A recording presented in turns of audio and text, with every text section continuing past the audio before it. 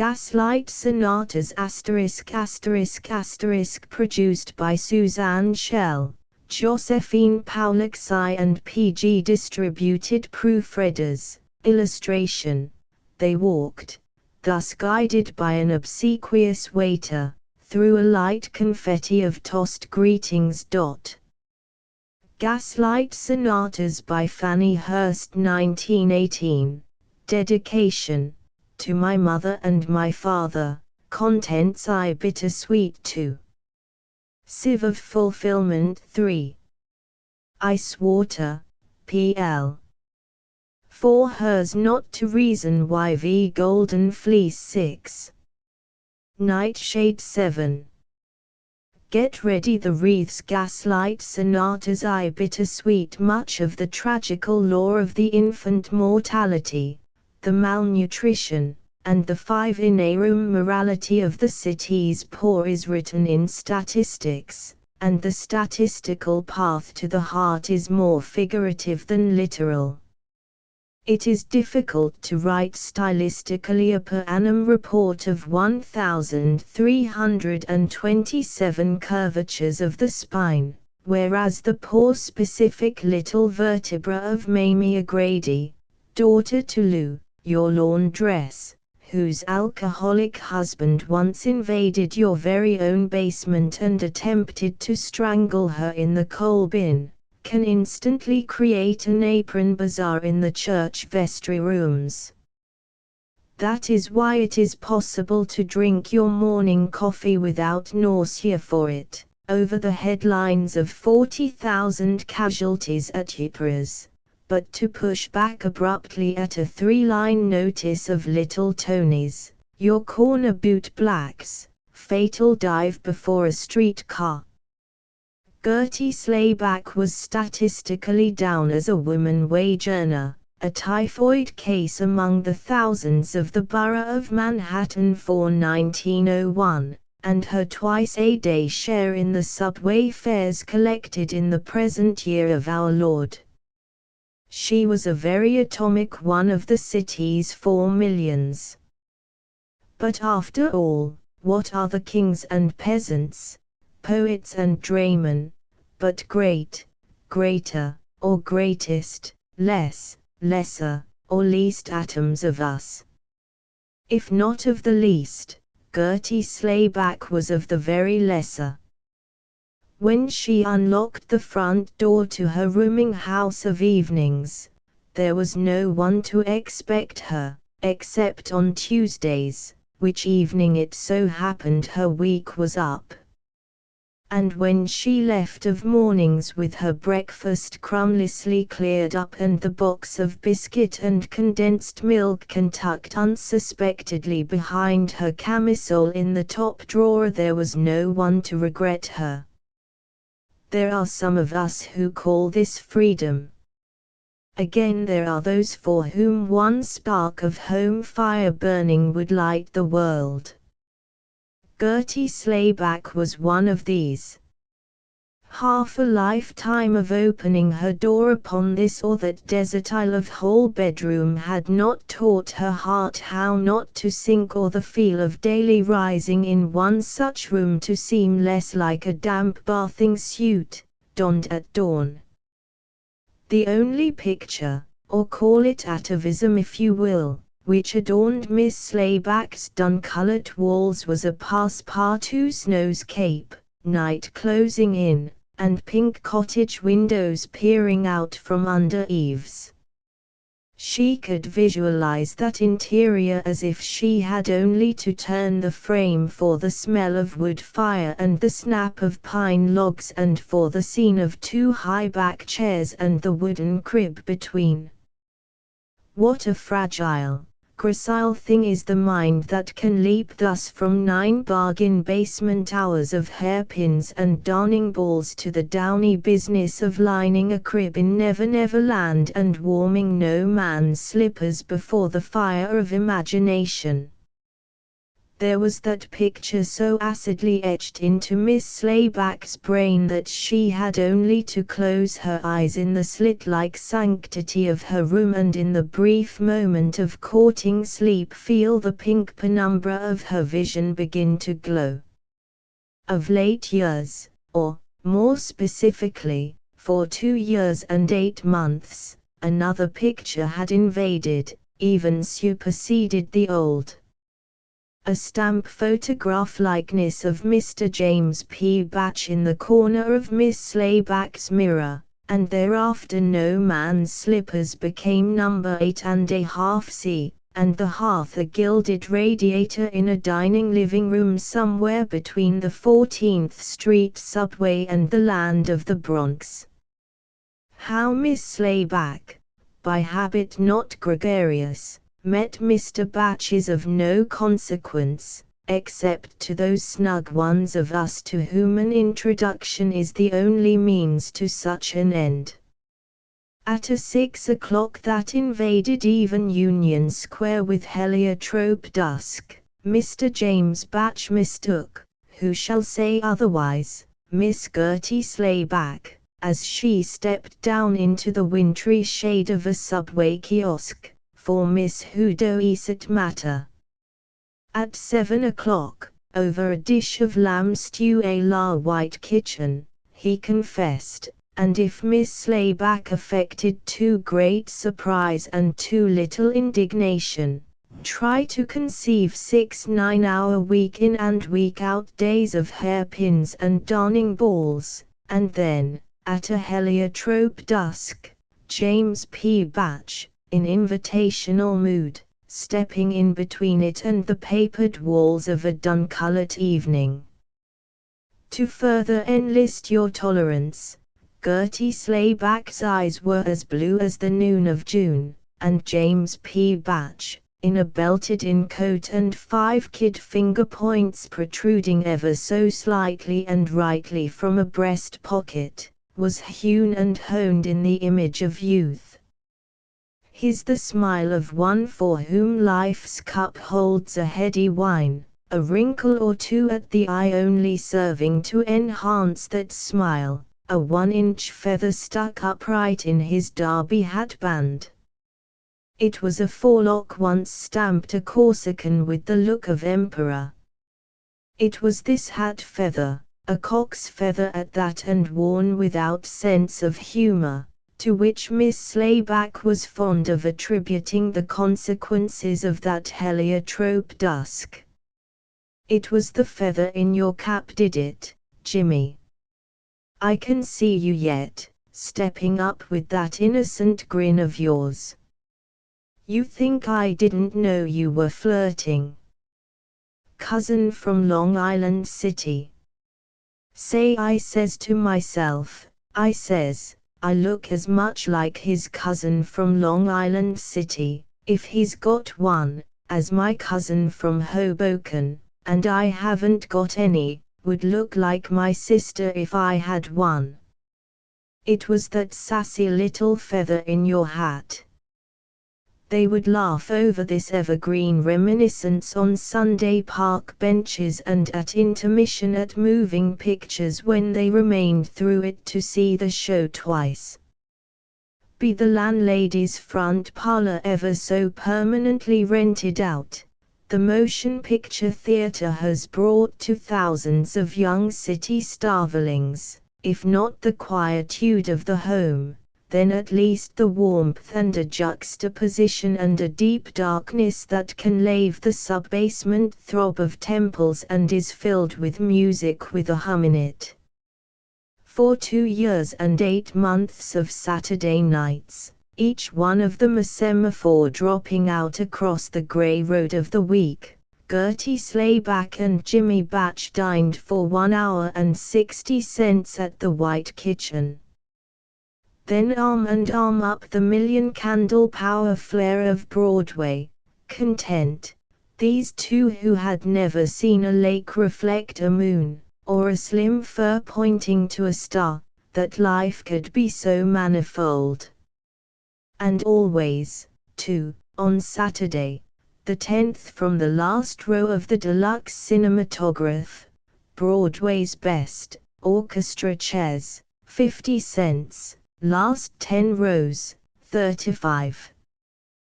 The give of velvet upholstered chairs, perfumed darkness, and any old love story moving across it to the ecstatic ache of Gertie Slayback's high young heart.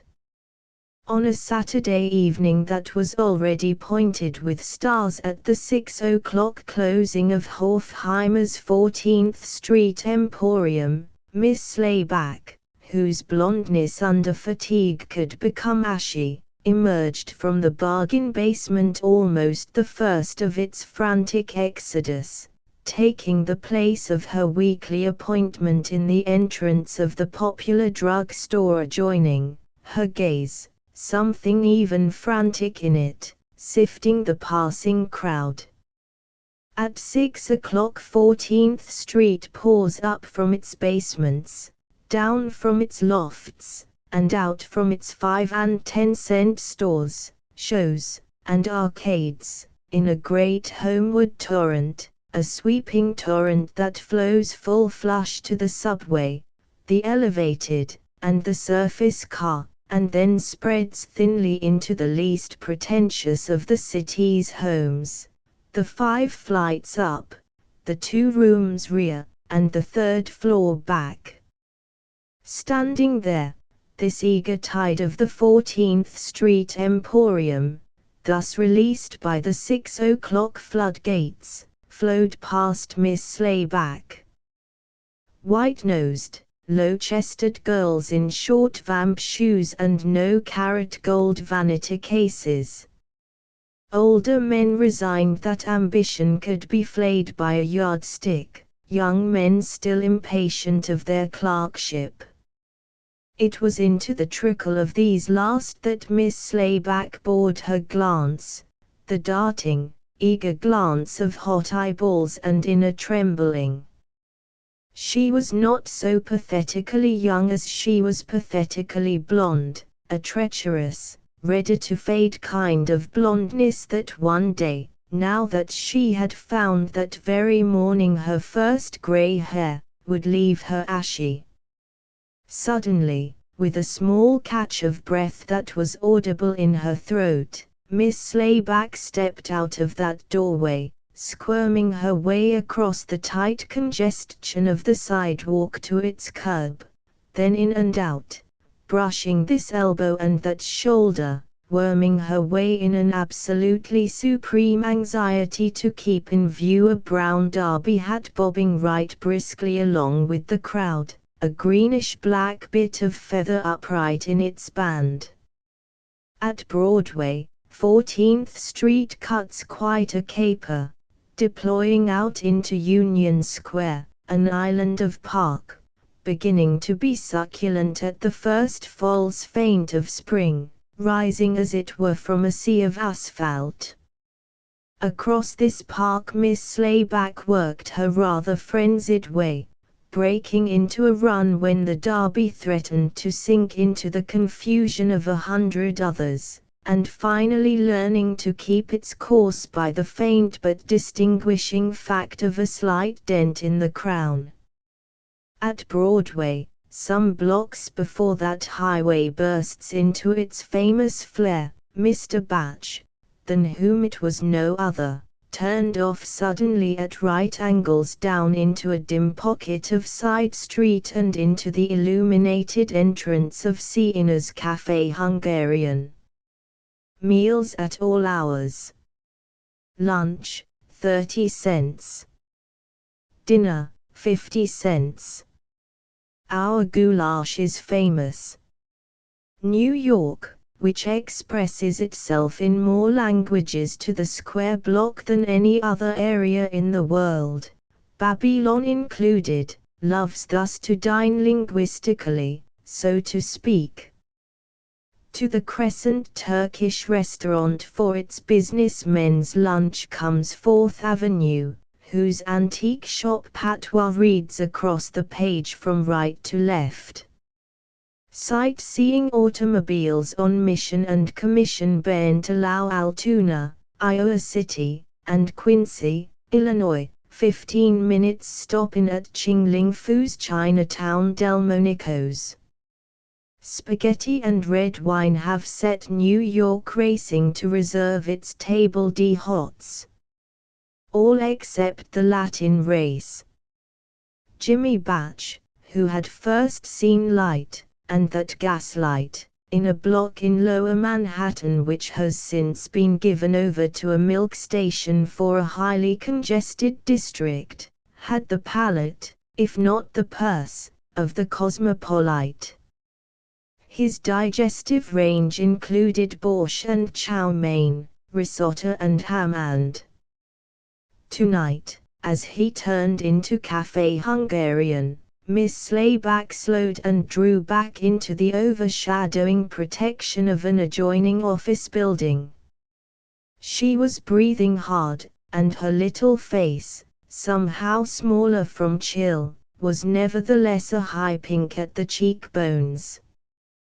The wind swept around the corner, jerking her hat, and her hand flew up to it.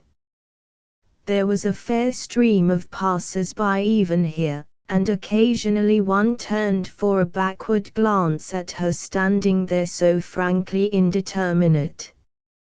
Suddenly Miss Slayback adjusted her tam o' shanter to its flop over her right ear, and, drawing off a pair of dark blue silk gloves from over immaculately new white ones, entered Siena's Café Hungarian. In its light she was not so obviously blonder than young.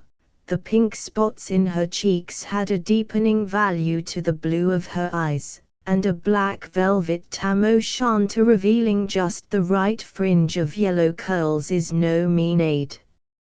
First of all, Siena's is an eating place.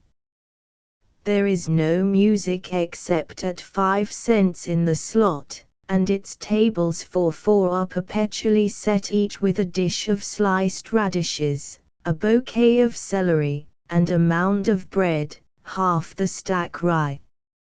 Its menus are well thumbed and badly mimeographed. Who enters Siena's is prepared to dine from barley soup to apple strudel. At something after 6 begins the rising sound of cutlery, and already the newcomer fears to find no table.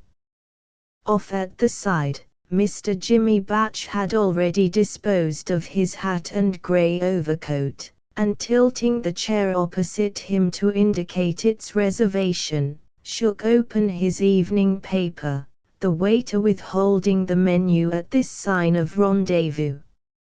Straight toward that table Miss Slayback worked quick, swift way, through this and that aisle, jerking back and seating herself on the chair opposite almost before Mr. Batch could raise his eyes from off the sporting page.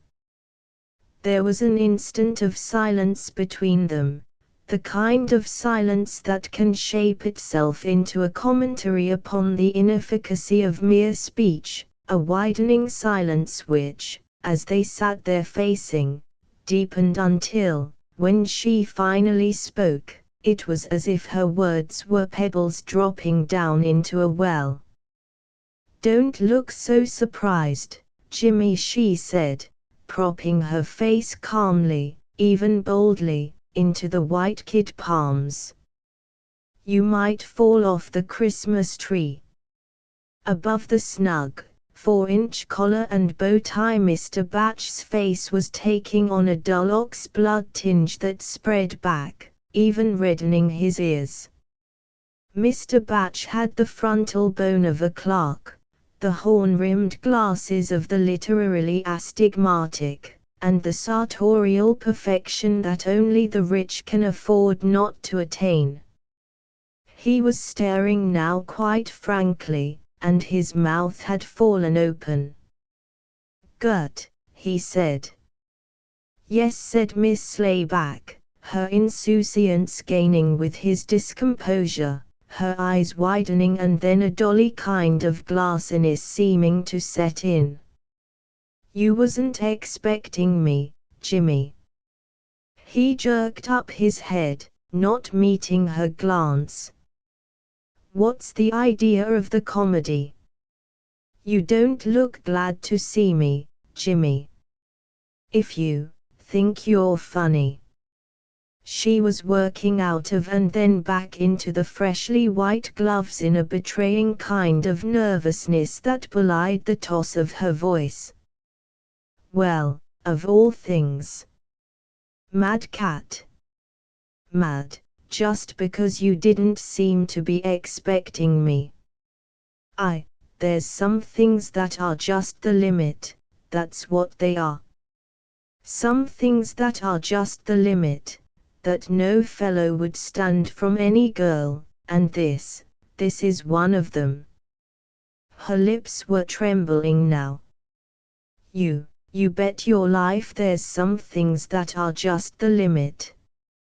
He slid out his watch, pushing back. "Well, I guess this place is too small for a fellow and a girl that can follow him around town like." She sat forward, grasping the table sides, her chair tilting with her. "Don't you dare to get up and leave me sitting here. Jimmy Batch, don't you dare."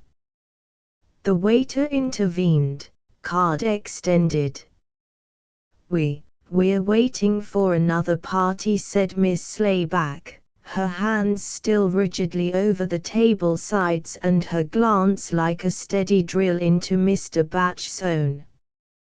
There was a second of this silence while the waiter withdrew, and then Mr. Batch whipped out his watch again, a gunmetal one with an open face. "Now look here. I got a date here in 10 minutes, and one or the other of us has got to clear. You're one too many, if you got to know it." "Oh, I do know it, Jimmy. I been one too many for the last 4 Saturday nights. I been one too many ever since May Scully came into $500 inheritance and quit the ladies' neckwear. I been one too many ever since May Scully became a lady. If I was a girl and didn't have more shame." "Shame? Now you're shouting, Jimmy Batch." "I haven't got shame, and I don't care who knows it. A girl don't stop to have shame when she's fighting for her rights." He was leaning on his elbow, profile to her. "That movie talk can't scare me. You can't tell me what to do and what not to do. I've given you a square deal all right. There's not a word ever passed between us that ties me to your apron strings.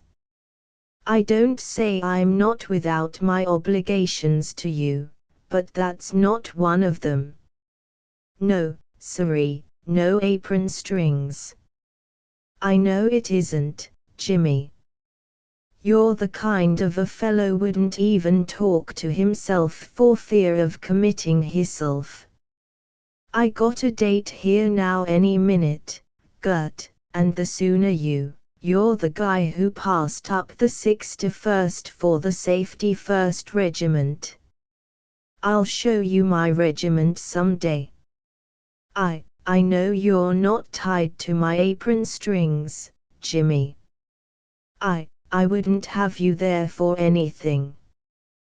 Don't you think I know you too well for that? That's just it. Nobody on God's earth knows you the way I do. I know you better than you know yourself. You better beat it, Gertie. I tell you I'm getting sore." Her face flashed from him to the door and back again, her anxiety almost edged with hysteria. "Come on, Jimmy, out the side entrance before she gets here. May Scully ain't the company for you. You think if she was, honey, I'd see myself come butting in between you this way, like a common girl. She's not the girl to keep you straight. Honest to God she's not, honey. My business is my business, let me tell you that. She's speedy, Jimmy. She was the speediest girl on the main floor, and now that she's come into those 500, instead of planting it for a rainy day, she's quit work and gone plumb crazy with it. When I want advice about my friends I ask for it. It's not her good name that worries me, Jimmy, because she ain't got any. It's you. She's got you crazy with that 500, too, that's what's got me scared. Gee. You ought to let the Salvation Army tie a bonnet under your chin. She's always had her eyes on you, Jimmy. Ain't you men got no sense for seeing things? Since the day they moved the gents' furnishings across from the lady's neck where she's had you spotted. Her goings-on used to leak down to the basement, alrighty. She's not a good girl, May ain't, Jimmy. She ain't, and you know it. Is she? Is she? Or, said Jimmy Batch. You see. See. Ain't got the nerve to answer, have you? Or, maybe I know, too, that she's not the kind of a girl that would turn up where she's not, if you wasn't a classy-looking kind of boy, Jimmy, that a fly girl like May likes to be seen out with. She couldn't find you with magnifying glasses. Not if you was born with the golden rule in your mouth and had swallowed it. She's not the kind of girl, Jimmy, a fellow like you needs behind him.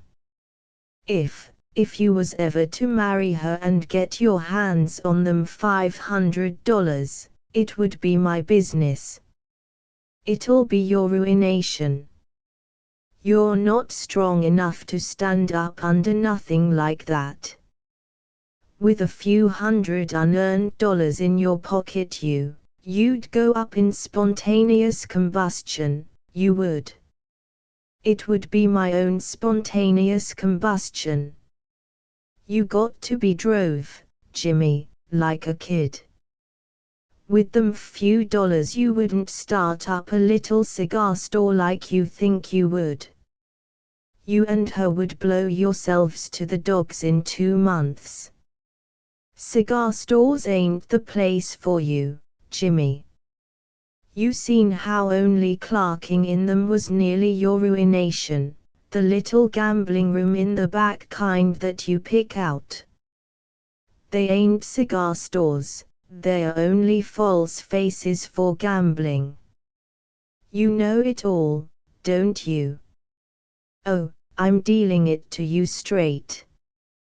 There's too many sporty crowds loafing around those joints for a fellow like you to stand up under.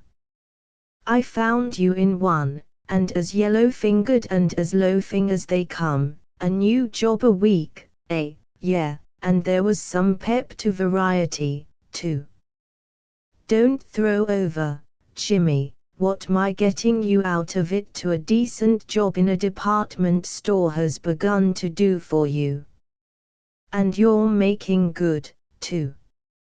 Higgins told me today, if you don't let your head swell, there won't be a fellow in the department can stack up his sales book any higher. Or don't throw it all over, Jimmy, and me, for a crop of dyed red hair and a few dollars to ruin yourself with. He shot her a look of constantly growing nervousness, his mouth pulled to an oblique, his glance constantly toward the door. Don't keep no date with her tonight, Jimmy. You haven't got the constitution to stand her pace. It's telling on you. Look at those fingers yellowing again, looker, they're my fingers, ain't they? You see, Jimmy, I'm the only person in the world that likes you just for what you ain't, and hasn't got any pipe dreams about you. That's what counts, Jimmy, the folks that like you in spite, and not because of. We will now sing Psalm number 223. I know there's not a better fellow in the world if he's kept nailed to the right job, and I know, too, there's not another fellow can go to the dogs any easier. To hear you talk, you'd think I was about 6. I'm the only girl that'll ever be willing to make a whip out of herself that'll keep you going and won't sting, honey. I know you're soft and lazy and selfish and don't forget any. And I know you're my good-looking good-for-nothing, and I know, too, that you don't care as much for me from head to toe as I do for your little finger. But I like you just the same, Jimmy. That's what I mean about having no shame. I do like you so terribly, Jimmy. Or now, Gert. I know it, Jimmy, that I ought to be ashamed. Don't think I haven't cried myself to sleep with it whole nights in succession. Or now, Gert. Don't think I don't know it, that I'm laying myself before you pretty common. I know it's common for a girl to come to a fellow like this, but I haven't got any shame about it. I haven't got anything, Jimmy, except fight for what's eating me. And the way things are between us now is eating me. I got a mighty high regard for you, Gert. There's a time in a girl's life, Jimmy, when she's been starved like I have for something of her own all her days.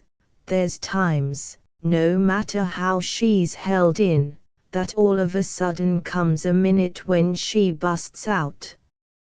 I understand, Gert, but for 2 years and 8 months, Jimmy, life has got to be worthwhile living to me because I could see the day, even if you never talked about it, when you would be made over from a flip kid to the kind of a fellow would want to settle down to making a little 2x4 home for us. A little 2x4 all our own, with you steady on the job and advanced maybe to 40 or 50 a week and, for God's sake, Gertie, this ain't the time or the place to, oh yes, it is. It's got to be, because it's the first time in 4 weeks that you didn't see me coming first. But not now, Gert. I'm not ashamed to tell you, Jimmy Batch, that I've been the making of you since that night you threw the wink at me. And it hurts, this does. God. How it hurts. He was pleating the tablecloth, swallowing as if his throat had constricted, and still rearing his head this way and that in the tight collar. I never claimed not to be a bad egg. This ain't the time and the place for rehashing, that's all. Sure you been a friend to me. I don't say you haven't. Only I can't be bossed by a girl like you. I don't say May Scully's any better than she ought to be. Only that's my business. You hear? My business. I got to have life and see a darn sight more future for myself than selling shirts in a 14th Street department store. May Scully can't give it to you, her and her fast crowd. Maybe she can and maybe she can't. Them few dollars won't make you, they'll break you. That's for her to decide, not you. I'll tell her myself. I'll face her right here and, now, look here, if you think I'm going to be let in for a holy show between you two girls, you got another think coming. One of us has got to clear out of here, and quick, too. You been talking about the side door, there it is. In 5 minutes I got a date in this place that I thought I could keep like any law-abiding citizen. One of us has got to clear, and quick, too. God. You women make me sick, the whole lot of you. If anything makes you sick, I know what it is. It's dodging me to fly around all hours of the night with May Scully, the girl who put the tang in tango. It's eating around in swell 60-cent restaurants like this and, gad. Your middle name ought to be Nagallon. Or, now, Jimmy, maybe it does sound like nagging, but it ain't, honey. It's only my fear that I'm losing you, and my hate for the everyday grind of things, and I can't help that, can I? Why, there's nothing on God's earth I hate, Jimmy, like I hate that bargain basement. When I think it's down there in that manhole I've spent the best years of my life, I wanna die. The day I get out of it, the day I don't have to punch that old time clock down there next to the complaints and adjustment desk, I'll never put my foot below sidewalk level again to the hour I die. Not even if it was to take a walk in my own gold mine. It ain't exactly a garden of roses down there. Why, I hate it so terrible, Jimmy, that sometimes I wake up nights gritting my teeth with the smell of steam pipes and the tramp of feet on the glass sidewalk up over me. Oh, God. You dunno. When it comes to that, the main floor ain't exactly a maiden's dream, or a fellow's, for that matter. With a man it's different, it's his job in life, earning, and the woman making the two ends of it meet. That's why, Jimmy, these last 2 years and 8 months, if not for what I was hoping for us, why, on your 20 a week, Jimmy, there's nobody could run a flat like I could. Why, the days wouldn't be long enough to putter in. Don't throw away what I've been building up for us, Jimmy, step by step. Don't, Jimmy. Good Lord, girl. You deserve better 'en me. I know I got a big job, Jimmy, but I want to make a man out of you, temper, laziness, gambling, and all. You got it in you to be something more than a tango lizard or a cigar store bum, honey. It's only you ain't got the stuff in you to stand up under a $500 windfall and a sporty girl. If 2 glasses of beer make you as silly as they do, Jimmy, why, $500 would land you under the table for life. Or there you go again. I can't help it, Jimmy. It's because I never knew a fellow had what's he's cut out for written all over him so. You're a born clerk, Jimmy.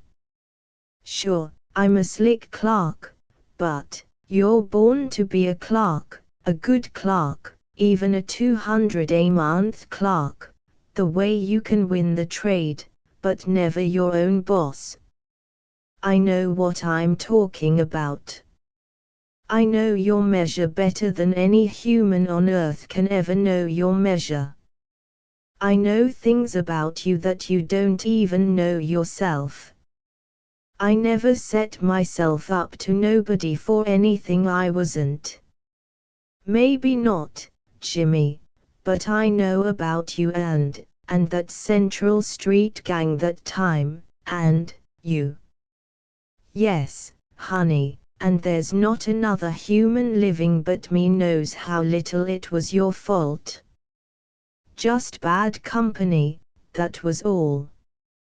That's how much I love you, Jimmy, enough to understand that.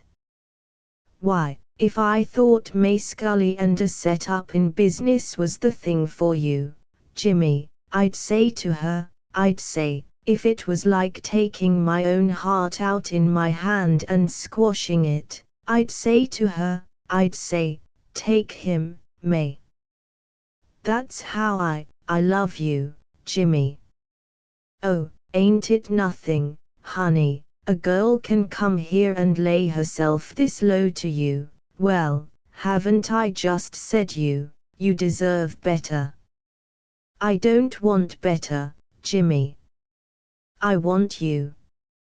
I want to take hold of your life and finish the job of making it the kind we can both be proud of. Us two, Jimmy, in our own decent 2x4. Shopping on Saturday nights. Frying in our own frying pan in our own kitchen. Listening to our own phonograph in our own parlor. Geraniums and kids, and things. Gas logs. Stationary wash tubs. Jimmy. Mr. James P. Batch reached up for his hat and overcoat, cramming the newspaper into a rear pocket. Come on, he said, stalking toward the side door and not waiting to see her to her feet. Outside, a banner of stars was over the narrow street. For a chain of 5 blocks he walked, with a silence and speed that Miss Slayback could only match with a running quick step. But she was not out of breath. Her head was up, and her hand, where it hooked into Mr. Batch's elbow, was in a vice that tightened with each block. You who will mete out no other approval than that vouched for by the stamp of time and whose contempt for the contemporary is from behind the easy refuge of the classics, suffer you the shuddering analogy that between Aspasia who inspired Pericles, Theodora who suggested the Justinian Code, and Gertie Slayback who commandeered Jimmy Batch, is a sistership which rounds them, like a lasso thrown back into time, into one and the same petticoat dynasty behind the throne. True, Gertie Slayback's mise-en-scene was a 2-room kitchenette apartment situated in the Bronx at a Sevilla's farthest point between 2 subway stations, and her present state one of frequent red-faced forays down into a packing case. But there was that in her eyes which witchingly bespoke the conquered, but not the conqueror. Hers was actually the titillating wonder of a bird which, captured, closes its wings, that surrender can be so sweet. Once she sat on the edge of the packing case, dallying a hammer, then laid it aside suddenly, to cross the littered room and place the side of her head to the immaculate waistcoat of Mr. Jimmy Batch, red-faced, too, over-wrenching up with hatchet edge a barrel top. Jimmy darling, I just never will get over your finding this place for us. Mr. Batch wiped his forearm across his brow, his voice jerking between the squeak of nails extracted from wood. It was you, honey. You give me the to-let ad, and I came to look, that's all. Just the samey, it was my boy found it. If you hadn't come to look, we might have been forced into taking that old dark coupe over on Simpson Street. What's all this junk in this barrel? Them's kitchen utensils, honey. Kitchen what? Kitchen things that you don't know nothing about except to eat good things out of. What's this? Don't bend it. That's a celery brush. Ain't it cute? A celery brush. Why didn't you get it a comb, too? Or, now, honeybee, don't go trying to be funny and picking through these things you don't know nothing about. They're just cute things I'm going to cook something grand suppers in, for my something awful bad boy. He leaned down to kiss her at that. Gee. She was standing, her shoulder to him and head thrown back against his chest. She looked up to stroke his cheek, her face foreshortened. I'm all black and blue pinching myself, Jimmy. Me too. Every night when I get home from working here in the flat, I say to myself in the looking glass, I say, Gertie Slayback, what if you're only dreamin'? Me too. I say to myself, are you sure that darling flat up there, with the new pink and white wallpaper and the furniture arriving every day, is going to be yours in a few days when you're Mrs. Jimmy Batch? Mrs. Jimmy Batch, say, that's immense. I keep saying it to myself every night, one day less. Last night it was 2 days. Tonight it'll be, one day, Jimmy, till I'm her.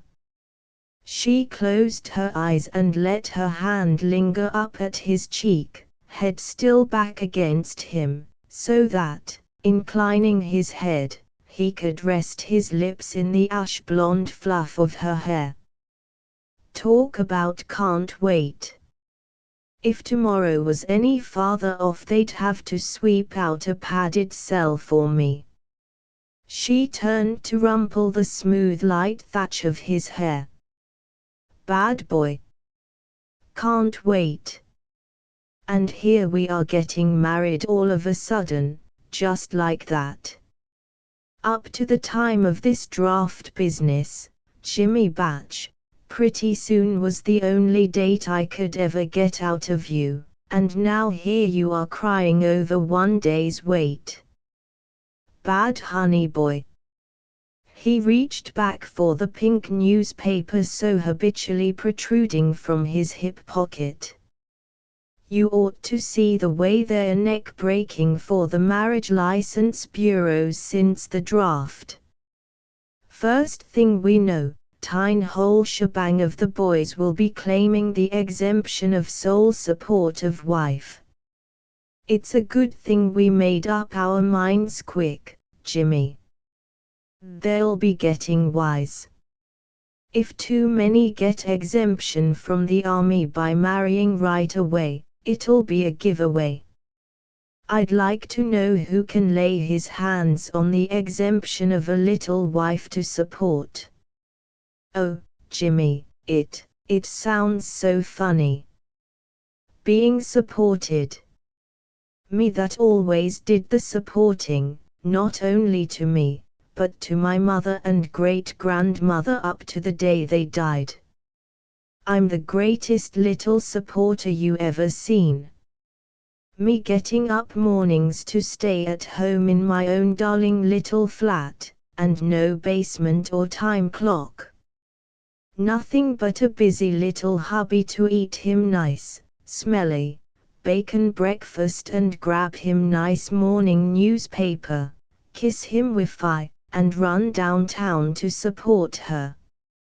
Jimmy, every morning for your breakfast I'm going to fry. You bet your life he's going to support her, and he's going to pay back that $40 of his girls that went into his wedding duds, that 190 of his girls' savings that went into furniture. We got to meet our installments every month first, Jimmy.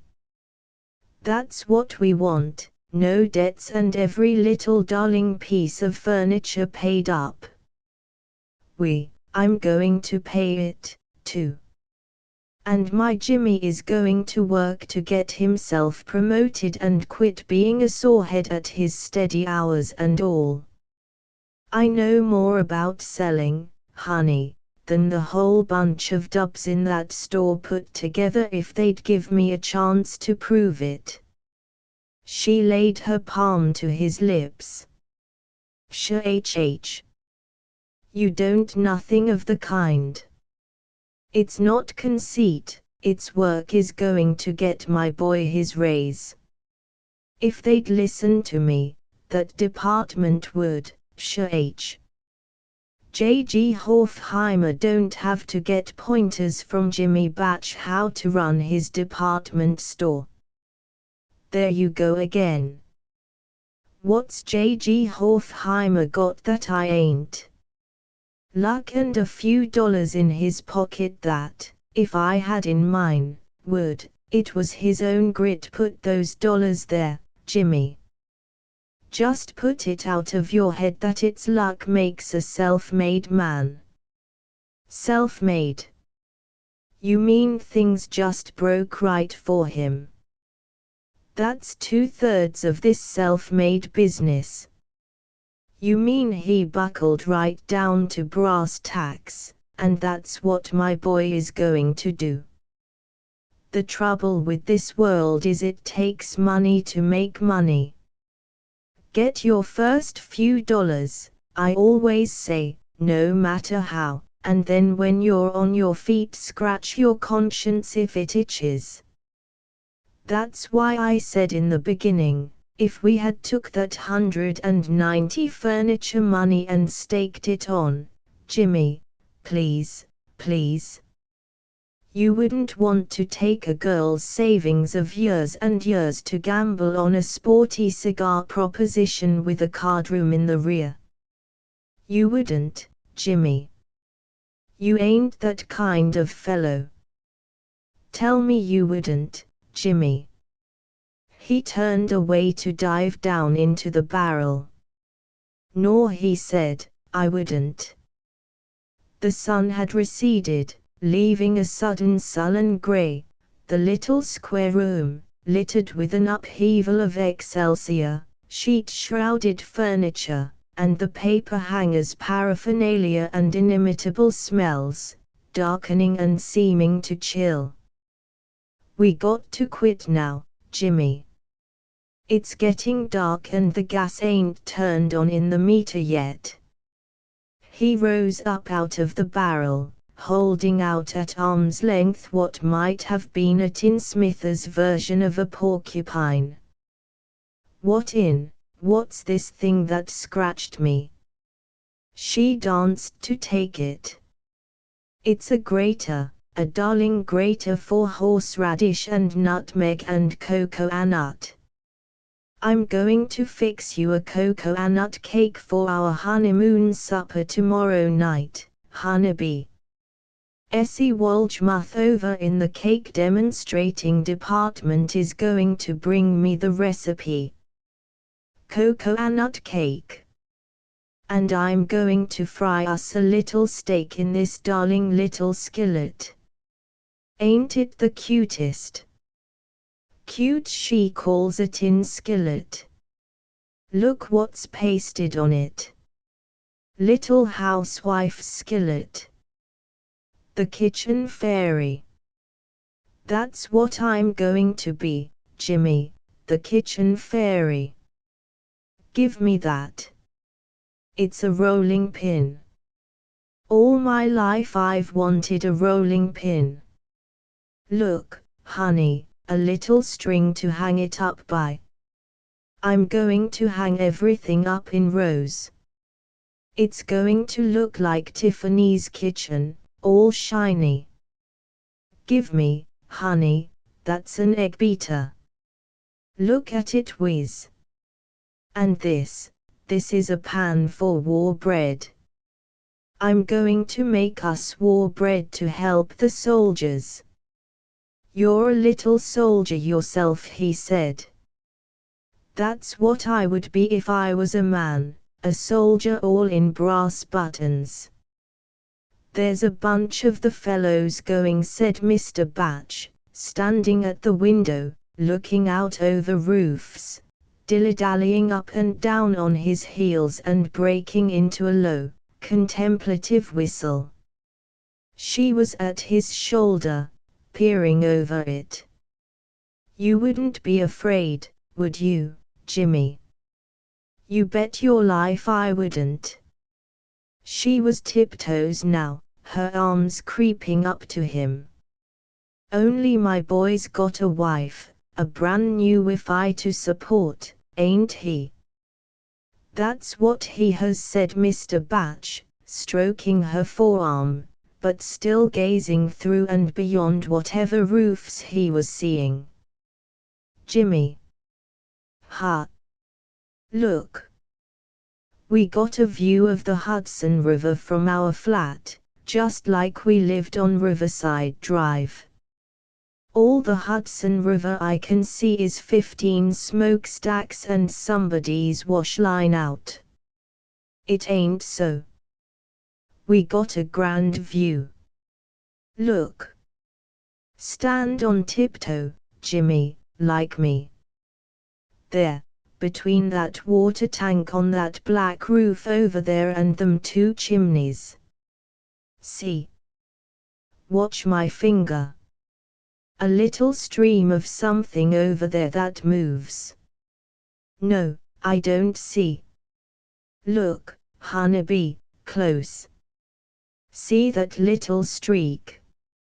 All right, then, if you see it I see it. To think we got a river view from our flat. It's like living in the country. I'll peek out at it all day long. God.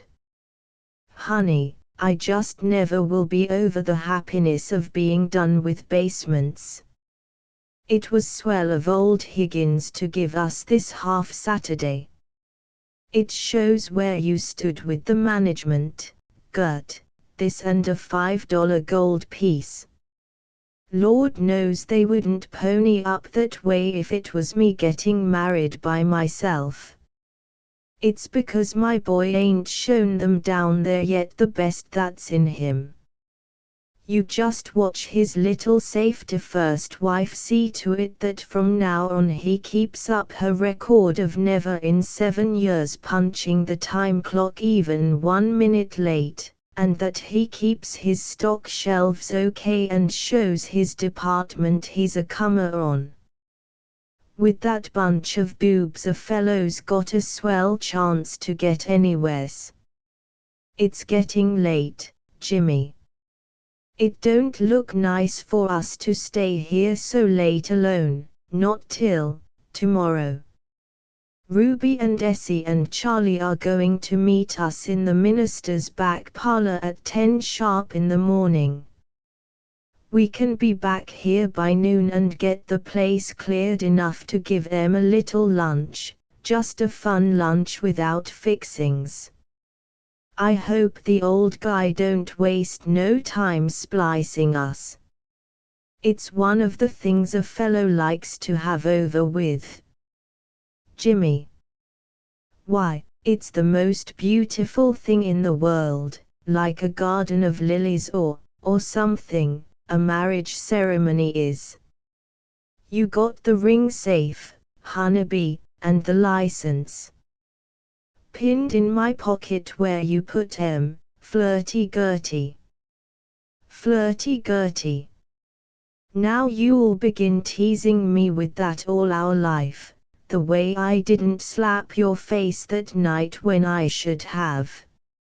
I just couldn't have, honey. Goes to show we were just cut and dried for each other, don't it? Me, a girl that never in her life let a fellow even bat his eyes at her without an introduction.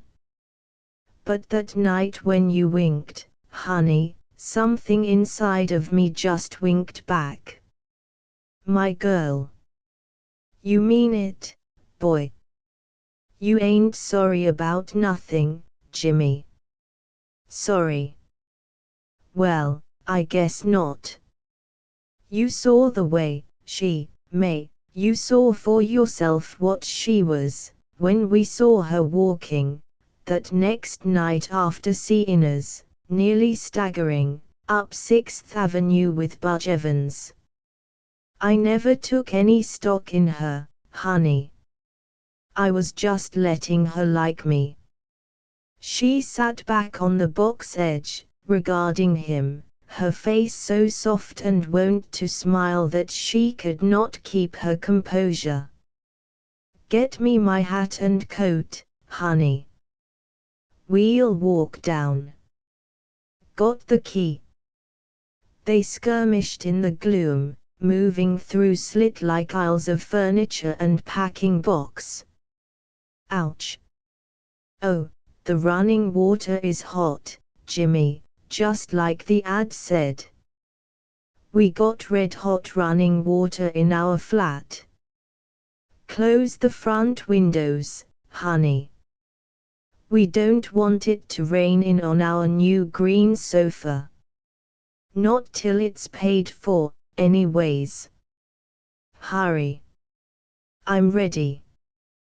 They met at the door, kissing on the inside and the outside of it, at the head of the 4th, 3rd, and the 2nd balustrade down.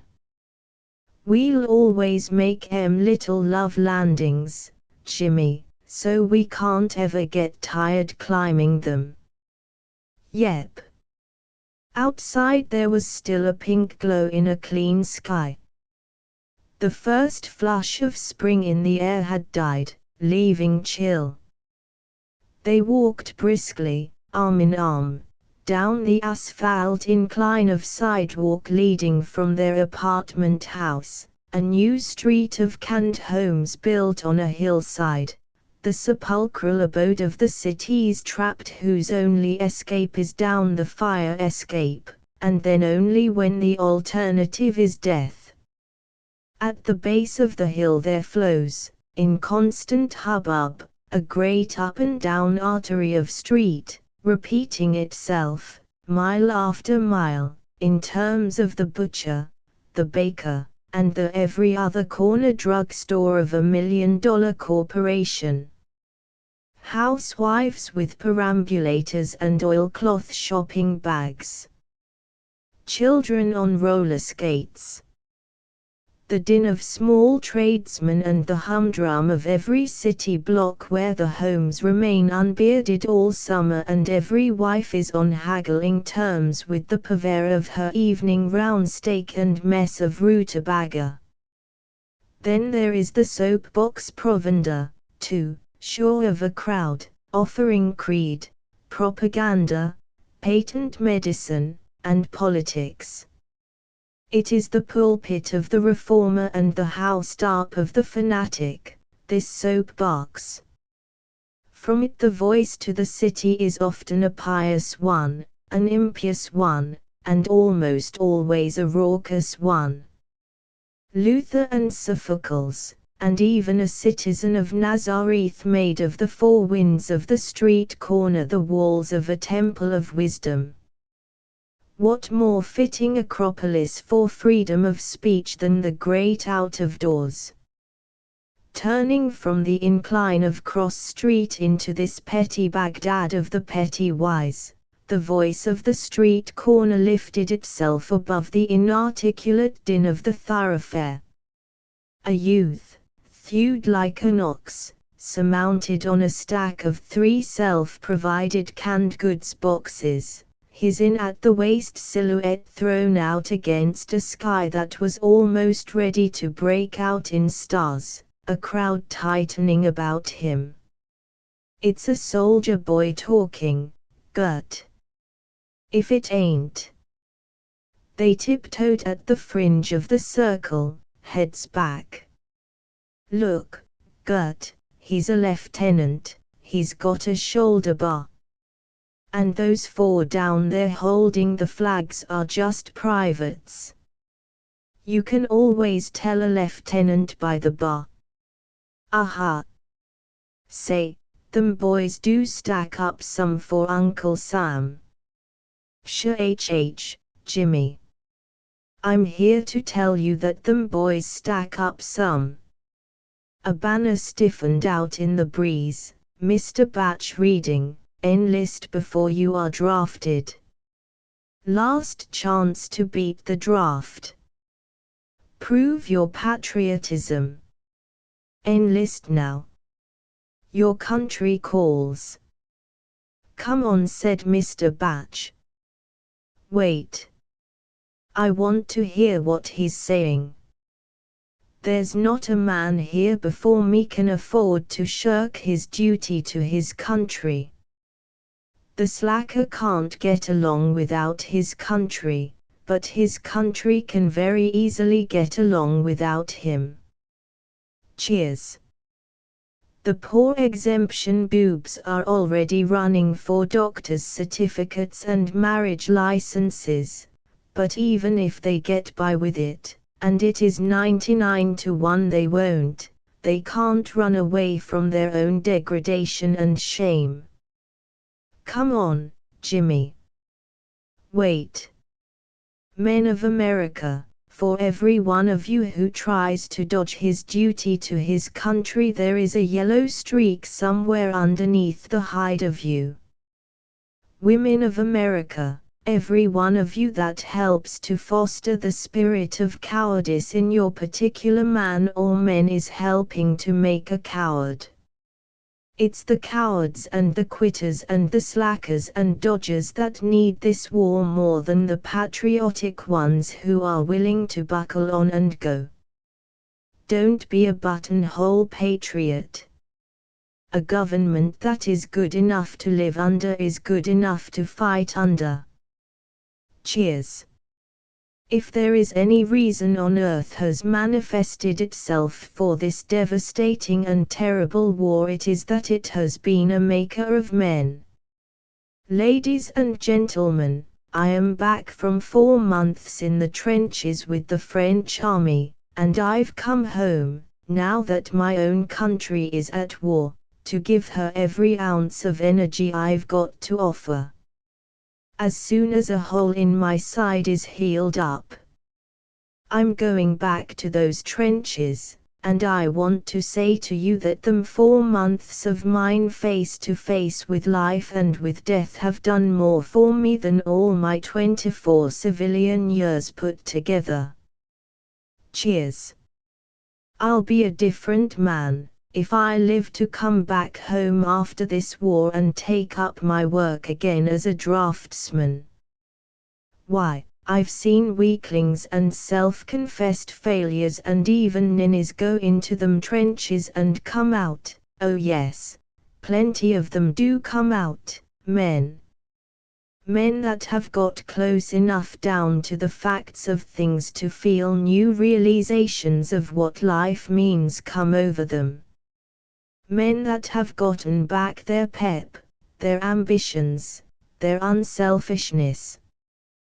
That's what war can do for your men, you women who are helping them to foster the spirit of holding back, of cheating their government. That's what war can do for your men.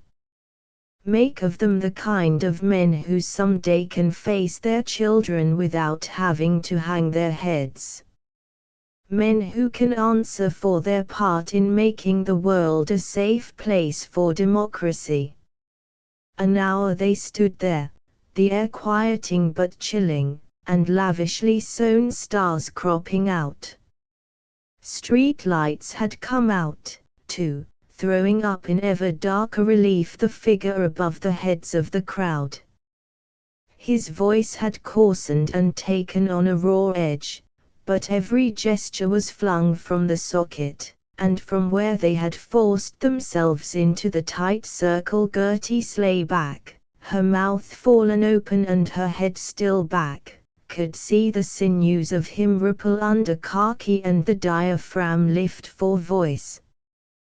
There was a shift of speakers then, this time a private, still too rangy, but his looseness of frame seeming already to conform to the exigency of uniform. "Come on, Jimmy. I'm cold." They worked out into the freedom of the sidewalk, and for 10 minutes, down blocks of petty shops already lighted, walked in a silence that grew apace. He was suddenly conscious that she was crying, quietly, her handkerchief wadded against her mouth. He strode on with a scowl and his head bent. "Let's sit down in this little park, Jimmy. I'm tired." They rested on a bench on one of those small triangles of breathing space which the city ekes out now and then, millions of land parcels. He took immediately to roving the toe of his shoe in and out among the gravel. She stole out her hand to his arm. "Well, Jimmy." Her voice was in the gauze of a whisper that hardly left her throat. "Well, what?" he said, still towing. There's a lot of things we never thought about, Jimmy." "Or?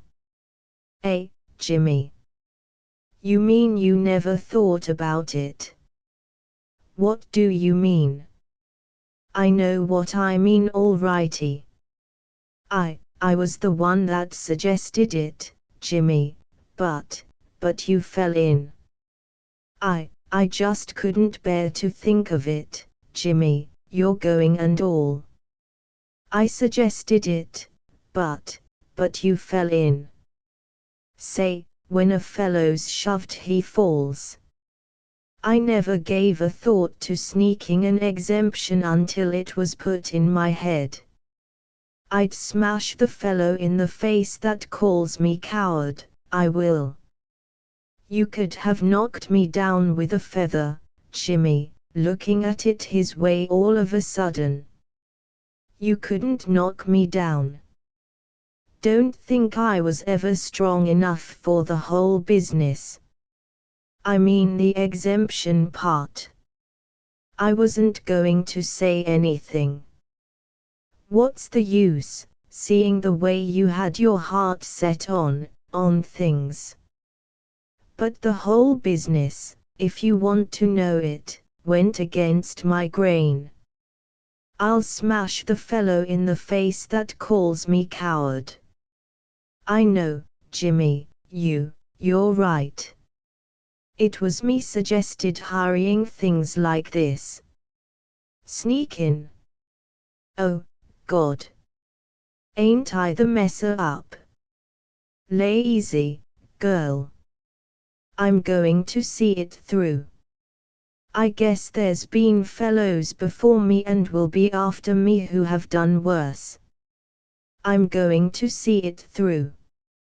All I got to say is I'll smash up the fellow calls me coward. Come on, forget it. Let's go."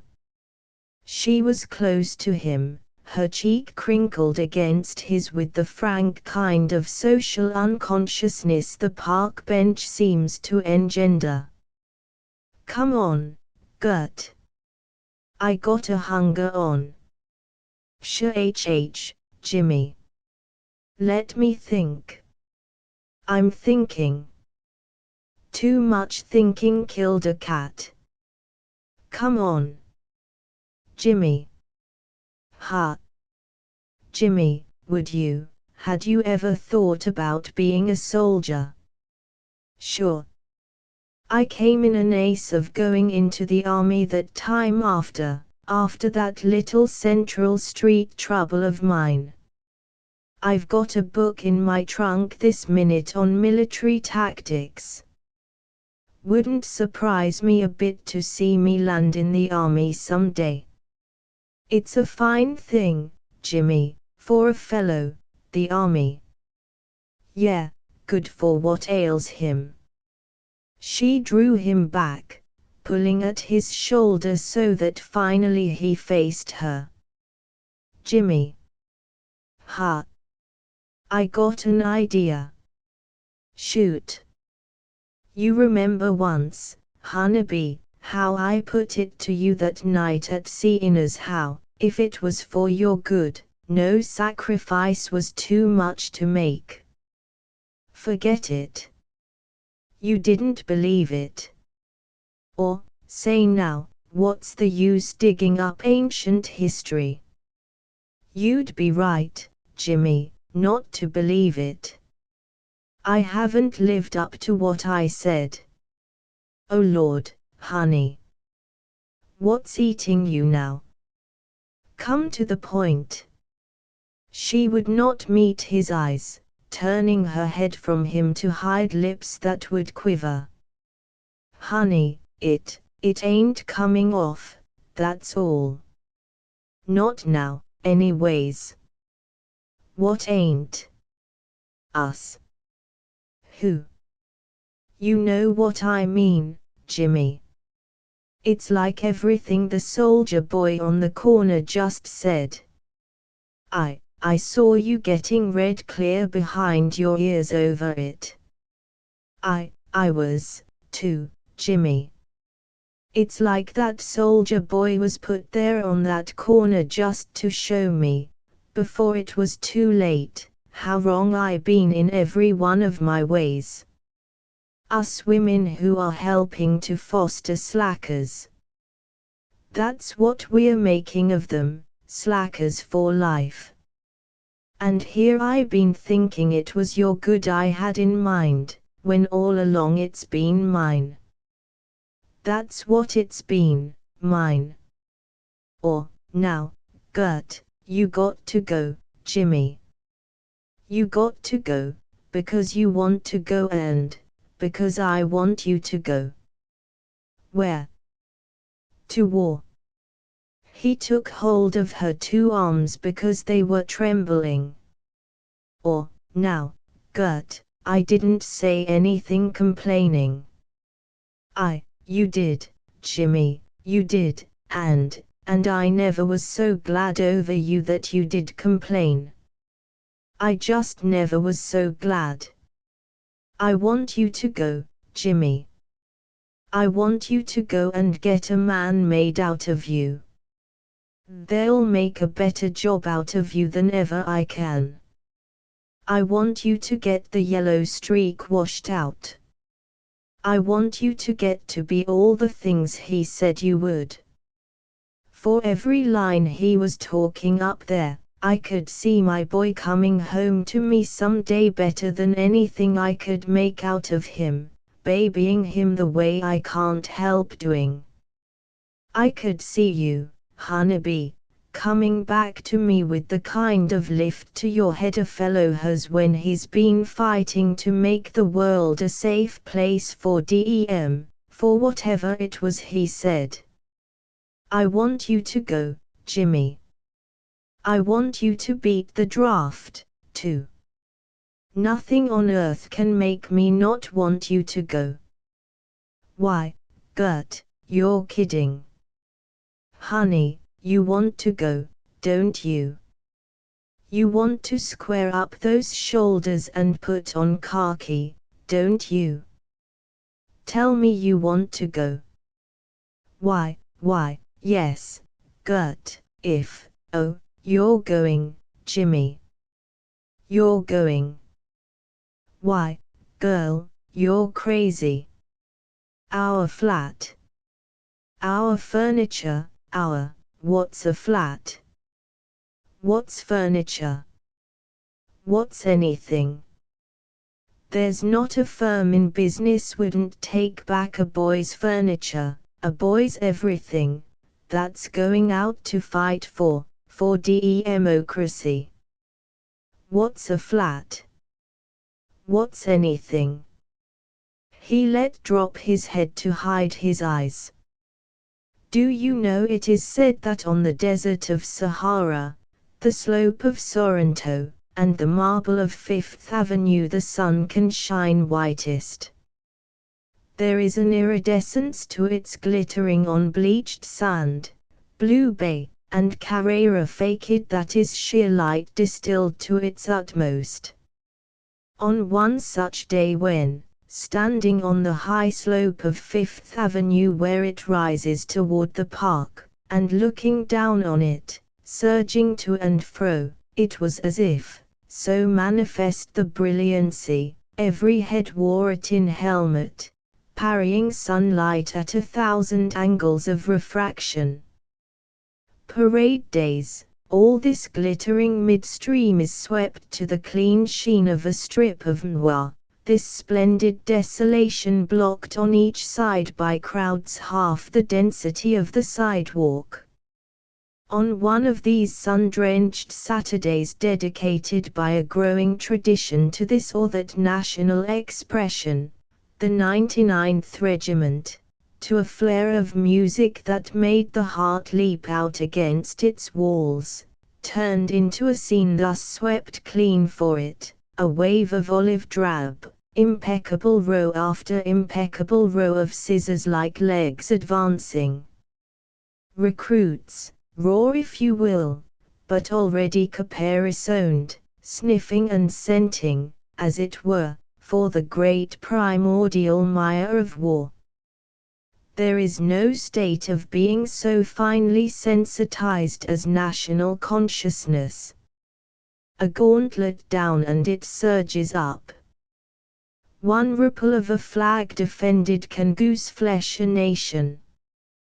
How bitter and how sweet it is to give a soldier. To the seething kinetic chemistry of such mingling emotions there were women who stood in the frontal crowds of the sidewalks stifling hysteria, or ran after in terror at sight of one so personally hers, receding in that great impersonal wave of olive drab. And yet the air was martial with banner and with shout. And the ecstasy of such moments is like a dam against reality, pressing it back. It is in the pompless watches of the night or of 2 long days that such dams break, excoriating.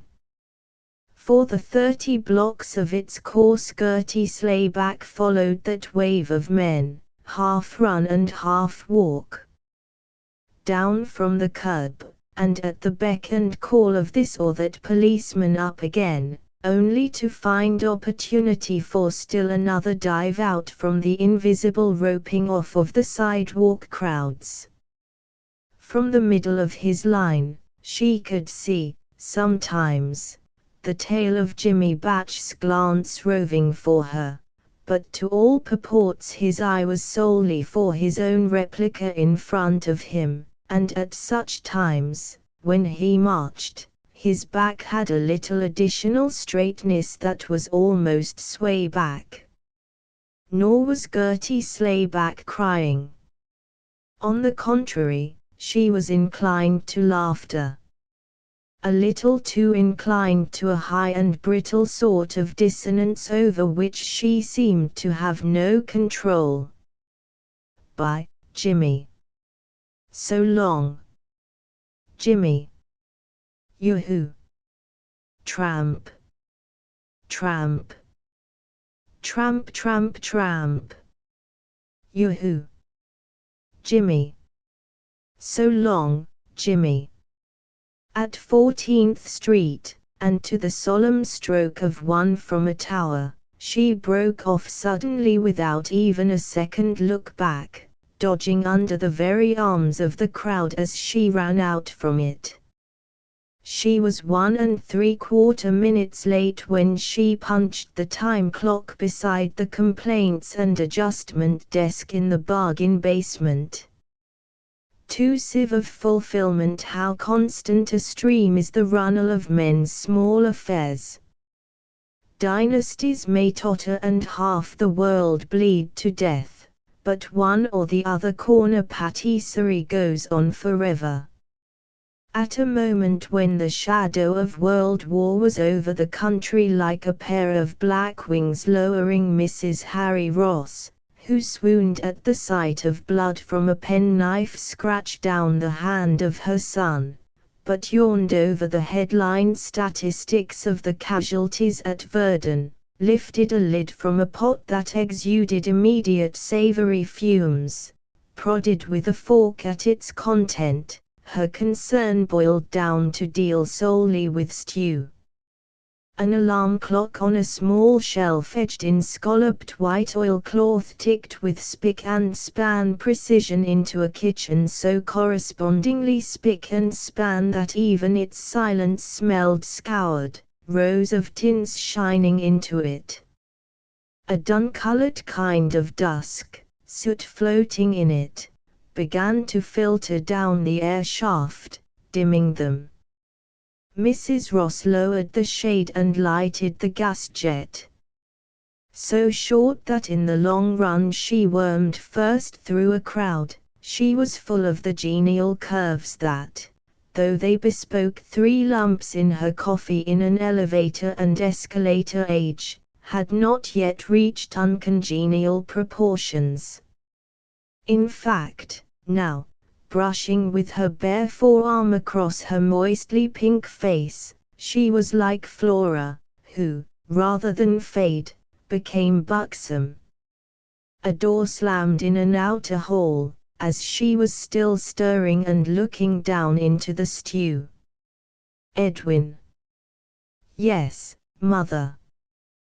Don't track through the parlor. Or. You hear me?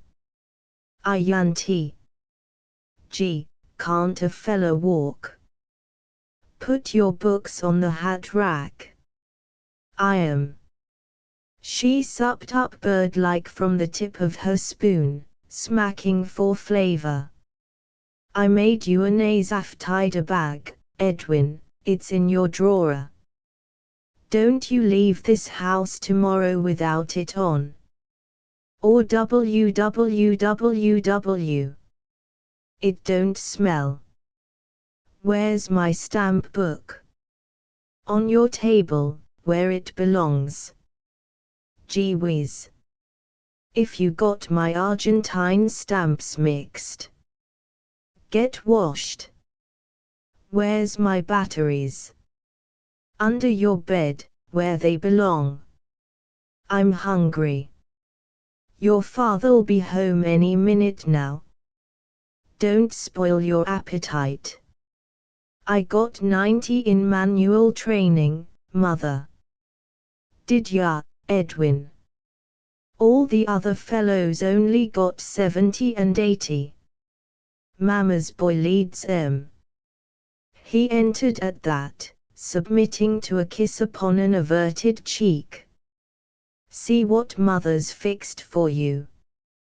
MMMM. Fritters. Don't touch. MMMM, lamb stew. I shopped all morning to get okra to go in it for your father. MMMMM. She tiptoed up to kiss him again, this time at the back of the neck, carefully averting her floury hands. Mama's boy. I made you 3 pen wipers today out of the old red table cover. Or, fellas don't use pen wipers. He set up a jiggling, his great feet coming down with a clatter. Stop. Can't I jig? No, not with neighbors underneath. He flopped down, hooking his heels in the chair-rung. At 16th stage of cruel hazing into man's estate, Edwin Ross, whose voice, all in a breath, could slip up from the quality of rock in the drilling to the more brittle octave of early morning milk bottles, wore a 9 shoe and a 13 collar. His first long trousers were let down and taken in. His second taken up and let out. When shaving promised to become a manly accomplishment, his complexion suddenly clouded, postponing that event until long after it had become a hirsute necessity. When he smiled apoplectically above his first waistcoat and detachable collar, his Adam's apple and his mother's heart fluttered. "Blocat Dennis is going to City College." "Who's he?" "A fella." "Quit cracking your knuckles. He only got 70 in manual training." "Tell them things to your father, Edwin, I ain't got the say-so." "His father's only a bookkeeper, too, and they live way up on 144th near 3rd. I'm willing to scrimp and save for it, Edwin, but in the end I haven't got the say-so, and you know it. The boys that are going to college got to register now for the high school college society. Your father, Edwin, is the one to tell that to. Other fellas' mothers put in a word for 'em. I do, Edwin, you know I do. It only aggravates him. There's Papa now, Edwin, coming in. Help Mama dish up. Put this soup at Papa's place and this at yours. There's only 2 plates left from last night." In Mrs. Ross's dining room, a red glass dome, swung by a chain over the round table, illuminated its white napery and decently flowered china. Beside the window looking out upon a grey brick wall almost within reach, a canary with a white fluted curtain about the cage dozed headless. Beside that window, covered in flowered chintz, a sewing machine that could collapse to a table, a golden oak sideboard laid out in pressed glassware. A homely simplicity here saved by chance or chintz from the simply homely. Mr. Harry Ross drew up immediately beside the spread table, jerking open his newspaper and, head thrown back, read slantingly down at the headlines. "Hello, Pop. Hello, son. Watch out. Ha, that's the stuff. Don't spill." He jammed the newspaper between his and the chair back, shoving in closer to the table. He was blonde to ashiness, so that the slicked back hair might or might not be graying. Pink-shaved, unlined, nose glasses polished to sparkle, he was 10 years his wife's senior and looked those 10 years younger. Clerks and clergymen somehow maintain that youth of the flesh, as if life had preserved them in alcohol or shaving lotion. Mrs. Ross entered then in her crisp but faded house dress, her round, intent face still moistly pink, 2 steaming dishes held out. He did not rise, but reached up to kiss her as she passed. "Burnt your soup a little tonight, Mother." She sat down opposite, breathing deeply outward, spreading her napkin out across her lap. It was Edwin coming in from school and getting me worked up with his talk about what? Nothing. "Edwin, run out and bring Papa the paprika to take the burnt taste out. I turned all the cuffs on your shirts today, Harry. Lordy. If you ain't fixing at one thing, you're fixing another. Anything new? He was well over his soup now, drinking in long draughts from the tip of his spoon. News. In a younger's office, a man don't get his nose far enough up from the ledger to even smell news. I see Goldfinch and Goace failed. Could have told 'em they'd go under, trying to put on a spectacular show written in verse. That same show boiled down to good 42nd Street lingo with some good shapes and a proposition like Almazitel to lift it from poetry to punch has a world of money in it for somebody. A war spectacular show filled with surefire patriotic lines, a bunch of showgirl battalions, and a figure like Almazitel's for the goddess of liberty. A world of money, I tell you. Honest, Harry. That trench scene they built for that show is as fine a contrivance as I've ever seen of the kind. What did they do? Set it to a lot of music without a hum or a ankle in it. A few classy nurses like the Mercy Militia Sextet, some live. Grand old flag tunes by Harry Mordell, and there's $500,000 in that show. Unger thinks I'm crazy when I try to get him interested, but I got 90 in manual training today, Pop. That's good, son. Little more of that stew, Mother. Unger isn't so smart, honey. He can't afford to take a tip off you once in a while, you've proved that to him. Yes, but go tell him so. He'll live to see the day he's got to give you credit for being the first to see money in Pan America. Credit? Ha! To hear him tell it, he was born with that idea in his bullet head. I'd like to hear him say it to me, if ever I lay eyes on him, that it wasn't you who begged him to get into it.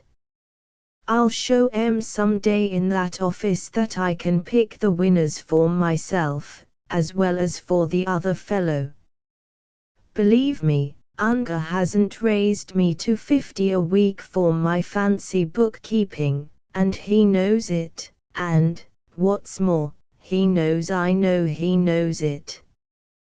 The fellas that are going to college next term have to register for the high school college society, Pop, dollar dues. Well, you aren't going to college, and that's where you and I save 100 cents on the dollar. Little more gravy, Mother.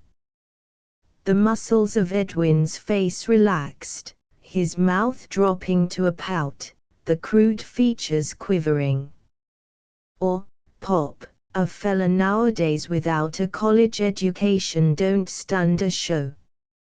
He don't he?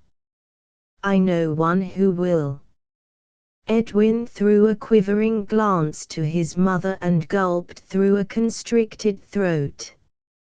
Mother says I can go if only you. Your mother did say you could have the moon, too, if she had to climb a greased pole to get it. She'd start weaving doormats for the Singalese Hottentots if she thought they needed 'em. But, Harry, your mother ain't got the bills of this shebang to worry about, and your mother don't mind having a college sissy laying around the house to support 5 years longer. I do. It's the Free City College, Pop. You got a better education now than 9 boys out of 10. If you ain't man enough to want to get out after 4 years of high school and hustle for a living, you got to be shown the way out. I started when I was in short pants, and you're no better than your father. Your mother sold notions and axle grease in an upstate general store up to the day she married. Now cut out the college talk you been springing on me lately. I won't have it, you hear? You're a poor man's son, and the sooner you make up your mind to it the better. Pass the chow-chow, mother. Nervousness had laid hold of her so that in and out among the dishes her hand trembled. You see, Harry, it's the Free City College, and I know that free talk. So was high school free when you talked me into it, but if it ain't one thing it's been another. Cadet uniform, football suit. The child's got talent for invention, Harry. His manual training teacher told me his airship model was, I got 90 in manual training when the other fellas only got 70. I guess you're looking for another case like your father, sitting penniless around the house, tinkering on inventions up to the day he died. Pa never had the business push, Harry. You know yourself his churn was ready for the market before the peerless beat him in on it. Well, your son is going to get the business push trained into him. No boy of mine with a poor daddy eats up 4 years of his life and my salary training to be a college sissy. That's for the rich men's sons. That's for the Clarence Ungus. I'll pay it back someday, Pop, They all say that. If it's the money, Harry, maybe I can. If it didn't cost a cent, I wouldn't have it. Now cut it out, you hear? Quick. Edwin Ross pushed back from the table, struggling and choking against impending tears. Well, then, and no shuffling of feet, neither. He didn't shuffle, Harry, it's just his feet growing so fast he can't manage them. Well, just the samey, I ain't going into the theater business. Mr. Ross flung down his napkin, facing him. You're going where I put you, young man. You're going to get the right kind of a start that I didn't get in the biggest money-making business in the world. I won't. I'll get me a job in an aeroplane factory.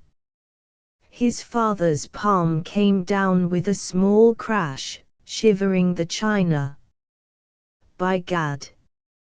You take that impudence out of your voice to me or I'll rawhide it out.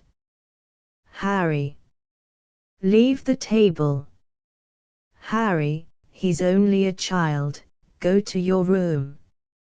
His heavy, unformed lips now trembling frankly against the tears he tried so furiously to resist, Edwin charged with lowered head from the room, sobs escaping in raw gutturals.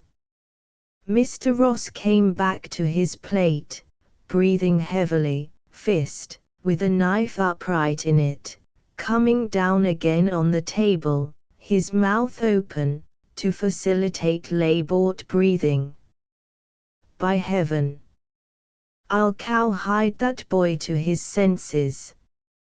I've never laid hand on him yet, but he ain't too old.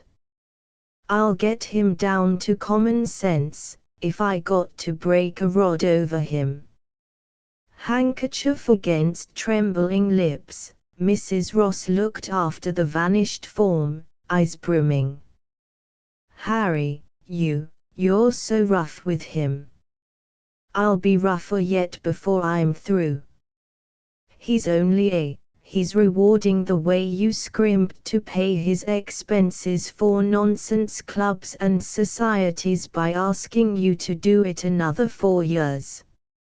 You're getting your thanks now. college. Well, not if the court knows it. He's got talent, Harry. His teacher says so do your father have talent? If Pa hadn't lost his eye in the Civil War, I'm going to put my son's talent where I can see a future for it. He's ambitious, Harry. So am I, to see my son trained to be something besides a loony inventor like his grandfather before him. It's all I want in life, Harry, to see my two boys of you happy. It's your woman ideas I got to blame for this. I want you to stop, Millie, putting rich man's ideas in his head. You hear? I won't stand for it. Harry, if it's the money, maybe I could manage, yes, and scrimp and save and Scrooge along without a laundress another 4 years, and do his washing and I could fix the money part, Harry, easy. He regarded her with his jaw dropped in the act of chewing. By gad! Where do you plant it?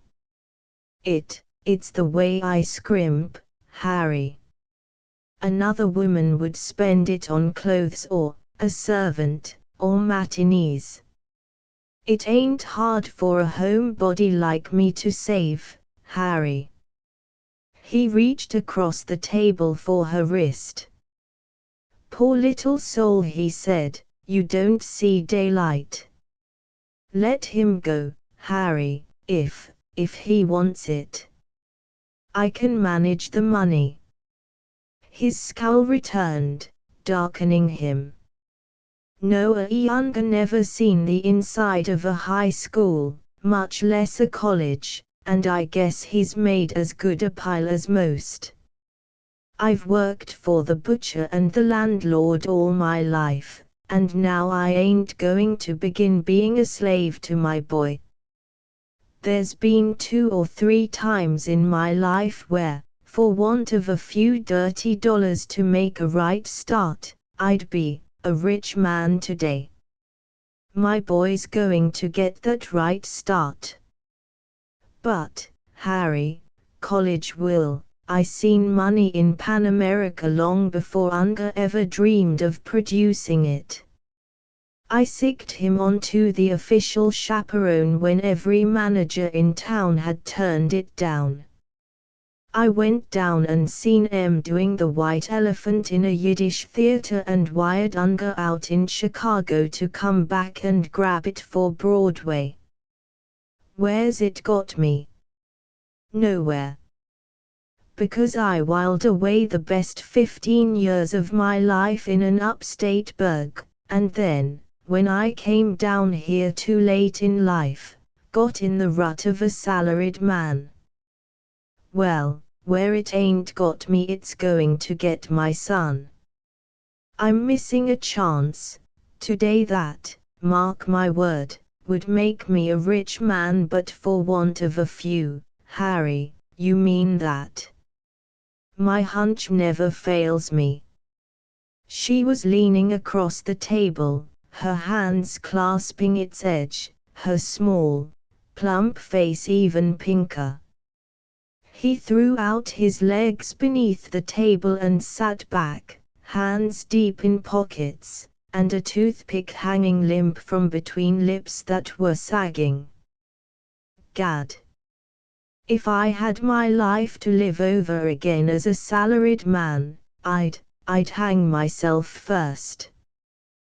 The way to start a boy to $1 million in this business is to start him young in the producing end of a strong firm. You got faith in this goldfinch and go ace failure like you had in Pan America and the chaperone Harry. I said it 5 years ago and it come to pass. I say it now.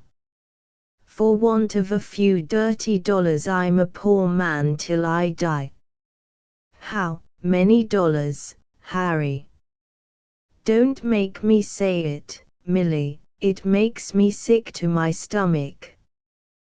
$3,000 would buy the whole spectacle to save it from the storehouse. I tried Charlie Ryan, he wouldn't risk a 10 spot on a failure. Harry, oh, Harry, why, mother, what's the matter? You been overworking again, ironing my shirts and collars when they ought to go to the laundry. You, Harry, what would you say if I was to tell you something? What is it, mother? You better get Annie in on Mondays. We ain't got any more to show without her than with her. Harry, we have. Well, you just had an instance of the thanks you get. Harry, what would you say if I could let you have nearly all of that 3,000? He regarded her above the flare of a match to his cigar end. Ha! If I could let you have $2,617 and about 50 cents of it. He sat well up, the light reflecting in points off his polished glasses. Mother, you're joking. Her hands were out across the table now, almost reaching his, her face close and screwed under the lights. When you lost out that time 5 years ago on Pan America and I seen how Linger made a fortune out of it, I says to myself, it can never happen again. You remember the next January when you got your raise to 50 and I wouldn't move out of this flat, and instead gave up having Annie in. That was what I had in my head, Harry. It wasn't only for sending Edwin to high school, it was for my other boy, too, Harry, so it couldn't happen again. Millie, you mean, you ain't got much idea, Harry, of what I been doing. You don't know it, honey, but, honest, I ain't bought a stitch of new clothes for 5 years. You know I ain't, somehow, made friends for myself since we moved here. It's the hard shell town of the world. You ain't had time, Harry, to ask yourself what becomes of the house allowance, with me stinting so. Why, I won't spend car fare, Harry, since Pan America if I can help it. This meal I served up here tonight, with all the high cost of living, didn't cost us 2/3 what it might if I didn't have it all figured up. Where do you think your laundry money that I've been saving goes, Harry? The marmalade money I made the last 2 Christmases. The velvet muff I made myself out of the fur money you give me. It's all in the Farmers' Trust, Harry. With the 210 I had to start with 5 years ago, it's $2,617.50 now. I've been saving it for this kind of a minute, Harry. When it got 3,000, I was going to tell you, anyways. Is that enough, Harry, to do the Goldfinch Go Ace spectacle on your own hook? Is it, Harry? He regarded her in a heavy-jawed kind of stupefaction. Woman alive, he said. Great heavens, woman alive. It's in the bank, waiting, Harry, all for you. Why, Millie, I don't know what to say. I want you to have it, Harry. It's yours. Out of your pocket, back into it. You got capital to start with now. Why, I can't take that money, Millie, from you. From your wife. when she stinted and scrimped and saved on shoe leather for the happiness of it. Why, this is no sure thing I got on the brain. Nothing is. I got nothing but my own judgment to rely on. You been right 3 times, Harry. There's not as big a gamble in the world as the show business. I can't take your savings, Mother. Harry, if you don't, I'll tear it up. It's what I've worked for. I'm too tired, Harry, to stand much. If you don't take it, I'm too tired, Harry, to stand it. But, Mother, I couldn't stand it, I tell you, she said, the tears now bursting and flowing down over her cheeks. Why, Millie, you mustn't cry. I ain't seen you cry in years. Millie. My God. I can't get my thoughts together. Me to own a show after all these years, me too. Don't you think it means something to me, too, Harry? I can't lose, Millie. Even if this country gets drawn into the war, there's a mint of money in that show as I see it. It'll help the people. The people of this country need to have their patriotism tickled. All my life, Harry, I've wanted a gold mesh bag with a row of sapphires and diamonds across the top. I'm going to make it the kind of show that Dixie was a song, and a gold-colored bird of paradise for a black velvet hat. All my life, Harry, with Alma Zeitel in the part. Is it her picture I found in your drawer the other day, Harry, cut out from a Sunday newspaper? One and the same. I've been watching her. There's a world of money in that woman, whoever she is. She's eccentric and they make her play straight, but if I could get hold of her, my God.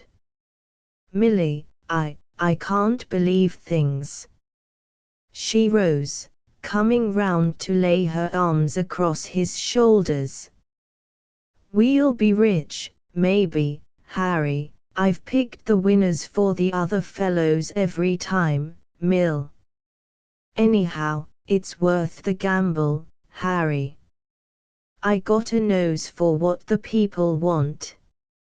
I've never been able to prove it from a high stool, but I'll show 'em now, by God. I'll show 'em now. He sprang up, pulling the white tablecloth awry and folding her into his embrace.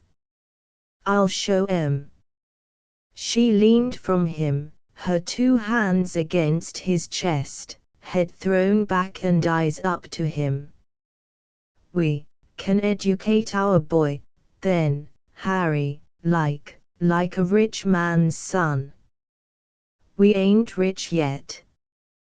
Promise me, Harry, if we are, promise me that, Harry. It's the only promise I ask out of it. Whatever comes, if we win or lose, our boy can have college if he wants. He held her close, his head up and gazing beyond her. With a rich daddy my boy can go to college like the best of 'em. Promise me that, Harry. I promise, Millie. He released her then, feeling for an envelope in an inner pocket, and, standing there above the disarrayed dinner table, executed some rapid figures across the back of it. She stood for a moment regarding him, hands pressed against the sting of her cheeks, tears flowing down over her smile. Then she took up the plate of cloying fritters and tiptoed out, opening softly the door to a slit of a room across the hall. In the patch of light let in by that opened door, drawn up before a small table, face toward her ravaged with recent tears, and lips almost quivering. Her son lay in the ready kind of slumber youth can bring to any woe. She tiptoed up beside him, placing the plate of fritters back on a pile of books, let her hands run lightly over his hair, kissed him on each swollen lid. "My son. My little boy. My little boy." Where Broadway leaves off its roof follies and its water dancing, its 80-odd theaters and its very odd Hawaiian cabarets, Upper Broadway, widening slightly, takes up its macadamized rush through the city in block-square apartment houses, which rise off plate glass foundations of the deluxe greengrocer shops, the not-so-green beauty parlors, and the dyeing and cleaning, automobile supplies, and confectionery establishments of Middle New York.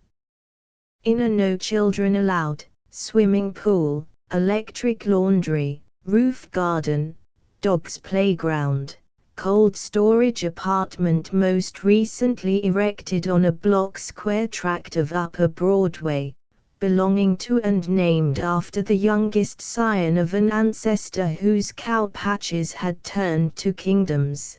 The 15th layer of this gigantic honeycomb overlooked from its 17 outside windows the great Babylonian valley of the city, the wide blade of the river shining and curving slightly like an Arabian dagger, and the embankment of New Jersey's Palisades piled against the sky with the effect of angry horizon. Nights, viewed from one of the 17 windows, it was as if the river flowed under a sullen sheath which undulated to its curves. On clear days it threw off light like parrying steel in sunshine. Were days when, gazing out toward it, Mrs. Ross, whose heart was like a slow ache of ever-widening area, could almost feel its laving quality and, after the passage of a tug or pleasure boat, the soothing folding of the water down over and upon itself.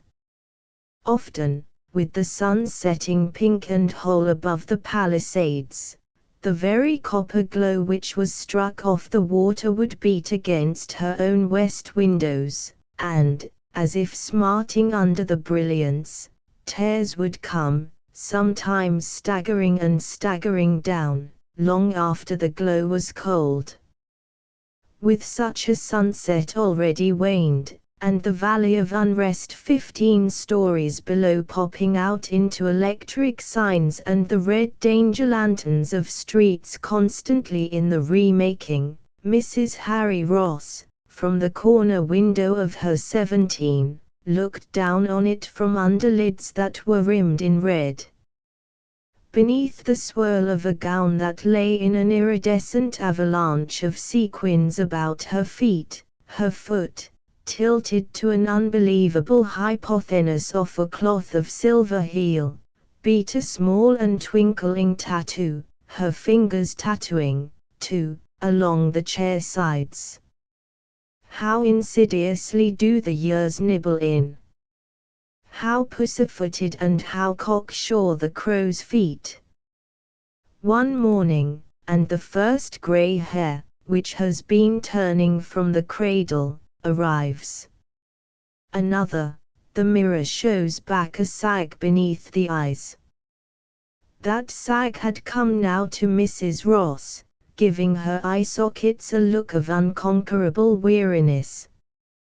The streak of quicksilver had come, too, but more successfully combated. The head lying back against the brocade chair was guilty of new gleams. Brass, with a greenish alloy. Sitting there with the look of unched tears seeming to form a film over her gaze, it was as if the dusk, flowing into a silence that was solemnly shaped to receive it, folded her in, more and more obscuring her. A door opened at the far end of the room, letting in a patch of whole light and a dark figure coming into silhouette against it. "You there?" She sprang up. "Yes, Harry, yes." "Good Lord." Sitting in the dark again.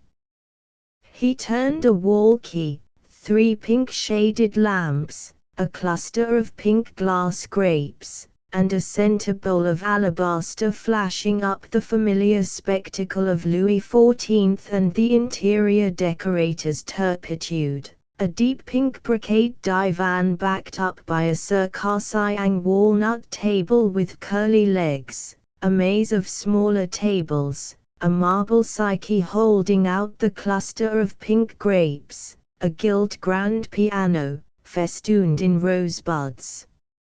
Around through these Mr. Ross walked quickly, winding his hands, rubbing them. "Well, here I am."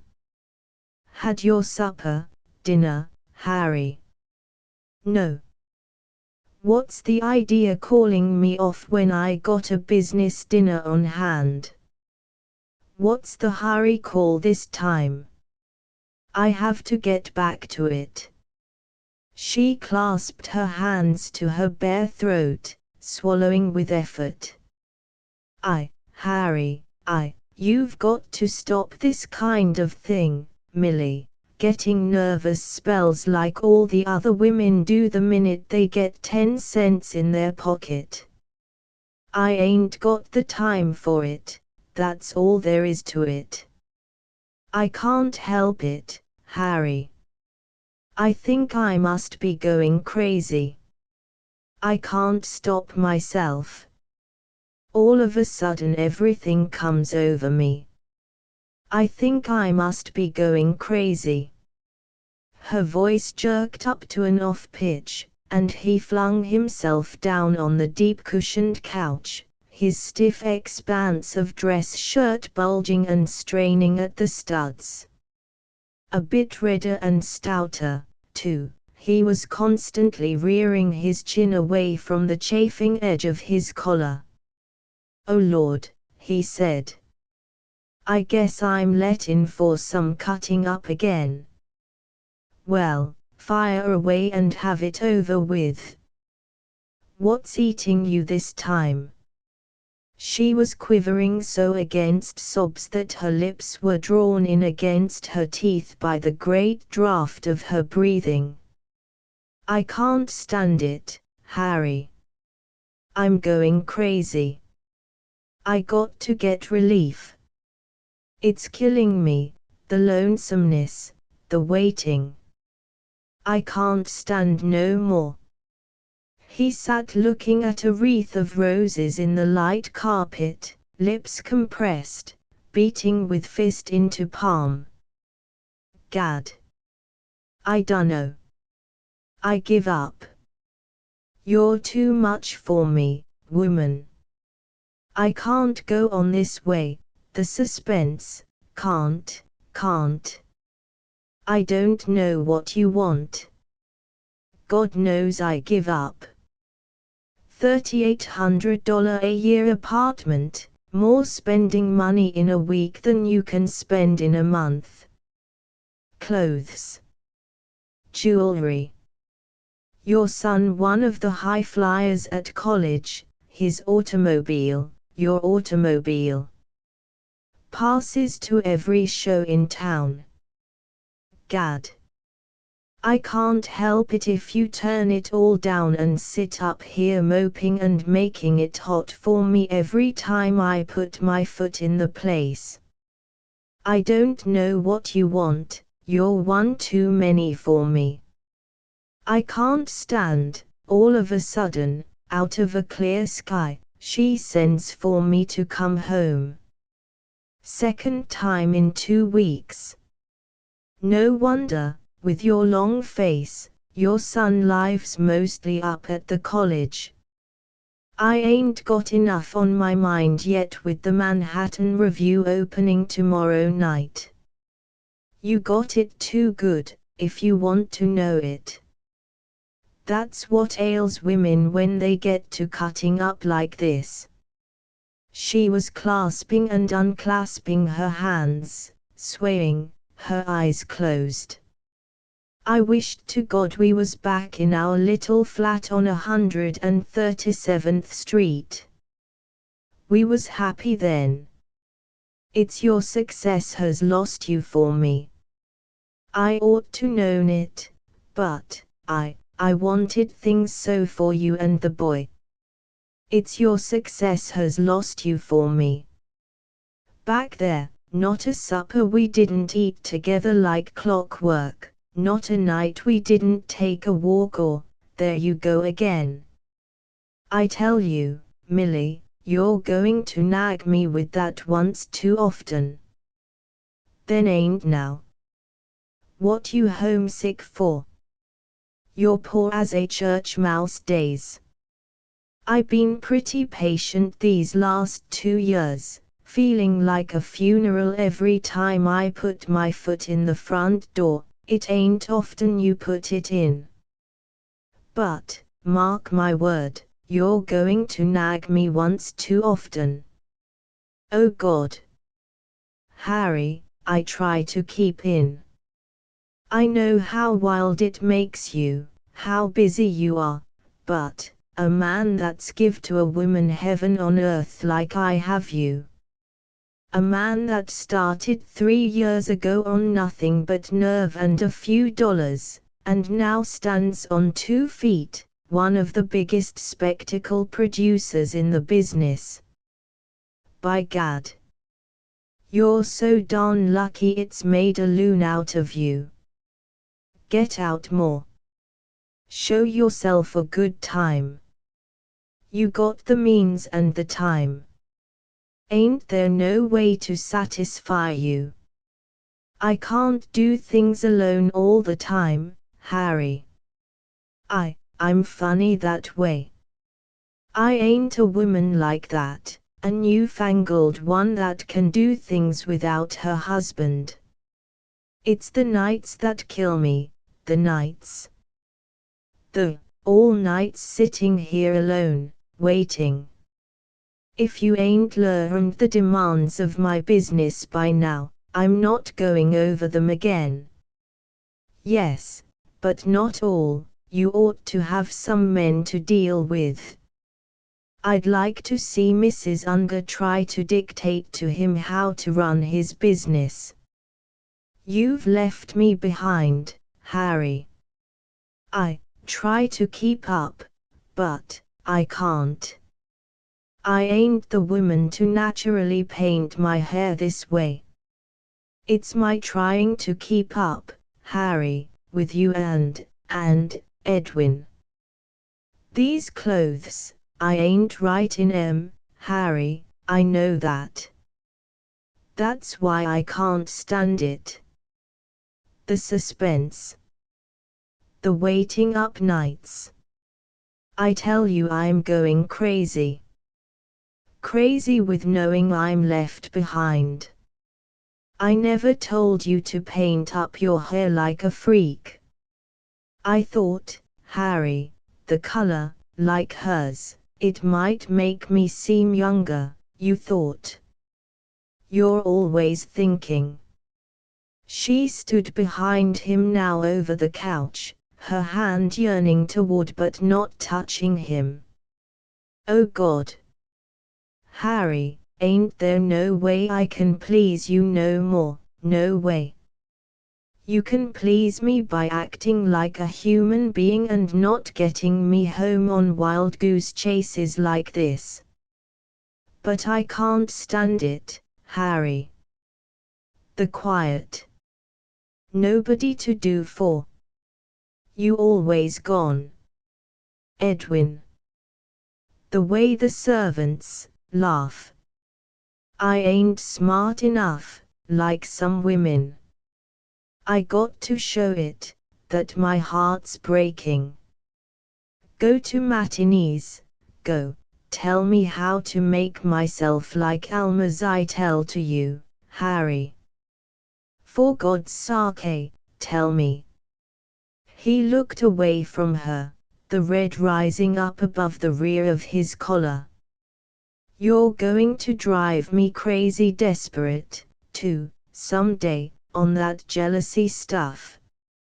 I'm trying to do the right thing by you and hold myself in, but there's limits.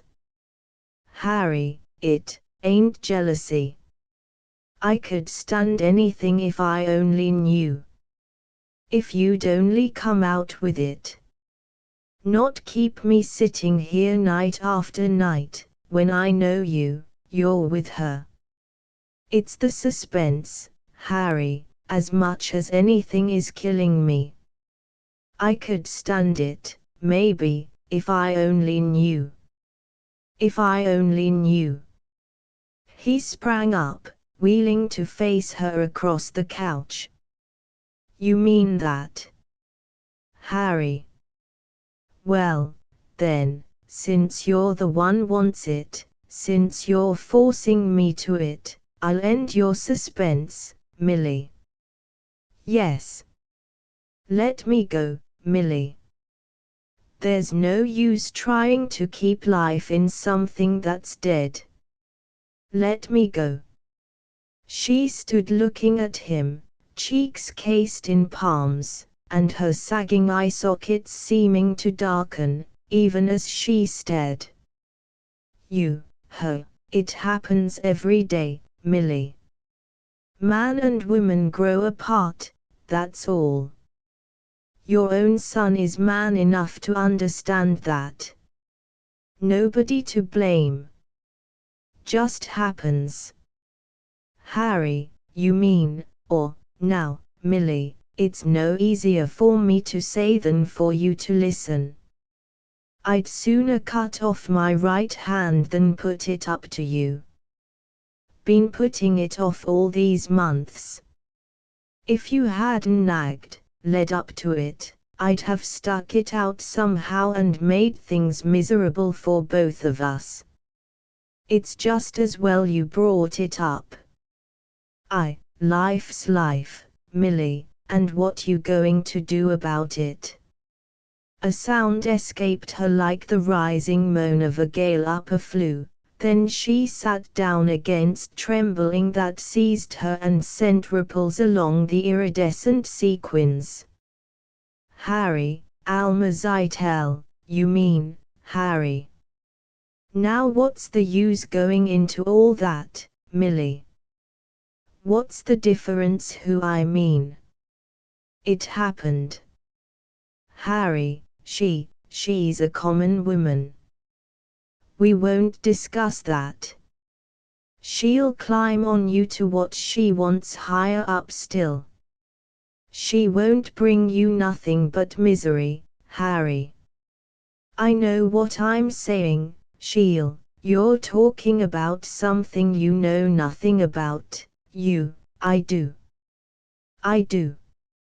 You're hypnotized, Harry. It's her looks. Her dressing like a snake. Her hair. I can get mine fixed redder than hers, Harry. It takes a little time. Mine's only started to turn, Harry, is why it don't look right yet to you. This dress, it's from her own dressmaker. Harry, I promise you I can make myself like her. I promise you, Harry, for God's sake, Millie, don't talk like that. It's awful. What's those things got to do with it? It's awful. They have, Harry. They have, only a man don't know it. She's a bad woman, Harry. She's got you fascinated with the way she dresses and does. We won't go into that. We will. I got the right. I don't have to let you go if I don't want to. I'm the mother of your son. I'm the wife that was good enough for you in the days when you needed her. you can't throw that up to me, Millie. I've squared that debt. She'll throw you over, Harry, when I'll stand by you to the crack of doom. Take my word for it, Harry. Oh God. Harry, please take my word for it. She closed her streaming eyes, clutching at his sleeve in a state beyond her control. Won't you please? Please? He toed the carpet. I'd sooner be hit in the face, Millie, than have this happen. Swear I would. But you see for yourself we can't go on this way. She sat for a moment, her stare widening above the palm clapped tightly against her mouth. Then you mean, Harry, you want now, Millie, try to keep hold of yourself. You're a sensible woman. You know I'll do the right thing by you to any amount. You'll have the boy till he's of age, and after that, too, just as much as you want him. He'll live right here in the flat with you. Money's no object, the way I'm going to fix things. Why, Millie, compared to how things are now, you're going to be 100% better off without me. She fell to rocking herself in the straight chair. Oh, my God. Oh, my God. Now, Millie, don't take it that way. I know that 9 men out of 10 would call me crazy to let go of a woman like you. But what's the use trying to keep life in something that's dead? It's because you're too good for me, Millie. I know that. You know that it's not because I think any less of you, or that I forgot it was you who gave me my start. I'd pay you back 10 times more if I could. I'm going to settle on you and the boy so that you're fixed for life. When he's of age, he comes into the firm half interest. There won't even be no publicity the way I'm going to fix things. Money talks, Millie. You'll get your decree without having to show your face to the public. Oh God, he's got it all fixed, he's talked it all over with her. You wouldn't want to force something between you and me, Millie, that's just played out, I done it myself. I couldn't let well enough alone. I was ambitious for I dug my own grave. I done it myself. Done it myself. Now, Millie, you mustn't look at things that way. Why, you're the kind of a little woman all you got to have is something to mother over. I'm going to see to it that the boy is right here at home with you all the time. He can give up those rooms at the college. You got as fine a son as there is in the country, Millie. I'm going to see to it that he is right here at home with you. Oh God, my boy, my little boy, my little boy. The days are over, Millie, when this kind of thing makes any difference. If it was the mother, it might be different, but where the father is to blame, it don't matter with the boy. Anyways, he's nearly of age. I tell you, Millie, if you'll just look at this thing sensible, let me think. Her tears had quieted now to little dry moans that came with regularity. She was still swaying in her chair, eyes closed. You'll get your decree, Millie, without Don't talk, she said, a frown lowering over her closed eyes and pressing 2 fingers against each temple. Don't talk. He walked to the window in a state of great perturbation, stood pulling inward his lips and staring down into the now brilliantly lighted flow of Broadway. Turned into the room with short, hasty strides, then back again. Came to confront her. Now, Millie, stood regarding her, chewing backward and forward along his fingertips. You see for yourself, Millie, what's dead can't be made alive, now, can it? She nodded, acquiescing, her lips bitterly wry. My lawyer, Millie, he'll fix it, alimony and all, so you won't, oh God. Suppose I just slip away easy, Millie, and let him fix up things so it'll be easiest for us both. Send the boy down to see me tomorrow. He's old enough and got enough sense to have seen things coming. He knows. Suppose I just slip out easy, Millie, for both of us. Ha, Millie. She nodded again, her lips pressed back against outburst. If ever there was a good little woman, Millie, and one that deserves better than me, it's, don't, she cried. Don't. I, go, quick, now. He hesitated, stood regarding her there in the chair, eyes squeezed closed like Iphigenia praying for death when exiled in Tories. Millie, I, go, she cried, the wail clinging to her lips. He felt round for his hat, his gaze obscured behind the shining glasses, tiptoed out round the archipelago of too much furniture, groped for the door handle, turning it noiselessly, and stood for the instant looking back at her bathed in the rosy light and seated upright like a sleeping Ariadne, opened the door to a slit that closed silently after him.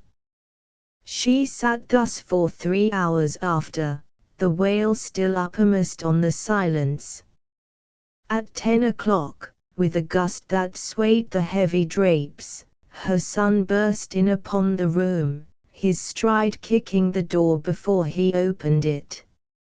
6 feet in his gymnasium shoes, and with a ripple of muscle beneath the well-fitting, well-advertised campus coat for college men, he had emerged from the 3 years into man's complete estate, which, at 19, is that patch of territory at youth's feet known as the world. Grey-eyed, his dark lashes long enough to threaten to curl, the lean line of his jaw squaring after the manner of America's fondest version of her manhood, he was already in danger of fond illusions and fond mamas. Hello, Mother, he said, striding quickly through the chairs and over to where she sat. Edwin. Thought I'd sleep home tonight, Mother.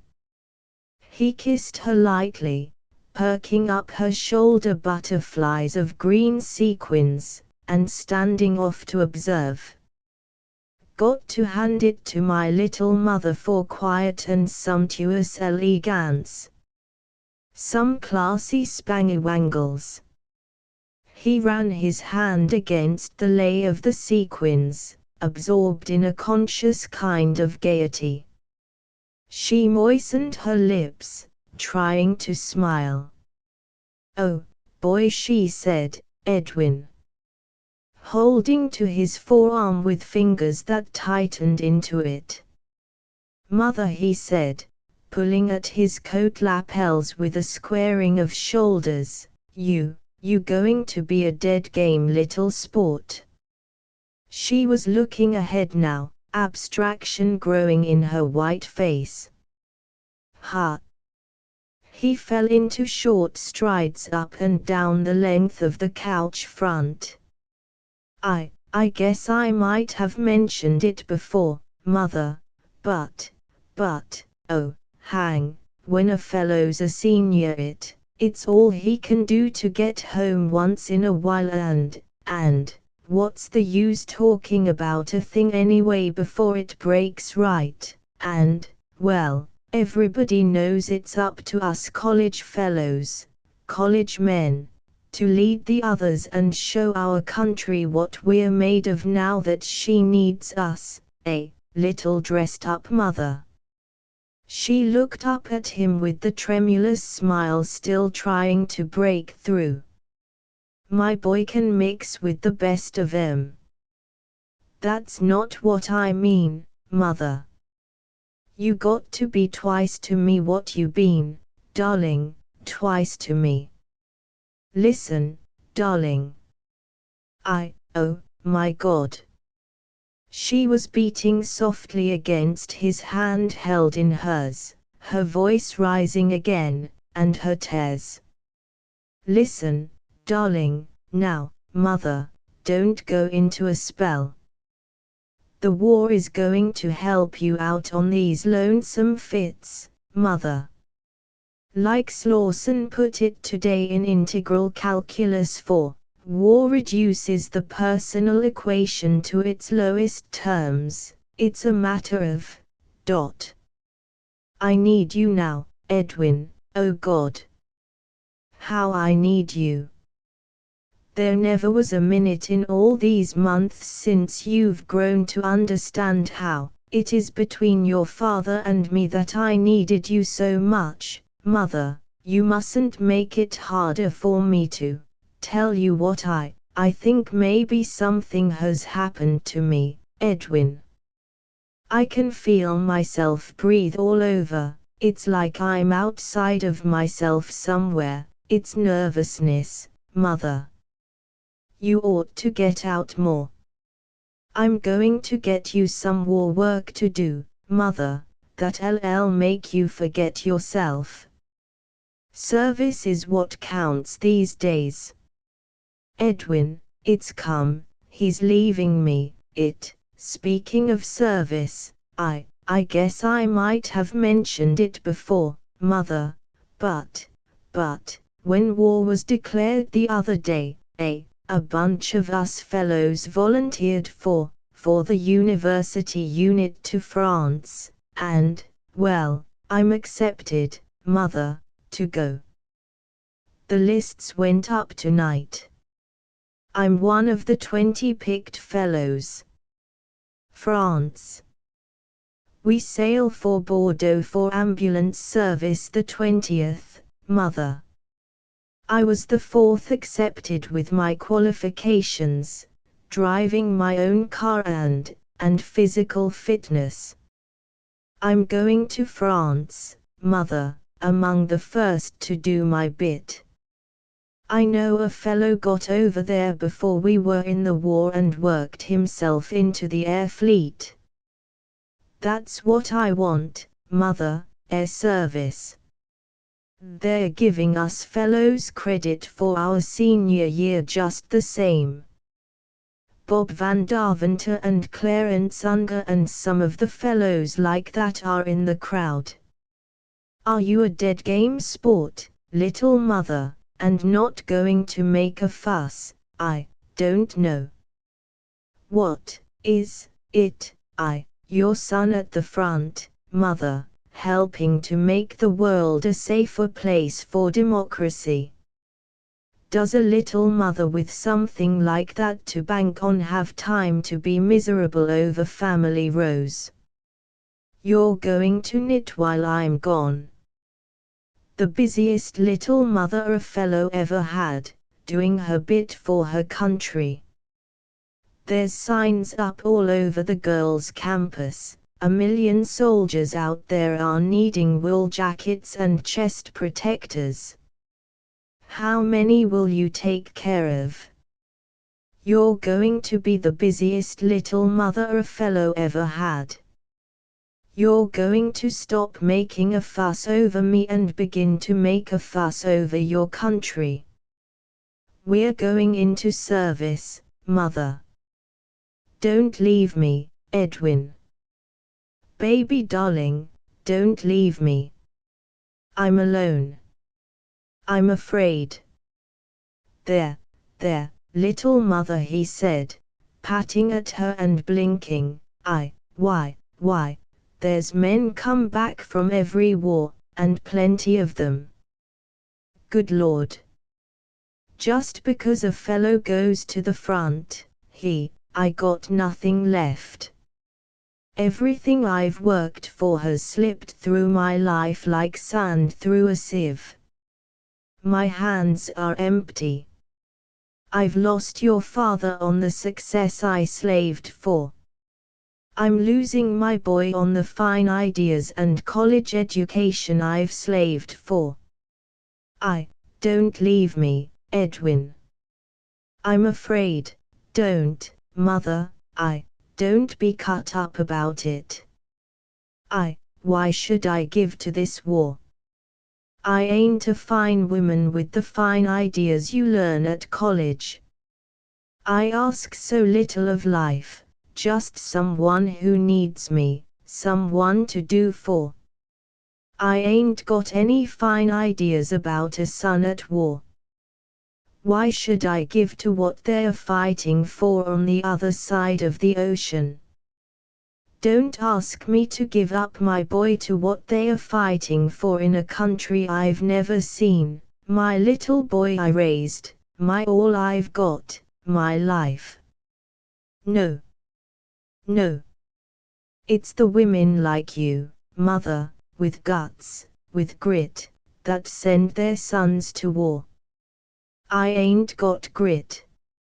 You're going to have your hands so full, little mother, taking care of the army and navy, keeping their feet dry and their chests warm, that before you know it you'll be down at the pier some fine day watching us fellows come home from victory. No. You're going to coddle the whole fighting front, making sweaters and aviation sets out of a whole ton of wool I'm going to lay in the house for you. Time's going to fly for my little mother. I'll kill myself first. You wouldn't have me a quitter, little mother. You wouldn't have the other fellows in my crowd at college go out and do what I haven't got the guts to do. You want me to hold up my head with the best of 'em. I don't want nothing but my boy. Us college men got to be the first to show that the fighting backbone of the country is where it belongs. If us fellows with education don't set the example, what can we expect from the other fellows? Don't ask me to be a quitter, Mother. I couldn't. I wouldn't. My country needs us, Mother, you and me, Edwin. Edwin. Attention, little mother, stand. She lay back her head, laughing, crying, sobbing, choking. Oh God, take him and bring him back, to me. On a day when sky and water were so identically blue that they met in perfect horizon, the SS Rowena, sleek-flanked, mounted fore and aft with a pair of black guns that lifted snouts slightly to the impeccable blue, slipped quietly, and without even a newspaper sailing announcement into a frivolous midstream that kicked up little lace-edged wavelets, undulating flounces of them. A blur of faces rose above deck rails, faces that, looking back, receded finally. The last flag and the last kerchief became vapor.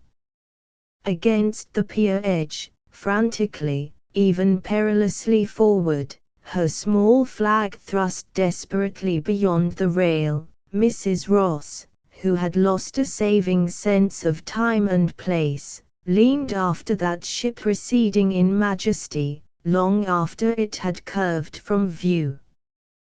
The crowd, not a dry-eyed one, women in spite of themselves with lips whitening, men grim with pride and an innermost bleeding, sagged suddenly, thinning and trickling back into the great, impersonal maw of the city. Apart from the rush of the exodus, a youth remained at the rail, gazing out and quivering for the smell of war. Finally, he too turned back reluctantly. Now only Mrs. Ross.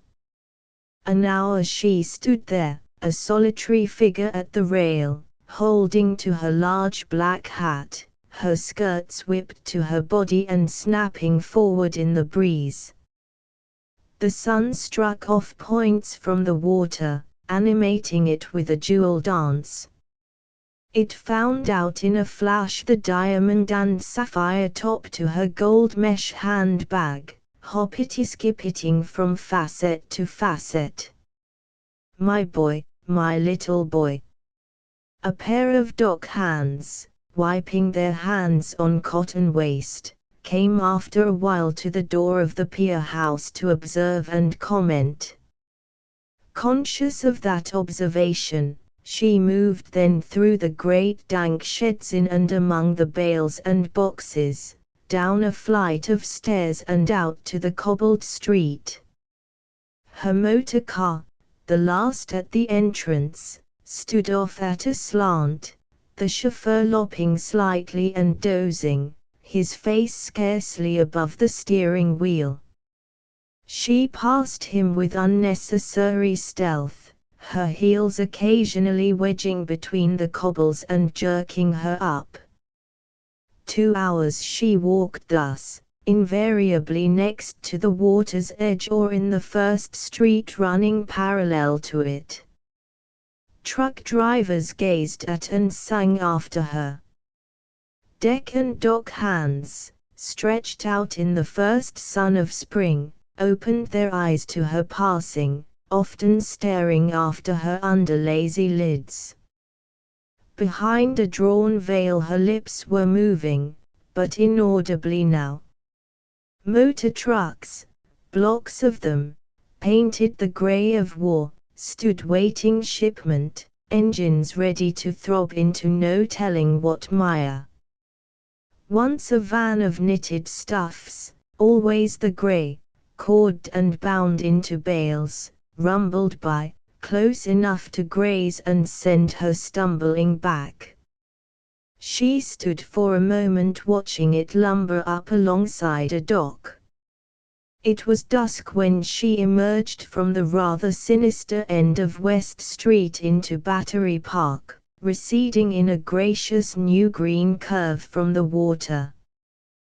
Tier after tier of lights had begun to prick out in the backdrop of skyscraping office buildings.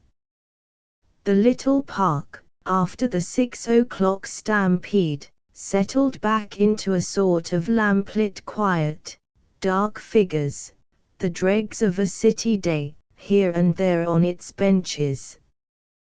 The backdrop of office lights began to blink out then, all except the tallest tower in the world, rising in the glory of its own spotlight into a rococo pinnacle of man's accomplishment.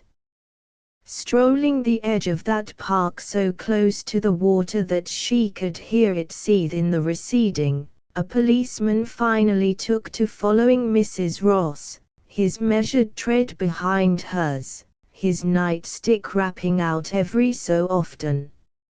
She found out a bench then, and never out of his view, sat looking out across the infinitude of blackness to where the bay so casually meets the sea. Night dampness had sent her shivering, the plumage of her hat, the ferny feathers of the bird of paradise, drooping almost grotesquely over the brim. A small detachment of Boy Scouts, sturdy with an enormous sense of uniform and valor, marched through the asphalt alleys of the park with trained, small-footed, regimental precision, small boys with clean, lifted faces. A fife and drum came up the road. Rat-a-tat-tat. Rat-a-tat-tat. High over the water a light had come out, Liberty's high-flung torch. Watching it, and quickened by the fife and drum to an erect sitting posture, Mrs. Ross slid forward on her bench, lips opening. The policeman standing off, rapped twice, and when she rose, almost running toward the lights of the elevated station, followed. Within her apartment on Upper Broadway, not even a hall light burned when she let herself in with her key. At the remote end of the aisle of blackness a slit of yellow showed beneath the door, behind it the babble of servants' voices. She entered with a stealth that was well under cover of those voices, groping into the first door at her right, feeling round for the wall key, switching the old rose and gold room into immediate light. Stood for a moment, her plumage drooping damply to her shoulders, blue foulard dress snagged in two places, her gold mesh bag with the sapphire and diamond top hanging low from the crook of her little finger. A clock ticked with almost an echo into the rather vast silence. She entered finally, sidling in among the chairs. A great mound of grey yarn, uncut skein after uncut skein of it, rose off the brocade divan, more of them piled in systematic pyramids on three chairs. She dropped at sight of it to the floor beside the couch, burying her face in its fluff, grasping it in handfuls, writhing into it. Surges of merciful sobs came sweeping through and through her. After a while, with a pair of long amber-colored needles, she fell to knitting with a fast, even furious ambidexterity, her mouth pursing up with a driving intensity, her boring gaze so concentrated on the thing in hand that her eyes seemed to cross. Dawn broke upon her there, her hat still cockily awry, tears dried in a vitrified gleaming down her cheeks. Beneath her flying fingers, a sleeveless waistcoat was taking shape, a soldier's inner jacket against the dam of trenches. Sewn up it lay completed, spread out as if the first of a pile. The first noises of the city began to rise remotely. A bell pealed off somewhere. Day began to raise its conglomerate voice. On her knees beside the couch there, the second waistcoat was already taking shape beneath the cocksure needles. The old pinkly moist look had come out in her face. 1,000,000 boys out there were needing chest protectors. 3 ice water, PL. When the two sides of every story are told, Henry VIII may establish an alibi or two. Shylock and the public school system meet over and meld that two solid pound of flesh, and Xanthippe, herself the sturdier man than Socrates, give ready, lie to what is called the shrew in her.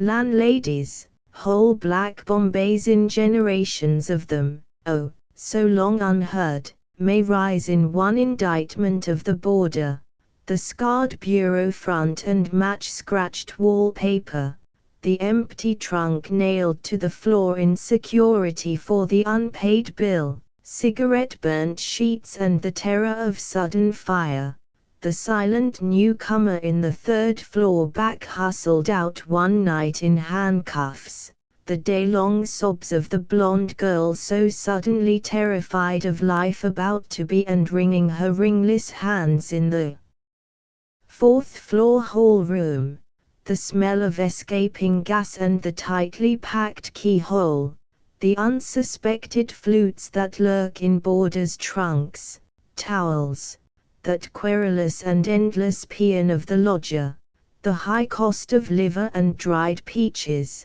of canned corn and round steak.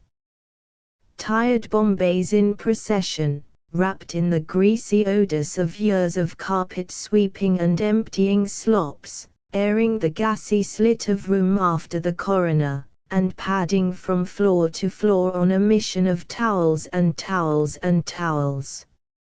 Sometimes climbing from floor to floor, a still warm supply of them looped over one arm, Mrs. Kaufman, who wore bombazine, but unspotted and with crisp net frills at the throat, and upon whose soft-looking face the years had written their chirography in invisible ink, would sit suddenly, there in the narrow gloom of her halls, head against the balustrade.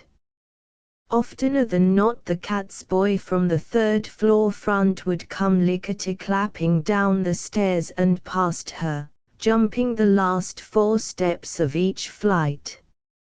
"Irving, quit your noise in the hall." Or, "Ain't you ashamed, a big boy like you, and Mrs. Sus with her neuralgia?" Or, the slam of a door clipping off this insolence. After a while she would resume her climb.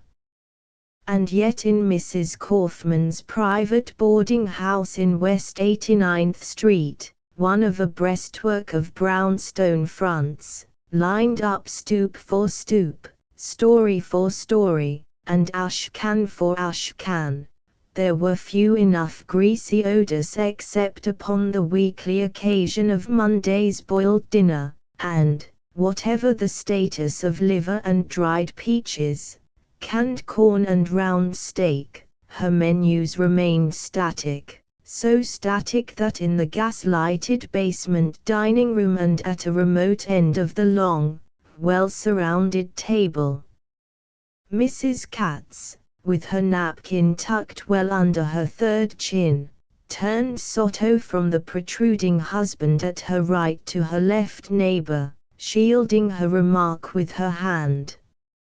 "Am I right, Mrs. Finschreiber?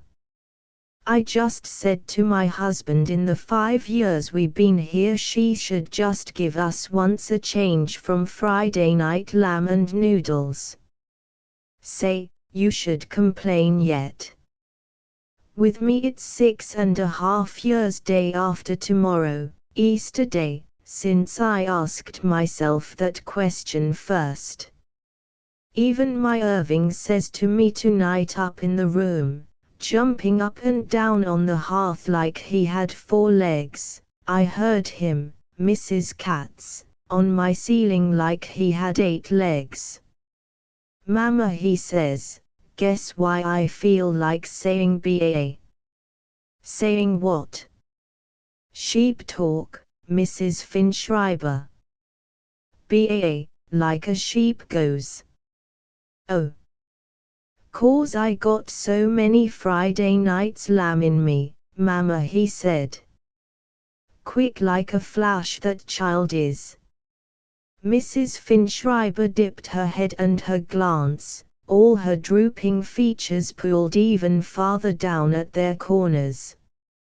I ain't the one to complain, Mrs. Katz, and I always say, when you come right down to it maybe Mrs. Kaufman's house is as good as the next one, but, I wish, though, Mrs. Finschreiber, you would hear what Mrs. Spritz says at her boarding house they get for breakfast, fried, you can imagine, Mrs. Katz, since my poor husband's death, how much appetite I got left, but I say, Mrs. Katz, just for the principle of the thing, it would not hurt once if Mrs. Kaufman could give somebody else besides her own daughter, and Würzburg the white meat from everything, wouldn't it? It's a shame before the boarders. She knows, Mrs. Pinschreiber, how my husband likes breast from the chicken. You think once he gets it? No, I always tell him, not till chickens come double-breasted like overcoats can he get it in this house, with Würzburg such a star boarder. Last night's chicken, let me tell you, I don't wish it to a dog. Such a piece of dark meat with gizzard I had to swallow. Mrs. Katz adjusted with greater security the expanse of white napkin across her ample bosom. Gold rings and a quarter-inch marriage band flashed in and out among the litter of small tub-shaped dishes surrounding her, and a pouncing fork of short, sure stab. Right away my husband gets mad when I say the same thing. When we don't like it we should move, he says. Like moving is so easy, if you got 2 chairs and a hair mattress to take with you. But I always say, Mrs. Katz, I don't blame Mrs. Kaufman herself for what goes on, there's one good woman if there ever was one. They don't come any better or any better looking, my husband always says. I tell him, she can stand her good looks. It's that big-idea'd daughter who's to blame. Did you see her new white spats tonight? Right away the minute they come out she has to have 'em. I'm only surprised she ain't got one of them red hats from Gimp's what is all the fad. Believe me, if not for such ideas, her mother could afford something better as succotash for us for supper. It's a shame, let me tell you, that a woman like Mrs. Kaufman can't see for herself such things. God forbid I should ever be so blind to my Irving.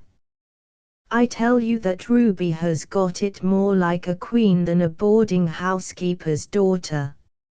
Spats, yet. Rich girls could be glad to have it always so good.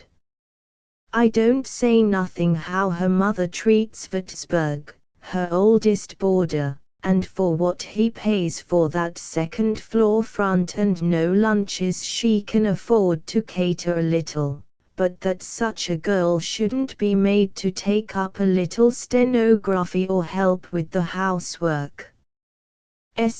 When that girl even turns a hand, pale like a ghost her mother gets. How girls are raised nowadays, even the poor ones. I ain't the one to complain, Mrs. Katz, but just look down there, that red stuff. Where? Ain't it cranberry between Ruby and Würzburg? Yes, yes, and look such a dish of it.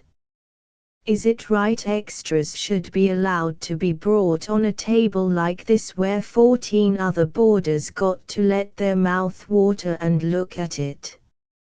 You think it don't hurt like a knife?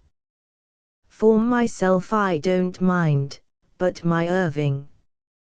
How that child loves and he should got to sit at the same table without cranberries.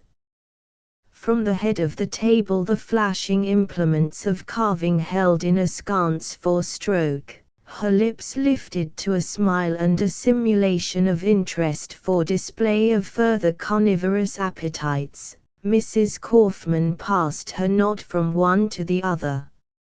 Miss Aunt, little more. No. Mr. Krakauer. Gravy. Mrs. Suss. Mr. Suss. So. Simon. Mr. Schloss. Miss Horowitz. Mr. Würzburg, let me give you this little tender, no. Then, Ruby, here, let Mama give you just a little more. No, no, Mama, please. She caught at the hovering wrist to spare the descent of the knife. By one of those rare atavisms by which a poet can be bred of a peasant or peasant be begot of poet, Miss Ruby Kaufman, who was born in Newark, posthumous, to a terrified little parent with a black ribbon at the throat of her gown, had brought with her from no telling where the sultry eyes and tropical turned skin of spice-kissed winds.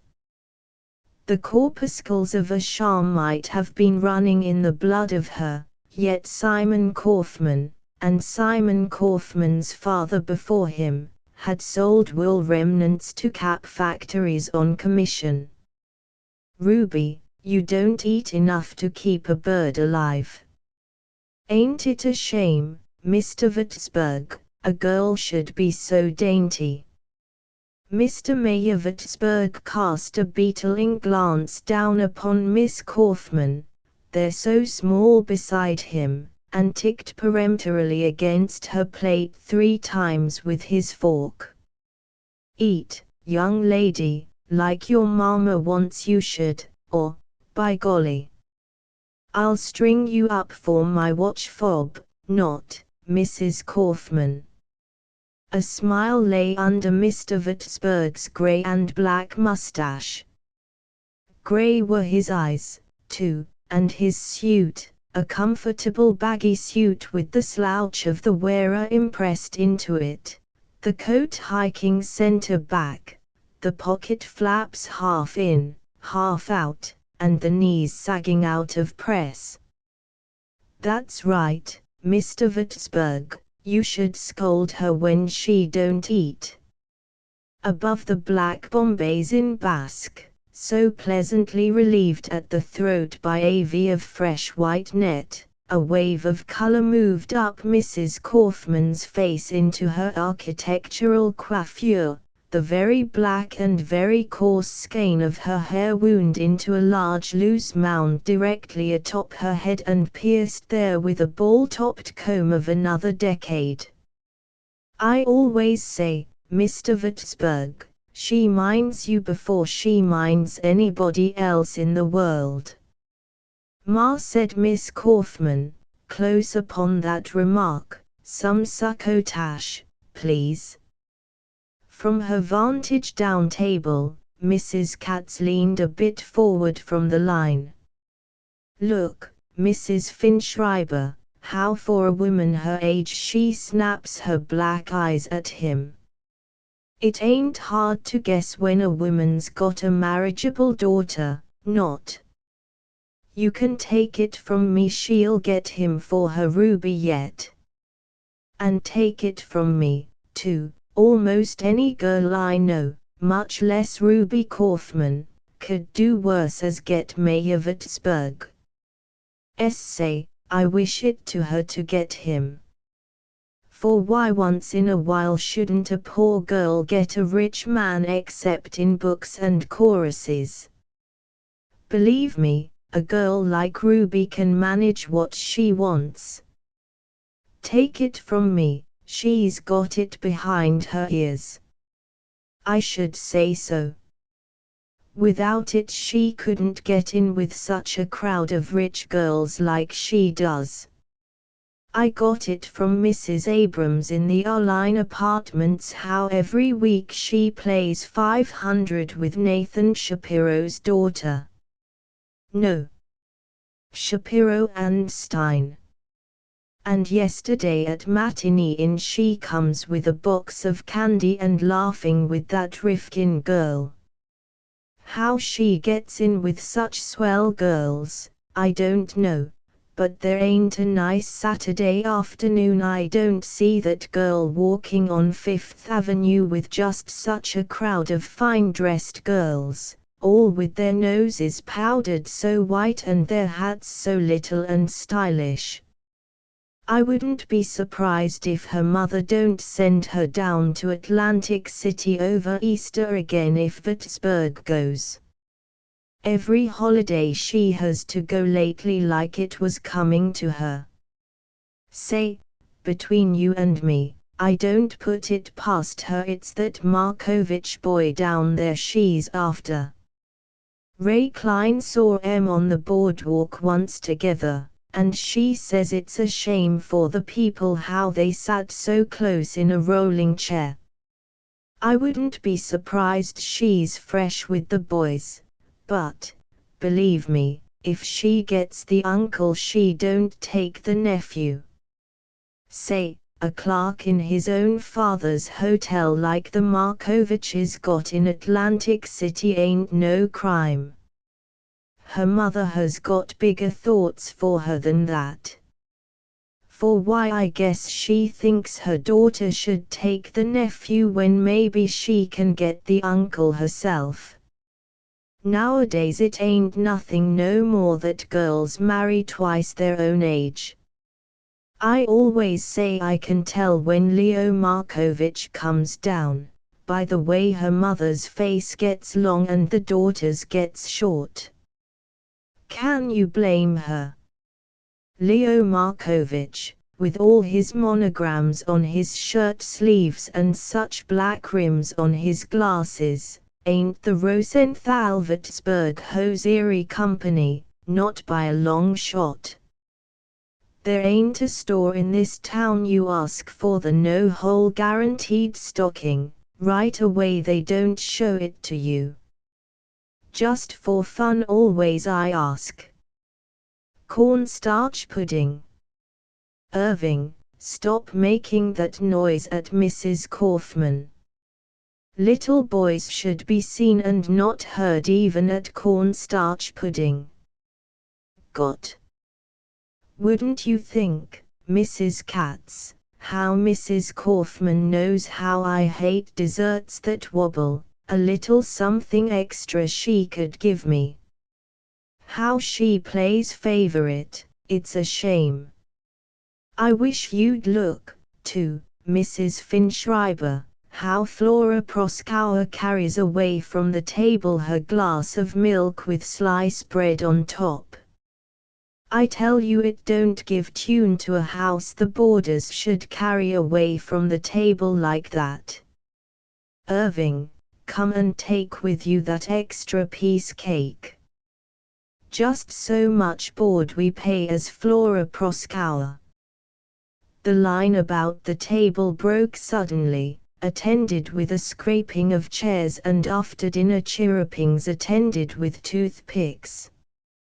A blousy maid strained herself immediately across the strewn table and cloying lamb platter, and turned off 2 of the 3 gas jets. In the yellow gloom, the odors of food permeating it, they filed out and up the dim-lit stairs into dim-lit halls, the line of conversation and short laughter drifting after. A door slammed. Then another. Irving Katz leaped from his 3rd-floor threshold to the front hearth, quaking 3 layers of chandeliers. From Morris Krakauer's 4th floor back the tune of a flute began to wind down the stairs. Out of her just-closed door Mrs. Finschreiber poked a frizzled grey head. Ice water, police, Mrs. Kaufman. At the door of the 1st floor back Mrs. Kaufman paused with her hand on the knob. Mama, let me run and do it. Don't you move, Ruby. When Annie goes up to bed it's time enough. Won't you come in for a while, Mr. Vatsberg? Don't care if I do. She opened the door, entering cautiously. Let me light up, Mrs. Kaufman. He struck a phosphorescent line on the sole of his shoe, turning up 3 jets. You must excuse, Mr. Vatsberg, how this room looks.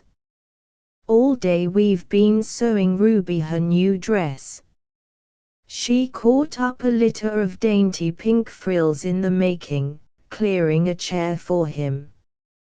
"Sit down, Mr. Würzburg." They adjusted themselves around the shower of gaslight. Miss Kaufmann fumbling in her flowered workbag, finally curling her foot up under her, her needle flashing and shimmering through one of the pink flounces. "Ruby, in such a light you shouldn't strain your eyes." "All right," Ma stitching placidly on. "What'll you give me, Ruby, if I tell you whose favorite color is pink?" "Or, Betsy," she cried, her face like a rose, "your color's pink." From the depths of an inverted sewing machine top Mrs. Kaufmann fished out another bit of the pink, ruffling it with deft needle. The flute lifted its plaintive voice, feeling for high C. Mr. Würzburg lighted a loosely wrapped cigar and slumped in his chair. "If anybody," he observed, "should ask right this minute where I'm at, tell 'em for me, Mrs. Kaufmann, I'm in the most comfortable chair in the house." "You should keep it, then, up in your room, Mr. Würzburg, and not always bring it down again when I get Annie to carry it up to you. Say, I don't give up so easy, my excuse for dropping in evenings. Honest, you two children, you ought to have a fence built around you the way you like always to be together." He sat regarding her, puffing and chewing his live cigar. Suddenly he leaped forward, his hand closing rigidly over hers. "Mrs. Kaufmann." "What?" "Quick, there's a hole in your chin." "Got?" Oh, what?" At that he relaxed at his own pleasantry, laughing and shrugging. With small white teeth Miss Kaufmann bit off an end of thread. "Don't let him tease you, Ma, he's after your dimple again." "Ache, do tease you. Shame. Hole in my chin he scares me with." She resumed her work with a smile and a twitching at her lips that she was unable to control. A warm flow of air came in, puffing the lace curtains. A faint odor of departed splendor lay in that room, its high calcimined ceiling with the floral rosette in the center, the tarnished pier glass tilted to reflect a great pair of walnut folding doors which cut off the room where once it had flowed on to join the great length of salon parlor. A folding bed with an inlay of mirror and a collapsible desk arrangement backed up against those folding doors. A divan with a winding back and sleek with horsehair was drawn across a corner, a marble-topped bureau alongside. A bronze clock ticked roundly from the mantel, balanced at either side by a pair of blue glass cornucopias with warts blown into them. Mrs. Kaufmann let her hands drop idly in her lap and her head fell back against the chair. In repose the lines of her mouth turned up, and her throat, where so often the years eat in first, was smooth and even slender above the rather round swell of bosom. "Tired, Mommy. Always around Easter spring fever right away gets hold of me." Mr. Würzburg bit his cigar, slumped deeper, and inserted a thumb in the arm of his waistcoat. "Why, Mrs. Kaufmann, don't you and Ruby come down by Atlantic City with me tomorrow over Easter?" "Ha! A few more or less don't make no difference to my sister the way they get ready for crowds." Miss Kaufmann shot forward, her face vivid. "Oh, Betsy," she cried, and a flush rushed up, completely dyeing her face. his face lit with hers, a sunburst of fine lines radiating from his eyes. Why, we'd just love it, wouldn't we, Ma? Atlantic City, Easter Day. Ma. Mrs. Kaufman sat upright with a whole procession of quick emotions flashing their expressions across her face. They ended in a smile that trembled as she sat regarding the two of them. I should say so, yes. You and Ruby go, Mr. Vitzberg. Atlantic City, Easter Day, I bet is worth the trip. You two go, I should say so, but you don't want an old woman to drag along with you. Ma. Just listen to her, Betsy. Ain't she just the limit? Half the time when we go in stores together they take us for sisters, and then she begins to talk like that to get out of going. Ruby don't understand, but it ain't right, Mr. Vitzberg, I should be away over Saturday and Sunday. On Easter always they expect a little extra, and with Annie's sore ankle, oh, Mommy, can't you leave this old shebang for only 2 days just for an Easter Sunday down at Atlantic, where everybody goes? You know yourself, Ruby, how always on Annie's Sunday out, well, what of it? It won't hurt all of them old things upstairs that let you wait on them hand and foot all year to go without a few frills for their Easter dinner. Ruby. I mean it. The old gossip pots. I just sat and looked at them there at supper, and I said to myself, to think they drown kittens and let those poor lumps live. Ruby, aren't you ashamed to talk like that? Sat there and looked at poor old man Katz with his ear all ragged like it had been chewed off, and wondered why he didn't just go down to Brooklyn Bridge for a high jump. Ruby, if all those big, strapping women, Sus and Finn Schreiber and the whole gang of them, were anything but vegetables, they'd get out and hustle with keeping house, to work some of their flabbiness off and give us a chance to get somebody in besides a chocolate-eating, novel-reading crowd of useless women who think, Mommy, you're a dumbwaiter, chambermaid, lady's maid, and French chef rolled in one. Honest, Ma, if you carry that ice water up to Katz tonight on the sly, with that big son of hers to come down and get it, I'll go right up and tell her what I think of her if she leaves tomorrow. Mr. Vitzberg, you mustn't listen to her. Can't take a day off for a rest at Atlantic City, because their old Easter dinner might go down the wrong side. Honest, Mama, to think how you're letting a crowd of old, flabby women that aren't fit even to wipe your shoes make a regular servant out of you. Mommy. There were tears in Miss Kaufman's voice, actual tears, big and bright, in her eyes, and 2 spots of color had popped out in her cheeks. Ruby, when a woman like me makes her living off her boarders, she can't afford to be so particular. You think it's a pleasure I can't slam the door right in Mrs. Katz's face when 6 times a day she orders towels and ice water. You think it's a pleasure I got to take sus from such a bad boy like Irving. I tell you, Ruby, it's easy talk from a girl that doesn't understand.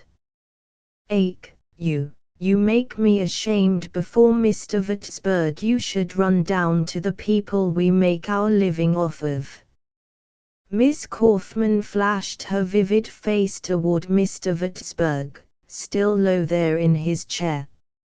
She was trembling. Betsy knows. He's the only one in this house does know. He ain't been here with us 10 years, ever since we started in this big house, not to know he's the only one thinks you're here for anything except impudence and running stairs and standing sus from the bad boys of lazy mothers. You know, don't you, Betsy? Ruby. Mr. Würzburg, you must excuse. From the depths of his chair Mr. Würzburg's voice came slow and carefully weighed. My only complaint, Mrs. Kaufman, with what Ruby has got to say is it ain't strong enough. It maybe ain't none of my business, but always I have told you that for your own good you're too gemütlich. No wonder every boarder what you got stays year in and year out till even the biggest kickers pay more board sooner as go. In my business, Mrs. Kaufman, it's the same, right away if I get too easy with, but, Mr. Würzburg, a poor woman can't afford to be so independent. I got big expenses and big rent, I got a daughter to raise, Mama, haven't I begged you 100 times to let me take up stenography and get out and hustle so you can take it easy, haven't I? A thick coating of tears sprang to Mrs. Kaufman's eyes and muddled the gaze she turned toward Mr. Würzburg. Is it natural, Mr. Würzburg? A mother should want her only child should have always the best and do always the things she never herself could afford to do. All my life, Mr. Würzburg, I had always to work. Even when I was 5 months married to a man what it looked like would someday do big things in the wool business, I was left all of a sudden with nothing but debts and my baby. But, Mama, is it natural, Mr. Würzburg, I should want to work off my hands my daughter should escape that? Nothing, Mr. Würzburg, gives me so much pleasure she should go with all those rich girls who like her well enough poor to be friends with her. Always when you take her down to Atlantic City on holidays, where she can meet but, Mommy, is it any fun for a girl to keep taking trips like that with her mother always at home like a servant? What do people think? Every holiday that Betsy asks me, you back out.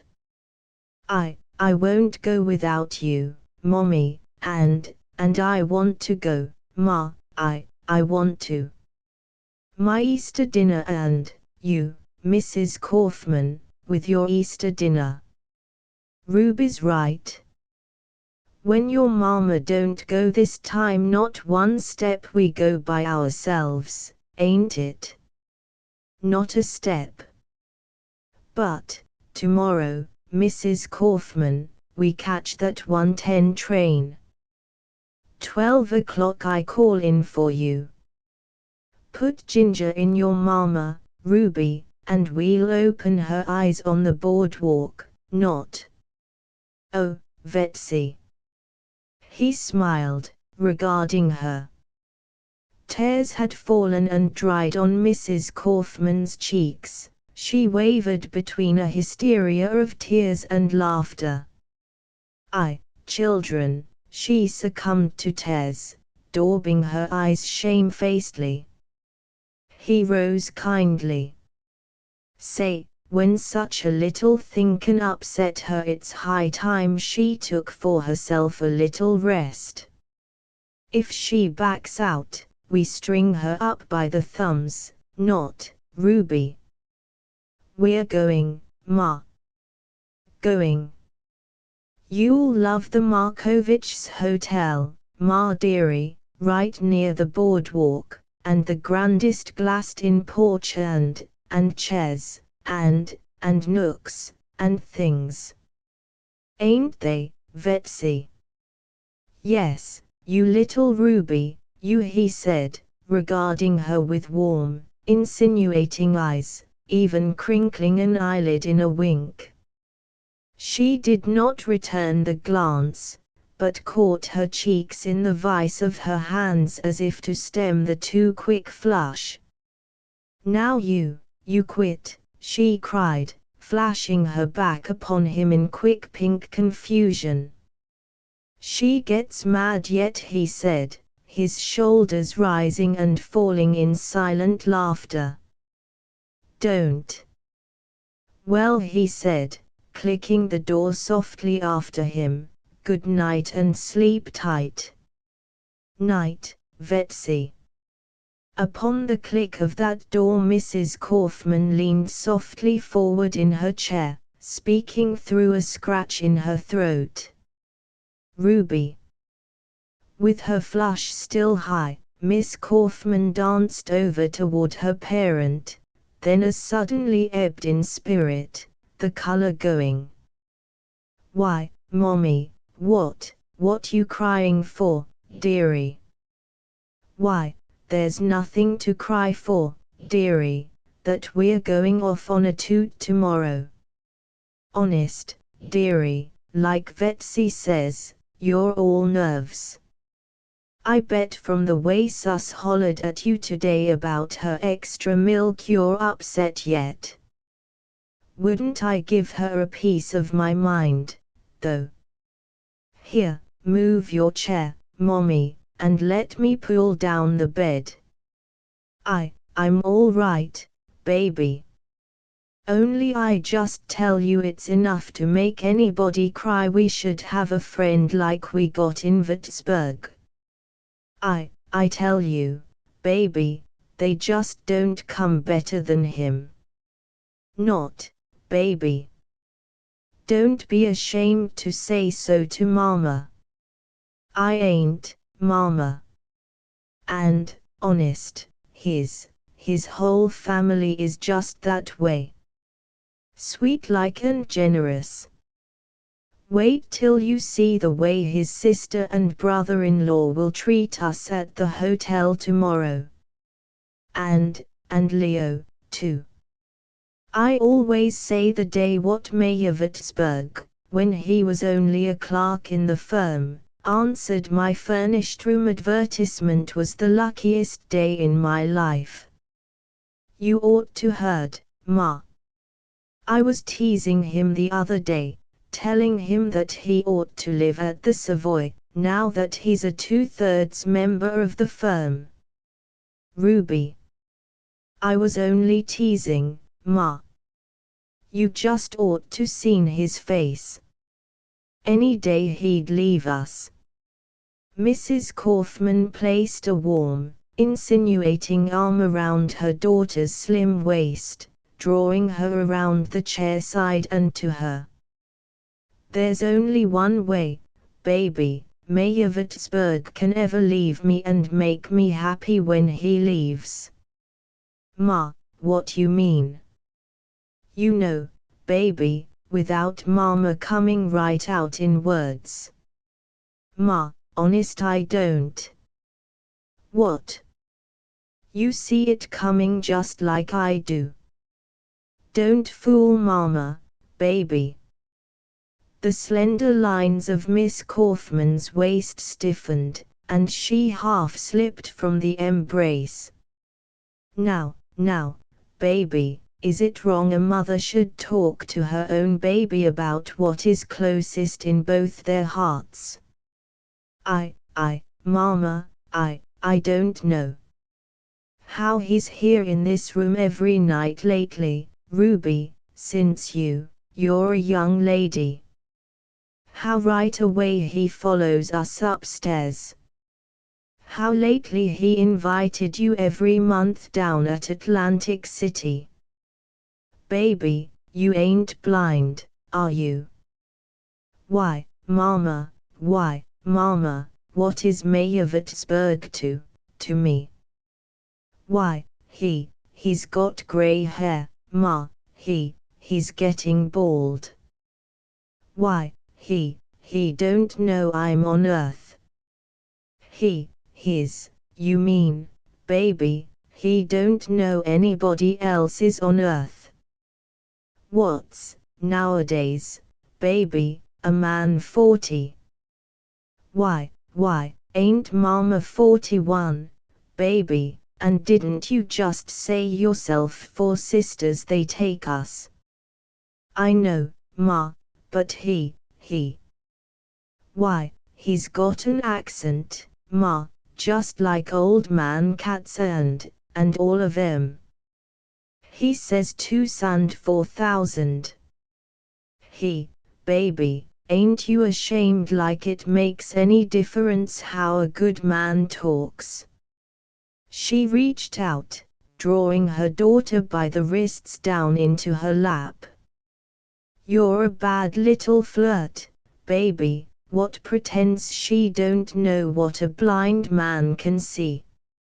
Miss Kaufman's eyes widened, darkened, and she tugged for the freedom of her wrists. Ma, quit scaring me. Scaring you? That such a rising man like Wurzburg, with a business he worked himself into president from clerk, looks every day more like he's falling in love with you, should scare you. Ma, not him. In reply she fell to stroking the smooth black plaits, wound coronet fashion about Miss Kaufman's small head. Large, hot tears sprang to her eyes. Baby, when you talk like that it's you that scares Mama. Why, you think, Ruby, I been making out of myself a servant like you call it all these years except for your future. For myself a smaller house without such a show and maybe 5 or 6 roomers without meals, you think ain't easier as this big barn. For what, baby, you think I always want you should have extravagances maybe I can't afford and should keep up with the fine girls what you meet down by Atlantic City if it ain't that a man like Mayavutsburg can be proud to choose you from the best. Mama.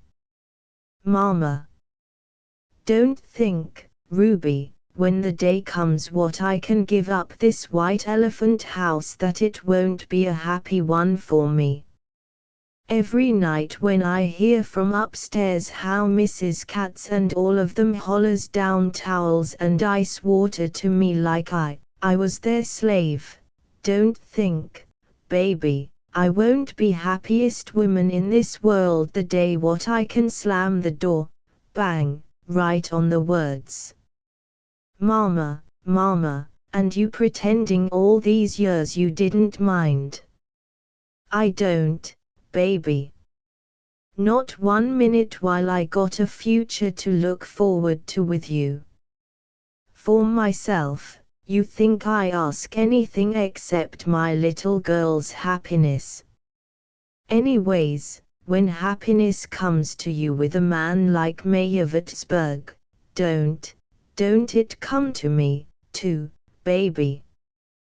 Please, that's what my little girl can do for Mama, better as stenography. Set herself down well.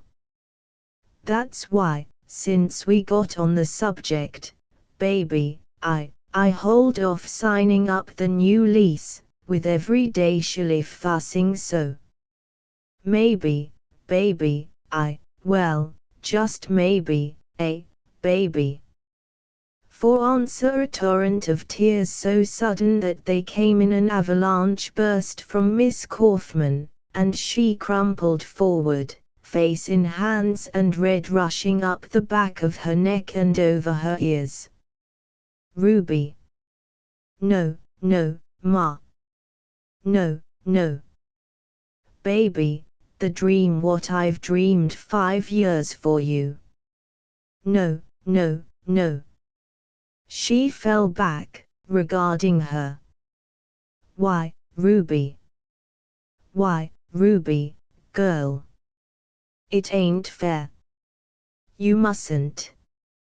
Mustn't. Mustn't. Mustn't. Her voice had slipped up now and away from her. Why, baby, it's natural at first. Maybe a girl should be so scared. Maybe I shouldn't have talked so soon, except how it's getting every day plainer. These trips to Atlantic City and, Mama, you're killing me. She fell back against her parents' shoulder, her face frankly distorted. A second, staring there into space, Mrs. Kaufman sat with her arms still entwining the slender but lax form. Ruby, is it something you ain't telling Mama? Oh, Mommy. Is there? I don't know. Ruby, should you be afraid to talk to Mama, who don't want nothing but her child's happiness? You know, Mommy. You know. Know what, baby? Is there somebody else you got on your mind, baby? You know, Mommy. Tell Mama, baby. It ain't a crime if you got maybe somebody else on your mind. I can't say it, Mommy. It wouldn't be nice. Nice. We ain't even sure yet. Not yet. Who? You know. So help me, I don't. Mommy, don't make me say it. Maybe if, when his Uncle Mayer takes him in the business, baby, not Leo. Oh, Mommy. And she buried her hot, revealing face into the fresh net. Why, baby, a boy like that. 23, Mama, ain't a boy. But, Ruby, just a clerk in his father's hotel, and 2 older brothers already in it. A boy that ain't got a start yet. That's just it, Ma. We're waiting. Waiting before we talk even much to each other yet. Maybe his Uncle Mayer is going to take him in the business, but it ain't sure yet. A little yellow-haired boy like him that can't support you, baby, unless you live right there in his mother's and father's hotel away from me. Ma. Ruby, a smart girl like you. A little snip what don't make salt yet, when you can have the uncle hisself. I can't help it, Ma. If, the first time Betsy took me down to the shore, if Leo had been a king or just what he is, it wouldn't make no difference. I can't help my feelings, Ma. I can't. A large furrow formed between Mrs. Kaufman's eyes, darkening her. You wouldn't, Ruby, she said, clutching her. Oh, Mommy, when a girl can't help a thing. He ain't good enough for you, baby. He's 10 times too good, that's all you know about it. Mommy, please. I just can't help it, dearie. It's just like when I saw him a clock began to tick inside of me. Oh my God, said Mrs. Kaufman, drawing her hand across her brow.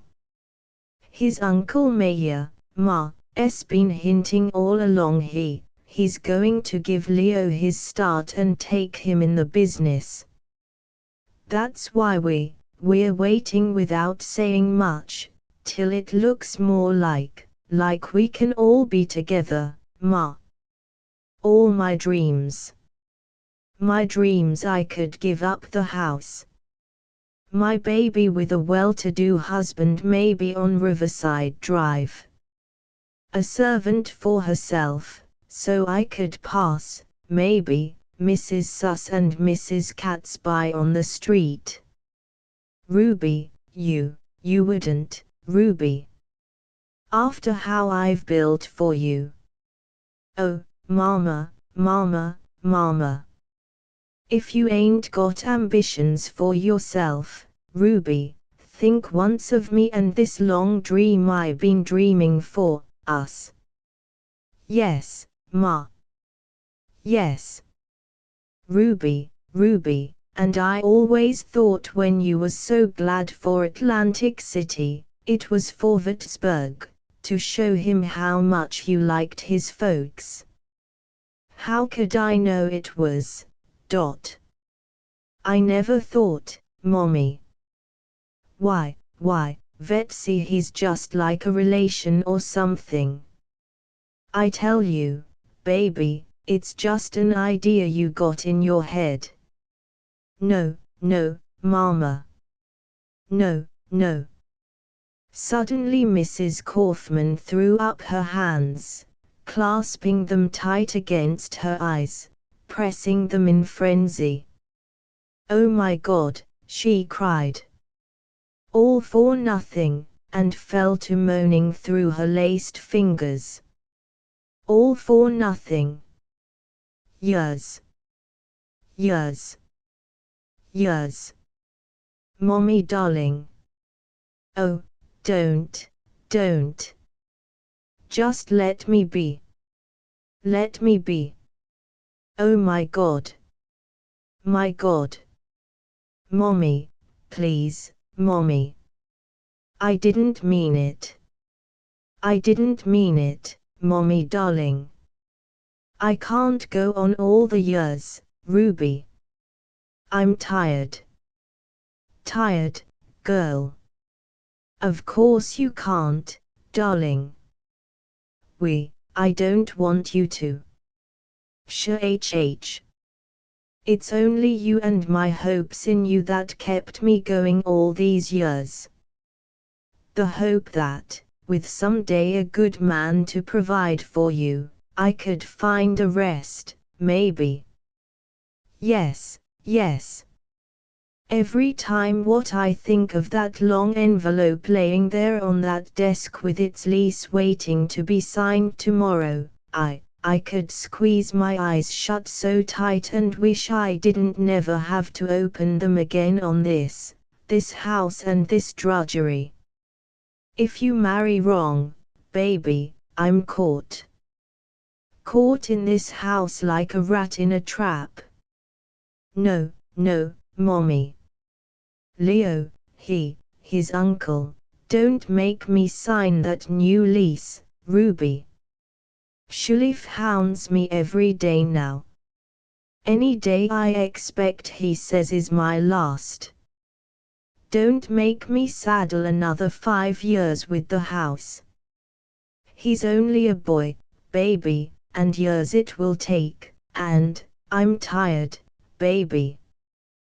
Tired. She lay back with her face suddenly held in rigid lines and her neck ribbed with cords. At sight of her so prostrate there, Ruby Kaufman grasped the cold face in her ardent young hands, pressing her lips to the streaming eyes. Mommy, I didn't mean it. I didn't. We're just kids, flirting a little, Leo and me. I didn't mean it, Mommy. You didn't mean it, Ruby, did you?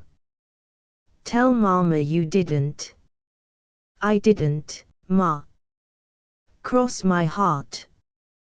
It's only I kinda had him in my head. That's all, dearie. That's all. He can't provide, baby. Shh, ma. Try to get calm, and maybe then things can come like you want 'em. Shh, dearie. I didn't mean it. Course Leo's only a kid. Mommy dear, don't. You're killing me. I didn't mean it. I didn't. Sure, baby. Sure. Sure. Mama's girl, sobbed Mrs. Kaufman, scooping the small form to her bosom and relaxing. Mama's own girl that minds. They fell quiet, cheek to cheek, staring ahead into the gaslit quiet, the clock ticking into it. The tears had dried on Mrs. Kaufman's cheeks, only her throat continuing to throb and her hand at regular intervals patting the young shoulder pressed to her. It was as if her heart lay suddenly very still in her breast. Mama's own girl that minds. It's late, Ma. Let me pull down the bed. You ain't mad at Mama, baby.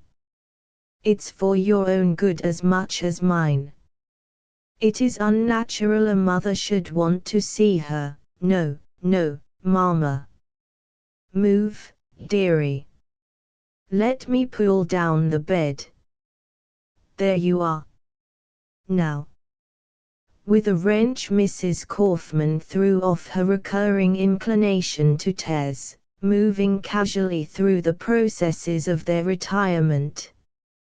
Tomorrow, baby, I tighten the buttons on them new spats. How pretty they look. Yes, dearie.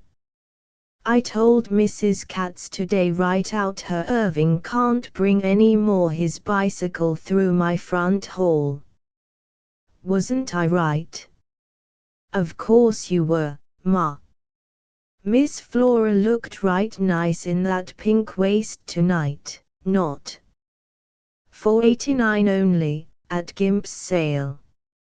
She's too fat for pink.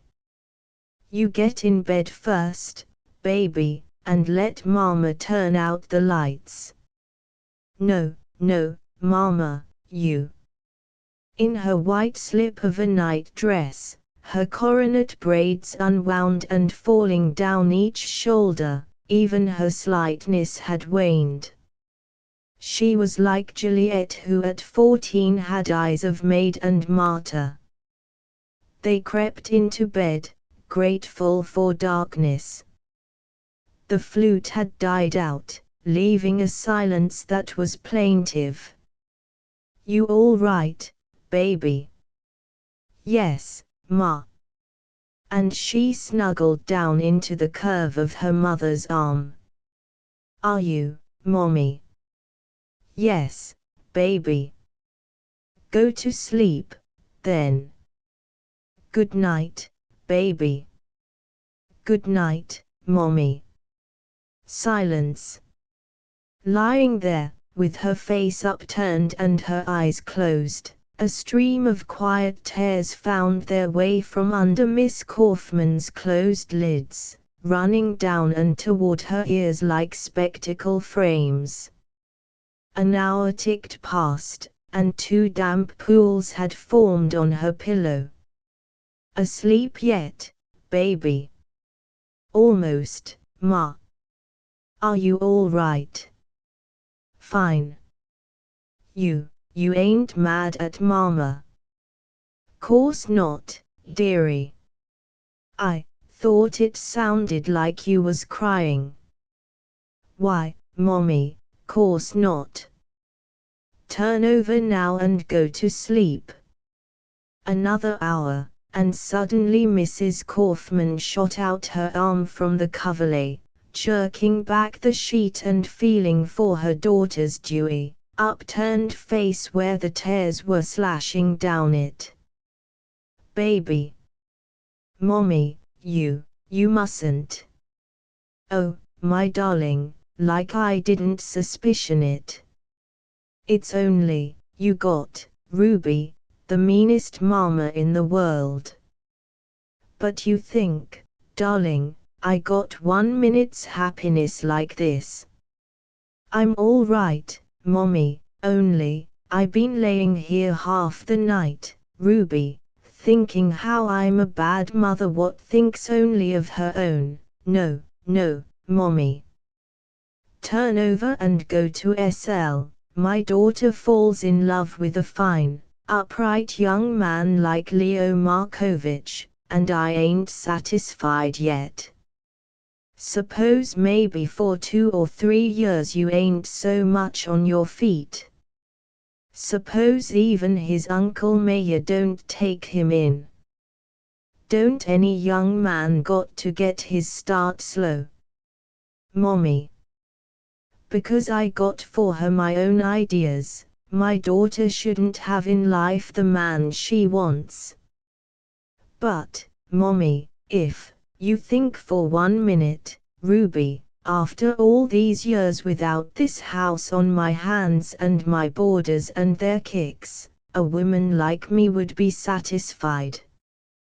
Why, the more, baby, I think of such a thing, the more I see it for myself. What you think, Ruby, I do all day without steps to run, and my jadinks with housekeeping and marketing after 18 years of it.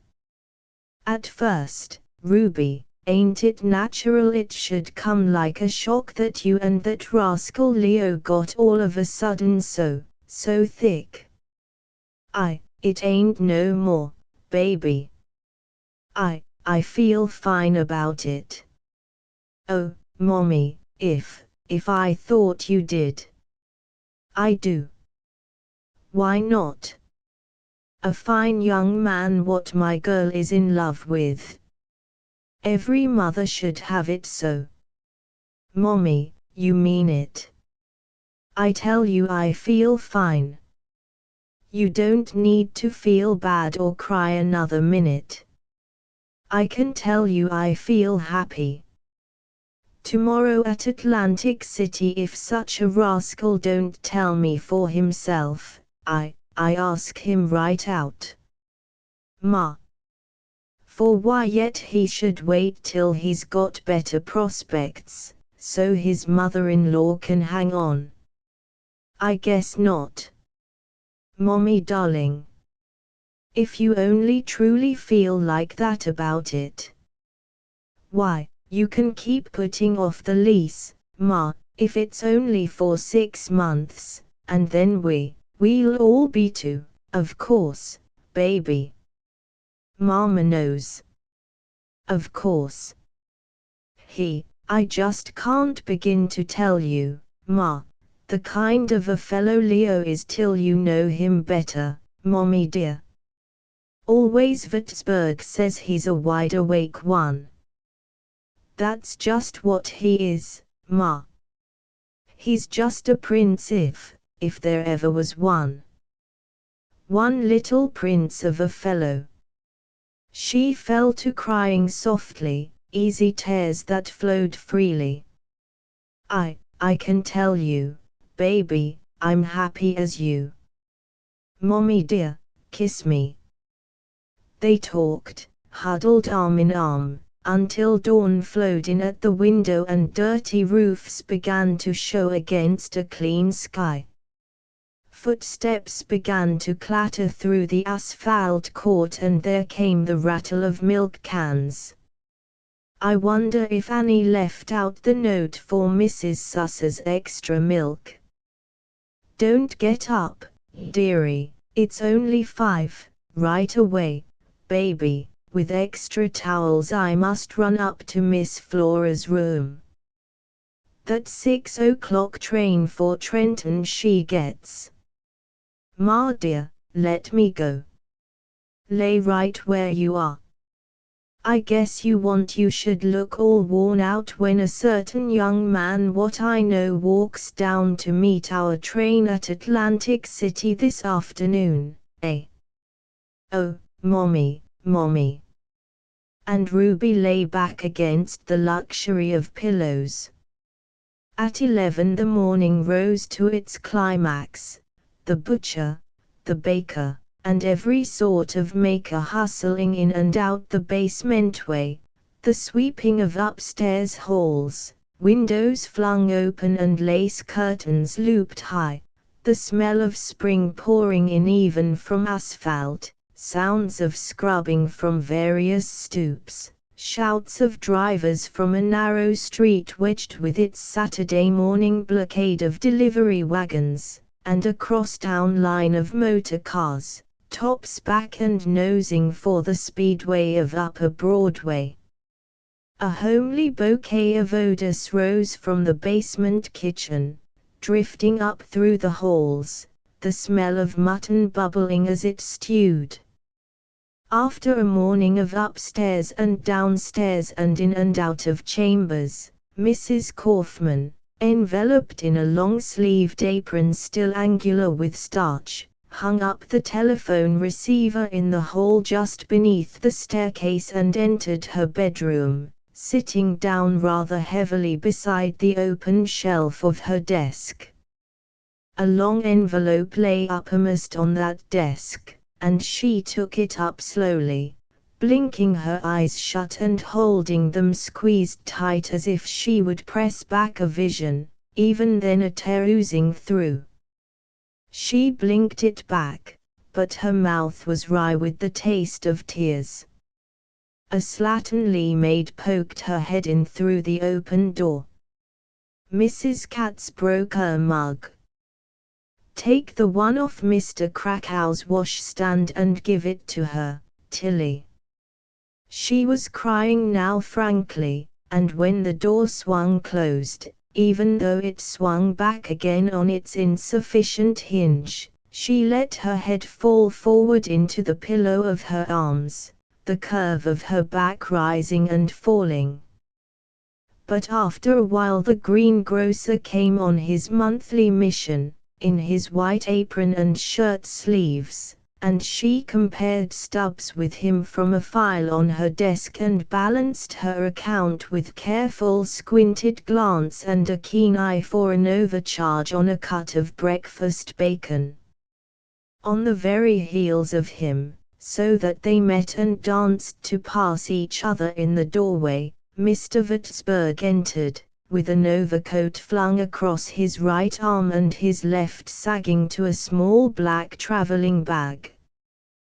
"Well," he said, standing in the frame of the open door, his derby well back on his head and regarding her there beside the small desk, "is this what you call ready at 12? She rose and moved forward in her crackly starched apron. Please, Mr. Würzburg, it ain't right, I know." "You don't mean you're not going," he exclaimed, the lifted quality immediately dropping from his voice. You got to excuse me again, Mr. Würzburg. It ain't no use I should try to get away on Saturdays, much less Easter Saturday. Well, of all things. Right away, the last minute, Mr. Würzburg, right one things after another. He let his bag slip to the floor.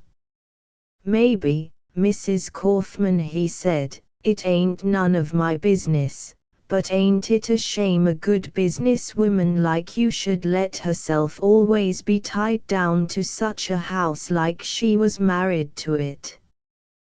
But can't get away on Saturdays, just like it ain't the same any other day in the week, I ask you. Saturday you blame it on yet." She lifted the apron from her hem, her voice hurrying. "You can see for yourself, Mr. Würzburg, how in my brown silk already I was. Even Ruby don't know yet I don't go. Down by Gimp's I sent her she should buy herself one of them red straw hats is the fad with the girls now. She meets us down by the station. That's a fine come off, ain't it, to disappoint, at the last minute, Mr. Würzburg, how things can happen. Out of a clear sky Mrs. Finschreiber has tomorrow for Easter dinner that skin doctor, Abrams, and his wife she's so particular about.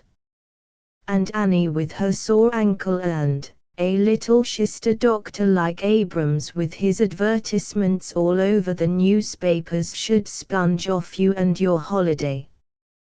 By golly. Mrs. Kaufman, just like Ruby says, how you let a whole house full of old hens rule this roost, it's a shame. When you go down to station, Mr. Würzburg, so right away she ain't so disappointed I don't come, tell her maybe tomorrow I don't tell her nothing, broke in Mr. Würzburg and moved toward her with considerable strengthening of tone. Mrs. Kaufman, I ask you, do you think it right you should go back like this on Ruby and me, just when we want most you should? At that she quickened and fluttered. Ruby and you. Ache, it's a old saying, Mr. Würzburg, like the twig is bent so the tree grows. That child won't be so surprised her mother changes her mind. Just so changeable as her mother, and more, is Ruby herself. With that girl, Mr. Würzburg, it's hard to know what she does one minute from the next. I always say no man, nobody can ever count on a little harum-scarum like she is. He took up her hat, a small turban of breast feathers, laid out on the table beside him, and advanced with it clumsily enough. Come, he said, please now, Mrs. Kaufman. Please? I got plans made for us tomorrow down by the shore that's just fine. Come now, Mrs. Kaufman. Please, Mr. Würzburg, don't force. I can't. I always say nobody can ever count on such a little harum-scarum as, you mean to tell me, Mrs. Kaufman, that just because a little shister doctor, her hand closed over the long envelope again, crunching it. No, that ain't all, Mr. Würzburg. Only I don't want you should tell Ruby. You promise me. How that child worries over little things. Schliff from the agency called up just now. He don't give me one more minute as to this afternoon I should sign. How I been putting them off so many weeks with this lease, it's a shame. Always you know how in the back of my head I've had it to take maybe a smaller place when this lease was done, but, like I say, talk is cheap and moving ain't so easy done, ain't it? If he puts in new plumbing in the pantry and new hinges on the doors and papers my second floor and Mrs. Susser's alcove, like I said last night, after all I could do worse as stay here another 5 year, ain't it, Mr. Würzburg? A house what keeps filled so easy, and such a location, with the subway less as 2 blocks. So you see, Mr. Würzburg, if I don't want I come back and find my house on the market, maybe rented over my head, I got to stay home for Schliff when he comes today. A rush of dark blood had surged up into Mr. Würzburg's face, and he twiddled his hat, his dry fingers moving around inside the brim. "Mrs. Kaufman," he cried, "Mrs. Kaufman, sometimes when for years a man don't speak out his mind, sometimes he busts all of a sudden right out. And, immediately and thickly inarticulate, made a tremendous feint at clearing his throat, tossed up his hat and caught it, rolled his eyes. Mr. Würzburg. A man, Mrs. Kaufman, can bust. He was still violently dark, but swallowing with less labor. Yes, from holding in. Mrs. Kaufman, should a woman like you, the finest woman in the world, and I can prove it, a woman, Mrs. Kaufman, who in her heart and my heart and, should such a woman not come to Atlantic City when I got everything fixed like a stage set?" She threw out an arm that was visibly trembling. "Mr. Würzburg, for God's sake, ain't I just told you how that she, harum scarum, she, dot. Will you, Mrs. Kaufman, come or won't you? Will you, I ask you, or won't you?" I can't, mister." "All right, then, I bust out now. Today can be as good as tomorrow." "Not with my say in 1,000 years, Mrs. Kaufman, you sign that lease." "I ain't a young man any more with fine speeches, Mrs. Kaufman, but not in 1,000 years you sign that lease." "Mr. Würzburg, Ruby, if anybody's got a lease on you, Mrs. Kaufman, I want it. I want it. That's the kind of a lease would suit me. To be leased to you for always, the rest of your life." She could not follow him down the vista of fancy, but stood interrogating him with her heartbeats at her throat. "Mr. Würzburg, if he puts on the doors and hinges and new plumbing in, dot. I'm a plain man, Mrs. Kaufman, without much to offer a woman what can give out her heart's blood like it was so much water. But all these years I been waiting, Mrs. Kaufman, to bust out, till things got riper.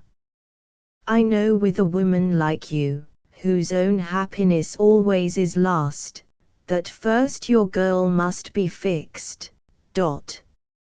She's a young girl, Mr. Würzburg. You mustn't depend. If I had my say, dot. He's a fine fellow, Mrs. Kaufman. With his uncle to help him, they got, let me tell you, a better start as most young ones." She rose, holding on to the desk.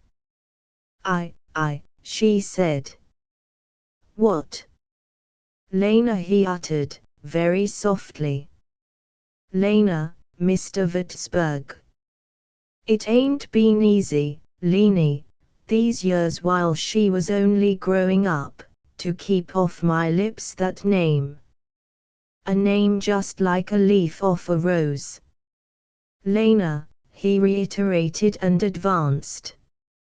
Comprehension came quietly and dawning like a morning. I. "Mr. Würzburg, you must excuse me," she said, and sat down suddenly. He crossed to the little desk and bent low over her chair, his hand not on her shoulder, but at the knob of her chair.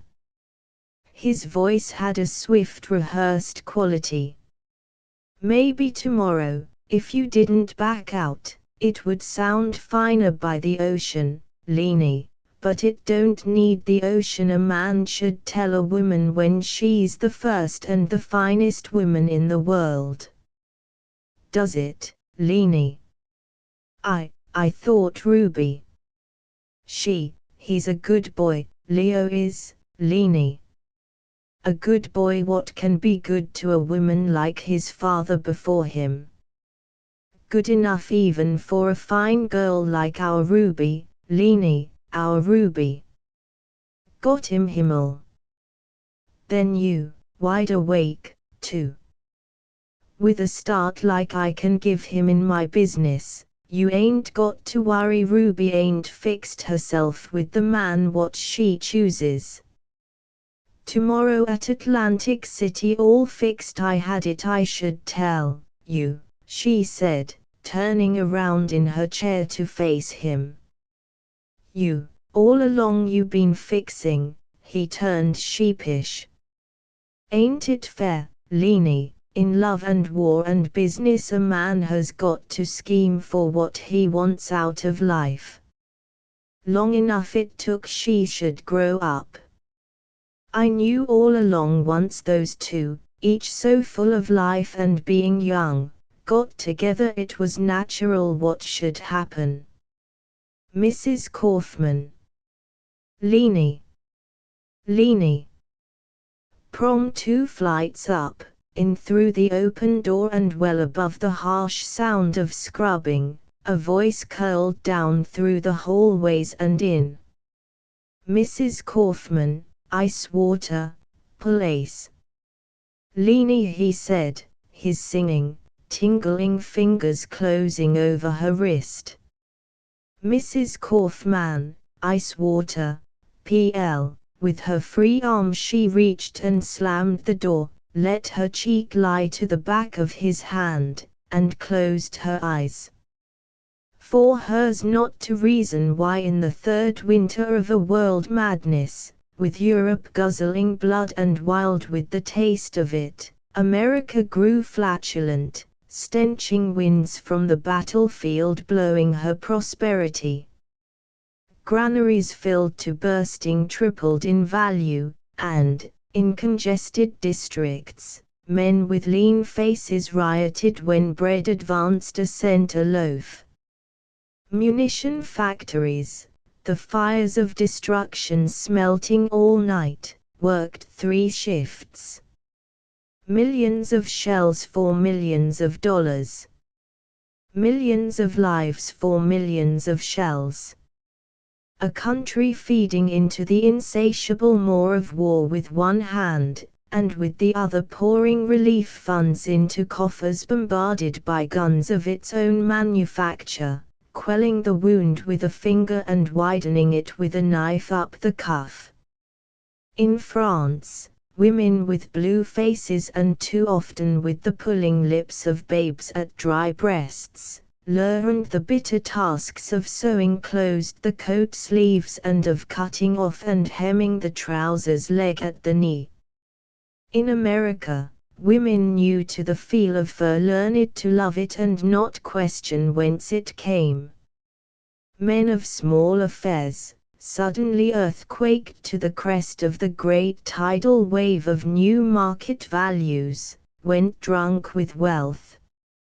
In New York, where so many great forces of a great country coagulate, the face of the city photographed would have been a composite of fat and jowl, rouge and heavy lip, satiated yet insatiate, the head double-chinned and even a little loggy with too many satisfactions. But that is the New York of the Saturnite and of Teufelsdrock alone with his stars.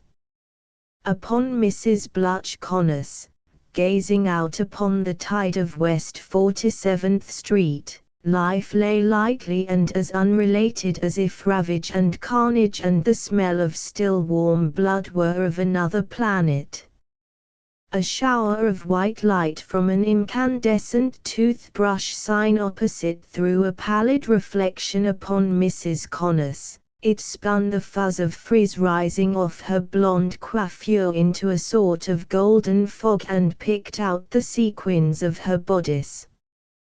The dinner hour descends glitteringly upon West 47th Street, its solid rows of long, lanky hotels, actors' clubs, and 60-cent tables adding each its candle power. From her brace of windows in the Hotel Metropolis, the street was not unlike a gully cut through mica, a honking tributary flowing into the great sea of Broadway. A low, high-power car, shaped like an ellipse, cut through the snarl of traffic, bleating. A woman, wrapped in a greatcoat of baby pelts and an almost undistinguishable dog in the cove of her arm, walked out from the Hotel Metropolis across the sidewalk and into a taxicab.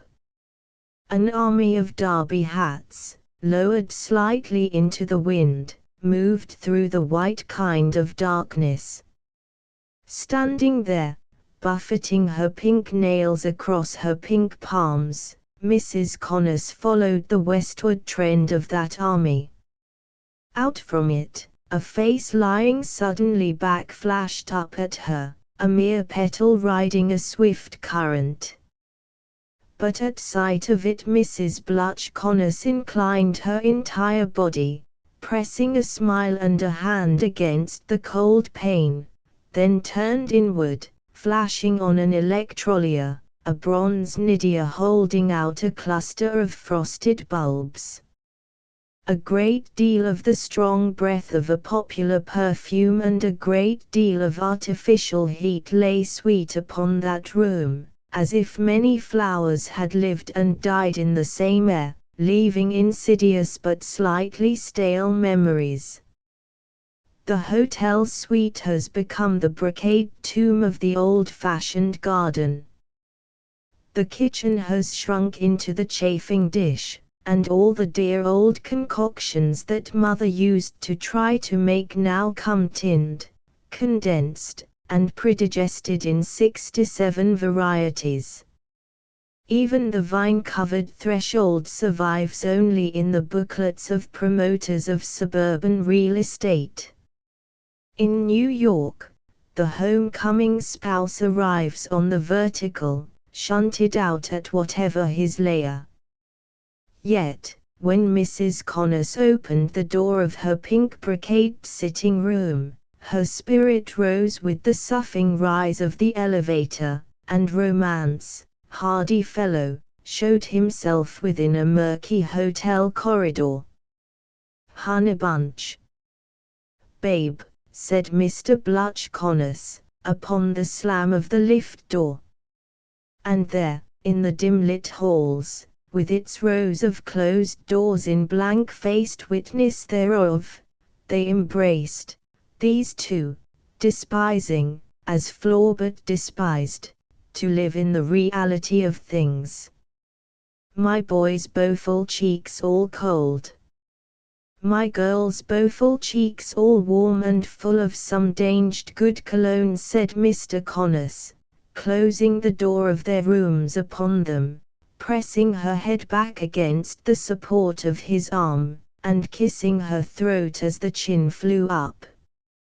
He pressed a button, and the room sprang into more light, coming out pinkly and vividly, the brocade walls pliant to touch with every so often a gilt-framed engraving, a gilt table with an onyx top cheerfully cluttered with the sauciest short story magazines of the month, a white mantelpiece with an artificial hearth and a pink and gilt chaise longue piled high with small, lacy pillows, and a very green magazine open and face downward on the floor beside it. "Coming better, Honeybunch?" "I dunno, babe. The town's mad with money, but I don't feel myself going crazy with any of it. What you'd you bring us, honey?" He slid out of his silk-lined greatcoat, placing his brown derby atop. 3 guesses, babe, he said, rubbing his cold hands in a dry wash, and smiling from 5 feet 11 of sartorial accomplishment down upon her. Honey darling, said Mrs. Connors, standing erect and placing her cheek against the 3rd button of his waistcoat. Well, how I love the woman, he cried, closing his hands softly about her throat and tilting her head backward again. Darling, you hurt. Can't help it. When Mr. Connors moved, he gave off the scent of pomade freely, his slightly thinning brown hair and the pointy tips to a reddish mustache lay sleek with it. There was the merest suggestion of embonpoint to the waistcoat, but not so that, when he dropped his eyes, the blunt toes of his russet shoes were not in evidence. His pin-checked suit was pressed to a knife edge, and his brocade cravat folded to a nicety. There was an air of complete well-being about him. Men can acquire that sort of eupeptic well-being in a Turkish bath. Young mothers and life jobbers have it naturally. Suddenly, Mrs. Connors began to foray into his pockets, plunging her hand into the right, the left, then stopped suddenly, her little face flashing up at him. It's round and furry, my honeybunch brought me a peach. Beautiful pink peach in December. $9 million my hubby pays to bring him wifey a beautiful pink peach. She drew it out, a slightly runty one with a forced blush, and bit small white teeth immediately into it. Sitting on the chaise longue and sucking inward. He sat down beside her, a shade graver. Is my babe disappointed I didn't dig her coat and earrings out of hock? She lay against him. I should worry. There just ain't no squeal in my girl. Wanna bite? Any one of them but you would be hollering for their junk out of pawn. But, Lord, the way she rigs herself up without it. Where'd you dig up the spangles, babe? Gad. I gotta take you out tonight and buy you the right kind of a dinner. When I walks my girl into a cafe, they sit up and take notice, all righty. Spangles she rigs herself up in when another girl, with the way my luck's been running, would be down to her shimmy tail. She stroked his sleeve as if it had the quality of fur. Is the rabbit's foot still kicking, my boy? Never seen the like, honey. The cards just won't come. This afternoon I even played the wheel over at Chuck's, and she spun me dirt. It's gotta turn, Blutch. Sure. Remember the run of rotten luck you had that year in Cincinnati, when the ponies was running at Latonia? Yeah. Lost your shirt, hun, and the first day back in New York laid 100 on the wheel and won me my seal coat. We couldn't be no lower than that time we got back from Latonia, hun. He laid his hand over hers. Come on, babe. Joe'll be here directly, and then we're going and blow them spangles to a supper. Blutch, answer. Now there's nothing to worry about, babe. Have I ever landed anywhere but on my feet? We'll be driving a racer down Broadway again before the winter's over.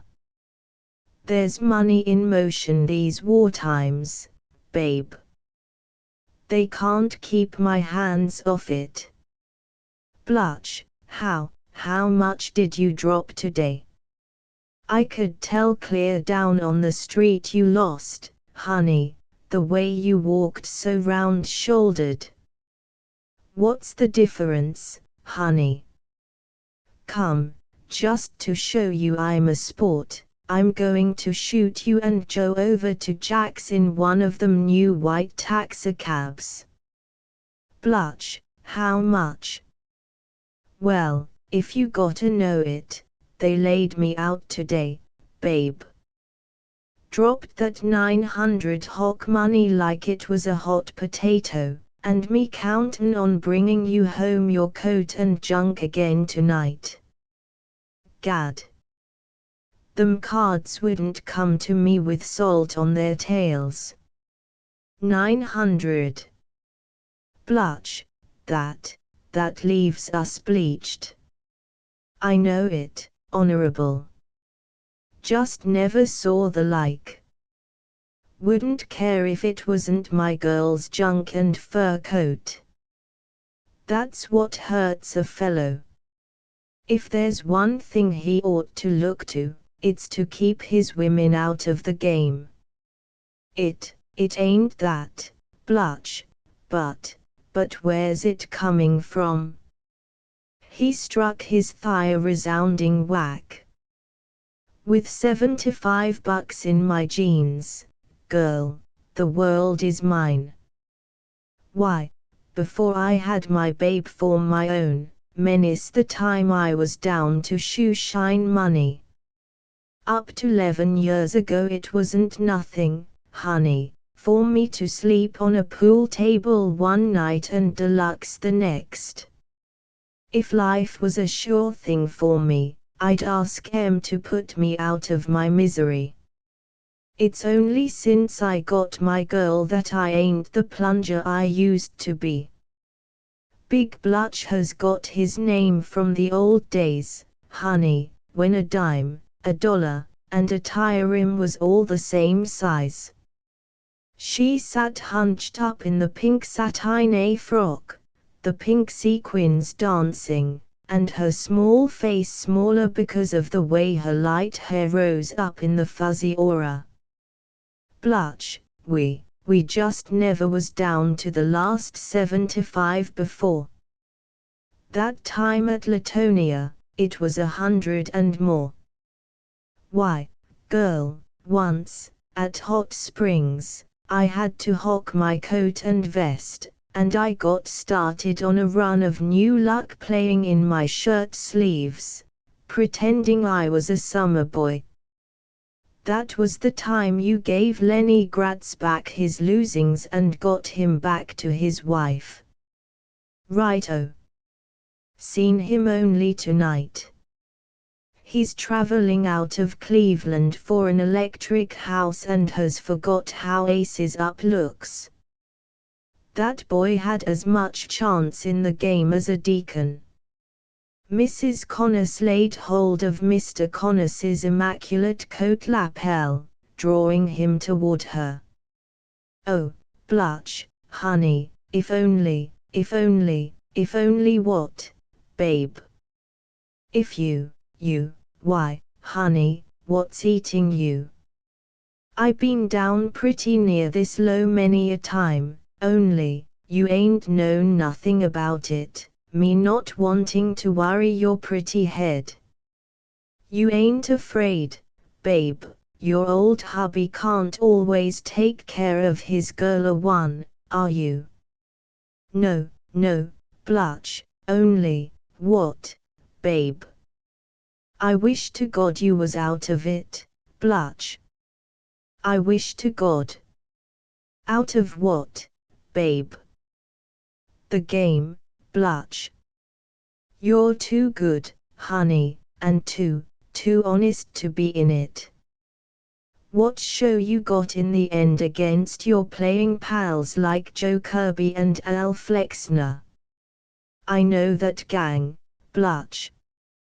I've tried to tell you so often how, when I was a kid living at home, that crowd used to come to my mother's. Now, girl, business is, You're too good, blush, and too honest to be in it.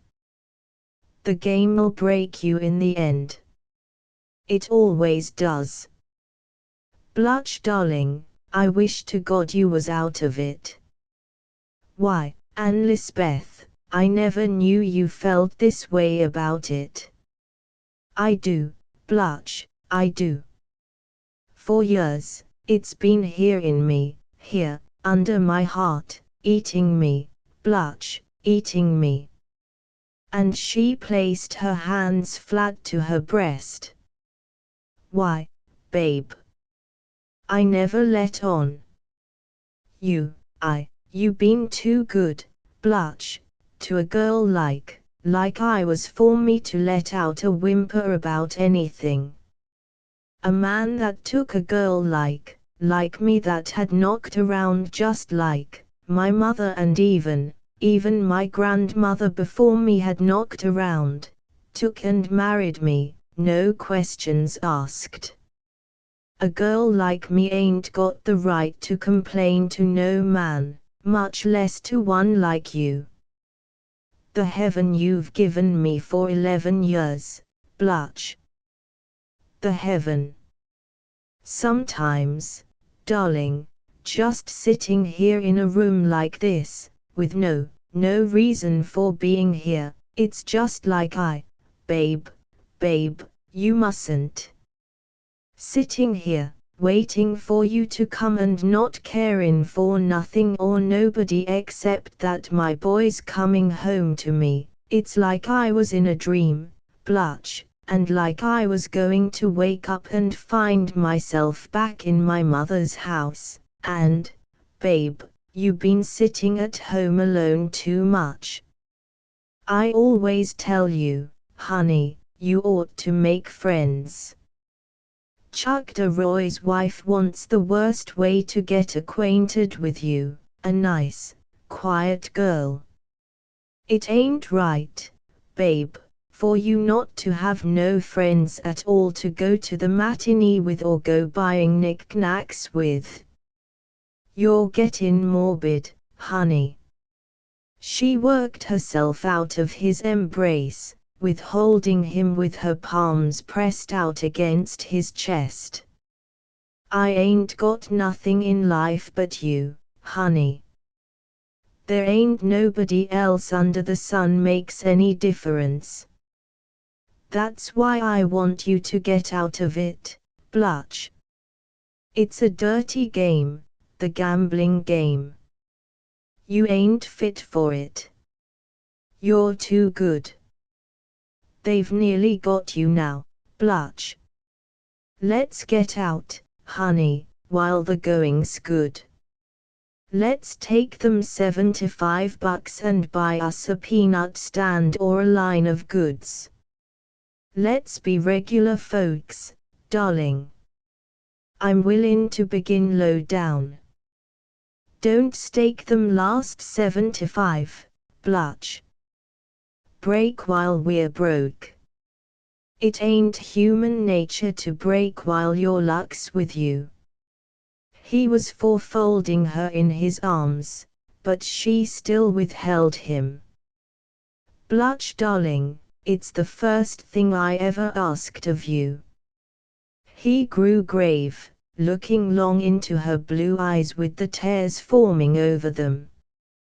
Why, Anne Lisbeth, danged if I know what to say. You sure you're feeling well, babe? Ain't took cold, have you, with your fur coat in hock? No. Well, I guess, honey, if the truth was told, your old man ain't cut out for nothing much besides the gammon table, a fellow that's knocked around the world the way I have. You are, blush, you are. You're an expert accountant. Didn't you run the $2 hat store that time in Syracuse and get away with it? I know, babe, but when a fellow's once used to mark in it easy and spend in it easy, he can't be satisfied loping along in a little business. Why, just take tonight, honey. I only brought home my girl a peach this evening, but that ain't saying that before morning breaks I can't be bringing her a couple of 2-carat stones. No, no, Blutch, I don't want 'em. I swear to God I don't want 'em. Why, babe, I just can't figure out what's got into you. I never heard you break out like this. Are you scared, honey, because we happen to be lower than? No, no, darling, I ain't scared because we're low. I'm scared to get high again. It's the first run of real luck you've had in 3 years, Blutch. There was no hope of getting you out while things was breaking good for you, but now, I ain't saying it's the best game in the world. I'd see a son of mine laid out before I'd let him get into it. But it's what I'm cut out for, and what are you going to do about it? Ain't you got everything your little heart desires? Ain't we going down to Sheep's Head when the first thaw sets in? Ain't we just a pair of lovebirds that's as happy as if we had our right senses? Come, babe, get into your jacket. Joe'll be here any minute, and I got that porterhouse at Jack's on the brain. Come kiss your hubby. She held up her face with the tears rolling down it, and he kissed a dry spot and her yellow frizzed bangs. My girl. My crybaby girl. You're all I got in the world, Blutch. Thinking of what's best for you has eat into me. I know. I know. We'll never get nowheres in this game, Honorable. We ain't even sure enough of ourselves to have a home like regular folks. Never you mind, babe. Starting first of the year, I'm going to begin to look to a little nest egg. We ought to have it, Blutch. Just think of letting ourselves get down to the last 75. What if a rainy day should come, where would we be at? If you, or me should get sick or something. You ain't all wrong, girl. You'd give the shirt off your back, Blutch, that's why we can't ever have a nest egg as long as you're playing stakes. There's too many hard luck stories lying around loose in the gambling game. The next big hole I make I'm going to get out, girl, so help me. Blutch. I mean it. We'll buy a chicken farm. Why not a little business, Blutch, in a small town there's a great future in chicken farming. I set Boy Higgins up with a 500 spot the year his lung went back on him, and he paid me back the second year. Blutch darling, you mean it. Why not, babe, seeing you want it? There ain't no string tied to me and the Greenfeld table. I can go through with anything I make up my mind to. Oh, honey baby, you promise. Darling little fuzzy chickens.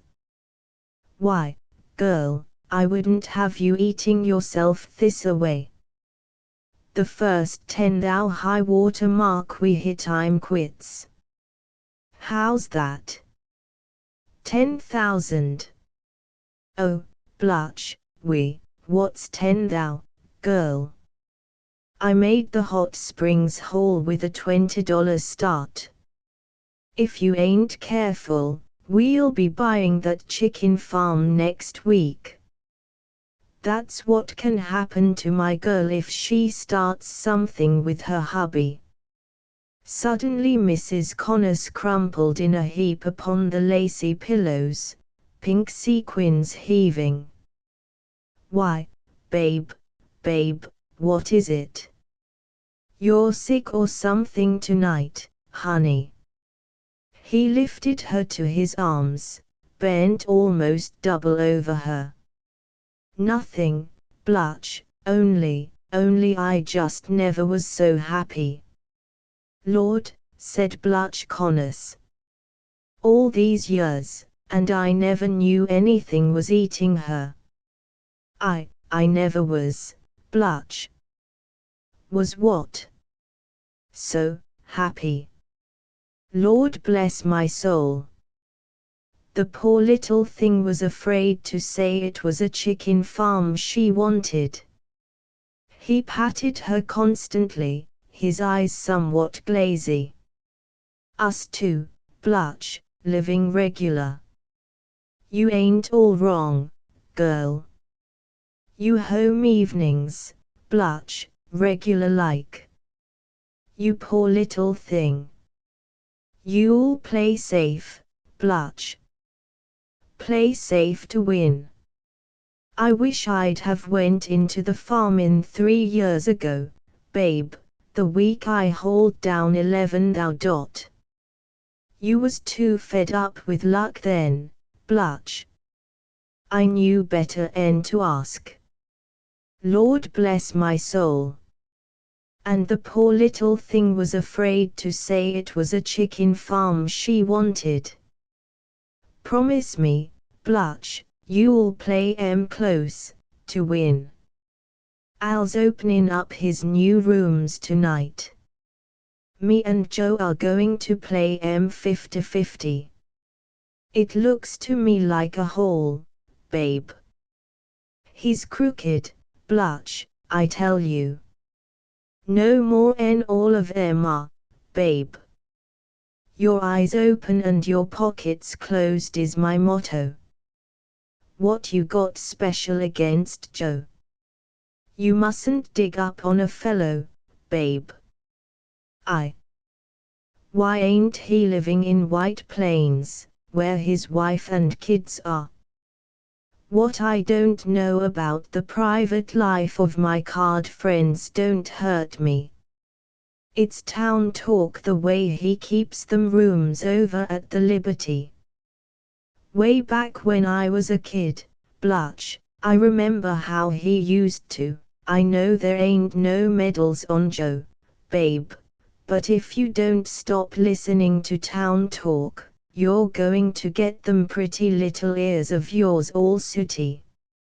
I know, Blanche, but I could tell you things about him back in the days when my mother, me and him are going over to Al's tonight and try to win my babe the first chicken for her farm. Whatter you bet. Us two ain't much on the sociability end, but we've played many a lucky card 50-50. Saturday is our mascot night, too. Come, babe, get on your jacket, and, honey bunch, you and Joe go. I ain't hungry. But, I'll have em send me up a bite from the grill. You ain't sore because I asked Joe. It's business, babe. Of course I ain't, honey, only, with you and him going right over to Al's afterward, what's the sense of me going? I wanna stay home and think.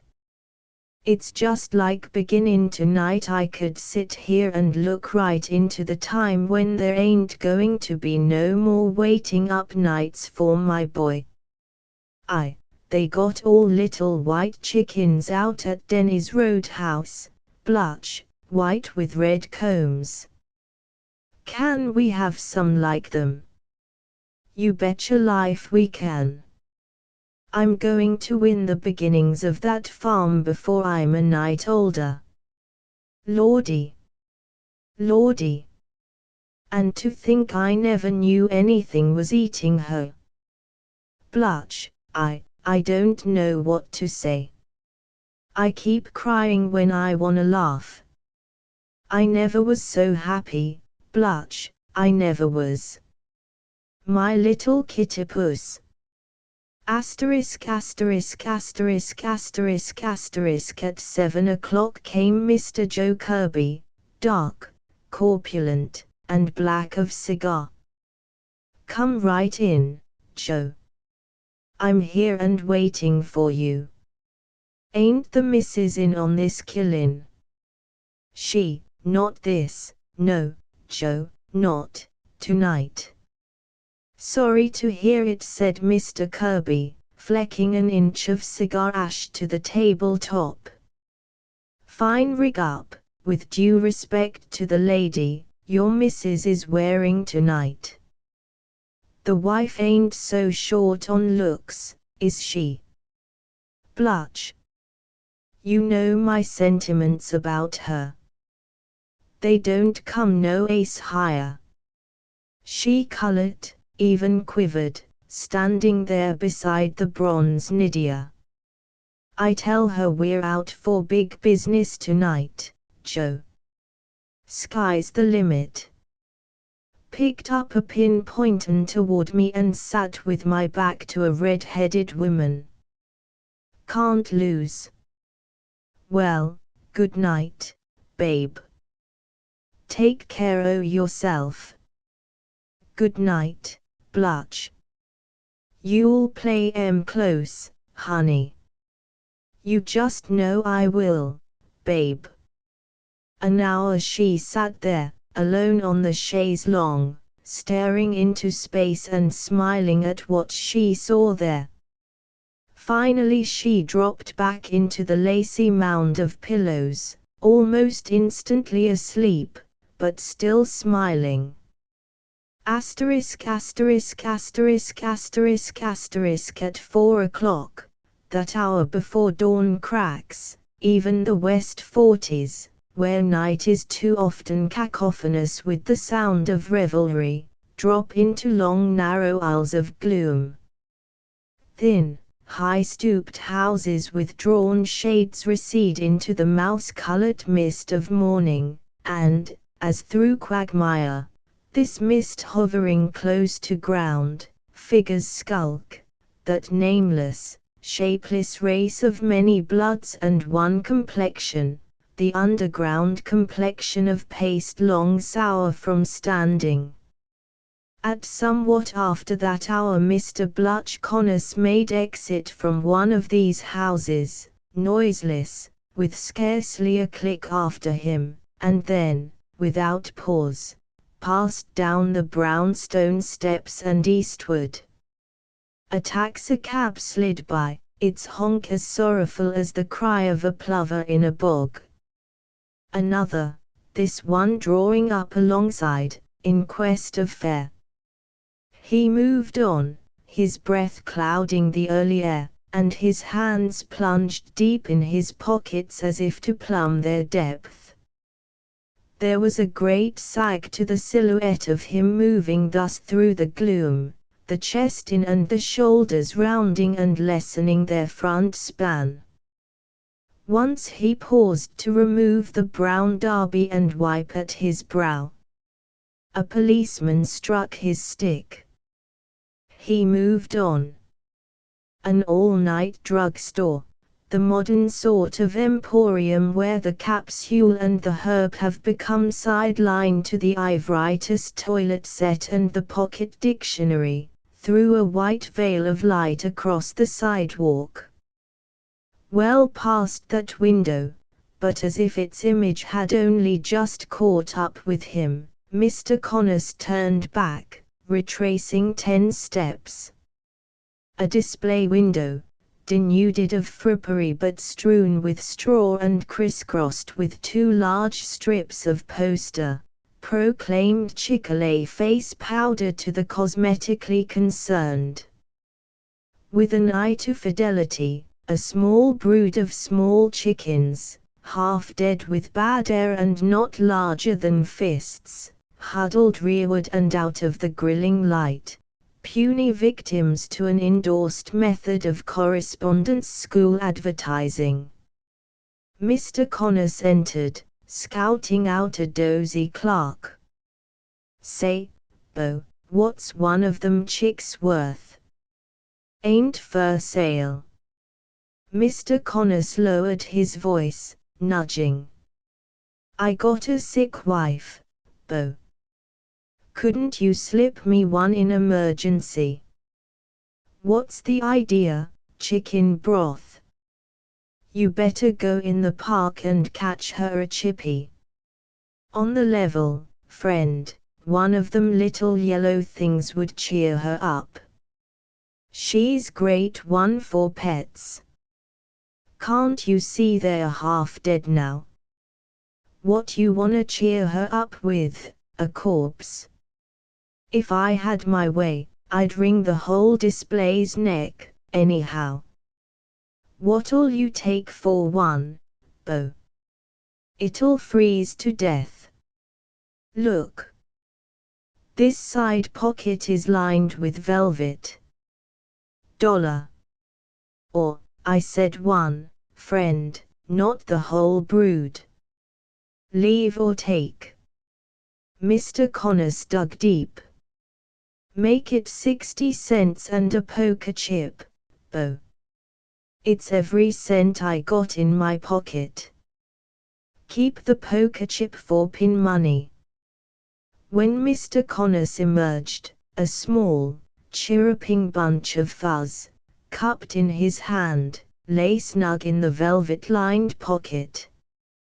At 6th Avenue, where the great skeleton of the elevated stalks mid-street, like a prehistoric Pithecanthropus erectus, he paused for an instant in the shadow of a gigantic black pillar, readjusting the fragile burden to his pocket. Stepping out to cross the street, simultaneously a great silent motor car, noiseless but wild with speed, tore down the surface car tracks, blacker in the hulking shadow of the elevated trellis. A quick doubling up of the sagging silhouette, and the groan of a clutch violently thrown. A woman's shriek flying thin and high like a javelin of horror. A crowd sprung full-grown out of the bog of the morning. White, peering faces showing up in the brilliant paths of the acetylene lamps. A uniform pushing through. A crowbar and the hard breathing of men straining to lift. A sob in the dark. "Stand back! Stand back!" Asterisk asterisk asterisk asterisk asterisk dawn, then a blue, wintry sky, the color and hardness of enamel, and sunshine, bright, yet so far off the eye could stare up to it unsquinting. It lay against the pink brocade window hangings of the suite in the Hotel Metropolis. It even crept in like a timid hand reaching toward, yet not quite touching, the full-flung figure of Mrs. Blutch Connors, lying, her cheek dug into the harshness of the carpet, there at the closed door to the bedroom, prone as if washed there, and her yellow hair streaming back like seaweed. Sobs came, but only the dry kind that beat in the throat and then come shrilly, like a sheet of silk swiftly torn. "How frail are human ties," have said the beaux esprits of every age in one epigrammatic fashion or another. But frailty can bleed, in fact, it's first to bleed. Lying there, with her face swollen and stamped with the carpet nap, squirming in a grief that was actually a bashing before it was heartbreaking, Anne Lisbeth Connors, whose only epiphany of life was love, and shut out from so much else that helps make life sweet, was now shut out from none of its pain. Once she scratched at the door, a faint, dog-like scratch for admission, and then sat back on her heels, staring at the uncompromising panel, holding back the audibility of her sobs with her hand. Heart-constricting silence, and only the breath of ether seeping out to her, sweet, insidious. She took to hugging herself violently against a sudden chill that rushed over her, rattling her frame. The bedroom door swung noiselessly back, fanning out the etheric fumes, and closed again upon an emerging figure. "Doctor, quick, God, what?" He looked down upon her with the kind of glaze over his eyes that Bellini loved to paint, compassion for the pain of the world almost distilled to tears. "Doctor, he ain't, my poor little lady." "Oh God, no, no, no. No, doctor, no. You wouldn't. Please. Please. You wouldn't let him leave me here all alone, doctor. Oh God. You wouldn't. I'm all alone, doctor. You see, I'm all alone. Please don't take him from me. He's mine. You can't. Promise me, doctor. My darling in there, why are you hurting him so? Why has he stopped hollerin'? Cut me to pieces to give him what he needs to make him live. Don't take him from me, doctor. He's all I got. Oh God, God, please." And fell back swooning, with an old man's tear splashing down as if to revivify her.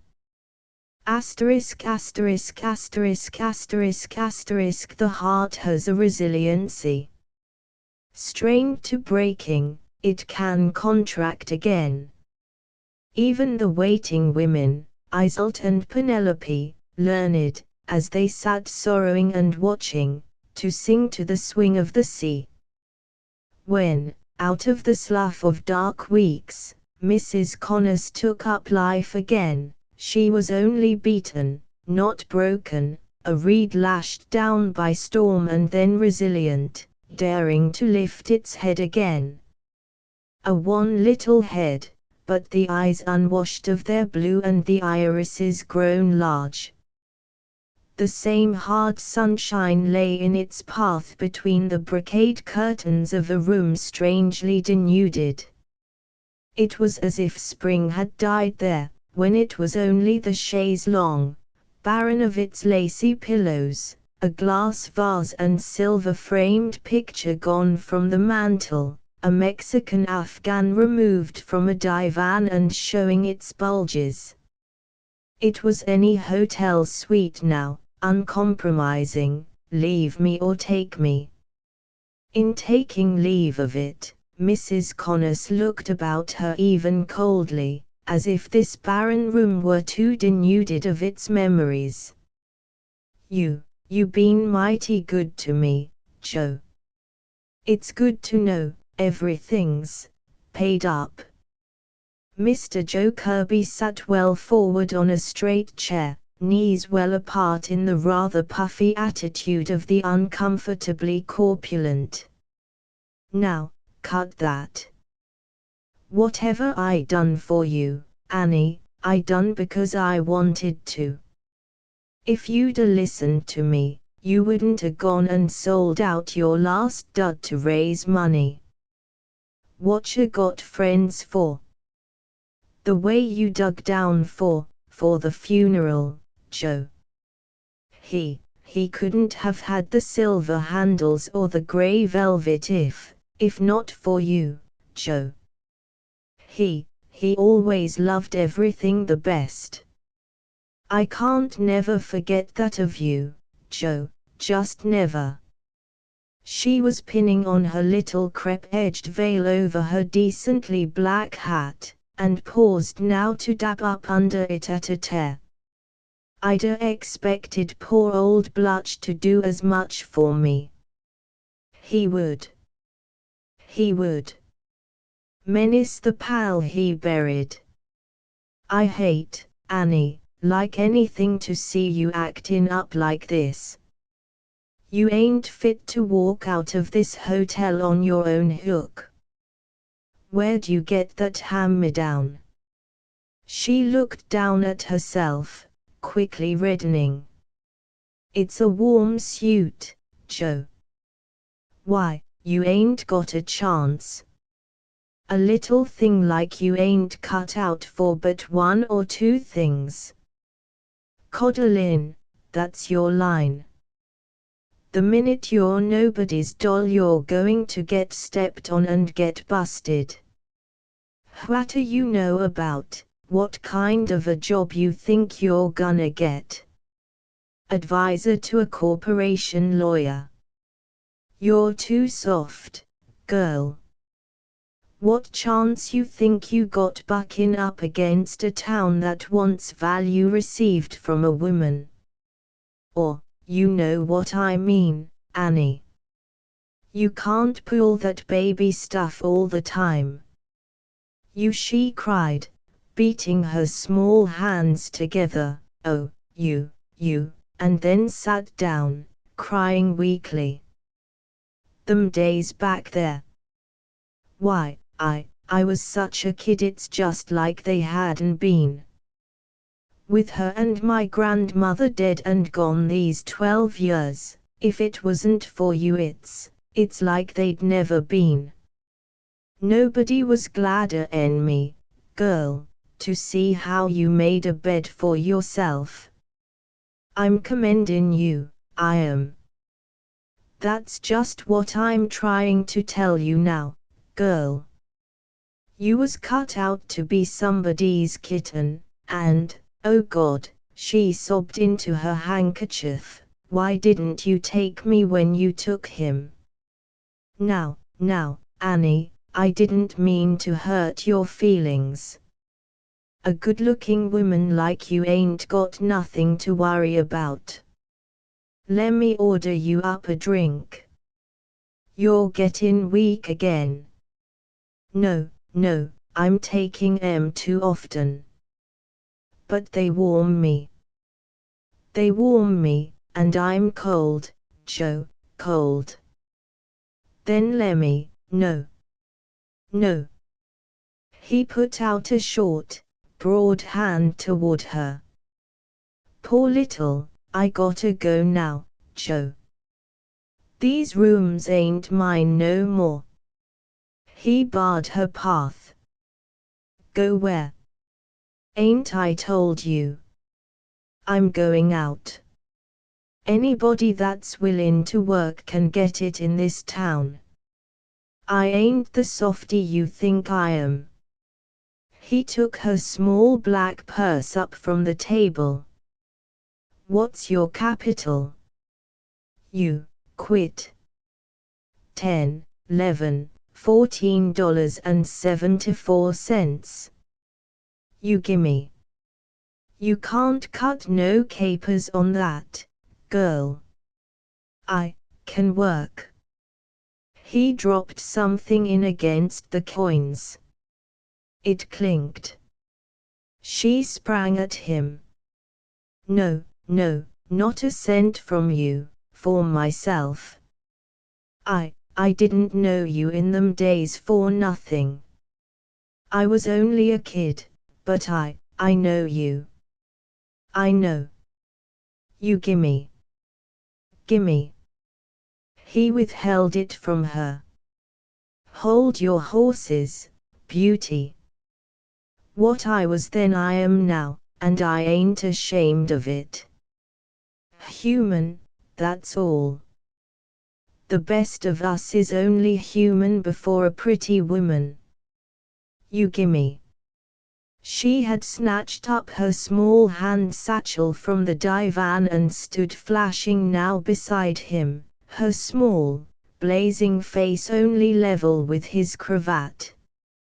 What you spittin' fire for? That warn't nothing I slipped in but my address, girl.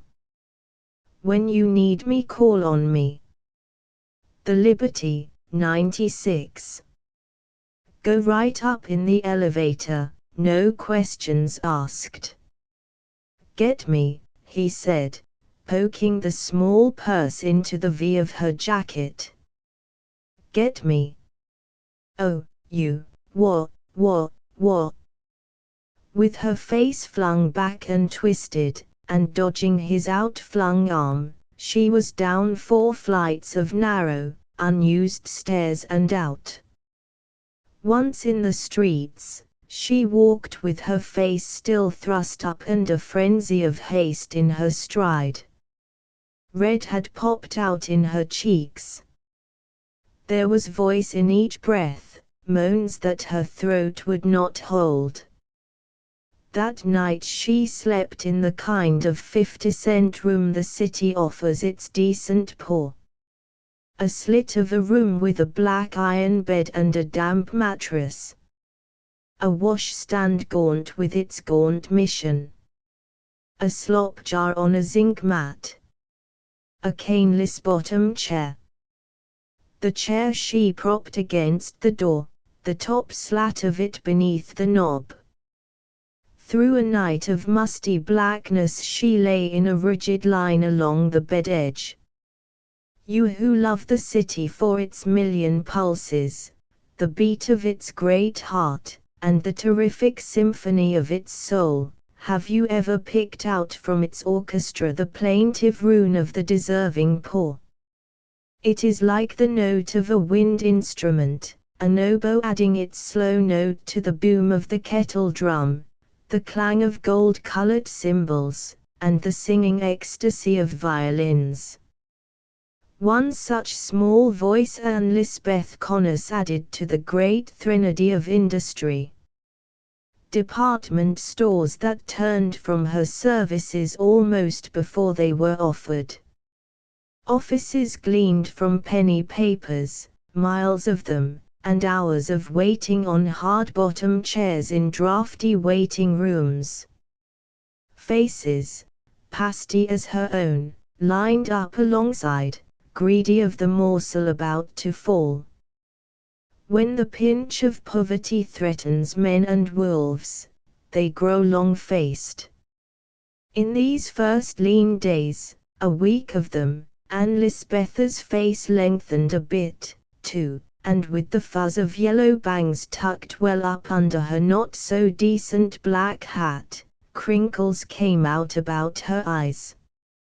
Nights she supped in a family entrance cafe beneath her room, veal stew and a glass of beer.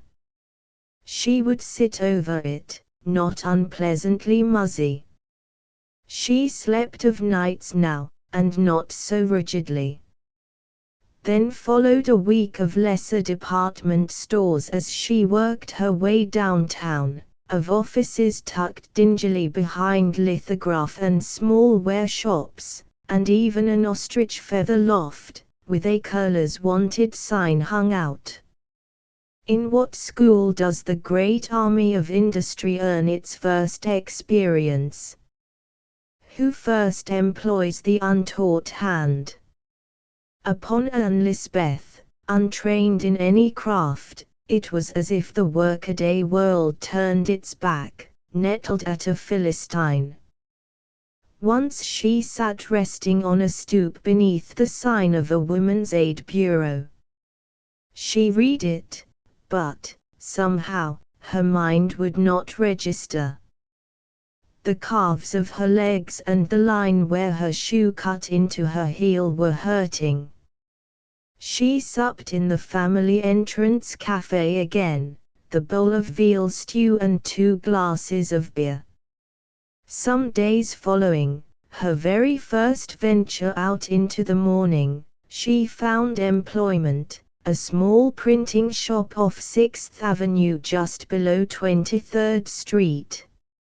A mere pocket in the wall, a machine champing in its plate glass front. Visiting cards while you wait 35 cents 100 she entered.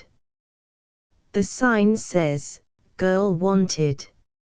A face peered down at her from a high chair behind the champing machine. "Girl Wanted is what it says." "Girl. I ain't old," she faltered. "Cut cards." Try me." "$5 a week." "Why, yes." "Hang your coat and hat behind the sink." Before noon, a waste of miscut cards about her, she cut her hand slightly, fumbling at the machine, and cried out. "For the love of Mike, you want somebody to kiss it and make it well. Here's a quarter for your time. With them butterfingers, you better get a job greasin' popcorn." Out in the sun-washed streets the wind had howled a bit. It cut as she bent into it. With her additional quarter, she still had $2.20, and that afternoon, in Lower 6th Avenue, at the instance of another small card fluttering out in the wind, she applied as dishwasher in a lunchroom and again obtained, this time at $6 a week and suppers. The Jefferson Market lunchroom, thick with kicked-up sawdust and the fumes of hissing grease, was sunk slightly below the level of the sidewalk, a fitting retreat for the mole-like humanity that dined furtively at its counter. Men with too short coat sleeves and collars turned up, women with beery eyes and uneven skirt hems dank with the bilge water of life's lower decks. Lower 6th Avenue is the abode of these shadows. Where are they from, and whither going, these women without beauty, who walk the streets without handkerchiefs, but blubbering with too much or too little drink? What is the terrible riddle? Why, even as they blubber, are there women whose bodies have the quality of cream, slipping in between scented sheets? Anne Lisbeth, hers not to argue, but accept, dallied with no such question. Behind the lunchroom, a sink of unwashed dishes rose to a mound. She plunged her hands into tepid water that clung to her like fuzz. Go to it," said the proprietor, who wore a black flap over one eye. "Dey won't bite. If the grease won't cut, souse wit lie. Don't try to muzzle no breakage on me, neither, like the slut before you. I kin hear a cup crack." "I won't," said Anne Lisbeth, a wave of the furry water slopping out and down her dress front. Followed 4 days spent in the grease-laden heat of the kitchen, the smell of strong foods, raw meat, and fish stews thick above the sink. She had moved farther downtown, against car fare, but because she talked now constantly in her sleep and often cried out, there were knockings from the opposite side of the partitions and oaths. For 2 evenings she sat until midnight in a small rear cafe, again pleasantly muzzy over 3 glasses of beer and the thick warmth of the room. Another night she carried home a small bottle, tucking it beneath her coat as she emerged to the street. She was grease-stained now, in spite of precautions, and her hat, with her hair uncurled to sustain it, had settled down over her ears, grotesquely large. The week raced with her funds. On the 6th day she paid out her last 50 cents for room rent, and, without breakfast, filched her lunch from a half-eaten order of codfish balls returned to the kitchen. Yes, reader, but who are you to turn away sickened and know no more of this? You who love to bask in life's smile, but shudder at its drool. A carpenter did not sicken at a leper. He held out a hand. That night, upon leaving, she asked for a small advance on her week's wage, retreating before the furiously stained apron front and the one eye of the proprietor cast down upon her. Lay off. Lay off. Who done your bankin' last year? Tomorrow's your day, less 4 bits for breakage. Speakin' o' breakage, if you drop your jacket, it'll bust. Watch out. That pint won't last you overnight. Lay off. She reddened immediately, clapping her hand over the small protruding bottle in her pocket. She dared not return to her room, but sat out the night in a dark foyer behind a half-closed storm door. No one found her out, and the wind could not reach her. Toward morning she even slept sitting.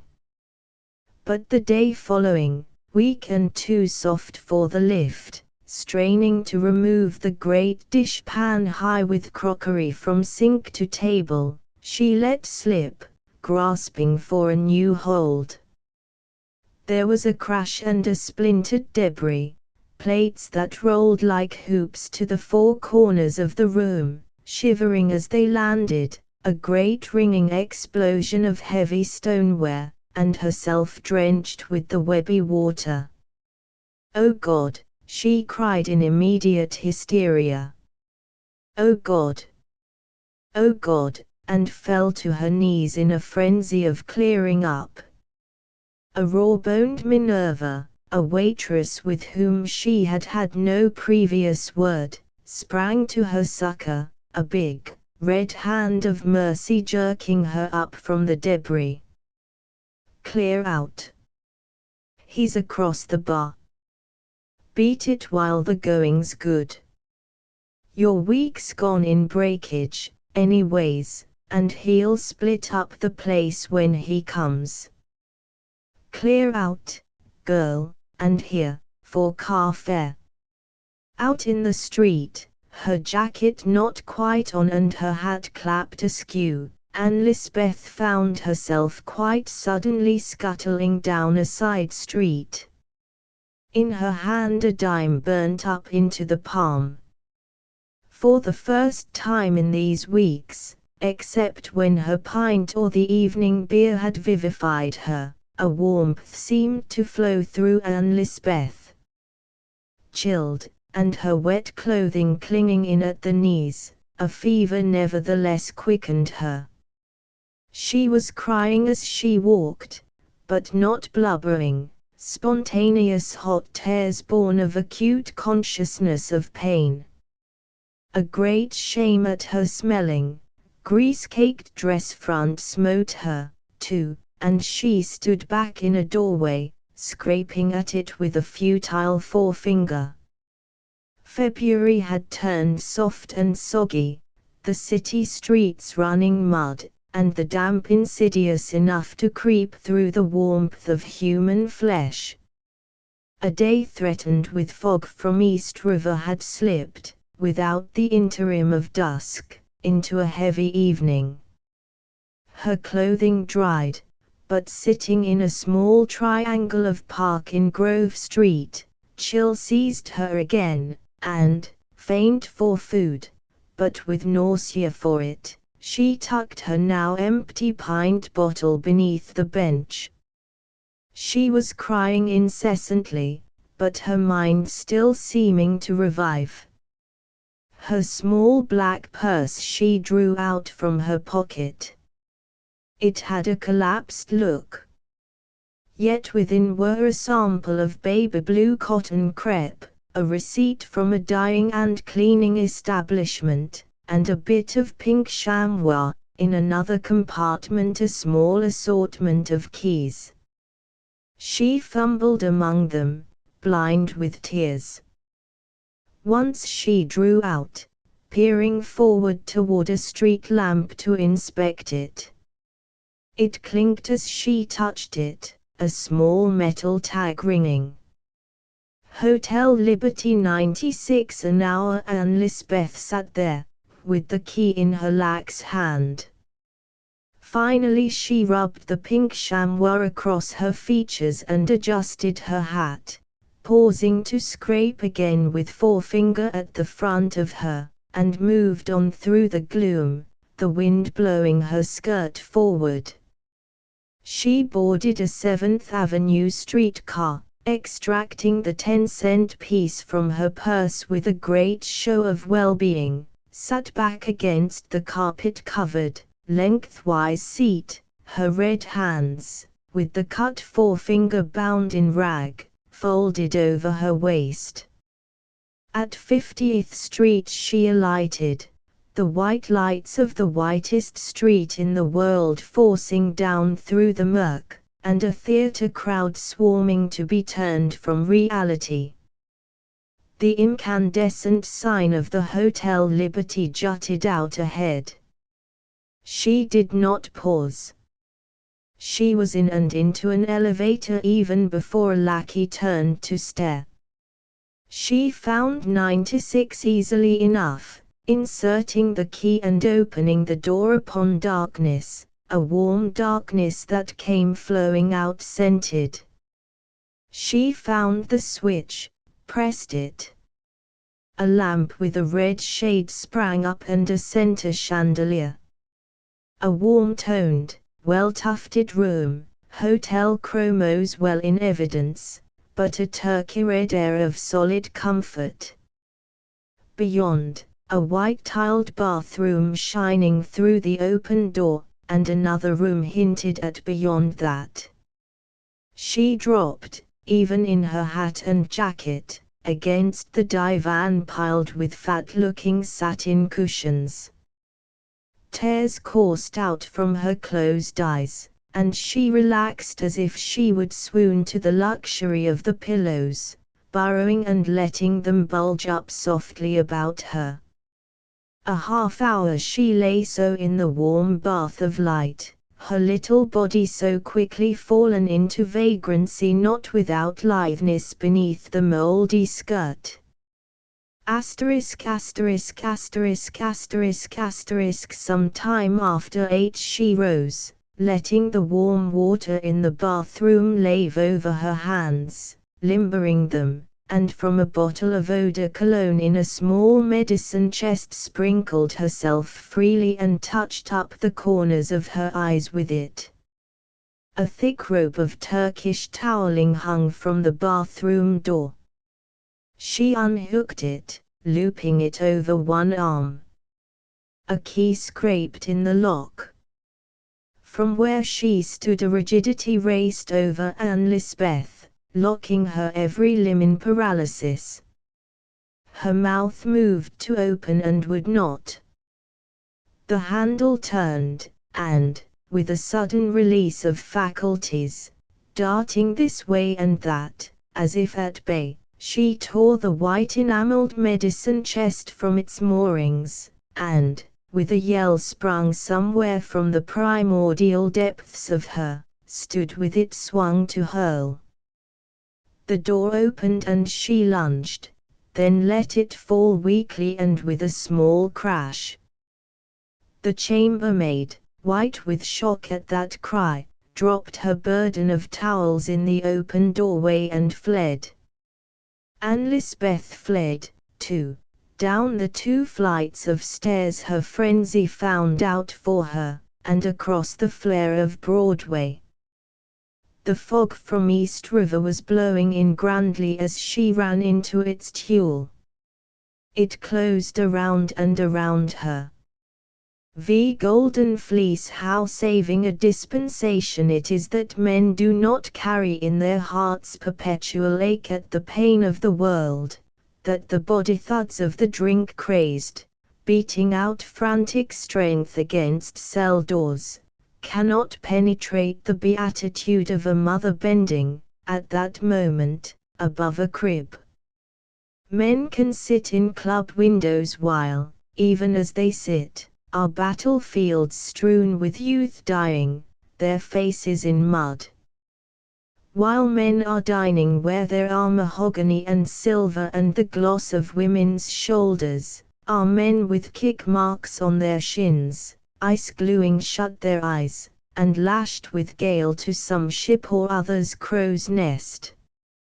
Women at the opera, so fragrant that the senses swim, sit with consciousness partitioned against a sweating, shuddering woman in some forbidden room, hacking open a wall to conceal something red-stained. One half of the world does not know or care how the other half lives or dies.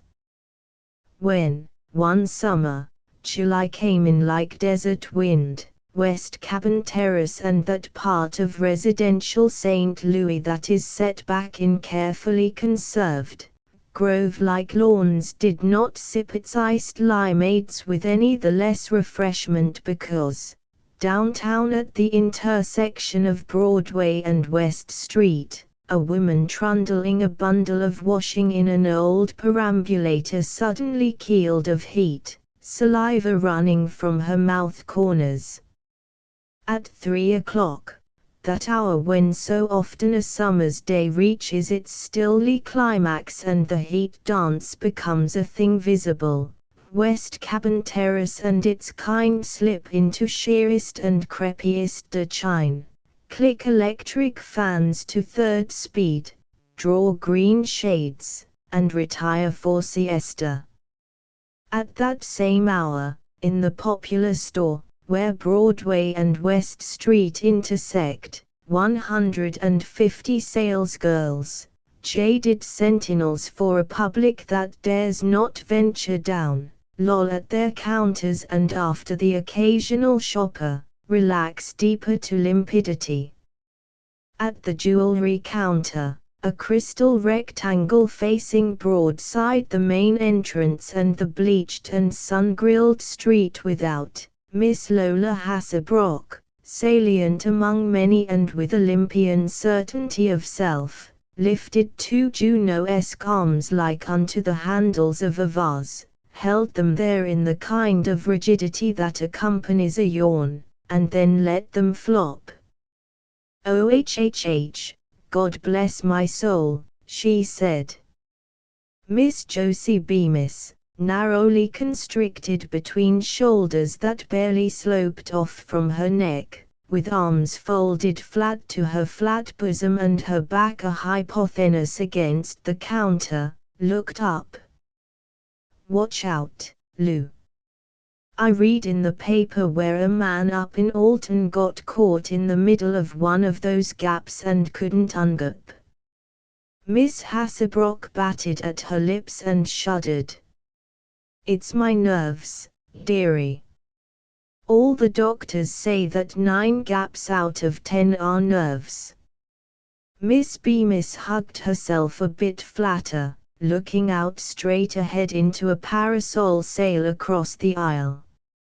"Enough sleep ain't such a bad cure for gaps," she said. "I'll catch up in time, dearie, my foot's been asleep all day." "Ha!" Sniffling so that her thin nose quirked sidewise.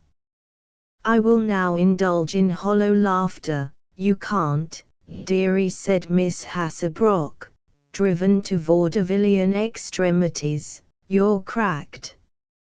"Well, I may be cracked, but my good name ain't." A stiffening of Miss Hasselbrock took place, as if mere verbiage had suddenly flung a fang. From beneath the sternly and too starched white shirtwaist and the unwilted linen cravat wound high about her throat and sustained there with a rhinestone horseshoe, it was as if a wave of color had started deep down, rushing up under milky flesh into her hair. "Is that meant to be an insinuating remark, Josie?" "'Tain't how it's meant, it's how it's took." There's some poor simps in this world, maybe right here in this store, ought to be excused from what they say because they don't know any better. I know this much, to catch the North End streetcar from here, I don't have to walk every night down past the Stag Hotel to do it. At that, Miss Hasselbrock's ears, with the large pearl blobs in them, tingled where they peeped out from the scallops of yellow hair, and she swallowed with a forward movement as if her throat had constricted. I take the streetcar where I darn please, and it's nobody's darn business. Sure it ain't. Only, if a poor working girl don't want to make it everybody's darn business, she can't run around with the fast rich boys of this town and then get invited to help hem the altar cloth. Anything I do in this town I'm not ashamed to do in broad daylight. Maybe, but just the samey, I notice the joyrides out to Claxton don't take place in broad daylight. I notice that tall, striking blonde and Charlie Cox's speed party in the morning paper wasn't exactly what you'd call a daylight affair.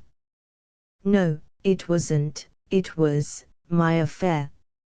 Say, if you think a girl like you can run with the black sheep of every rich family in town and make a noise like $1 million with the horsey way she dresses, it ain't my grave you're digging.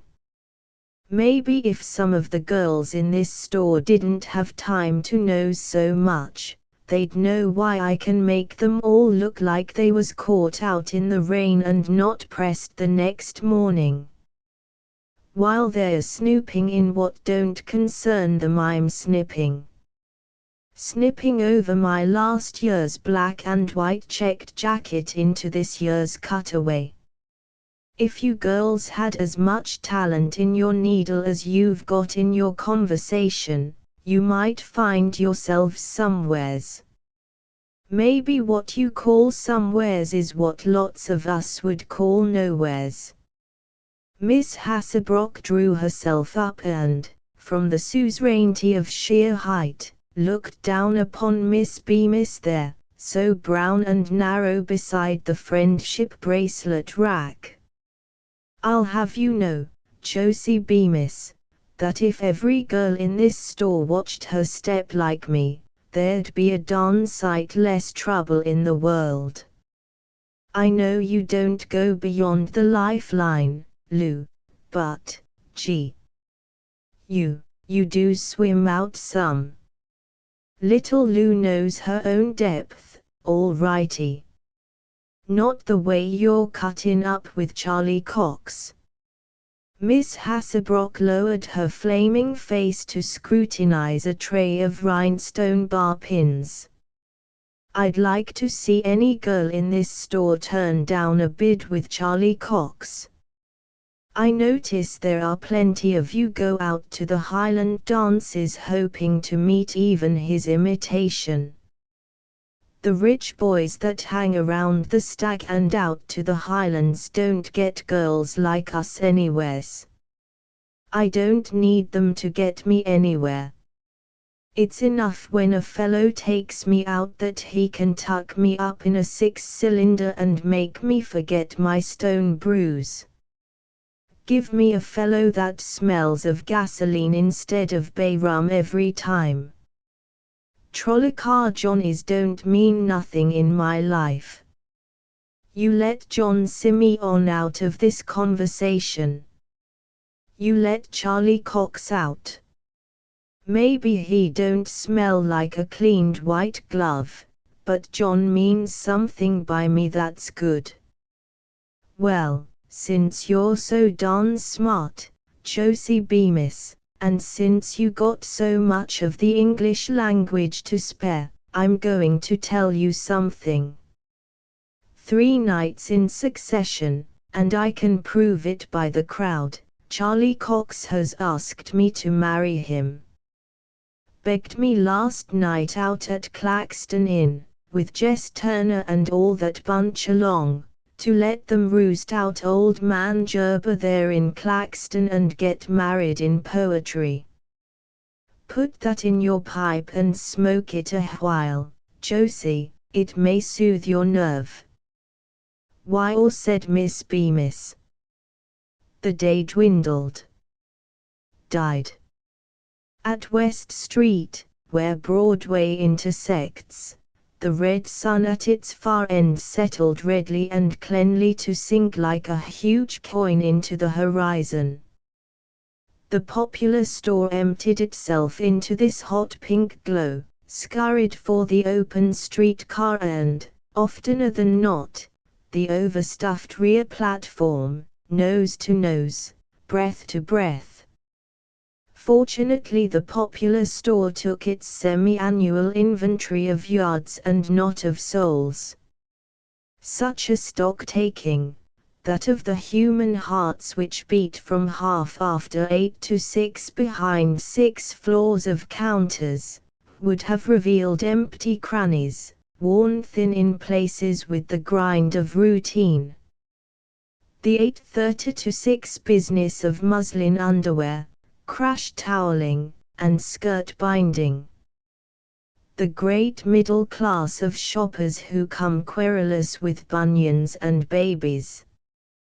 The strap-hanging homeward ride. Supper, but usually within range of the range that boils it. The same smells of the same foods. The cinematograph or front stoop hour before bed. Or, if love comes, and he will not be gainsaid, a bit of wooing at the fountain, the soda fountain. But even he, oftener than not, comes moist-handed, and in a red-tied tie. As if that matters, and yet somehow, it does. Lender wore none, or had he, would have worn it flowing. Then bed, and the routine of its unfolding and coaxing the pillow from beneath the iron clamp. An alarm clock crashing through the stuff of dreams. Coffee within reach of the range. Another 8:30 to 6 reality of muslin underwearing, crash toweling, and skirt binding.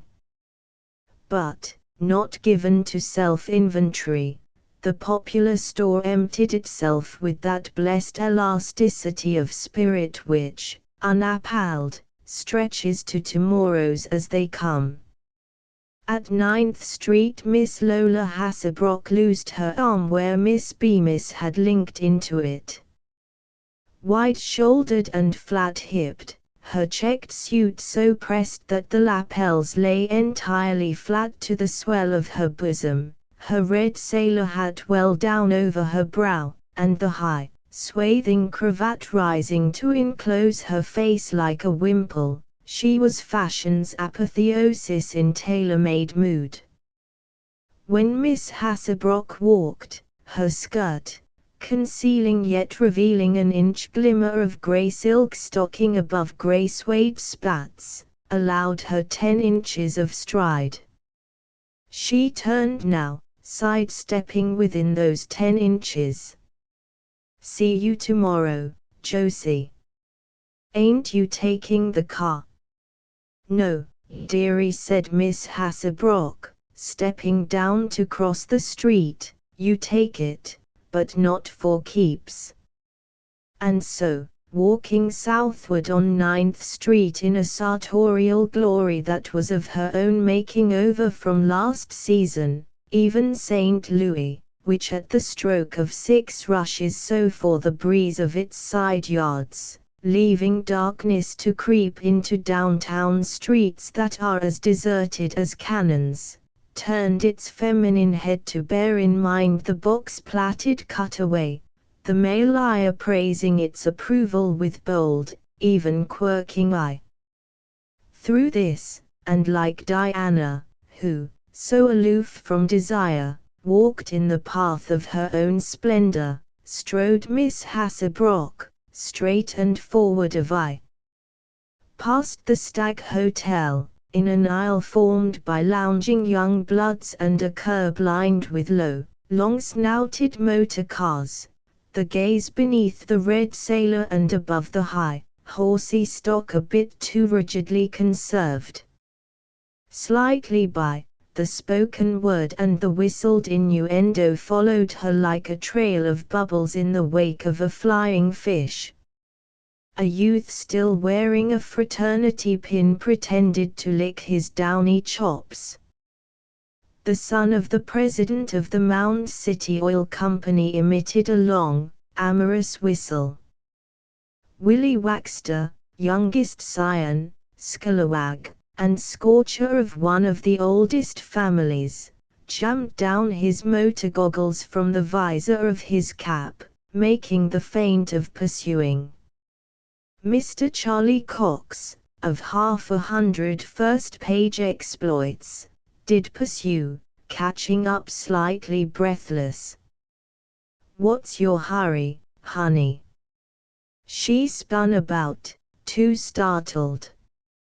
Charlie Cox. Well, of all the nerve.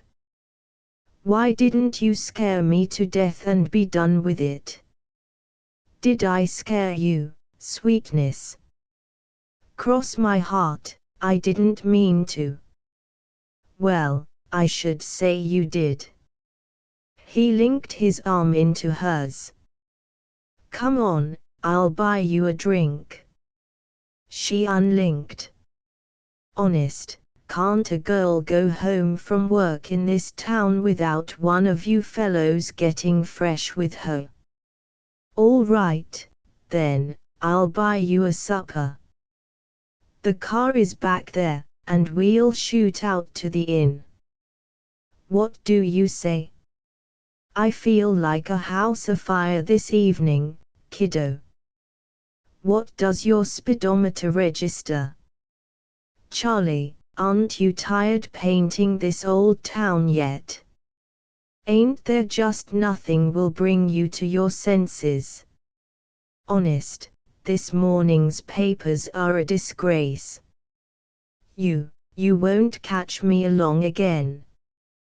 He slid his arm, all for ingratiating, back into hers. Come now, honey, you know you like me for my speed. She would not smile. Honest, Charlie, you're the limit. But you like me just the same. Now don't you, Lou? She looked at him sidewise. You've been drinking, Charlie. He felt of his face. Not a drop, Lou. I need a shave, that's all. Look at your stud, Luce. He jammed a diamond whip curling back upon itself into his maroon scarf. He was slightly heavy, so that his hands dimpled at the knuckle, and above the soft collar, joined beneath the scarf with a gold bar pin, his chin threatened but did not repeat itself. I got to go now, Charlie, there's a North End car coming. Or, now, sweetness, what's the idea? Didn't you walk down here to pick me up? An immediate flush stung her face. Well, of all the darn conceit. Can't a girl walk down to the loop to catch her car and stretch her legs after she's been cooped up all day, without a few of you boys throwing a bouquet or two at yourselves? I got to hand it you, Lou, when you walk down this street, you make every girl in town look warmed over. Do you like it, Charlie? It's that checked jacket I bought at Hamlin's sale last year made over. Say, it's classy. You look like all the money in the world, honey. Ha, 2 yards of coat lining, 44 cents, and Ida Bell's last year's office hat reblocked, 6 to 5. You're the showpiece of the town, all right. Come on, let's pick up a crowd and muss up Claxton Road a little. I meant what I said, Charlie. After the cuttings up of last night and the night before I'm quits. Maybe Charlie Cox can afford to get himself talked about because he's Charlie Cox, but a girl like me with a job to hold down, and the way Ma and Ida Bell were sitting up in their nightgowns, green around the gills, when I got home last night, nix. I'm getting myself talked about, if you want to know it, running with your gang, Charlie. I'd like to see anybody let out so much as a grunt about you in front of me. A fellow can't do any more, honey, to show a girl where she stands with him than ask her to marry him, now can he? If I'd have had my way last night, you was drunk when you asked me, Charlie. You mean you got cold feet? Thank God, I did. I don't blame you, girl. You might do worse, but not much. That's what you'd need for your finishing touch, a girl like me dragging you down. You mean pulling me up? Yes, maybe, if you didn't have a cent. I'd have enough sense then to know better than to ask you, honey. You ain't got that 14-carat look in your eye for nothing. You're the kind that's going to bring in a big fish, and I wish it to you. Lots, you know. Come on, let me ride you around the block, then. If you like my company so much, can't you just take a walk with me or come out and sit on our steps a while? Lord, girl, Flam Avenue is hot enough to fry my soul tonight. We can't all have fathers that live in 30-room houses out in Kingsmoreland Place. Thank God for that. I sneaked home this morning to change my clothes, and thought maybe I'd got into somebody's mausoleum by mistake. Was your papa around, Charlie? In the library, shut up with old man Brooks. Did he see the morning papers? You know what he said last time, Charlie, when the motorcycle cop chased you down an embankment?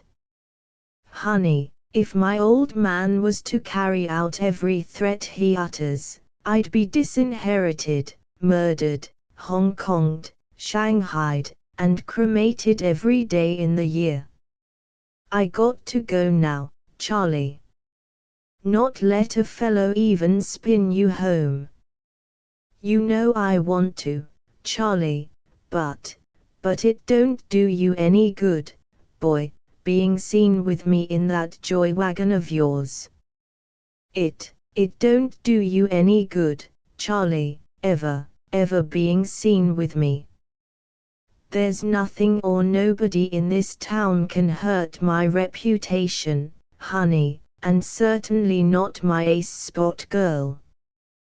Turn your mind over, and telephone down for me to come out and pick you up about 8. Don't hit it up tonight, Charlie. Can't you go home one evening?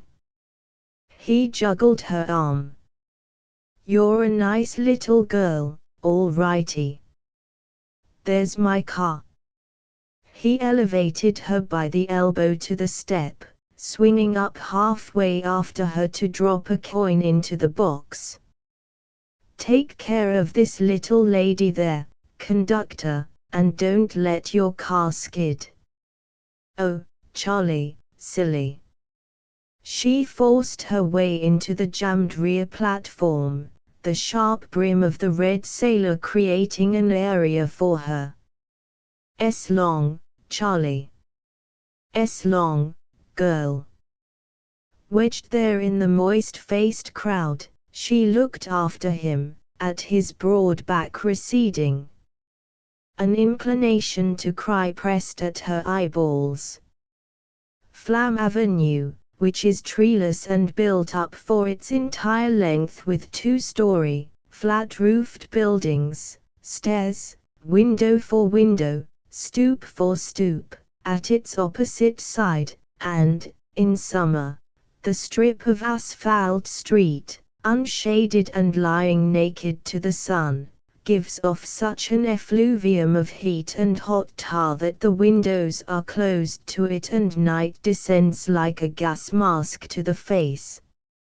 Opening the door upon the Hasselbrock front room, convertible from bed to sitting room by the mere erect position stand of the folding bed, a wave of this tarry heat came flowing out, gaseous, sickening. Miss Hasselbrock entered with her face wry, made a diagonal cut of the room, sidestepping a patent rocker and a table laid out with knick-knacks on a lace mat, slammed closed two windows, and, turning inward, lifted off her hat, which left a brand across her forehead and had plastered down her hair in damp scallops. Phew! Lo, that you? Yes, Ma. Come out to your supper. I'll warm up the kohlrabi. Miss Hasselbrock strode through a pair of chromatic portieres, with them swinging after her, and into an unlit kitchen, grey with dusk. A table drawn out center and within range of the gas range was a blotch in the gloom, three figures surrounding it with arms that moved vaguely among a litter of dishes. I wish to heaven somebody in this joint would remember to keep those front windows shut.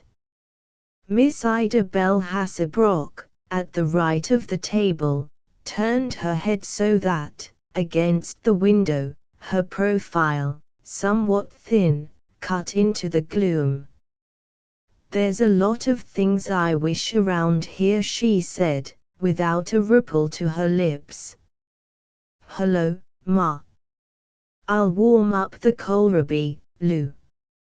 Mrs. Hasselbrock, in the green-black of a cotton umbrella and as sparse of frame, moved around to the gas range, scraping a match and dragging a pot over the blue flame.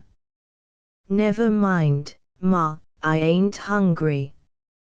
At the left of the table Genevieve Hasselbrock, with 13's crab-like silhouette of elbow, rigid plaits, and nose still hitched to the star of her nativity, wound an exceedingly long arm about Miss Hasselbrock's trim waistline.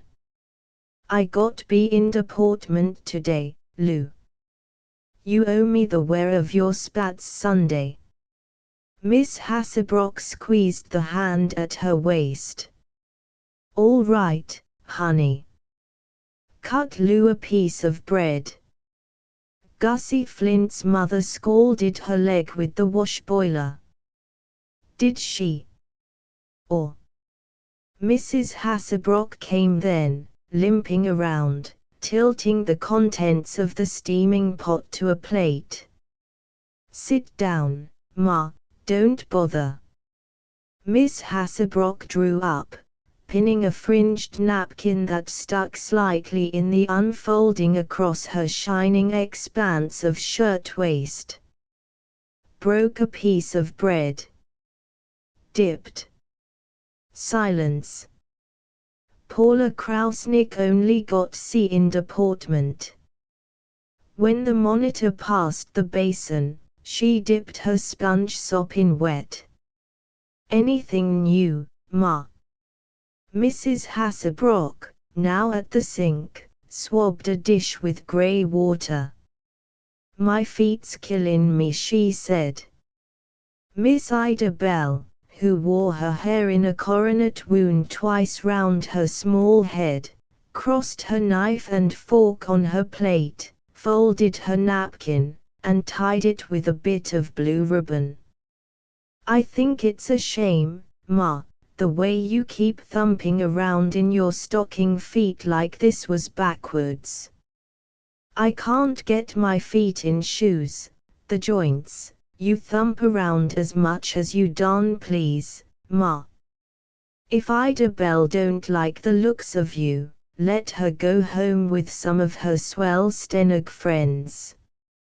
You let your feet hurt you any old way you want 'em to. I'm going to buy you some arnica. Pass the kohlrabi. Well, my swell stenog friends as you call them, keep themselves self-respecting girls without getting themselves talked about, and that's more than I can say of my sister. If Ma had the right kind of gumption with you, she'd put a stop to it, all right. Mrs. Hasselbrook leaned her tired head sidewise into the moist palm of her hand. She's beyond me and the days when a slipper could make her mind. I wished to God there was a father to rule yous. I tell you, Ma, mark my word for it, if old man Brooks ever finds out I'm sister to any of the crowd that runs with Charlie Cox and Willie Waxter and those boys whose fathers he's lawyer for, it'll queer me for life in that office. That's what it will. A girl that's been made confidential stenographer after only 1 year in an office to have to be afraid, like I am, to pick up the morning's paper. Paula Krausnick's lunch was wrapped in the paper where Charlie Cox got pinched for speedin', shut up, Genevieve. Just don't you let my business interfere with yours, Ida Bell. Brooks don't know you're on earth outside of your dictation book. Take it from me, I bet he wouldn't know you if he met you on the street. That's about all you know about it. If you found yourself confidential stenographer to the biggest lawyer in town, he'd know you. All right, by your loud dressing. A blind man could see you coming. Ma, are you going to stand there and let her talk to me that way? I notice she's willing to borrow my loud shirtwaists and my loud gloves and my loud collars. If Ma had more gumption with you, maybe things would be different. Mrs. Hasselbrook limped to the door, dangling a pail. I ain't got no more strength against her. My ears won't hold no more. I'm taking this hot oil down to Mrs. Flint's scalds. She's beyond my control, and the days when a slipper could make her mind. I wished to God there was a father. I wished to God. Her voice trailed off and down a rear flight of stairs. Yes sir, resumed Miss Hasselbrook, her voice twanging in her effort at suppression. I notice you're pretty willing to borrow some of my loud dressing when you get a bid once in a blue moon to take a boat ride up to Alton with that sad-faced Roy Brownell. If Charlie didn't have a cent to his name and a hair leap, he'd make Roy Brownell look like 30 cents. If Roy Brownell was Charlie Cox, I'd hate to leave him laying around loose where you could get your hands on him. Genevieve, you run out and play. If you keep running around till all hours of the night, with me and Ma waiting up for you, kicking up rows and getting your name insinuated in the newspapers as the tall, handsome blonde I'm going to throw up my job, I am, and you can pay double your share for the running of this flat. Next thing we know, with that crowd that don't mean any good to you, this family is going to find itself with a girl in trouble on its hands. And if you want to know it, and if I wasn't somebody's confidential stenographer, I could tell you that you're on the wrong scent. Boys like Charlie Cox don't mean good by your kind of a girl. If you're not speedy, you look it, and that's almost the same as inviting those kind of boys to. Miss Lola Hasselbrook sprang up then, her hand coming down in a small crash to the table. You cut out that talk in front of that child. Thus drawn into the picture, Genevieve, at 13, crinkled her face for not uncalculating tears. In this house it's fuss and fuss and fuss. Other children can go to the movies after supper, only me. Here, honey, Lou's got a dime for you. Sending that child out along your own loose ways, instead of seeing to it she stays home to help Ma do the dishes. I'll do the dishes for Ma. It's bad enough for one to have the name of being gay without starting that child running around nights with Ida Bell. You dry up, Ida Bell. I'll do what IPL is with my DI. If you say another word about such stuff in front of that child, well, if you don't want her to hear what she sees with her eyes all around her, come into the bedroom, then, and I can tell you something that'll bring you to your senses. What you can tell me I don't want to hear. You're afraid. I am I? Yes. With a wrench of her entire body, Miss Lola Hasselbrook was across the room at 3 capacity strides, swung open a door there, and stood, head flung up and pressing back tears, her lips turned inward. All right, then, tell, after them. The immediately locked door resisting, Genevieve fell to batting the panels. Let me in. Let me in. You're fussing about your beau. Ray Brownell has a long face, and Charlie Cox has a red face, red face, red face. Let me in. In. After a while the 10-cent piece rolled from her clenched and knocking fist, scuttling and settling beneath the sink. She rescued it and went out, lickety-clapping down the flight of rear stairs. Silence descended over that kitchen, and a sooty dusk that almost obliterated the table, drawn out and cluttered after the manner of those who dine frozily, the cold stove, its pots cloying, and a sink piled high with a task whose only ending is from meal to meal. Finally that door swung open again. The wide-shouldered, slim-hipped silhouette of Miss Hasselbrook moved swiftly and surely through the kind of early darkness, finding out for itself a wall telephone hung in a small patch of hallway separating kitchen and front room.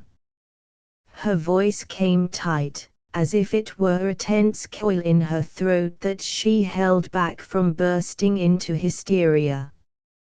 Give me Olive, 210. The toe of her boot beat a quick tattoo. Stag. Say, get me Charlie Cox. He's out in front or down in the grill or somewhere around. Page him quick. Important. She grasped the nozzle of the instrument as she waited, breathing into it with her head thrown back. Hello, Charlie. That you? It's me. Lou. Lou. Are you deaf, honey? What you doing? Oh, I got the blues, boy, honest I have. Blue as a cat. I don't know, just the indigos. Nothing much. Ain't lit up, are you, honey? Sure I will. Don't bring a crowd. Just you and me. I'll walk down to Jessela's drugstore and you can pick me up there. Quit your kidding. 10 minutes. Yeah. Goodbye. ********* Claxton Inn, slightly outside the city limits and certain of its decorums, stands back in a grove off a macadamized highway that is so pliant to tire that of summer nights, with tops thrown back and stars sown like lavish grain over a close sky and to a rushing breeze that presses the ears like an eager whisper. Motor cars, wild to catch up with the horizon, tear out that road, a lightning streak of them, fearing neither penal law nor dead man's curve. Slacking only to be slacked, cars dart off the road and up a gravel driveway that encircles Claxton Inn like a lariat swung, then park themselves among the trees, lights dimmed. Placid as a manse without, what was once a private and now a public house maintains through lowered lids its discreet white frame exterior, shades drawn, and only slightly revealing the parting of lace curtains. It is rearward where what was formerly a dining room that a huge, screened-in veranda, very whitely lighted, juts suddenly out, and a showy hallway, bordered in potted palms, leads off that. Here discretion dares lift her lids to rove the gravel drive, for who comes there?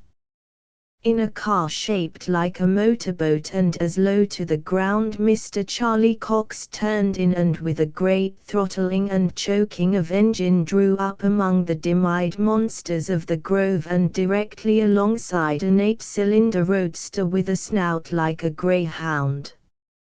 "Oh, Charlie, I thought you promised you wasn't going to stop." "Honey, sweetness, I just never was so dry." Miss Hasselbrook laid out a hand along his arm, sitting there in the quiet car, the trees closing over them. "There's Yiddle's farm a little farther out, Charlie, let's stop there for some spring water." He was peeling out of his gauntlets, and cramming them into spacious side pockets. "Water, honey, can wash me, but it can't quench me. No hijinks tonight, though, Charlie." "Sure, no." They high-stepped through the gloom, and finally, with firmer step, up the gravel walk and into the white-lighted, screened-in porch. 3 waiters ran toward their entrance. A woman with a bare V of back facing them, and 3 plumes that dipped to her shoulders, turned square in her chair. "Hi, Charlie." "Hi, Lou." "Hello, Jess." They walked, thus guided by 2 waiters, through a light confetti of tossed greetings, sat finally at a table half concealed by an artificial palm. "You don't feel like sitting with Jess and the crowd, Lou?" "Charlie, hasn't that gang got you into enough mix-ups?"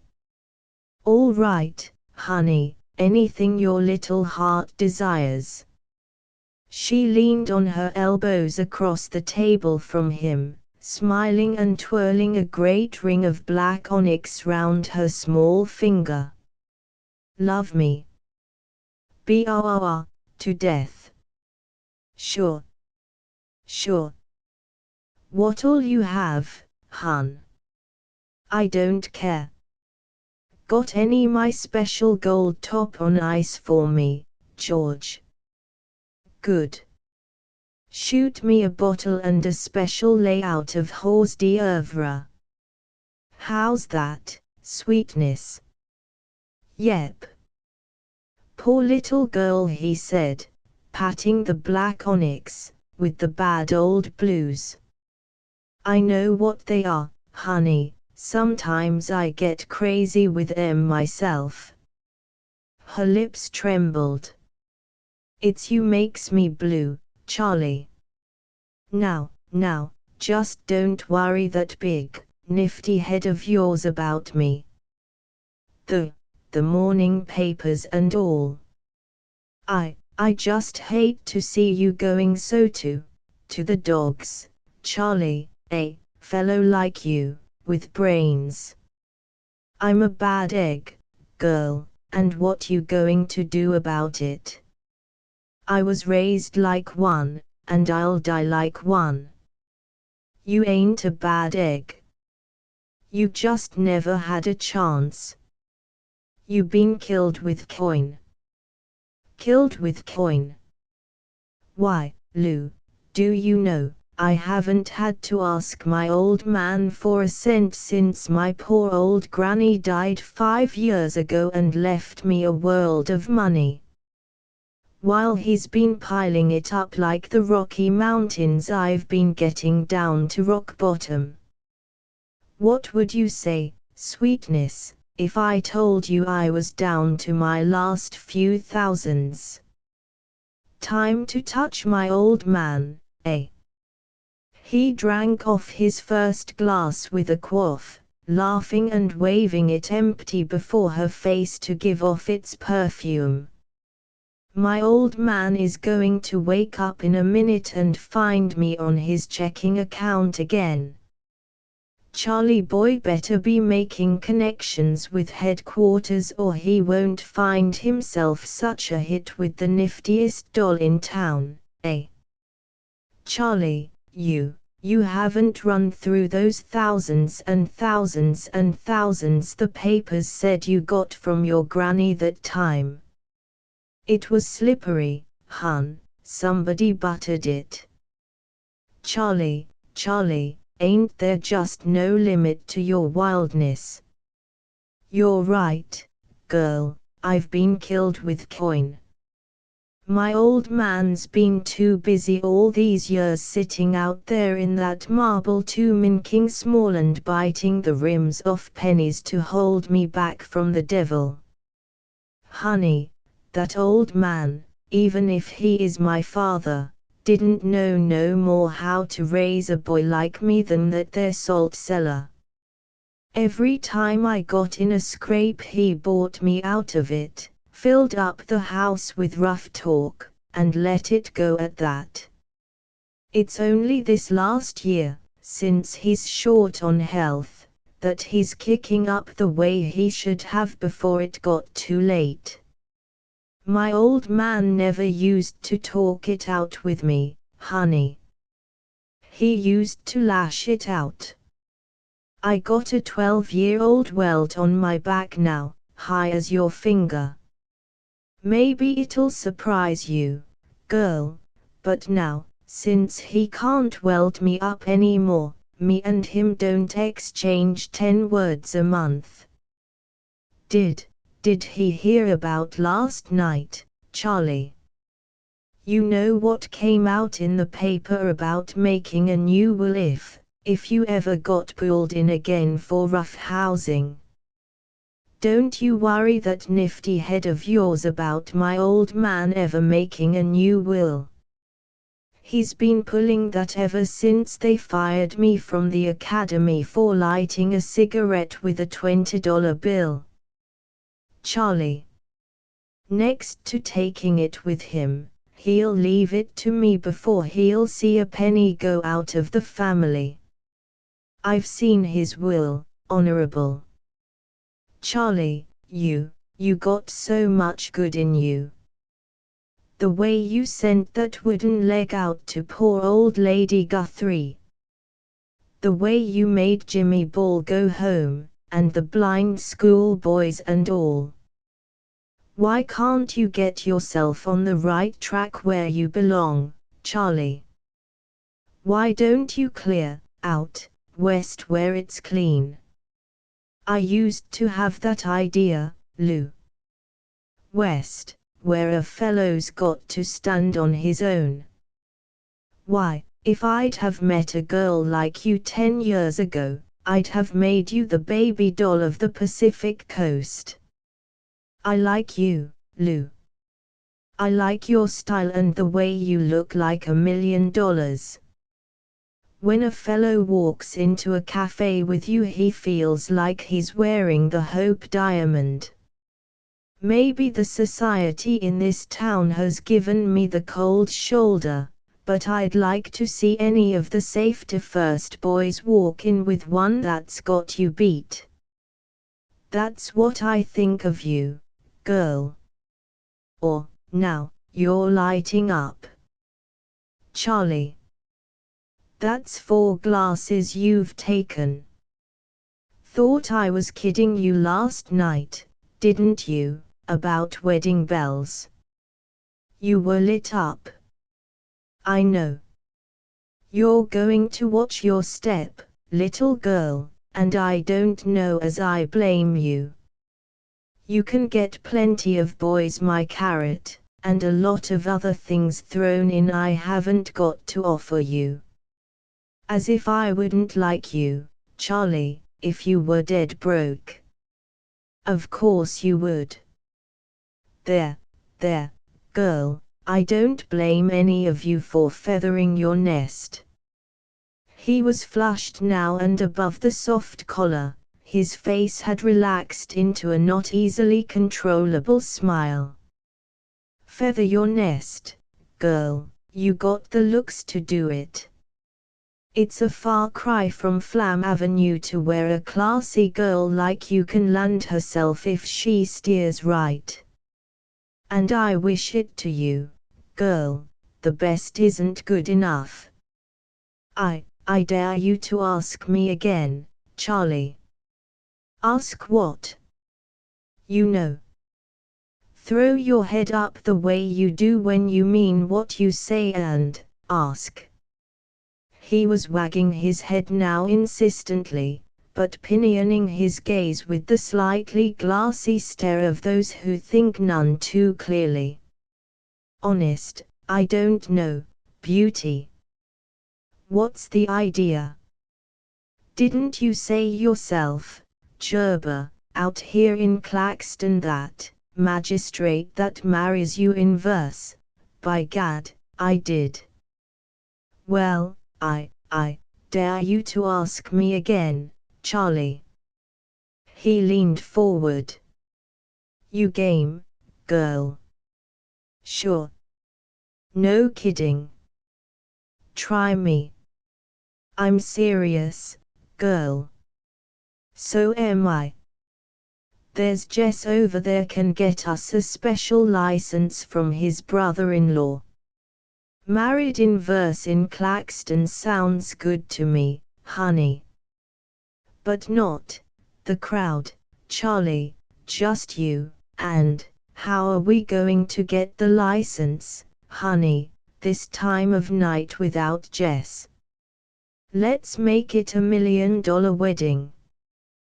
We're not ashamed of nobody or nothing.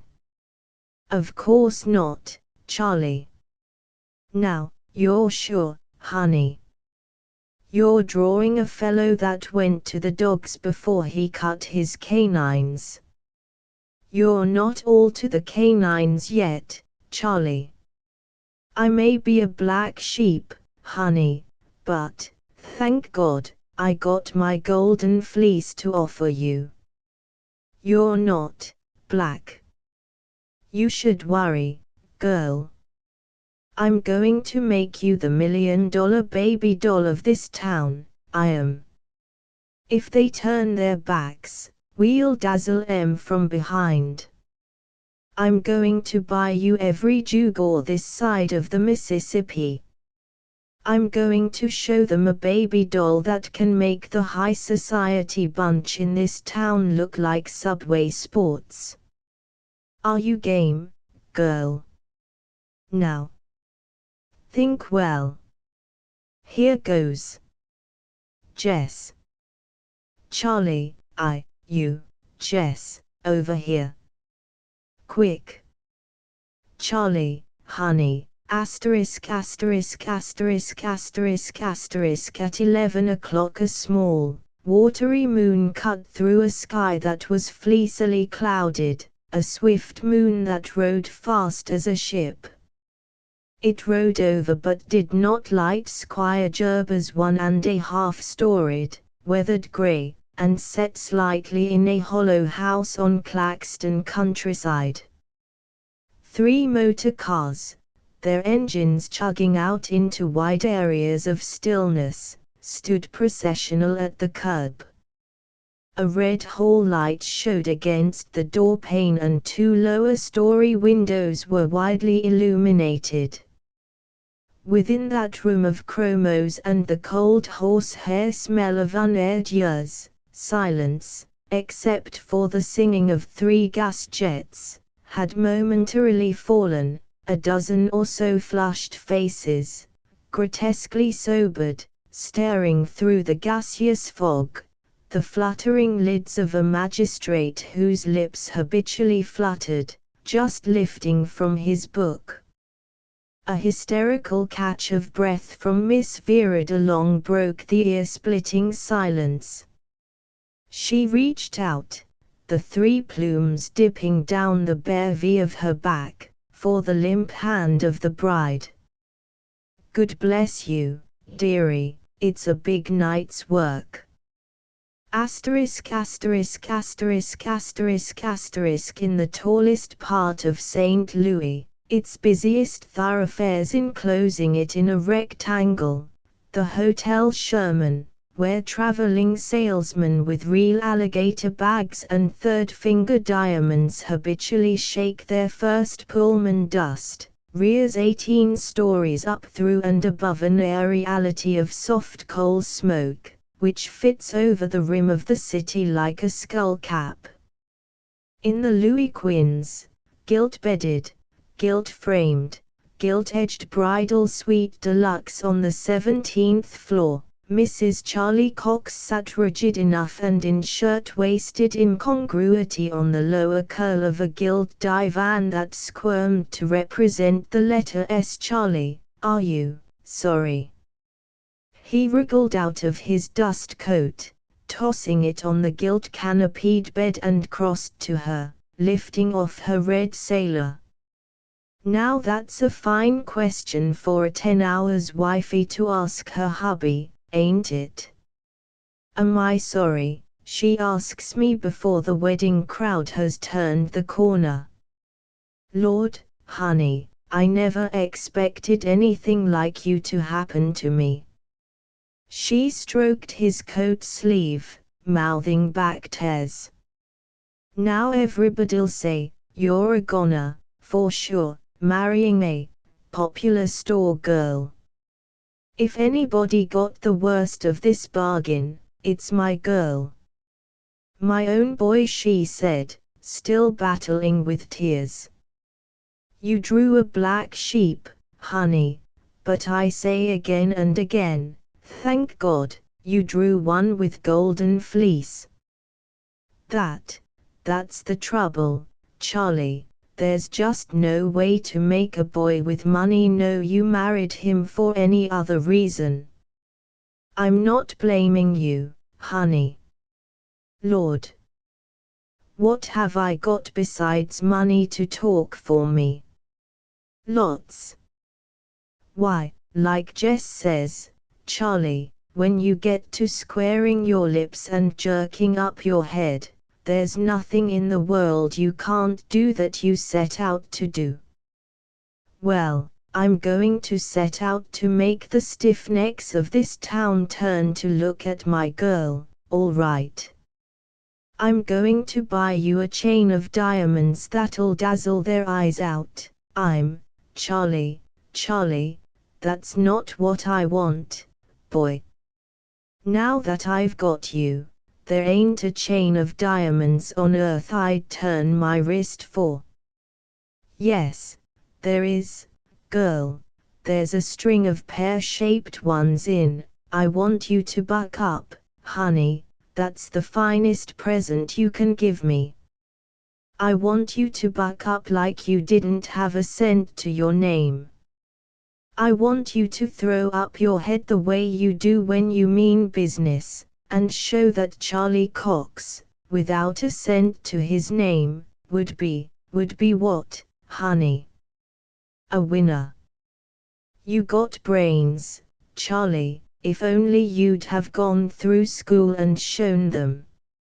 If you'd only have taken education, Charlie, and not got fired out of all the academies, my boy would beat 'em all. Lord. Boy, there's not a day passes over my head I don't wish for education. That's why I'm so crazy my little sister Genevieve should get it. I'd have took to education like a fish to water if I'd have had the chance, and there you were, Charlie, with every private school in town and passed 'em up. I know, girl, just looks like every steer I gave myself was the wrong steer till it was too late to get in right again. Bad egg, I tell you, honey. Too late. Why, Charlie, and you not even 31 yet. With your brains and all, too late. You make me laugh. If only you will, why, I'm game to go out west, Charlie, on a ranch, where you can find your feet and learn to stand on them. You got stuff in you, you have. Jess Turner says you was always first in school, and when you set your jaw there wasn't nothing you couldn't get on top of. If you'd have had a mother and a father that wasn't the meanest old man in town, dear, and had known how to raise a hot-headed boy like you, you'd be famous now instead of notorious, that's what you'd be. He patted her yellow hair, tilting her head back against his arm, pinching her cheeks together and kissing her puckered mouth. Dream on, honey. I like you crazy, too. But, honey, you married this millionaire kid, and, bless your heart, he's going to make good by showing you the color of his coin. Charlie. She sprang back from the curve of his embrace, unched tears immediately distilled. Why, honey, I didn't mean it that way. I didn't mean to hurt your feelings. What I meant was, Lou, all I meant was, it's coming to you. Where'd the fun be if I couldn't make this town point up its ears at my girl? Nobody knows any better than your hubby what his Lou was cut out for. She was cut out for queening it, and I'm going to see that she gets what's her due. Wouldn't be surprised if the papers have us already. Let's see what we'll give them with their coffee this morning. He unfolded his fresh sheet, shaking it open with one hand and still holding her in the cove of his arm. Guess we missed the first edition, but they'll get us sure. She peered at the sheet over his shoulder, her cheek against his and still sobbing a bit in her throat. The jerking of her breath stopped then, in fact, it was as if both their breathing had let down with the oneness of a clock stopped. It was she who moved first, falling back from him, her mouth dropping open slightly. He let the paper fall between his widespread knees, the blood flowing down from his face and seeming to leave him leaner. Charlie, Charlie, darling. My poor old man, he said in a voice that might have been his echo in a cave. His heart must have give out on him, Charlie, while he slept in the night. My poor old man. She stretched out her hand timidly to his shoulder. Charlie, boy, my poor boy. He reached up to cover her timid touch, still staring ahead, as if a mental apathy had clutched him. He died like he lived. Gad, it's tough. It wasn't your fault, darling. God forgive me for speaking against the dead, but everybody knows he was a hard man, Charlie, the way he used to beat you up instead of showing you the right way. Poor old man, I guess he didn't know, my old man, dead. She crept closer, encircling his neck, and her wet cheek close to his dry one. He's at peace now, darling, and all your sins are forgiven, like you forgive his. His lips were twisting. There was no love lost there, girl. God knows there wasn't. There was once 9 months we didn't speak. Never could have been less between a father and son. You see, he hated me from the start, because my mother died hating him, but, dead, that's another matter. Ain't it, girl, ain't it? She held her cheek to his so that her tears veered out of their course, zigzagging down to his waistcoat, stroked his hair, placing her rich, moist lips to his eyelids. My darling boy. My own poor darling. Sobs rumbled up through him, the terrific sobs that men weep. You married a rotter, Lou, that couldn't even live decent with his old man. He died like a dog, alone. Shh, Charlie. Just because he's dead don't mean he was any better while he lived. I'll make it up to you, girl, for the rotter I am. I'm a rich man now, Lou. Shh. I'll show you, girl. I can make somebody's life worth living. I'm going to do something for somebody to prove I'm worth the room I occupy, and that somebody's going to be you, Lou. I'm going to build you a house that'll go down in the history of this town. I'm going to wind you around with pearls to match that skin of yours. I'm going to put the kind of clothes on you that you read of queens wearing. I've seen enough of the kind of meanness money can breed. I'm going to make those Romans back there look like pikas. She reached out, placing her hand pat across his mouth, and, in the languid air of the room, shuddering so that her lips trembled. Charlie, for God's sake, it's a sin to talk that way. Oh God, I know it, girl. I'm all muddled. He let his forehead drop against her arm, and in the long silence that ensued she sat there, her hand on his hair.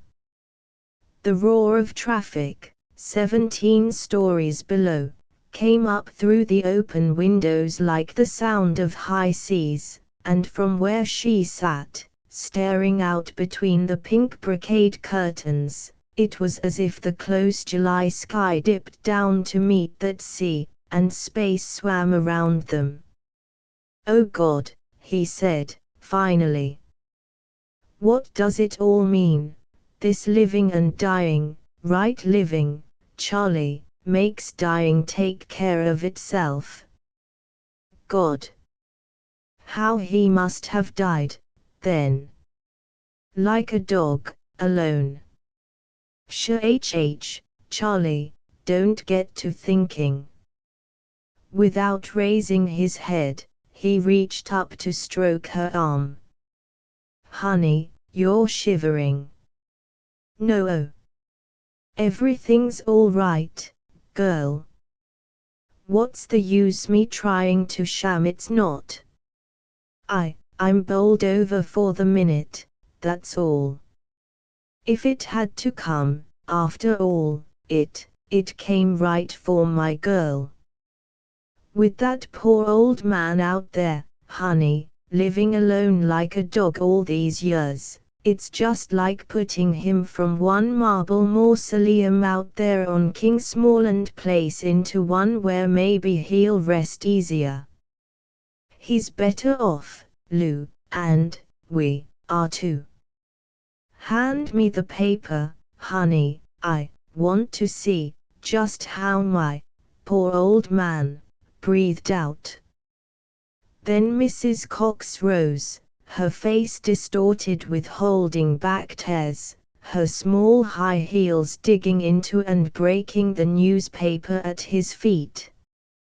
Charlie, why, girl, what? You don't know it, but my sister, Charlie, Ida Bell. Why, Lou, I sent off the message to your mama. They know it by now. Charlie, why, honey, you're full of nerves. You mustn't go to pieces like this. Your sister's all right. I sent them you don't know, Charlie. My sister, I swore her an oath on my mother's prayer book. I wouldn't tell, but, now that he's dead, that lets me out. The will, Charlie, he made it yesterday, like he always swore he would the next time you got your name on the front page. Made what, honey? Who? Charlie, can't you understand? My sister Ida Bell and Brooks, your father's lawyer. She's his private stenographer, Brooks's, honey. You know that. But she told me last night, honey, when I went home. You're cut off, Charlie. Your old man sent for Brooks yesterday at noon. I swear to God, Charlie. My sister Ida Bell, she broke her confidence to tell me. He's give $1 million alone to the new college hospital. $500,000 apiece to 4 or 5 old people's homes. He's give his house to the city with the art gallery. He's even looked up relations to give to.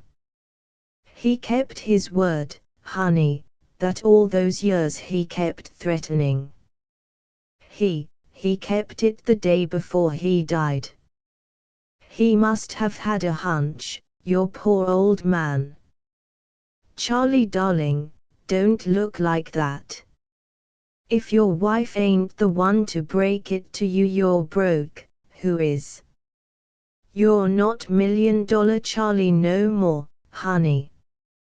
You're just my own Charlie, with his chance come to him, you hear, my Charlie, with the best thing that ever happened to him in his life happening right now.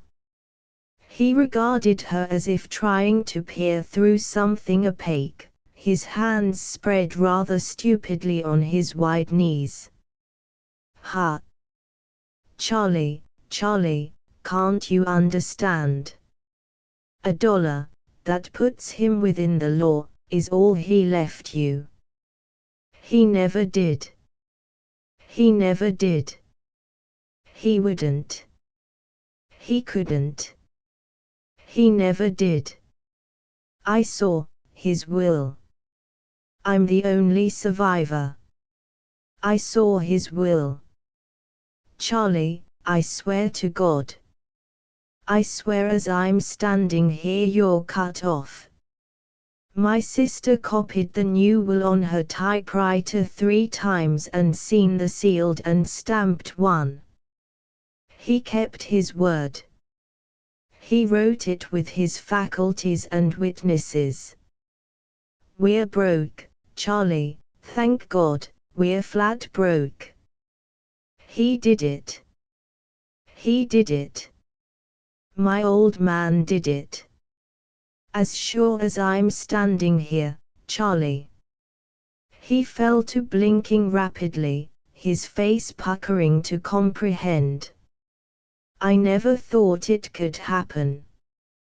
But I guess it could happen. I think you got me doped, honey.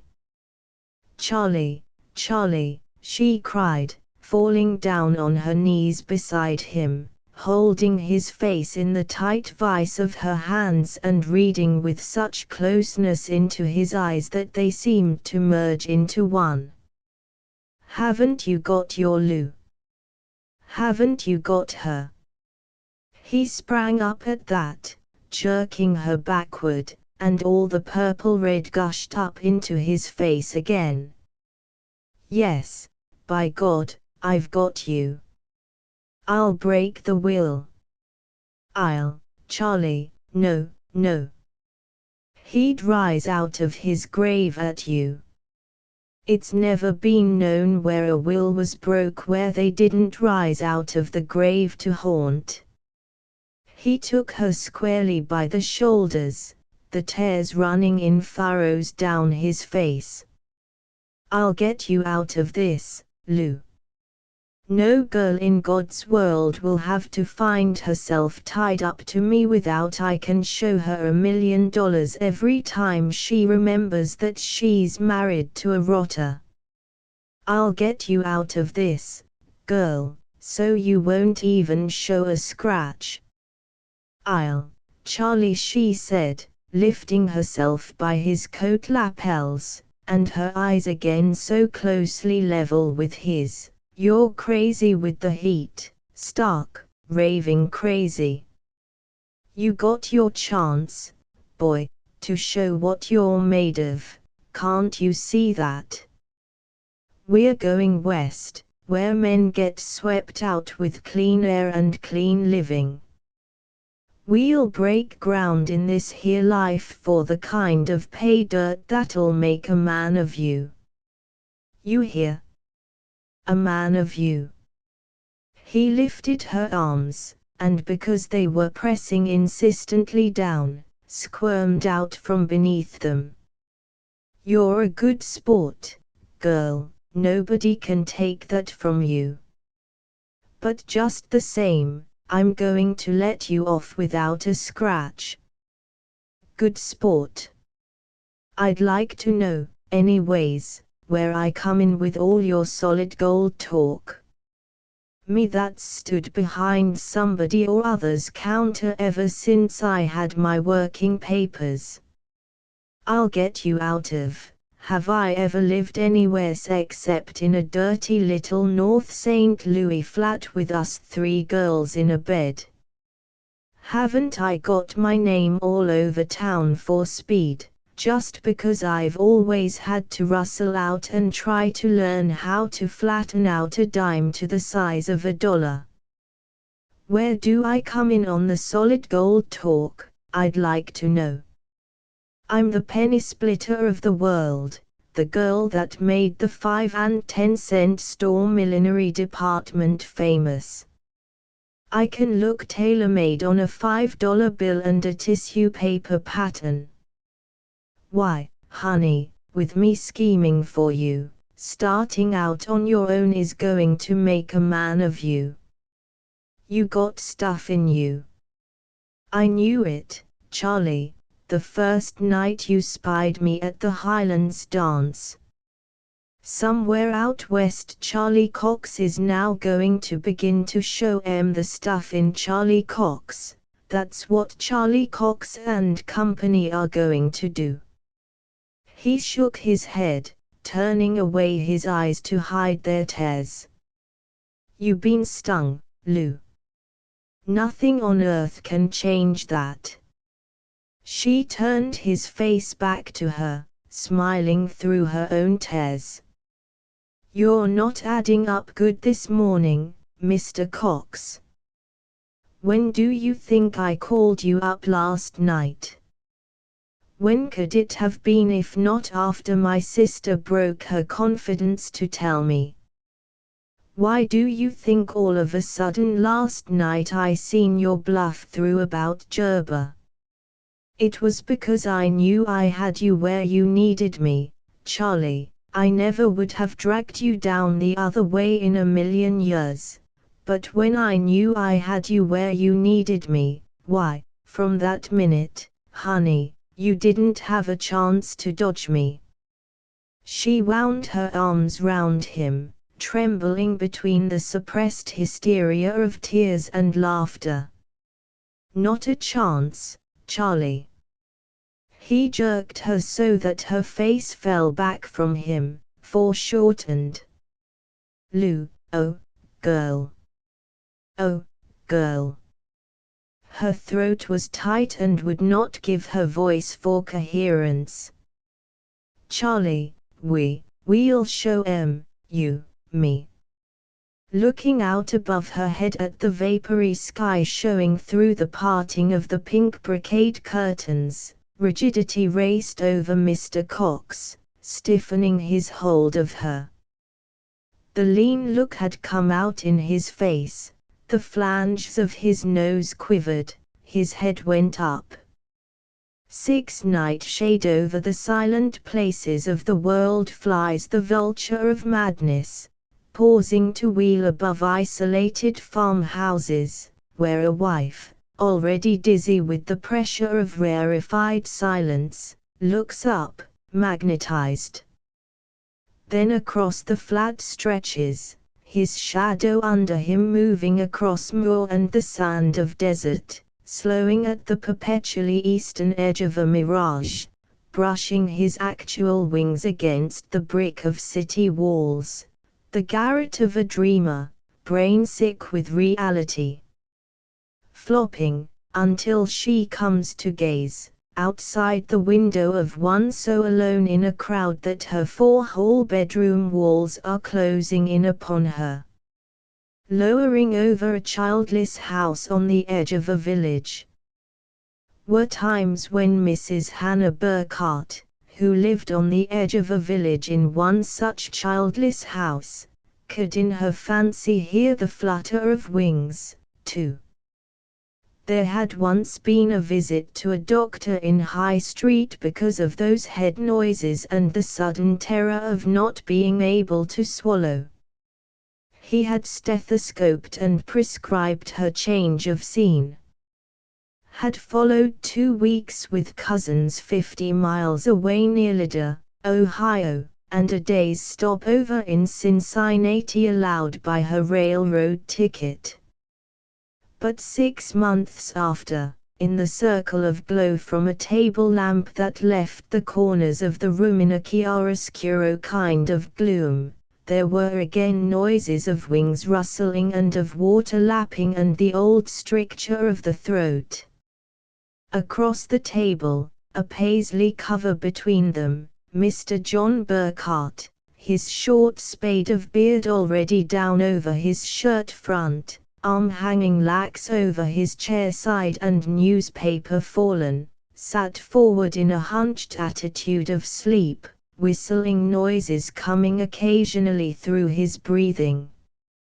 A china clock, the centerpiece of the mantel, ticked spang into the silence, enhancing it. Hands in lap, head back against the mat of her chair, Mrs. Burkhart looked straight ahead of her into this silence, at a closed door hung with a newspaper rack, at a black walnut horsehair divan, a great seashell on the carpet beside it.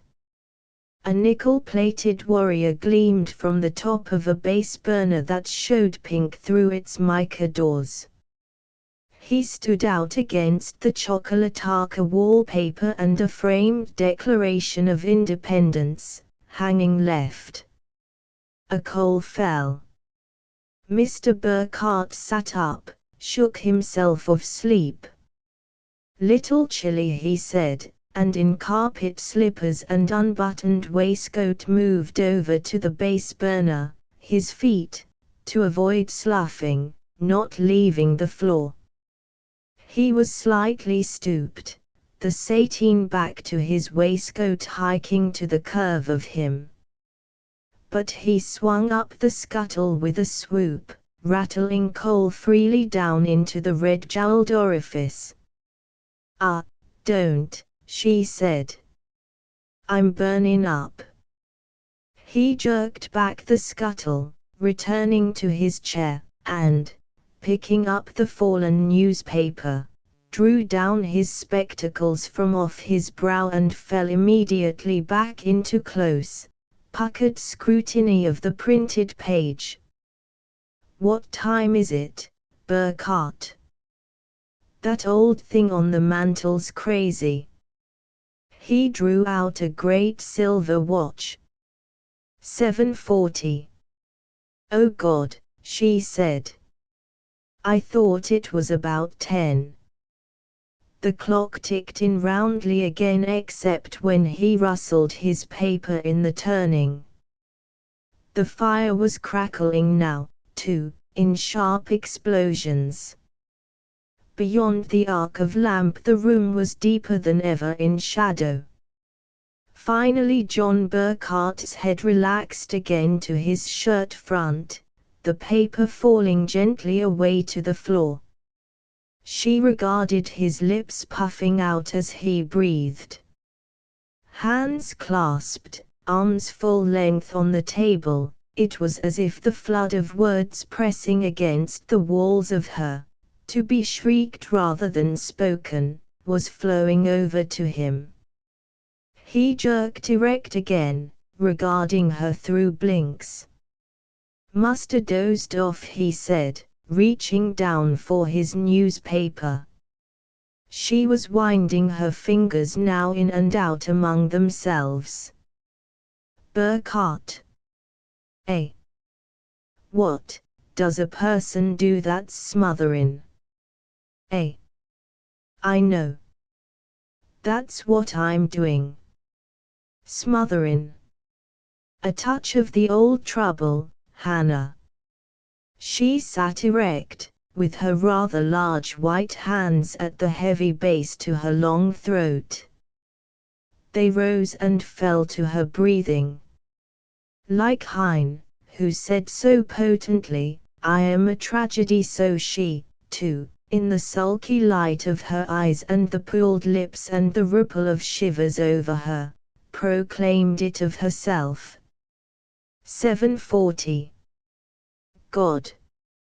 "What'll I do, Burkhart?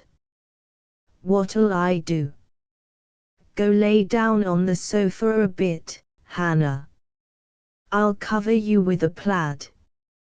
It's the head noises again bothering you." 7:40. "What'll I do?"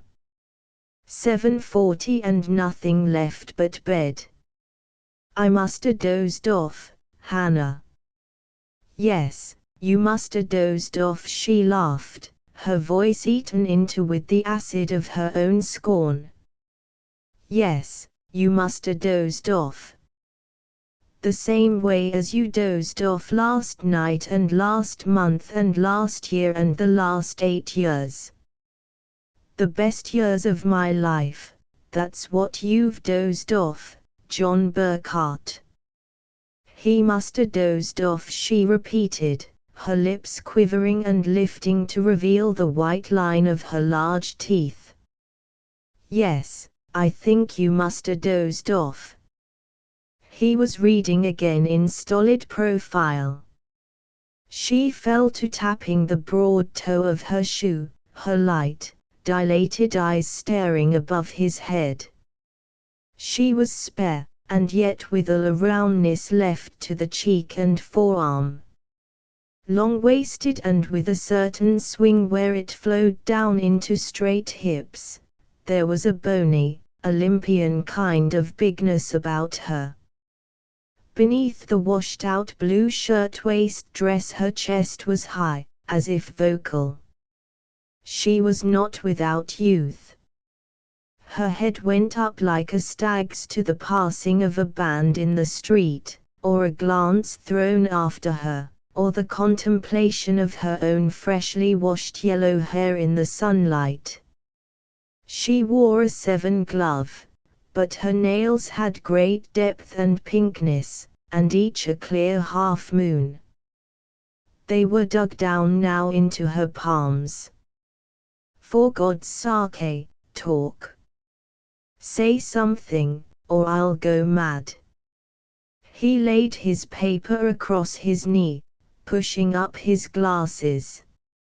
Sing a little something, Hannah.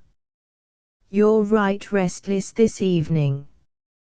Restless, she said, her face wry.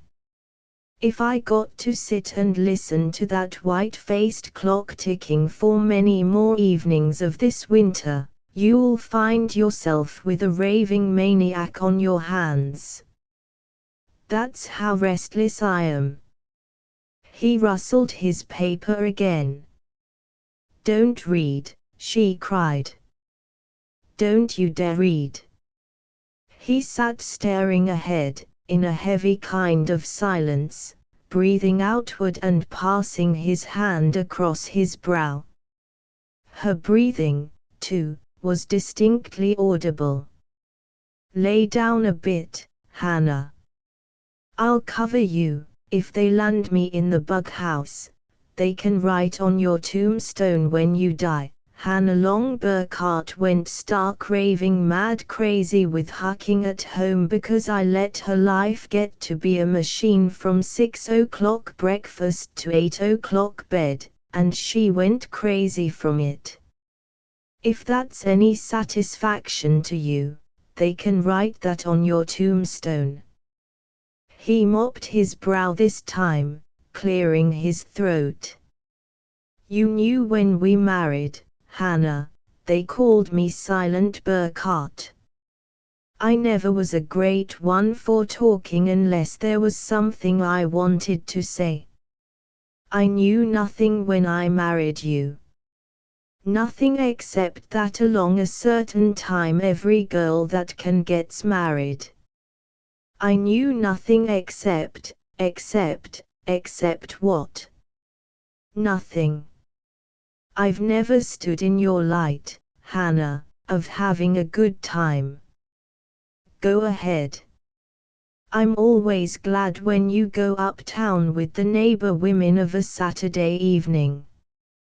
I'd be glad if you'd have em in here now and then for a little sociability.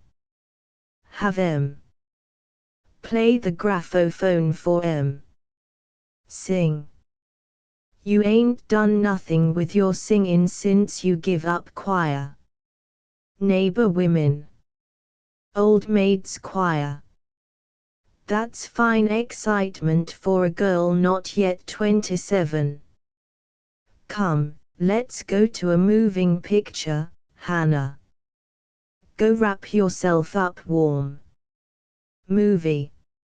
Oh no. No movie for me with you snoring through the picture till I'm ashamed for the whole place. If I was the kind of girl had it in me to run around with other fellows, that's what I'd be drove to do, the deal you've given me. Movie. That's a fine enjoyment to try to foist off on a woman to make up for 8 years of being so fed up on stillness that she's half batty. Maybe there's something showing in the Opera house tonight. Oh, you got a record to be proud of, John Burkhart, not a foot in that opera house since we're married. I wouldn't want to have your feelings. His quietude was like a great, impregnable, invisible wall enclosing him. I'm not the man can change his ways, Hannah. I married at 40, too late for that. I notice you liked my pep, all righty, when I was working in the feed yard office. I hadn't been in it 10 days before you were hagging on my laughs from morning till night. I do yet, Hannah, only you don't laugh no more. There's nothing so fine in a woman as sunshine. Provided you don't have to furnish any of it. Because a man ain't got it in him to be light in his ways don't mean he don't enjoy it in others. Why, there just ain't nothing to equal a happy woman in the house. Them first months, Hannah, showed me what I'd been missing. It was just the way I figured it, somebody around like you, singing and puttering. It was that laugh in the office made me bring it here, where I could have it always by me. It's been knocked out of me, every bit of laugh I ever had in me, lemme tell you that. I can remember the first time I ever heard you, Hannah. You was standing at the office window looking out in the yards at Jerry Sims unloading a shipment of oats, and little old Cocker was standing on top of one of the sacks barking his head off. I met Clara Sims on the street yesterday, back here for a visit, and she says to me, she says, Hannah Burkhart, you mean to tell me you never done nothing with your voice? You oughta be ashamed. If I was your husband, I'd spend my last cent trainin' that contralto of yours. You oughtn't to let yourself go like this. Women don't do it no more. That, from the tackiest girl that ever walked this town. I wished High Street had opened up and swallowed me. Now, Hannah, you mustn't, in all these years never so much as a dance or a car ride as far as Middletown. Church. Church. Church. Till I could scream at the sight of it. Not a year of my married life that ain't been a lodestone on my neck. 8 of 'em. 8. I'm not saying I'm not to blame, Hannah. A woman like you naturally likes life. I never wanted to hold you back. If I'm tired nights and dead on my feet from 12 hours on 'em, I never wanted you to change your ways. Yes, with a husband at home in bed, I'd be a fine one chasin' around this town alone, wouldn't I? That's the thanks a woman gets for being self-respectin'. I always kept hoping, Hannah, I could get you to take more to the home. The home, you mean the tomb? Why, with the right attention, we got as fine an old place here as there is in this part of town, Hannah. If only you felt like giving it a few more touches that kinda would make a woman place out of it. It ain't changed a whit from the way me and my old father run it together. A little touch here and there, Hannah, would help to keep you occupied and happier if, I know what's coming. The pergola I had built. I used to think maybe you'd get to putter out there in the side yard with it, trailin' vines. The china paintin' outfit I had sent down from Cincinnati when I seen it advertised in the Upstate Gazette, a spaniel or two from old Cocker's new litter, barkin' around, all them things, I used to think, would give our little place here a feeling that would change both of us for the better.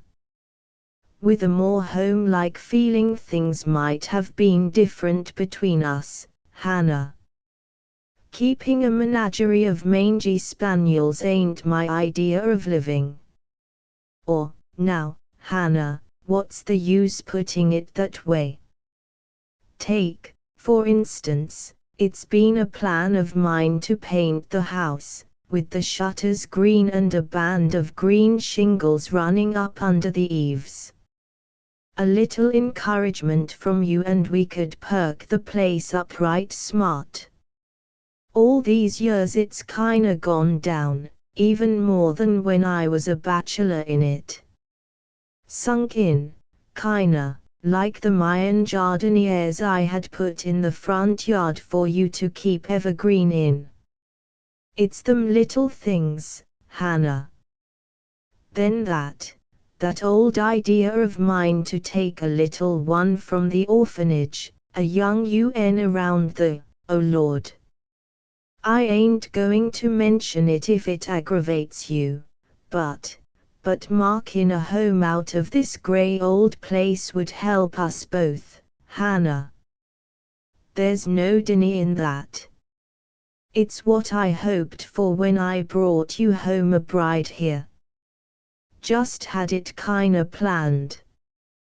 You putterin' around the place in some kind of a pink apron like you women can rig yourselves up in, and there ain't a girl in Adalia has dropped out of things the way I have. I had a singing voice that everybody in this town said, there's the piano, Hannah, bought special for it. I got a contralto that there never was anything give me more pleasure than them first years you used it.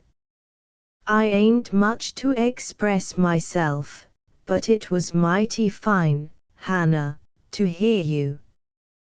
Yes, I know, you snored into my singing with enjoyment, all right. It's the 12 hours on my feet that just seem to make me dead to the world, come evening. A girl that had the whole town wavin' flags at her when she sung the Holy City at the 1900 Street Carnival. Kitty Scogin Bevans, one of the biggest singers in New York today, nothing but my chorus. Where's it got me these 8 years? Nowheres. She had enough sense to cut loose from Ed Bevans, who was a lodestone, too, and beat it. She's singing now in New York for $40 a week with a voice that wasn't strong enough to be more than chorus to mine. Kitty Scogin, Hannah, is a poor comparison for any woman to make with herself. It is it? Well, I don't see it that way. When she stepped off the train last week, coming back to visit her old mother, I wished the whole depot would open up and swallow me, that's what I wished. Me and her that used to be took for sisters. I'm 8 months younger, and I look 8 years older. When she stepped off that train in them white furs and a purple face veil, I just wished to God the whole depot would open and swallow me. That girl had sense. Oh God! Didn't she have sense? They say her sense is what killed Ed Bevans of shame and heartbreak. Say, don't tell me. It was town talk the way he made her toady to his folks, even after he'd been cut off without a cent. Kitty told me herself the very sight of the old Bevans place over on Orchard Street gives her the creeps down her back. If not for old lady Scogin, way up in the 70s, she'd never put her foot back in this dump. That girl had sense. There's not a time she comes back here it don't have an upsetting influence on you, Hannah. I know what's upsetting me, all right. I know. He sighed heavily. I'm just the way I am, Hannah, and there's no teaching an old dog new tricks. It's a fact I ain't much good after 8 o'clock evenings. It's a fact, a fact. They sat then in a further silence that engulfed them like fog. A shift of wind blew a gust of dry snow against the window pane with a little sleety noise. and as another evidence of rising wind, a jerk of it came down the flue, rattling the fender of a disused grate. "We'd better keep the water in the kitchen running tonight. The pipes'll freeze." Tick-tock. Tick. Tock. She had not moved, still sitting staring above the top of his head. He slid out his watch, yawning. "Well, if you think it's too raw for the moving pictures, Hannah, I guess I'll be moving up to bed. I got to be down to meet a 5 o'clock shipment of 50 bales tomorrow. I'll be moving along unless there's anything you want." "No, nothing. If you ain't sleepy a while yet, Hannah, why not run over to Widow Dinninger's to pass the time of evening? I'll keep the door on the latch." She sprang up, snatching a heavy black shawl, throwing it over her and clutching it closed at the throat. "Where you going, Hannah?" "Walking," she said, slamming the door after her. In Adalia, chiefly remarkable for the Indestructo-safe works and a river which annually overflows its banks, with casualties, the houses sit well back from tree-bordered streets, most of them frame, shingle-roofed veterans that have lived through the cycle-like years of the bearing, the marrying, the burying of 2, even 3, generations of the same surname. A 3-year-old, 15-mile traction connects the courthouse with the Indestructo-safe works. High Street, its entire length, is paved. During a previous mayoralty, the town offered to the Lidder Tool Works a handsome bonus to construct branch foundries along its riverbanks, and, except for the annual flood conditions, would have succeeded. In spring, Adalia is like a dear old lady's garden of marigold and bleeding heart. Flushes of sweet peas ripple along its picket fences, and off toward the backyards are long grape arbors, in autumn their great fruit clusters ripening to purple frost. Come winter, there is almost an instant shriveling to naked stalk, and the trellis work behind vines comes through. Even the houses seem immediately to darken of last spring's paint, and, with windows closed, the shades are drawn. Oftener than not, Adalia spends its evening snugly behind these drawn shades in great scoured kitchens or dining rooms, the house fronts dark. When Mrs. Burkhart stepped out into an evening left thus to its stilly depth, shades drawn against it, a light dust of snow, just fallen, was scurrying up street before the wind, like something phantom with its skirts blowing forward. Little drifts of it, dry as powder, had blown up against the porch. She sidestepped them, hurrying down a wind-swept brick walk and out a picket gate that did not swing entirely after. Behind her, the house with its wimple of shingle roof and unlighted front windows seemed to recede somewhere darkly. She stood an undecided moment, her face into the wind. Half down the block an arc light swayed and gave out a moving circle of light. Finally she turned her back and went off down a side street, past a lighted corner grocer, crossed a street to avoid the black mouth of an alley, then off at another right angle. The houses here were smaller, shoulder to shoulder and directly on the sidewalk. Before one of these, for no particular reason distinguishable from the others, Mrs. Burkhardt stepped up 2 shallow steps and turned a key in the center of the door, which set up a buzz on its reverse side. Her hand, where it clutched the shawl at her throat, was reddening and roughening, the knuckles pushing up high and white. Waiting, she turned her back to the wind, her body hunched up against it. There was a moving about within, the scrape of a match, and finally the door opening slightly, a figure peering out. "It's me, Mrs. Scogin, Hannah Burkhardt."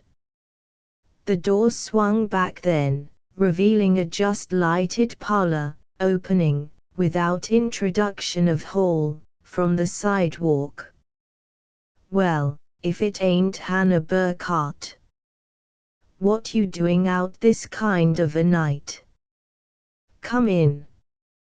Kitty's drying her hair in the kitchen. Used to be she could sit on it, and it's ruined from the scorchin' curling iron. I'll call her. Sit down, Hannah. How's Burkhardt? I'll call her. Oh, Kitty. Kitty, Hannah Burkhardt's here to see you. In the white flare of the swinging lamp, revealing Mrs. Scogin's parlor of chromo, china plaque, and crayon enlargement, sofa, whatnot, and wax bouquet embalmed under glass, Mrs. Burkhardt stood for a moment, blowing into her cupped hands, unwinding herself of shawl, something niobian in her gesture. "Yoo-hoo, it's only me, Kit. Shall I come out?" "No, just a minute, I'll be in." Mrs. Scogin seated herself on the edge of the sofa, well forward, after the manner of those who relax but ill to the give of upholstery. She was like a study of what might have been the grandmother of one of Rembrandt's studies of a grandmother. There were lines crawling over her face too manifold for even the etcher's stroke, and over her little shriveling hands that were too bird-like for warmth. There is actually something avian comes with the years. In the frontal bone pushing itself forward, the cheeks receding, and the eyes still bright.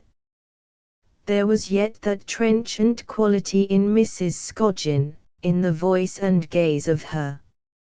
"Sit down, Hannah. Don't care if I do. You can lean back against that chair, Bo. Hate to muss it. How's Burkhardt? All right. He's been made deacon, not? Yeah.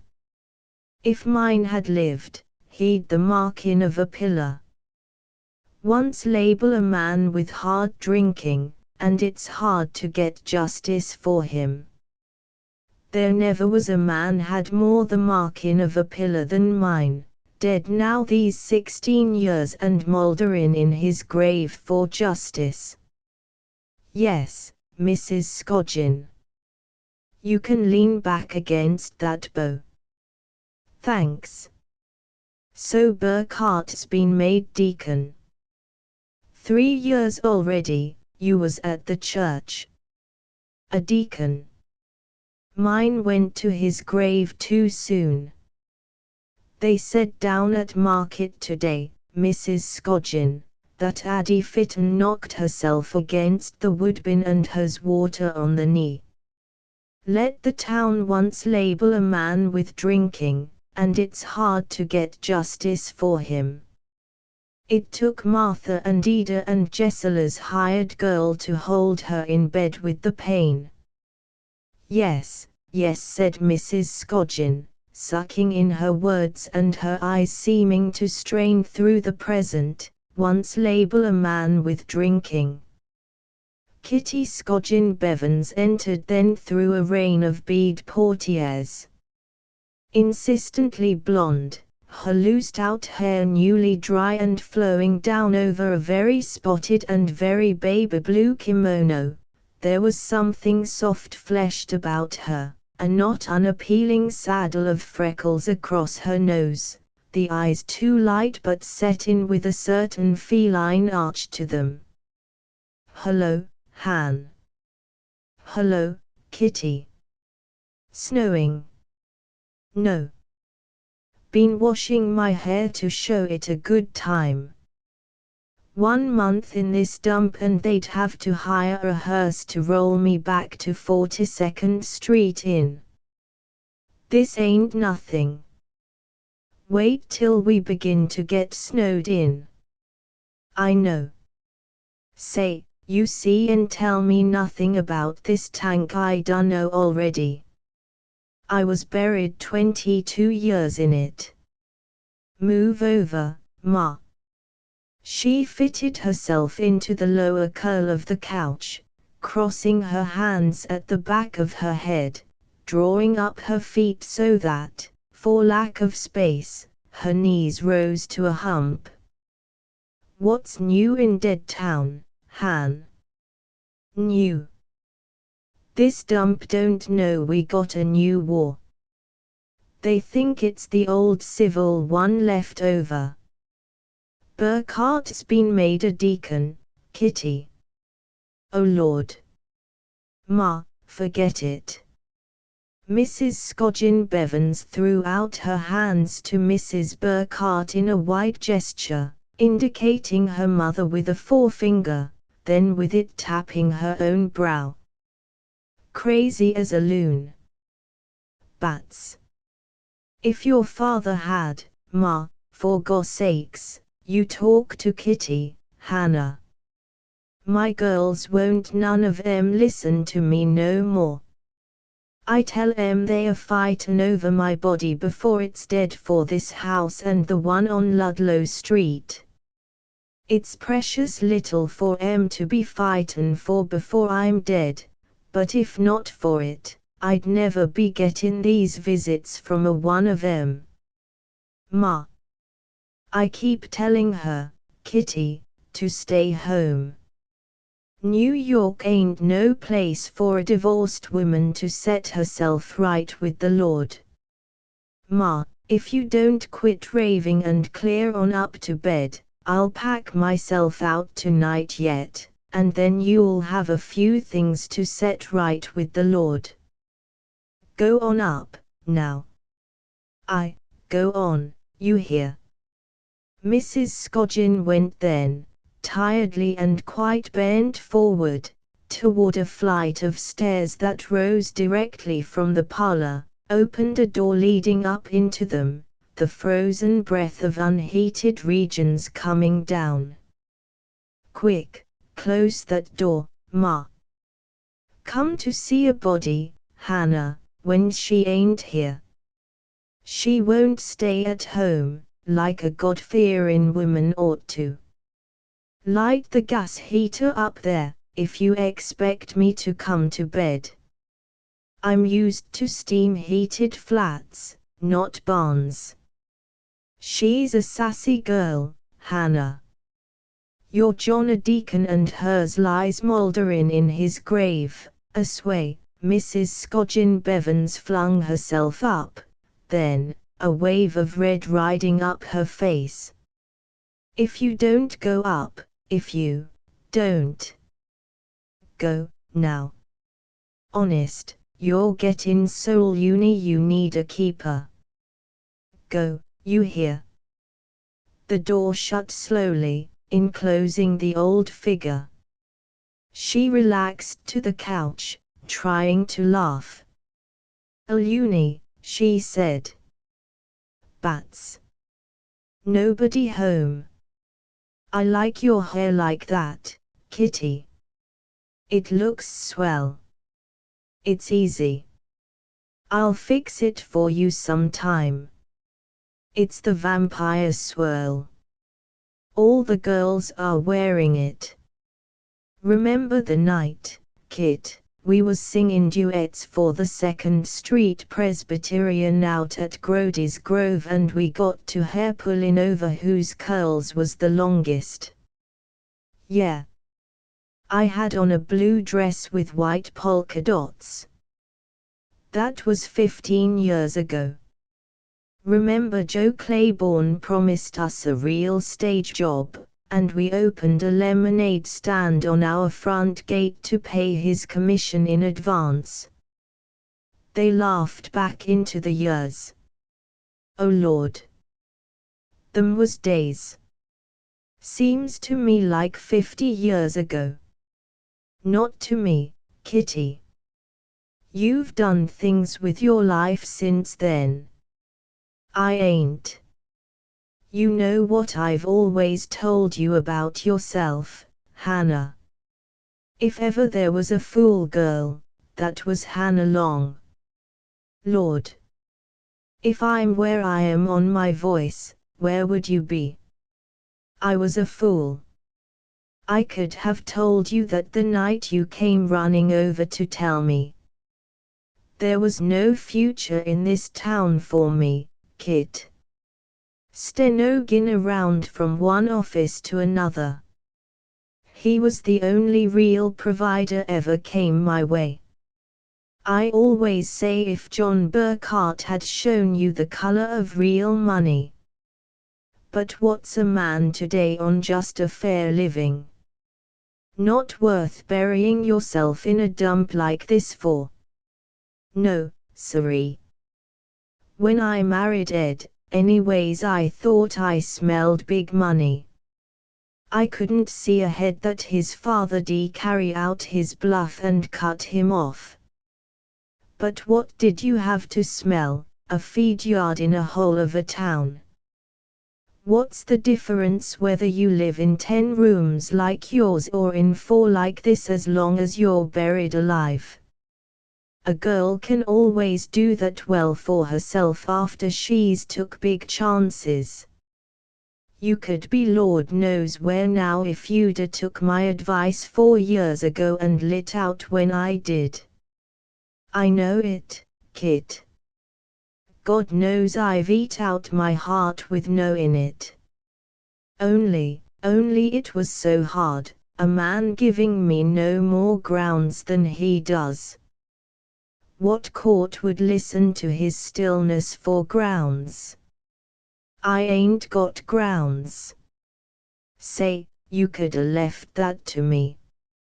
My little lawyer's got a factory where he manufactures them. He coulda found a case of incompatibility between the original turtle doves.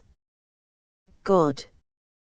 His stillness, Kitty, like. John Burkhart would give me the razzle-dazzle jim-jams overnight, he would. That face reminds me of my favorite funeral. I told him tonight, Kitty, he's killing me with his deadness.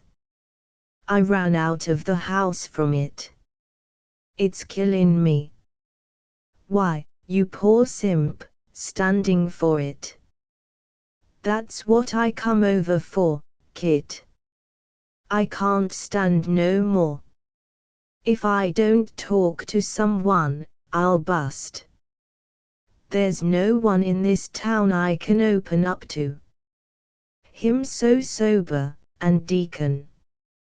They don't know what it is to sit night after night dying from his stillness.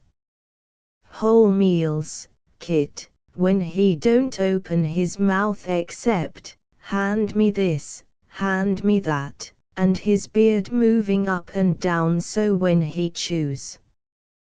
Because a man don't hit you and gives you spending money enough for the little things don't mean he can't abuse you with just getting on your nerves so terrible.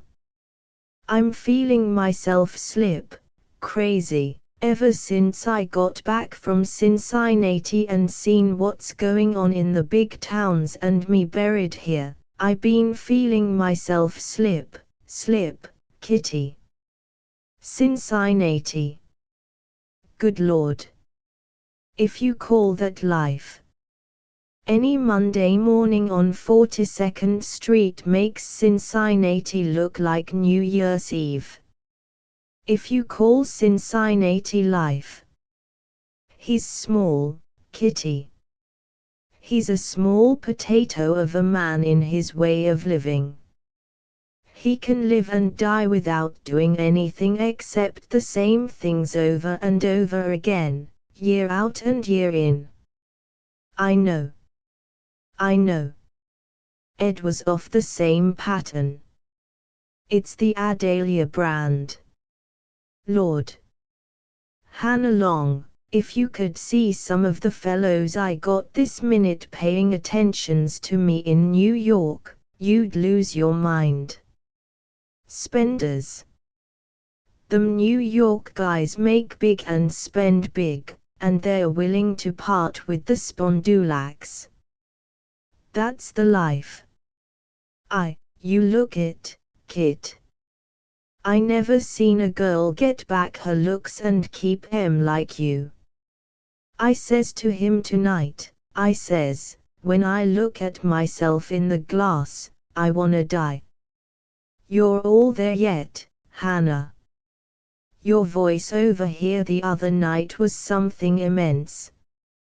Big enough to cut into any restaurant crowd, and that's what counts in cabaret. I don't tell anybody how to run his life, but if I had your looks and your contralto, I'd turn 'em into money, I would. There's $40 a week in you this minute. Mrs. Burkhart's head went up. Her mouth had fallen open, her eyes brightening as they widened. Kit, when you going back? Tomorrow a week, honey, if I live through it. Could you help me, your little lawyer, remember, I ain't advising, could you, Kit, and to get a start. They say it of me there ain't a string in the Bijou Cafe that I can't pull my way. Could you, Kit? Would you? I don't tell nobody how to run his life, Hannah. It's mighty hard to advise the other fellow about his own business. I don't want it said in this town, that's down on me, anyways, that Kit Scogin put ideas in Hannah Long's head. You didn't, Kit. They been there. Once I answered an ad to join a county fair. I even sent money to a vaudeville agent in Cincinnati. Nothing doing in vaudeville for our kind of talent. It's cabaret where the money and easy hours is these days. Just a plain little solo act, contralto is what you can put over. A couple of Where Is My Wandering Boy Tonight sob solos is all you need. I'll let you meet Billy Howe of the Bijou. Billy's a great one for running in a chaser act or two. How much would it cost, Kitty, $250 done it for me, wardrobe and all. Kitty, would you? Sure I would. Only, remember, I ain't responsible. I don't tell anybody how to run his life. That's something everybody's got to decide for herself. I have decided, Kitty. At something after that stilly 1 o'clock hour when all the sleeping noises of Lath and Wainscoting creak out, John Burkhart lifted his head to the moving light of a lamp held like a torch over him, even the ridge of his body completely submerged beneath the great feather billow of an oceanic walnut bedstead. Yes, Hannah. Wake up. I been awake. She set the lamp down on the brown marble top of a washstand, pushed back her hair with both hands, and sat down on the bed edge, heavily breathing from a run through deserted night streets. "I gotta talk to you, Burkhart, now, tonight. Now's no time, Hannah. Come to bed. Things can't go on like this, John." He lay back slowly. "Maybe you're right, Hannah. I been laying up here and thinking the same myself. What's to be done? I've got to the end of my rope. With so much that God has given us, Hannah, health and prosperity, it's a sin before Him that unhappiness should take root in this home. If you're smart, you won't try to feed me up on gospel tonight. I'm willing to meet you, Hannah, on any proposition you say. How'd it be to move down to Skeefer's boarding house for the winter, where it'll be a little recreation for you evenings, or say we take a trip down to Cincinnati for a week?" "Oh no," she said, looking away from him and her throat throbbing. "Oh no, you don't. Them things might have meant something to me once, but you've come too late with them. For 8 years I been eating out my heart with them. Now you couldn't pay me to live at Skeefer's. I had to beg too long for it. Cincinnati. Why, its New Year's Eve is about as lively as a real town's Monday morning." "Oh no, you don't. Oh no. Come on to bed, Hannah. You'll catch cold. Your breath's freezin'. I'm going away for good, that's where I'm going." Her words threatened to come out on a sob, but she stayed it, the back of her hand to her mouth. Her gaze was riveted, and would not move, from a little curtain above the washstand, a guard against splashing crudely embroidered in a little hand-in-hand boy and girl. You're saying a good many hasty things tonight, Hannah." "Maybe." He plucked at a grey wool knot in the coverlet. "Mighty hasty things." She turned, then, plunging her hands into the great suds of feather bed, the whole thrust of her body toward him. "Hasty? Is 8 years hasty? Is 8 years of buried alive hasty? I'm going, John Burkhart, this time I'm going sure as my name is Hannah Long." "Going where, Hannah?" "Going where each day ain't like a clod of mud on my coffin. Going where there's a chance for a woman like me to get a look in on life before she's as skinny a hex at 27 as old Lady Skog, as, like this town's full of. I'm going to make my own living in my own way, and I'd like to see anybody try to stop me. I ain't trying, Hannah." She drew back in a flash of something like surprise. "You're willin', then?" "No, Hannah, not willin'. You can't keep me from it. Incompatibility is grounds." The fires of her rebellion, doused for the moment, broke out again, flaming in her cheeks.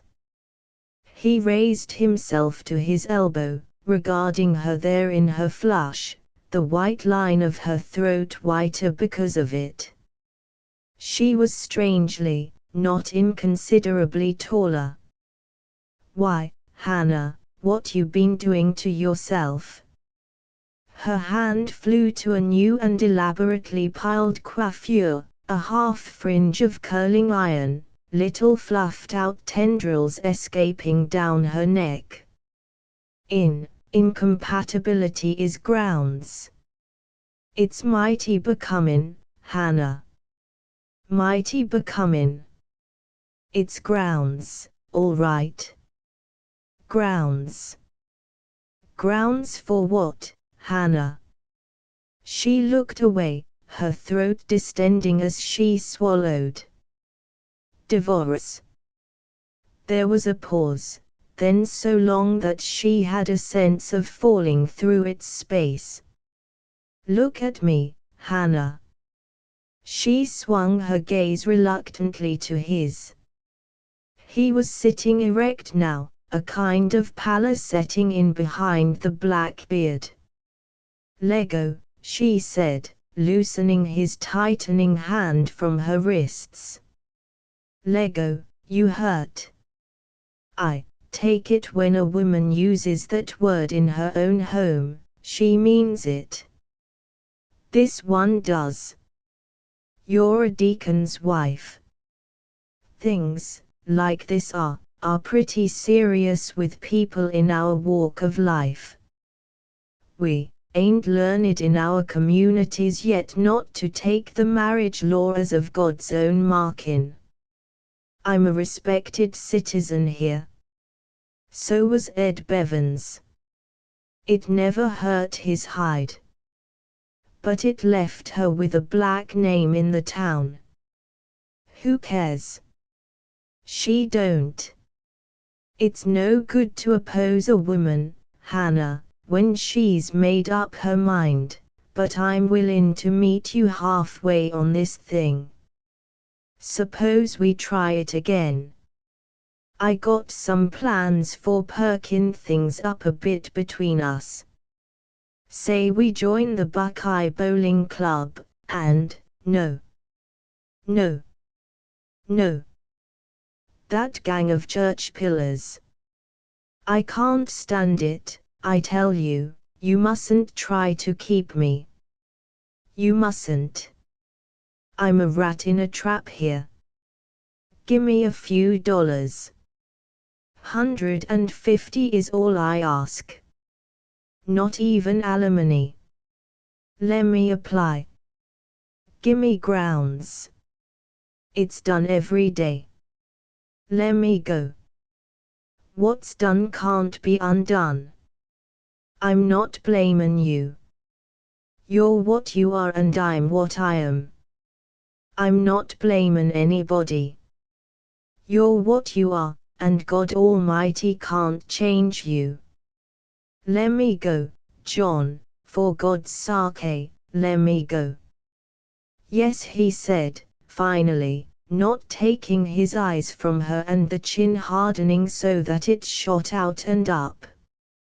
Yes, Hannah, you're right. You got to go. Asterisk asterisk asterisk asterisk asterisk. The skeleton of the elevated railway structure straddling almost its entire length, 6th Avenue, sullen as a clayey stream, flows in gloom and crash. Here, in this underworld created by man's superstructure, Mrs. Einstein, slightly used gowns, nudges Mike's eating place from the left, and on the right Stovers Vaudeville Agency for Lilliputians divides office space and rent with the Vibro Health Belt Company. It is a kind of murky drain, which, flowing between, catches the refuse from Fifth Avenue and the leavings from Broadway. To 6th Avenue drift men who, for the first time in a misspending life, are feeling the prick of a fraying collar. Even Fifth Avenue is constantly feeding it. A couture's model gone hippie, a specialty shop gone bankrupt, a cashier's books gone over. Its shops are second-hand, and not a few of its denizens are down on police records as sleight of hand. At night women too weary to be furtive turn in at its family entrances. It is the cauldron of the city's eye of newt, toe of frog, wool of bat, and tongue of dog. It is the home of the most daring all-night eating places, the smallest store, the largest store, the greatest revolving stage, the dreariest night court, and the drabbest night birds in the world. War has laid its talons and scratched slightly beneath the surface of 6th Avenue. Hufnagel's delicatessen, the briny whore of 20 years upon it, went suddenly into decline and the hands of a receiver. Recruiting stations have flung out imperious banners. Keely's Chop House, open all night, reluctantly swings its two hospitable doors to the 1 o'clock closing mandate. To the New Yorker whose nights must be filled with music, preferably jazz, to pass Keely's and find it dark is much as if Bacchus, emulating the newest historical rogue, had donned cassock and hood. Even that half of the evening east of the cork-popping land of the midnight sun has waned at Keely's. No longer a roadhouse on the incandescent road to dawn, there is something hangdog about its very waiters, moving through the easy maze of half-filled tables. An orchestra, sheepish of its accomplishment, can lift even a muted melody above the light babel of light diners. There is a cabaret, too, bravely bidding for the something that is gone. At 12 o'clock, 5 of near Broadway's best breed, in woolly anklets and wristlets and a great shaking of curls, execute the poodle prance to half the encores of other days.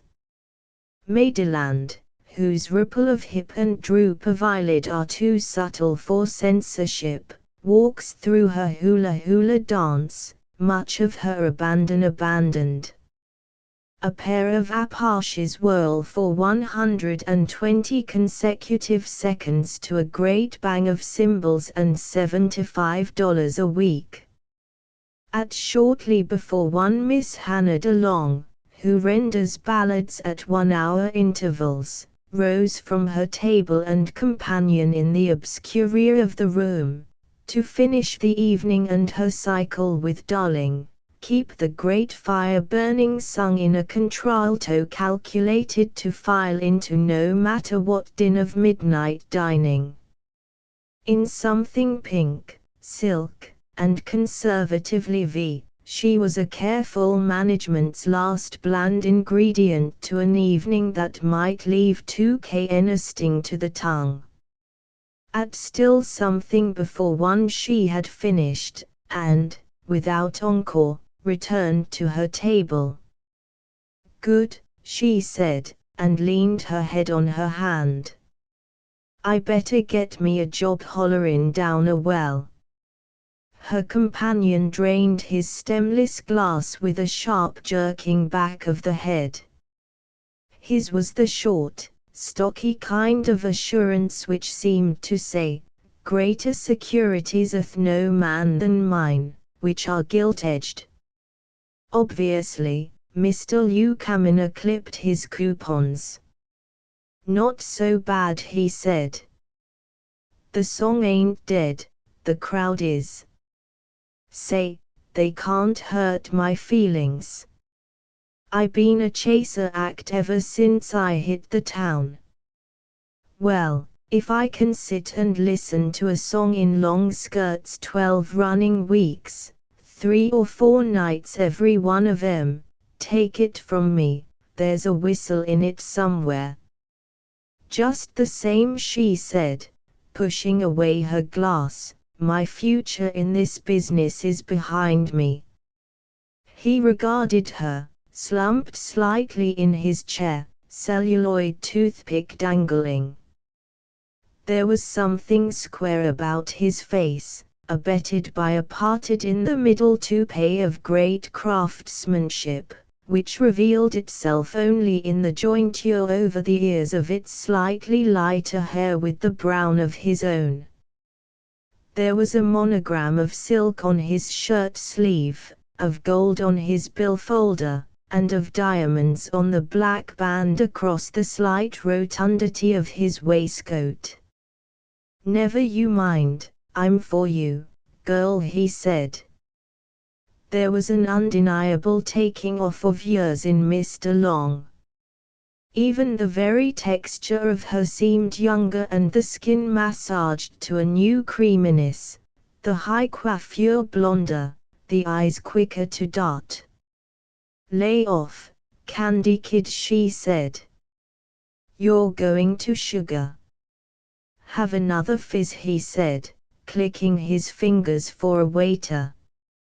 "Anything to please the bold, bad man," she said.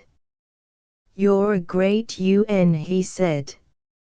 "Fellow never knows how to take you from one minute to the next." "You mean a girl never knows how to take you?" "Say," he said, "any time anybody puts anything over on you. And you. There you are," he cried, eyeing her fizz. "Drink it down, it's good for what ails you." "Good," she said. "I wish I knew what it was is ailing me." "Drink her down. You think because you had me going on these things last night that tonight little sister ain't going to watch her step? Well, watch her step nevertheless." She drank rather thirstily half the contents of the glass. "I knew what I was doing every minute of the time last night, all righty. I was just showing us a good time." "Sure. It's all right for us girls to take what we want, but the management don't want nothing rough around, not in wartime." "Right idea. There's nothing rough about me, Lou. None of you fellows can't say that about me. I believe in a girl having a good time, but I believe in her always keeping her self-respect. I always say it never hurt no girl to keep her self-respect. Right. When a girlfriend of mine loses that, I'm done with her. That don't get a girl nowheres. That's why I keep to myself as much as I can and don't mix in with the girls on the bill with me. What's become of the big blonde looker used to run around with you when you was over at the Bijou? Me and Kit ain't friends no more. She was some looker. The minute I find out a girl ain't what a self-respectin' girl ought to be, then that lets me out. There's nothing would keep me friends with her. If ever I was surprised in a human, Lou, it was in Kitty Scodgin. She got me my first job here in New York. I give her credit for it, but she done it because she didn't have the right kind of a pool with Billy Howe. She done a lot of favors for me in her way, but the minute I find out a girl ain't self-respectin', I'm done with that girl every time. That baby had some pair of shoulders. I ain't the girl to run a friend down, anyway, when she comes from my hometown, but I could tell tales, good. I could tell tales."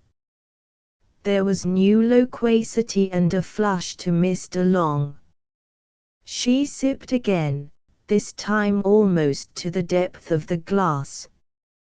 "The way to find out about a person, Lou, is to room with them in the same boardin' house.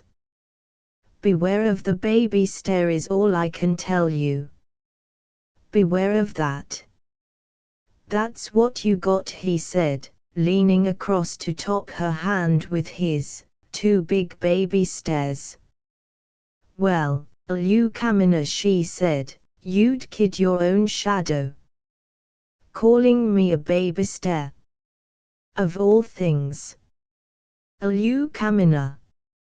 She looked away to smile. Drink it all down, babyster, he said, lifting the glass to her lips. They were well concealed and back away from the thinning patter of the crowd, so that, as he neared her, he let his face almost graze, indeed touch, hers. She made a great pretense of choking. Oh, Burns. Drink it down like a major. She bubbled into the glass, her eyes laughing at him above its rim. Or gone. He clicked again with his fingers. Once more, Charlie, he said, shoving their pair of glasses to the table edge. You ain't the only moneybag around the place, she cried, flopping down on the tablecloth a bulky wad tied in one corner of her handkerchief. Well, what do you know about that? Payday. Yeah, while it lasts. I hear there ain't going to be no more cabarets or camembert cheese till after the war. What you going to do with it? Buy us a round of fizz? She bit open the knot, a folded bill dropping to the table, uncurling. Lord, she said, contemplating and flipping it with her fingertip. Where I come from, that $20 bill every week would keep me like a queen. Here it ain't even chicken feed. You know where there's more chicken feed waiting when you get hard up, sister. You're slower to gobble than most. You know what I told you last night, kiddo, you need lessons. What makes me sore, Lou, is there ain't an act on this bill shows under 75. It goes to show the higher skirts the higher the salary in this business. You oughta be singing in grand opera. Yeah, sure. The Diamond Horseshoe is waiting for the chance to land me one swift kick. It only took me 12 weeks and 1 meal a day to land this after Kitty seen to it that they let me out over at the Bijou. Say, I know where I get off in this town, Lou. If there's one thing I know, it's where I get off. I ain't a squab with a pair of high-priced ankles. I'm down on the agency's books as a chaser act, and I'm down with myself for that. If there's one thing I ain't got left, it's illusions. Get me? Illusions. She hitched sidewise in her chair, dipped her forefinger into her fresh glass, snapped it at him so that he blinked under the tiny spray. That for you, she said, giggling. She was now repeatedly catching herself up from a too constant impulse to repeat that giggle. You little devil, he said, reaching back for his handkerchief. She dipped again, this time deeper, and aimed straighter. Quit, he said, catching her wrist and bending over it. Quit it, or I'll bite. Ow. Ouch. Her mouth still resolute not to loosen, she jerked back from him. There was only the high flush which she could not control, and the gaze, heavy-lidded, was not so sure as it might have been. She was quietly, rather pleasantly, dizzy. I wish, she said. I wish, what do you wish? Oh, I dunno what I wish. If you ain't a card. He had lighted a cigar, and, leaning toward her, blew out a fragrant puff to her. She said, it's a Cleopatra. Nop. A El Dorado. Guess again. A what, then? It's a Habana queen. Habana because it reminds me of Hannah. Or, you. At this crowning puerility Mr. Kaminer paused suddenly, as if he had detected in his laughter a bray. Is Habana in the war, Liu? Darned if I know exactly. Ain't this war just terrible, Liu? Don't let it worry you, girl. If it puts you out of business, remember, it's boosted my stocks 50%. You know what I told you about chicken feed. She buried her nose in her handkerchief, turning her head. Her eyes had begun to crinkle. It's just awful. All them sweet boys. Now, crying ain't going to help. You ain't got no one marchin' off. That's just it. I ain't got no one. Everything is something awful, ain't it? Her sympathies and her risibilities would bubble to the surface to confuse her. Awful. He scraped one forefinger against the other. Cry baby. Cry baby, stick your little finger in your little eye. She regarded him wryly, her eyes crinkled now quite to slits. You can laugh. Look at the cry baby. I get so darn blue. Now, honest to good, Liu, I get so darn blue I could die. You're a nice girl, and I'd like to see anybody try to get fresh with you. Do you, honest, Liu, like me? There's something about you, girl, gets me every time. Cat eyes. Kitty eyes. Sometimes I get so blue, get to thinking of home and the way it all happened. You know the way a person will. Home and the divorce and the way it all happened with him, and how I come here and where it's got me, and I just say to myself, what's the use?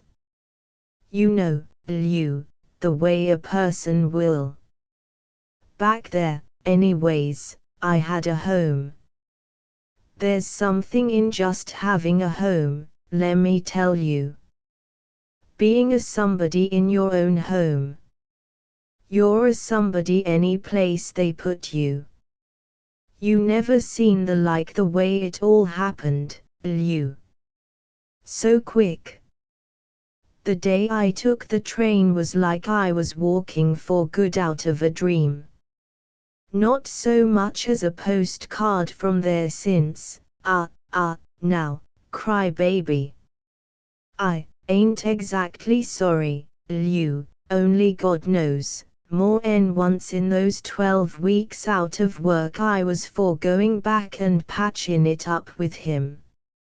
I ain't exactly sorry, Liu, but there's only one thing on God's earth that keeps me from being sorry.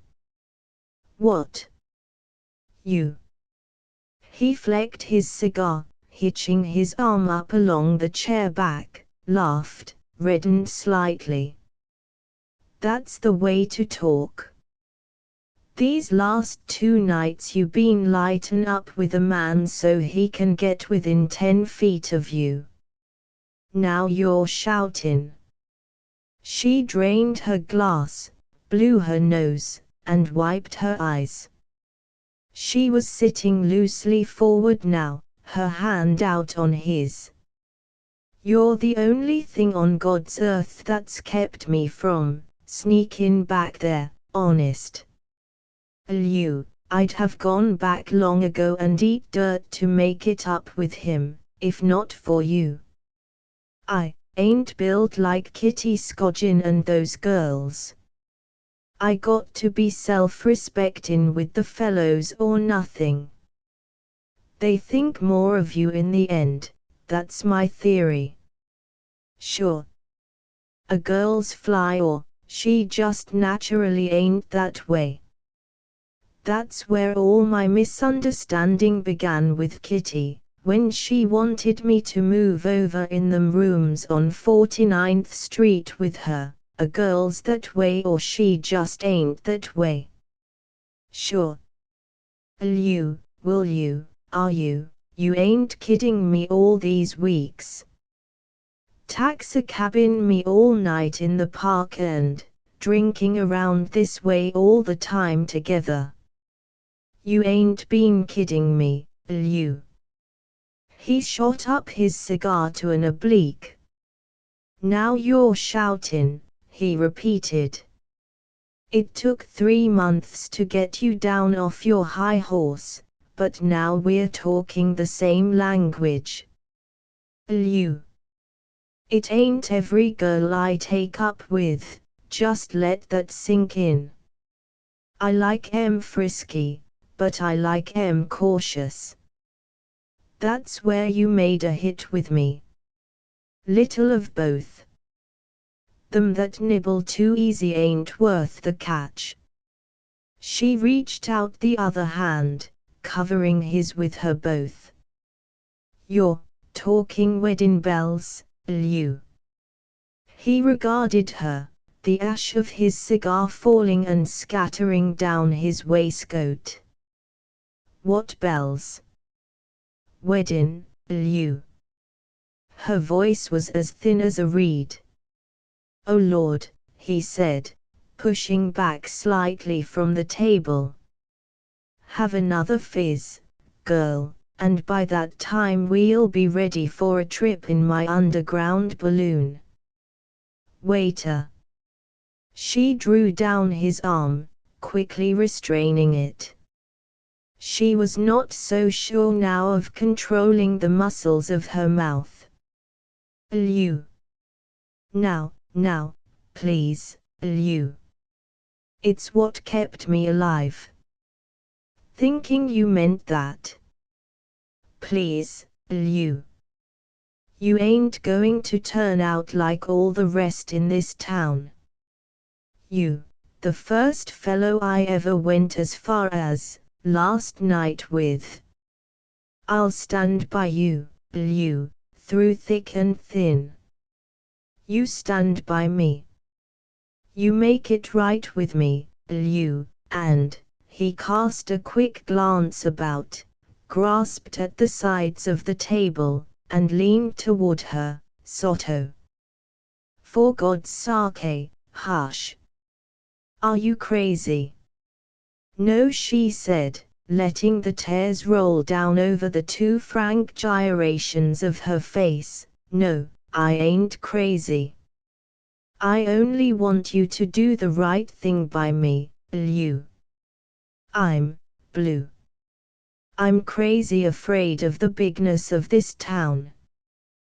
There ain't a week I don't expect my notice here. It's got me. If you been stringing me along like the rest of 'em, and I can't see nothing ahead of me but the struggle for a new job, and the trying to buck up against what a decent girl has got to, why, you're crazy with the heat, girl. I thought you and me was talking the same language. I want to do the right thing by you. Sure I do. Anything in reason is yours for the asking. That's what I been coming to. Then, you, I want you to do by me like you'd want your sister done by. I tell you you're crazy. You been hitting up too many fizzes lately. You ain't fool enough to think I'm what you'd call a free man. I don't bring my family matters down here to air 'em over with you girls. You're darn lucky that I like you well enough to, well, that I like you as much as I do. Come, now, tell you what I'm going to do for you. You name your idea of what you want in the way of Oh God! Why don't I die? I ain't fit for nothing else. He cast a glance around their deserted edge of the room. A waiter, painstakingly oblivious, stood 2 tables back. Wouldn't I be better off out of it? Why don't I die? He was trembling down with a suppression of rage and concern for the rising gale in her voice. You can't make a scene in public with me and get away with it. If that's your game, it won't land you anywhere. Stop it. Stop it now and talk sense, or I'll get up. By God! If you get noisy, I'll get up and leave you here with the whole place giving you the laugh. You can't throw a scare in me. But Mr. Long's voice and tears had burst the dam of control. There was an outburst that rose and broke on a wave of hysteria. Lemme die, that's all I ask. What's there in it for me? What has there ever been? Don't do it, Liu. Don't. It was then Mr. Kaminer pushed back his chair, flopped down his napkin, and rose, breathing heavily enough, but his face set in an exaggerated kind of quietude as he moved through the maze of tables, exchanged a check for his hat, and walked out. For a stunned 5 minutes her tears, as it were, seared, she sat after him. The waiter had withdrawn to the extreme left of the deserted edge of the room, talking behind his hand to 2 colleagues in servility, their faces listening and breaking into smiles. Finally Mr. Long rose, moving through the zigzag paths of empty tables toward a deserted dressing room. In there she slid into black velvet slippers and a dark blue walking skirt, pulled on over the pink silk, tucking it up around the waist so that it did not sag from beneath the hem, squirmed into a black velvet jacket with a false dicky made to emulate a blouse front, and a blue velvet hat hung with a curtain-like purple face veil. As she went out the side, Keeley's was closing its front doors. Outside, not even to be gainsaid by 6th Avenue, the night was like a moist flower held to the face. A spring shower, hardly fallen, was already drying on the sidewalks, and from the patch of Bryant Park across the maze of car tracks there stole the immemorial scent of rainwater and black earth, a just set out crescent of hyacinths giving off their light steam of fragrance. How insidious is an old scent! It can creep into the heart like an ache. Who has not loved beside time or at the sweetness of dusk? Dear, silenced laughs can come back on a whiff from a florist's shop. Oh, there is a nostalgia lurks in old scents. Even to Hannah DeLong, hurrying eastward on 42nd Street, huggingly against the shadow of darkened shop windows, there was a new sting of tears at the smell of earth, daring, in the lull of a city night, to steal out. There are always these dark figures that scuttle thus through the first hours of the morning. Whither? Twice remarks were flung after her from passing figures in slouch hats, furtive remarks through closed lips. At 5 minutes past 1 she was at the ticket office grating of a train terminal that was more ornate than a Raja's dream. Adalia, please. Ha.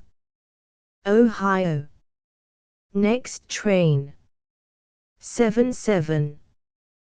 Track 9. Round trip, No. 1850. She again bit open the corner knot of her handkerchief.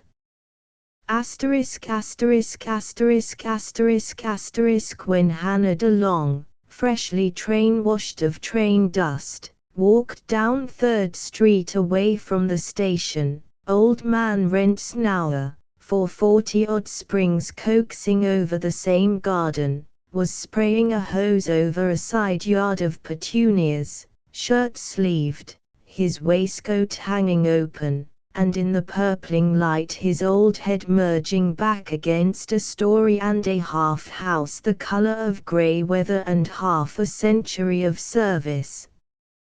At sight of him who had shambled so taken for granted through all of her girlhood, such a trembling seized hold of Hannah DeLong that she turned off down Amboy Street, making another wide detour to avoid a group on the corner porch, finally approaching 2nd Street from the somewhat straggly end of it farthest from the station.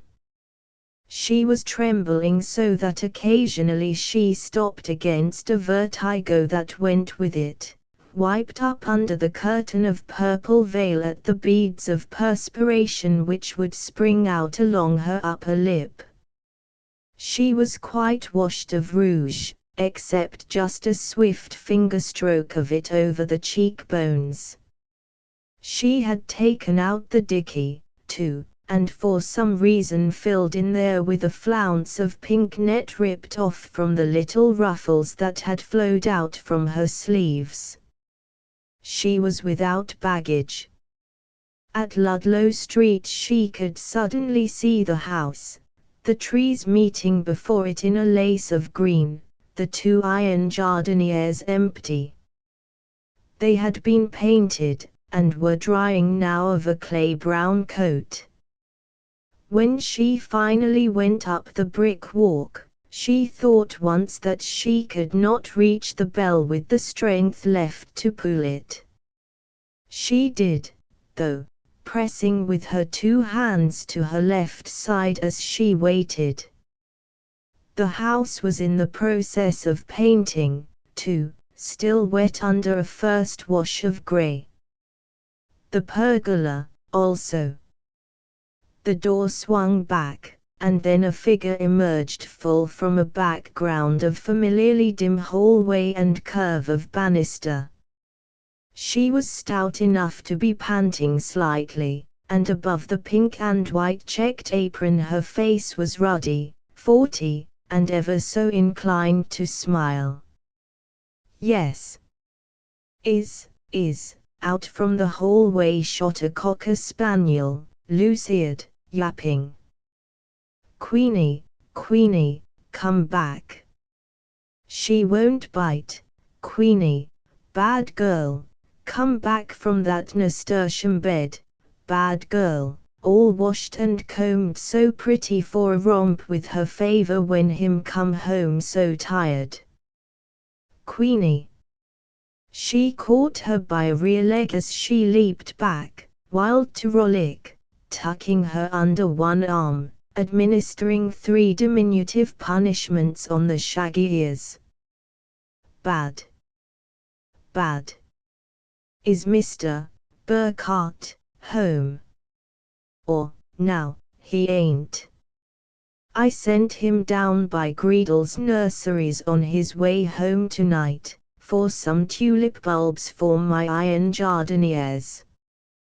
He ought to be back any minute if he ain't stopped to brag with old man Greedle that our arbutus beats his. Then, smiling and rubbing with the back of her free hand at a flower streak across her cheek, if it's the lady from the orphan asylum come to see about the little kid we want, is there anything I can do for you? I'm his wife. Won't you come in? Oh no, said Mr. Long, now already down 2 of the steps. Oh no, thank you. Oh no, thank you. She walked swiftly, the purple veil blown back and her face seeming to look out of it whitely, so whitely that she became terrible. Night was at hand, and Adalia was drawing down its front shades. 7. Get ready the wreaths where St. Louis begins to peter out into brick and limestone kilns and great scars of unworked and overworked quarries. The first and more unpretentious of its suburbs take up, Benson, Maplehurst, and Ridgeway Heights intervening with one-story brick cottages and two-story packing cases, between the smoke of the city and the carefully parked Queen Anne quietude of Glenwood and Croton Grove. Over Benson hangs a white haze of limestone, gritty with train and foundry smoke. At night the lime kilns, spotted with white deposits, burn redly, showing through their open doors like great, inflamed diphtheatic throats, tongues of flame bursting and licking out. Winchester Road, which runs out from the heart of the city to string these towns together, is paved with brick, and its traffic, for the most part, is the great, tin-tired dump carts of the quarries and steel interurban electric cars which hum so heavily that even the windows of outlying cottages titillate. 4 blocks, from Benson to Maplehurst and from Maplehurst to Ridgeway Heights, Winchester Road repeats itself in terms of the butcher, the baker, the corner saloon, a feed store, a monument and stone cutter, a confectioner, a general merchandise store, with a glass case of men's collars outside the entrance. The butcher, the baker, the corner saloon. At Benson, where this highway cuts through the city, wreathed in smoke, and a great oceanic stretch of roofs are in easy view, and at closer range, an outlying section of public asylums for the city's discard of its debility and its senility. Jutting a story above the one-storied march of Winchester Road, the Convenience Merchandise Corner, Benson, overlooks, from the southeast upstairs window, a remote view of the city hospital, the Ferris wheel of an amusement park, and on clear days the oceanic waves of roof. Below, within the store, that view is entirely obliterated by a brace of shelves built across the corresponding window and brilliantly stacked with ribbons of a score of colors and as many widths. A considerable flow of daylight thus diverted, the Convenience Merchandise Corner, even of early afternoon, fades out into half-discernible corners. A rear wall display of overalls and striped denim coats crowded back into indefinitude, the haberdashery counter, with a giant gilt shirt stud suspended above, hardly more outstanding. Even the notions and dry goods, flanking the right wall in stacks and bolts, merge into blur, the outline of a white sateen and corseted woman's torso surmounting the topmost of the shelves with bold curvature. With spring sunshine even hot against the steel rails of Winchester Road, and awnings drawn against its inroads into the window display, Mrs. Sheila Coblenz, rooting gloom, reached up tiptoe across the haberdashery counter for the suspended chain of a cluster of bulbs, the red of exertion rising up the taut line of throat and lifted chin. A little light on the subject, Milt. Let me, Mrs. C. Facing her from the outer side of the counter, Mr. Milton Bower stretched also, his well-pressed, pin-checked coat crawling up. All things swam out into the glow. The great suspended stud, the background of shelves and boxes, the scissors-like overalls against the wall, a clothless line of children's factory-made print frocks, a center bin of women's untrimmed hats, a headless dummy beside the door, enveloped in a long-sleeved gingham apron. Beneath the dome of the wooden stud, Mrs. Sheila Koblenz, of not too fulsome but the hourglass proportions of 2 decades ago, smiled, her black eyes, ever so quick to dart, receding slightly as the cheeks lifted. 225, Milt, for those ribbed assorted sizes and reinforced heels. Leave or take. Bergdorf and Sloane will quote me the whole mill at that price. With his chest across the counter and legs out violently behind, Mr. Bauer flung up a glance from his order pad. Have a heart, Mrs. C. I'm getting $2.40 for that stocking from every house in town. The factory can't turn out the orders fast enough at that price. An up-to-date woman like you mustn't make a noise like before the war. Leave or take. You could shave an egg, he said. And rush up those printed lawns. There was 2 in this morning, sniffing around for spring dimities. Any more cotton goods? Next month, this time, you'll be paying an advance of 4 cents on percales. Stocked. Can't tempt you with them wash silks, Mrs. C.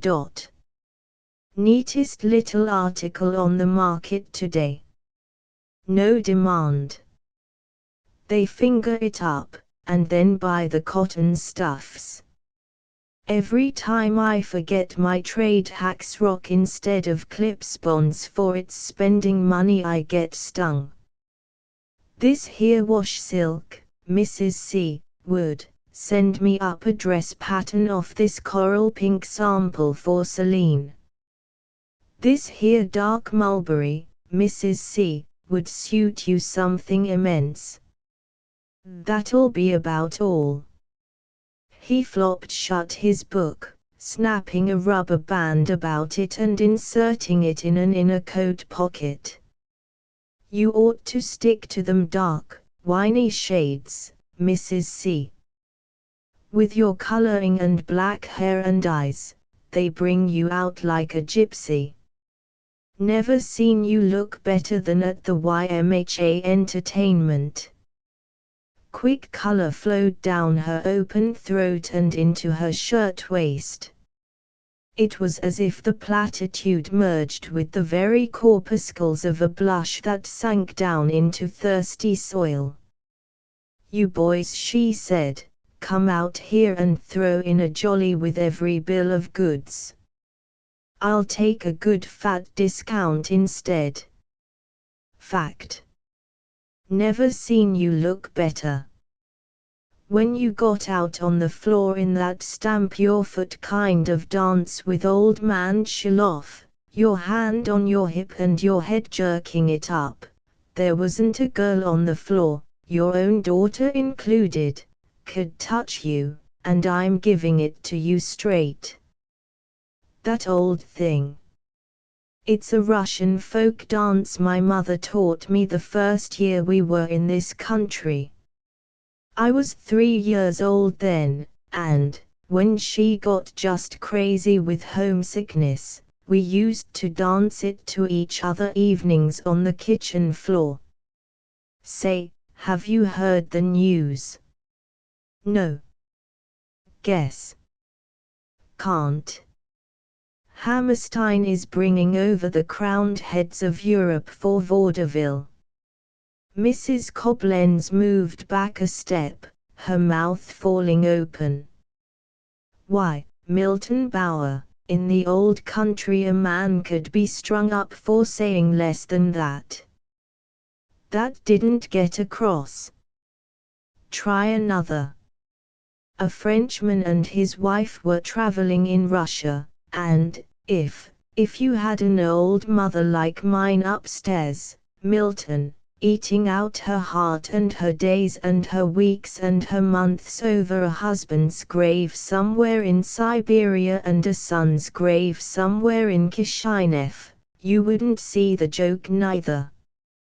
Mr. Bauer executed a self-administered pat sharply against the back of his hand. "Keeper," he said, "put me in the brain ward." I'm sorry, Mrs. C, so help me. Didn't mean to. How is your mother, Mrs. C. Seems to me, at the dance the other night, Celine said she was fine and dandy. Celine ain't the best judge of her poor old grandmother. It's hard for a young girl to have patience for old age sitting and chewing all day over the past. It's right pitiful the way her grandmother knows it, too, and makes herself talk English all the time to please the child and tries to perk up for her. Celine, thank God, ain't suffered, and can't sympathize. What's ailing her, Mrs. C. I kinda miss seeing the old lady sitting down here in the store. It's the last year or so, Milt. Just like all of a sudden a woman as active as Mama always was, her health and her mind kind of went off with a pop. Thoo. Doctor says with care she can live for years, but it seems terrible the way her poor mind keeps skipping back. Past all these 30 years in America too, even weeks before I was born.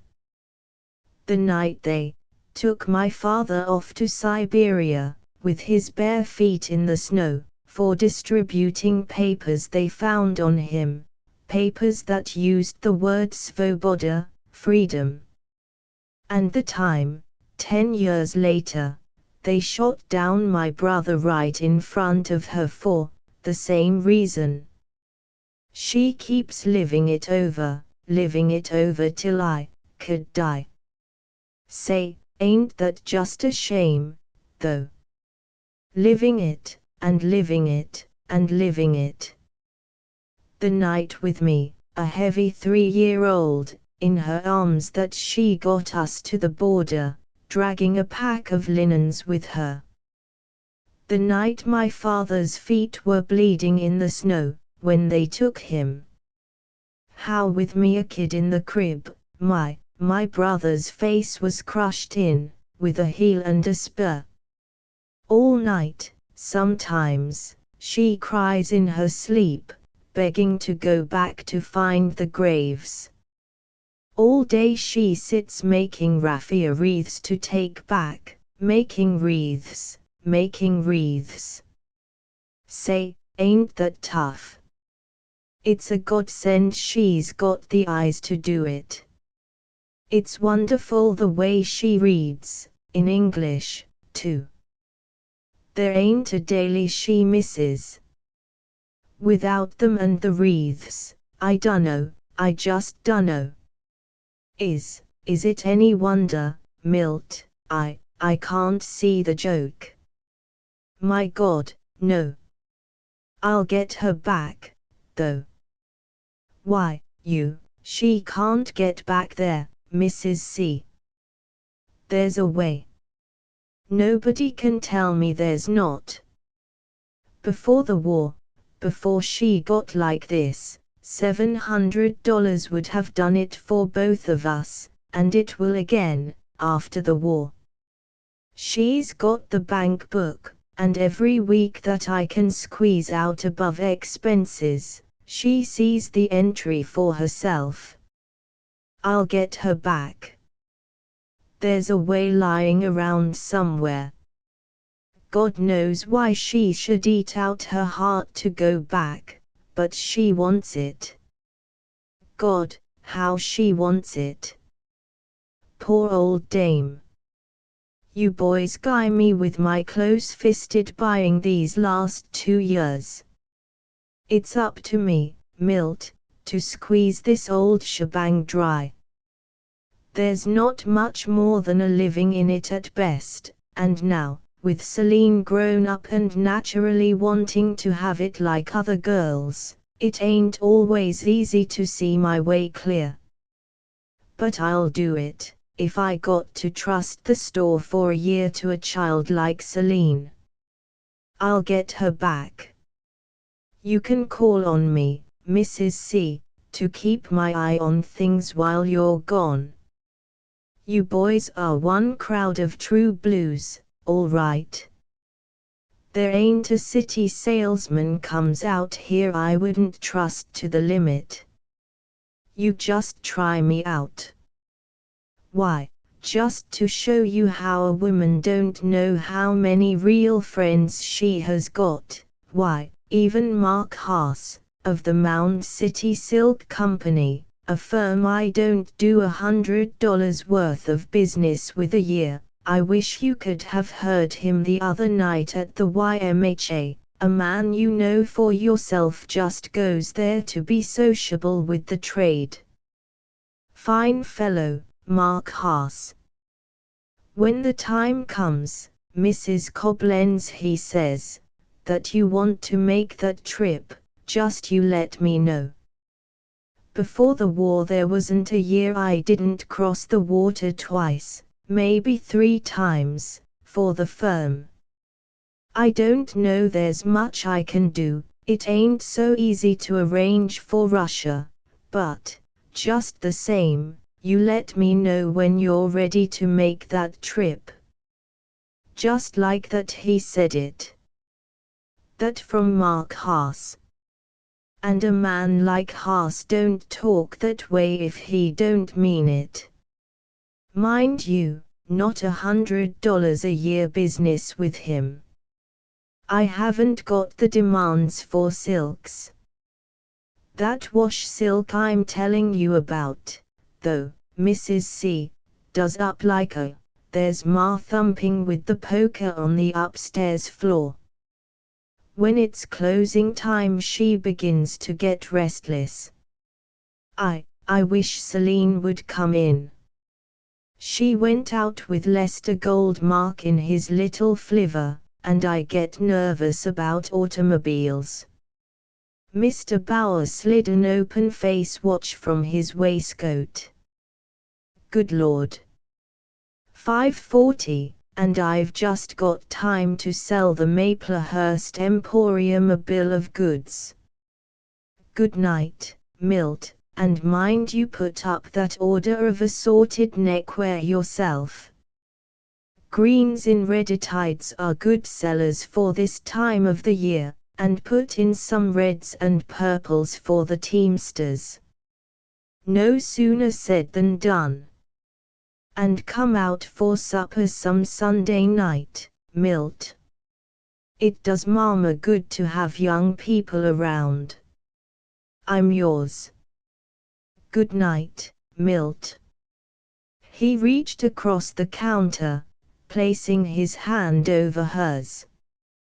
Good night, Mrs. C, he said, a note lower in his throat. And remember that call on me stuff wasn't all conversation. Good night, Milt, said Mrs. Koblenz, a coating of husk over her own voice and sliding her hand out from beneath, to top his. You're all right. ****** upstairs. In a too-tufted and too-crowded room directly over the frontal half of the store, the window overlooking the remote sea of city was turning taupe, the dusk of early spring, which is faintly tinged with violet, invading.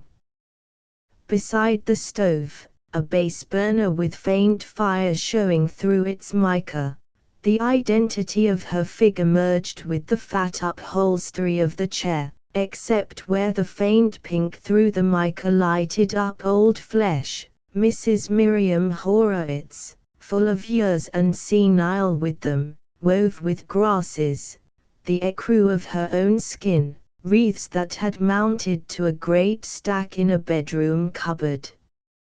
A clock, with a little wheeze and burring attached to each chime, rang 6, and upon it Mrs. Coblenz, breathing from a climb, opened the door.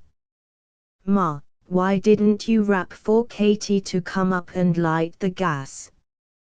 You'll ruin your eyes, dearie." She found out a match, immediately lighting 2 jets of a center chandelier, turning them down from singing, drawing the shades of the 2 front and the southeast windows, stooping over the upholstered chair to imprint a light kiss. "A fine day, Mama. There'll be an entry this week.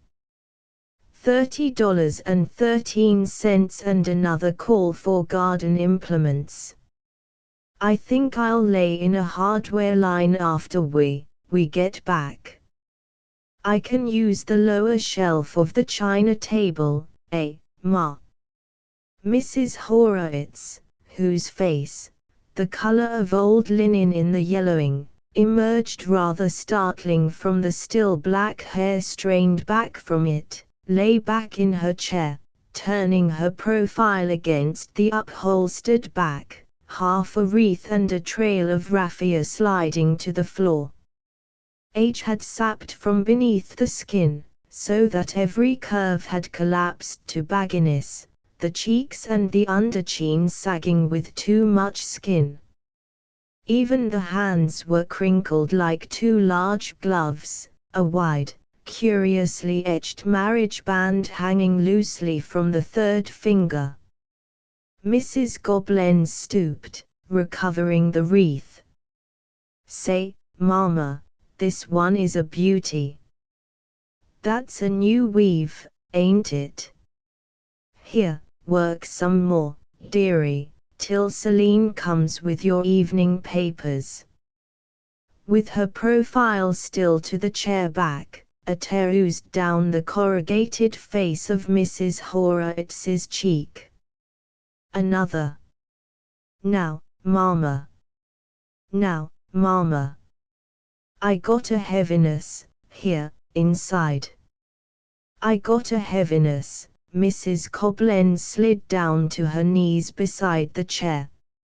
"Now, Mama, shame on my little Mama. Is that the way to act when Sheila comes up after a good day? Ain't we got just lots to be thankful for, the business growing and the bank book growing, and our Celine on top? Shame on Mama. I got a heaviness, here, inside, here." Mrs. Coblenz reached up for the old hand, patting it. "It's nothing, Mama, a little nervousness. I'm an old woman. And just think, Sheila's Mama, Mark Haas is going to get us letters and passports and, my son, my boy, his father before him. Mama, Mama, please don't let a spell come on. It's all right. Sheila's going to fix it. Any day now, maybe. You am a good girl. You am a good girl, Sheila." Tears were coursing down to a mouth that was constantly wry with the taste of them. "And you're a good mother, Mama. Nobody knows better than me how good. You am a good girl, Sheila. I was thinking last night, Mama, waiting up for Celine, just thinking how all the good you've done ought to keep your mind off the spells, dearie. My son, why, a woman with as much good to remember as you've got oughtn't he to have time for spells? I got to thinking about Coblenz, Mama, how you never did want him, and when I went and did it, anyway, and made my mistake, you stood by me to the day he died. never throwing anything up to me. Never nothing but my good little mother, working her hands to the bone after he got us out here to help meet the debts he left us. Ain't that a satisfaction for you to be able to sit and think, Mama, how you helped his feet, blood from my heart in the snow, blood from my heart. The past is gone, darling. What's the use tearing yourself to pieces with it? Them years in New York when it was a fight even for bread, and them years here trying to raise Celine and get the business on a footing, you didn't have time to brood then, Mama. That's why, dearie, if only you'll keep yourself busy with something, the wreaths, his feet, blood from my, but I'm going to take you back, Mama. To Papa's grave. To Alof's. But don't eat your heart out until it comes, darling. I'm going to take you back, Mama, with every wreath in the stack, only, you mustn't eat out your heart in spells. You mustn't, Mama, you mustn't. Sobs rumbled up through Mrs. Horowitz, which her hand to her mouth tried to constrict. For his people he died. The papers, I begged he should burn them, he couldn't, I begged he should keep in his hate, he couldn't, in the square he talked it, the soldiers, he died for his people, they got him, the soldiers, his feet in the snow when they took him, the blood in the snow, oh my God, my God. Mama darling, please don't go over it all again. What's the use making yourself sick? Please. She was well forward in her chair now, winding her dry hands one over the other with a small rotary motion. I was rocking, Sheila baby in my lap, stirring on the fire black lentils for my boy, black lentils, Mama. My boy. Like his father before him. My, Mama, please. Celine is coming any minute now. You know how she hates it. Don't let yourself think back, Mama. A little willpower, the doctor says, is all you need. Think of tomorrow, Mama, maybe, if you want, you can come down and sit in the store a while and, I was rocking. Oh my God. I was rocking, and, don't get to it, Mama, please. Don't rock yourself that way. You'll get yourself dizzy. Don't, Ma, don't. Outside, my boy, the holler, oh God. In my ears all my life. My boy, the papers, the swords, Alof, shh, Mama, it came through his heart out the back, a blade with two sides, out the back when I opened the door, the spur in his face when he fell, Sheila, the spur in his face, the beautiful face of my boy, my Alof, my husband before him, that died to make free. And fell back, bathed in the sweat of the terrific hiccoughing of sobs. Mama, Mama. My God. What shall we do? These spells. You'll kill yourself, darling. I'm going to take you back, dearie, ain't that enough?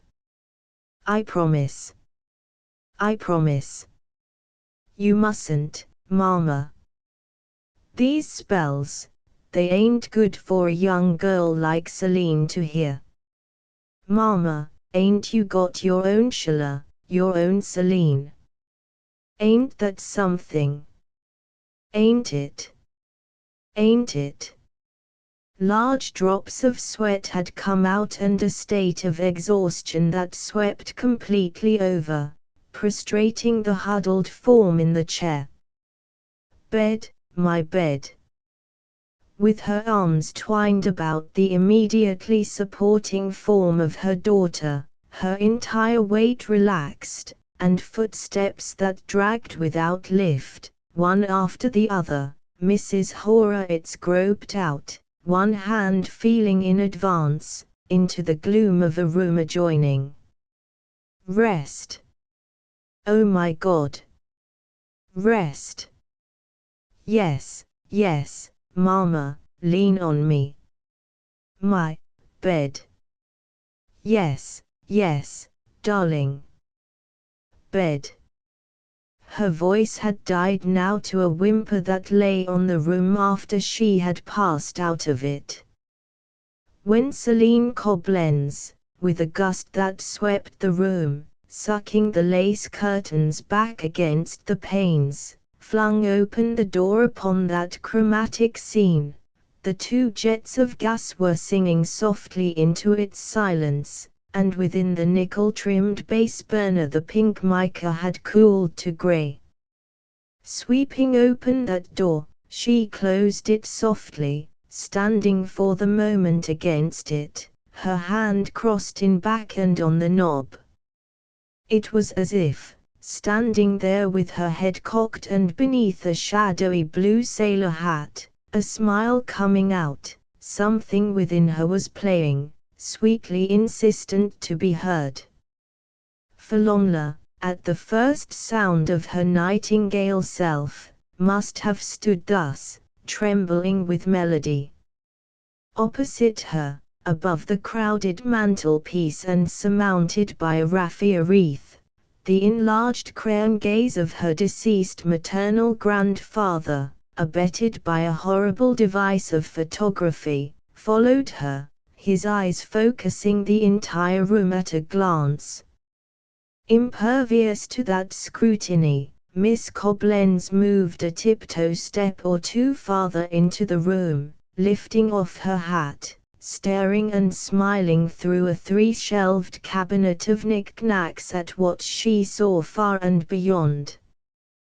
Beneath the two jets, highlights in her hair came out, bronze showing through the brown waves and the patches of curls brought out over her cheeks.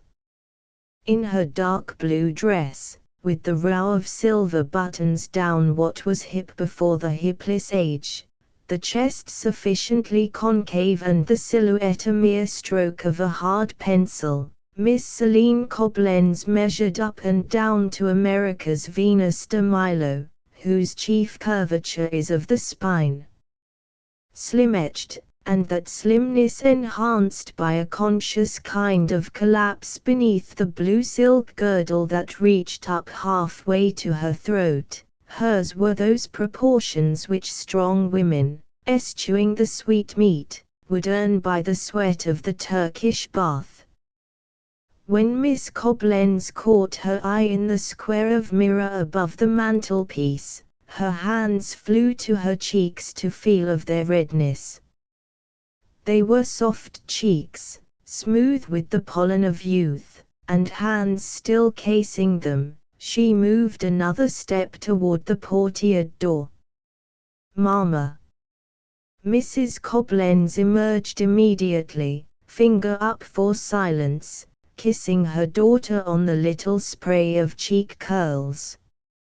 "Shh. Grandma just had a terrible spell." She dropped down into the upholstered chair beside the base burner, the pink and moisture of exertion out in her face, took to fanning herself with the end of a face towel flung across her arm. "Poor Grandma," she said. "Poor Grandma." Miss Koblenz sat down on the edge of a slim, home-gilded chair, and took to gathering the blue silk dress into little plaits at her knee. "Of course, if you don't want to know where I've been, or anything," Mrs. Koblenz jerked herself to the moment. Did Mama's girl have a good time? Look at your dress, all dusty. You oughtn't to wear your best in that little flivver. Suddenly Miss Coblenz raised her glance, her red mouth bunched, her eyes all iris. Of course, if you don't want to know anything. At that large, brilliant gaze, Mrs. Coblenz leaned forward, quickened. Why, Celine? Well, why don't you ask me something? Why, I dunno, honey. Did you and Lester have a nice ride? There hung a slight pause, and then a swift moving and crumpling up of Miss Coblenz on the floor beside her mother's knee. You know, only, you won't ask. With her hand light upon her daughter's hair, Mrs. Coblenz leaned forward, her bosom rising to faster breathing. Why, Celine, we were speeding along, and, all of a sudden, out of a clear sky, he popped. He wants it in June, so we can make it our honeymoon to his new territory out in Oklahoma. He knew he was going to pop, he said, ever since that first night he saw me at the YMHA. He says to his Uncle Mark, the very next day in the store, he says to him, Uncle Mark, he says, I've met the little girl. He says he thinks more of my little finger than all of his regular crowd of girls in town put together. He wants to live in one of the built-in bed flats on Wasserman Avenue, like all the swell young marrieds. He's making $2,600 now, Mama, and if he makes good in the new Oklahoma territory, his Uncle Mark is going to take care of him better. Ain't it like a dream, Mama, your little Celine all of a sudden in with the somebodies? Immediate tears were already finding staggering procession down Mrs. Coblenz's face, her hovering arms completely encircling the slight figure at her feet. My little girl. My little Celine. My all. I'll be marrying into one of the best families in town, Ma. A girl who marries a nephew of Mark Haas can hold up her head with the best of them. There's not a boy in town with a better future than Lester. Like Lester says, everything his Uncle Mark touches turns to gold, and he's already touched Lester. One of the best-known men on Washington Avenue for his blood uncle, and on his poor dead father's side related to the Katz and Harburgers. Was I right, Mama, when I said if you'd only let me stop school I'd show you? Was I right, Momsy? My baby. It's like I can't realize it. So young. He took the measure of my finger, Mama, with a piece of string. A diamond, he says, not too flashy, but neat. We have and we suffer for and we lose He's going to trade in the flivver for a chummy roadster, and, oh, darling, it's like I can't bear it. At that Miss Coblenz sat back on her tall wooden heels, mauve spats crinkling. Well, you're a merry little future mother-in-law, Momsy. It ain't that, baby. I'm happy that my girl has got herself up in the world with a fine upright boy like Lester, only, you can't understand, babe, till you've got something of your own flesh and blood that belongs to you, that I couldn't feel anything except that a piece of my heart was going if if it was a king you was marrying. Now, Momsy, it's not like I was moving 1,000 miles away. You can be glad I don't have to go far, to New York or to Cleveland, like Almeyerowitz. I am. Uncle Mark, I guess, will furnish us up like he did Leon and Irma, only, I don't want mahogany, I want Circar Siang walnut. He gave them their flat silver, too, Puritan design, for an engagement present. Think of it, Mama, me having that stuck-up Irma Sinshima for a relation. It always made her sore when I got chums with Amy at school and got my nose in it with the Acme crowd, and she'll change her tune now, I guess, me marrying her husband's second cousin. Didn't Lester want to come in for a while, Celine, to see me? Sitting there on her heels, Miss Coblenz looked away, answering with her face in profile. Yes, only, well, if you want to know it, Mama, it's no fun for a girl to bring a boy like Lester up here in this crazy room, all hung up with grandma's wreaths and half the time her sitting out there in the dark, looking in at us through the door and talking to herself. Grandma's an old. Is it any wonder I'm down at Amy's half the time? How do you think a girl feels to have Grandma keep hanging on to that old black wig of hers and not letting me take the crayons or wreaths down off the wall? In Lester's crowd they don't know nothing about revolutionary stuff and persecutions. Amy's grandmother don't even talk with an accent. And Lester says his grandmother came from Alsace-Lorraine. That's French.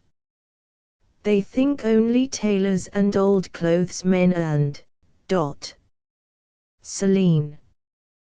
Well, they do.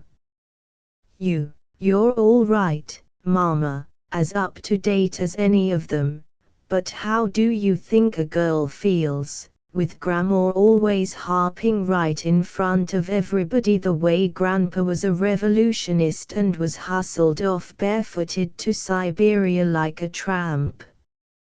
And the way she was cooking black beans when my uncle died. Other girls' grandmothers don't tell everything they know.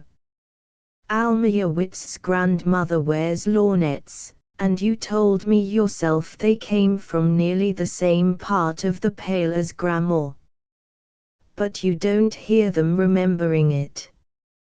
Almeyewitz says she's Alsace-Lorraine on both sides. People don't tell everything they know. Anyway, where a girl's got herself as far as I have. Through sobs that rocked her, Mrs. Coblenz looked down upon her daughter. Your poor old grandmother don't deserve that from you. In her day she worked her hands to the bone for you.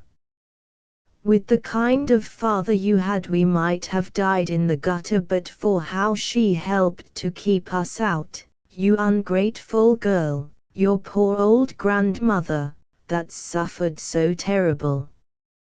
I know it, Mama, but so have other people suffered. She's old, Celine, old.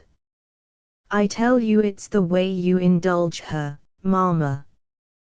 I've seen her sitting here as perk as you please, and the minute you come in the room down goes her head like she was dying.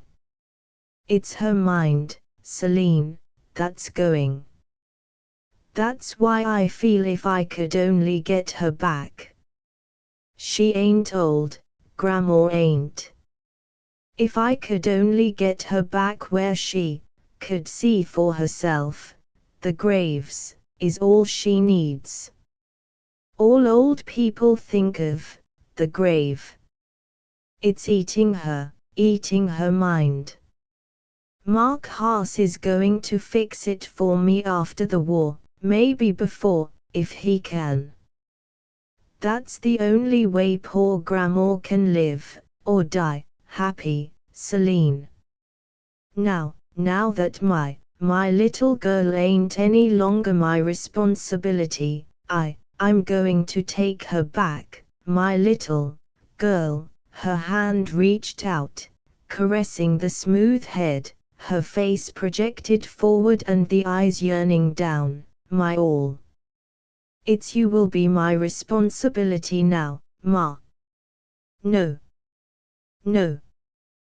The first thing Lester says was a flat on Wasserman and a spare room for Mother Koblenz when she wants to come down. Wasn't it sweet for him to put it that way right off, Ma? Mother Koblenz, he says. He's a good boy, Celine. It'll be a proud day for me and Grandma. Grandma mustn't miss none of it. He's a good boy and a fine family. That's why, Mama, we got to do it up right. Lester knows, child, he's not marrying a rich girl. A girl don't have to be rich to get married, right? You'll have as good as Mama can afford to give it to her girl. It would be different if Lester's uncle and all wasn't in the Acme Club crowd, and if I hadn't got in with all that bunch. It's the last expense I'll ever be to you, Mama. Oh, baby, don't say that. Me and Lester and me were talking, Mama, when the engagement's announced next week, a reception, we can clear out this room, move the bed out of Grandma's room into ours, and serve the ice cream and cake in. Oh, Mama, I don't mean that. What? Who ever heard of having a reception here? People won't come from town way out to this old cabbage patch. Even Gertie Wolf, with their big house on West Pine Boulevard, had her reception at the Walsingham Hotel. We can't expect Mark Haas and all the relations, the Sinsheimas, and all to come out here. I'd rather not have any. But, Celine, everybody knows we ain't millionaires, and that you got in with that crowd through being friends at school with Amy Rosen. All the city salesmen and the boys on Washington Avenue, even Mark Haas himself, that time he was in the store with Lester, knows the way we live. You don't need to be ashamed of your little home, Celine, even if it ain't on West Pine Boulevard. It'll be your last expense, Mama. The Walsingham, that's where the girl that Lester Goldmark marries is expected to have her reception. But, Celine, Mama can't afford nothing like that. Pink swam up into Miss Koblenz's face, and above the sheer white collar there was a little beating movement at the throat, as if something were fluttering within.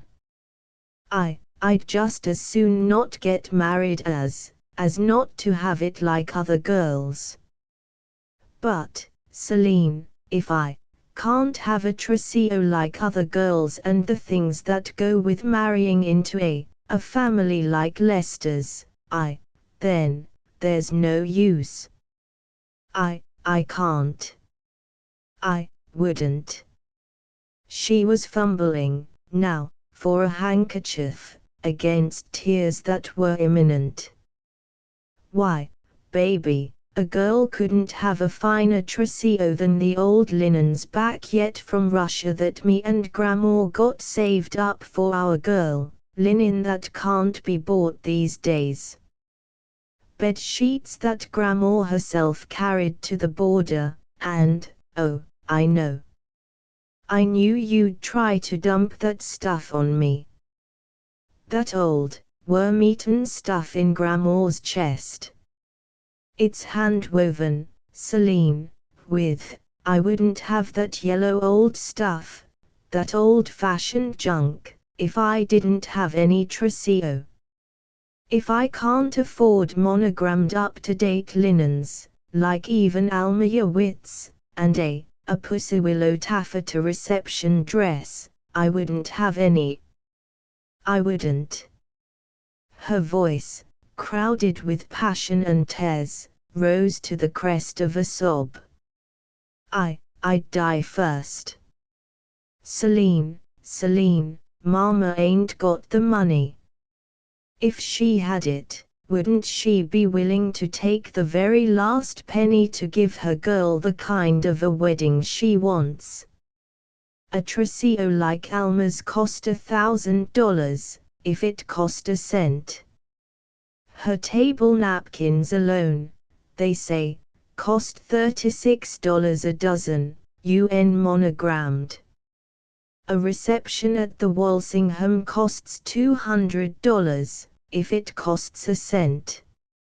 Celine, Mama will make for you every sacrifice she can afford, but she ain't got the money. You have got the money. So help me God, Celine. You know, with the quarries shut down, what business has been. You know how, sometimes even to make ends meet it is a pinch. You're an ungrateful girl, Celine, to ask what I ain't able to do for you. A child like you, that's been indulged, that I ain't even asked ever in her life to help a day down in the store.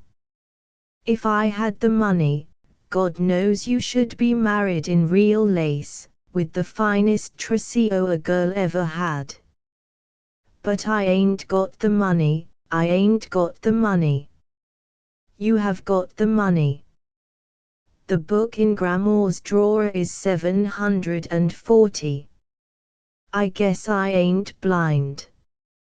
I know a thing or two. Why, Celine? That's Grandma's. To go back, you mean the bank book's hers. That's Grandma's. To go back, home on. That's the money for me to take Grandma and her wreaths back home on. There you go, talking loony. Celine. Well, I'd like to know what else you'd call it, kidding yourself along like that. You, all right. If you think Grandma, with her life all lived, comes first before me, with all my life to live, all right. You're poor old, it's always been Grandma first in this house, anyway. I couldn't even have company since I'm grown up because the way she's always allowed around. Nobody can say I ain't good to Grandma. Lester says it's beautiful the way I am with her, remembering always to bring the newspapers and all, but just the same, I know when right's right and wrong's wrong. If my life ain't more important than Grandma's, with hers all lived, all right. Go ahead.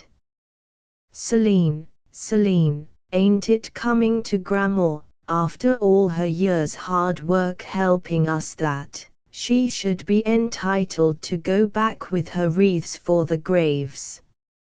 Ain't she entitled to die with that off her poor old mind? You bad, ungrateful girl, you. It's coming to a poor old woman that's suffered as terrible as Grandma that I should find a way to take her back. Take her back? Where? To jail? To prison in Siberia herself? There's a way, you know. Grandma's too old to take a trip like that.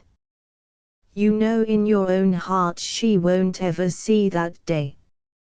Even before the war, much less now, there wasn't a chance for her to get passports back there. I don't say it ain't all right to kid her along, but when it comes to keeping me out of the biggest thing that can happen to a girl, when Grandma wouldn't know the difference if you keep showing her the bank book, it ain't right. That's what it ain't. It ain't right. In the smallest possible compass, Miss Coblenz crouched now upon the floor, head down somewhere in her knees, and her curving back racked with rising sobs. Celine, but someday nothing. A woman like Grandma can't do much more than go downtown once a year, and then you talk about taking her to Russia. You can't get in there, I tell you, no way. You try to fix it after the way Grandma had to leave. Even before the war, Rayletsky's father couldn't get back on business. There's nothing for her there, even after she gets there. In 30 years, do you think you can find those graves? Do you know the size of Siberia? No. But I got to pay for Grandma's nonsense. But I won't go to Leicester if I can't go right. Baby, don't cry so, for God's sake, don't cry so. I wish I was dead. Shh. You'll wake Grandma. I do. Oh God, help me to do the right thing. If Grandma could understand, she'd be the first one to tell you the right thing. Anybody would. No. That little bank book and its entries are her life. She don't need to know, Mama. I'm not asking that. That's the way they always do with old people to keep them satisfied. Just humor 'em. Ain't I the one with life before me, ain't I, Mama? Oh God, show me the way. If there was a chance, you think I'd be spoiling things for Grandma? But there ain't, Mama, not one. I keep hoping if not before, then after the war. With the help of Mark Haas, with the book in her drawer, like always, and the entries changed once in a while, she'll never know the difference. I swear to God she'll never know the difference, Mama. Poor Grandma. Mama, promise me, your little Celine. Promise me. Celine, can we keep it from her? I swear we can, Mama. Poor Grandma. Mama darling. Oh God, show me the way. Ain't it me that's got life before me? My whole life. Yes, Celine. Then, Mama, please, you will, darling. Yes, Celine. In a large, all-frescoed, $75 an evening with lights and cloakroom service ballroom of the Hotel Walsingham, a family hostelry in that family circle of St. Louis known as its West End, the city holds not a few of its charity whists and benefit musicales, on a dais which can be carried in for the purpose. Morning readings of little moments from little plays, and with the introduction of a throne chair, the monthly lodge meetings of the Lady Mahadaritas of America. For weddings and receptions, a lane of red carpet leads up to the slight dais, and lined about the brocade and paneled walls, gilt and brocade chairs, with the crest of Walsingham in padded embroidery on the backs. Crystal chandeliers, icicles of dripping light, glow down upon a scene of parquet floor, draped velours, and mirrors wreathed in gilt. At Miss Celine Coblentz's engagement reception, an event properly festooned with smilax and properly jostled with the elbowing figures of waiters tilting their plates of dark meat chicken salad, 2 olives, and a finger roll in among the crowd, a stringed 3-piece orchestra, faintly seen and still more faintly heard, played into the Babel. Light, glitteringly filtered through the glass prisms, flowed down upon the dais, upon Miss Celine Coblentz, in a taffeta that wrapped her flat waist and chest like a calyx and suddenly bloomed into the full inverted petals of a skirt, upon Mr. Lester Goldmark, his long body barely knitted yet to man's estate, and his complexion almost clear, standing omnivorous, omnipotent, omnipresent, his hair so well brushed that it lay like black japanning, a white carnation at his silk lapel, and his smile, slightly projected by a rush of very white teeth to the very front. Next in line, Mrs. Coblentz, the red of a fervent moment high in her face, beneath the maroon net bodice the swell of her bosom, fast, and her white-gloved hand constantly at the opening and shutting of a lace and spangled fan. Back, and well out of the picture, a potted hydrangea beside the Louis Quinze armchair, her hands in silk mitts laid out along the gold chair sides, her head quavering in a kind of mild palsy, Mrs. Miriam Horowitz, smiling and quivering her state of bewilderment. With an unfailing propensity to lay hold of to whomsoever he spake, Mr. Lester Goldmark placed his white-gloved hand upon the white-gloved arm of Mrs. Coblentz. "Say, Mother Coblentz, ain't it about time this little girl of mine was resting her pink satin double A's? She's been on duty up here from 4 to 7. No wonder Uncle Mark bucked." Mrs. Coblentz threw her glance out over the crowded room, surging with a wave of plumes and clipped heads like a swaying bucket of water which crowds but does not lap over its sides. "I guess the crowd is finished coming in by now. You tired, Celine?" Miss Coblentz turned her glowing glance. "Tired. This is the swellest engagement party I ever had." Mrs. Coblentz shifted her weight from one slipper to the other, her maroon net skirts lying in a swirl around them. "Just look at Grandma, too. She holds up her head with the best of them. I wouldn't have had her miss this, not for the world. Sure one fine old lady. Ought to have seen her shake my hand, Mother Coblentz. I nearly had to holler, ouch. Mama, here comes Sarah Suss and her mother.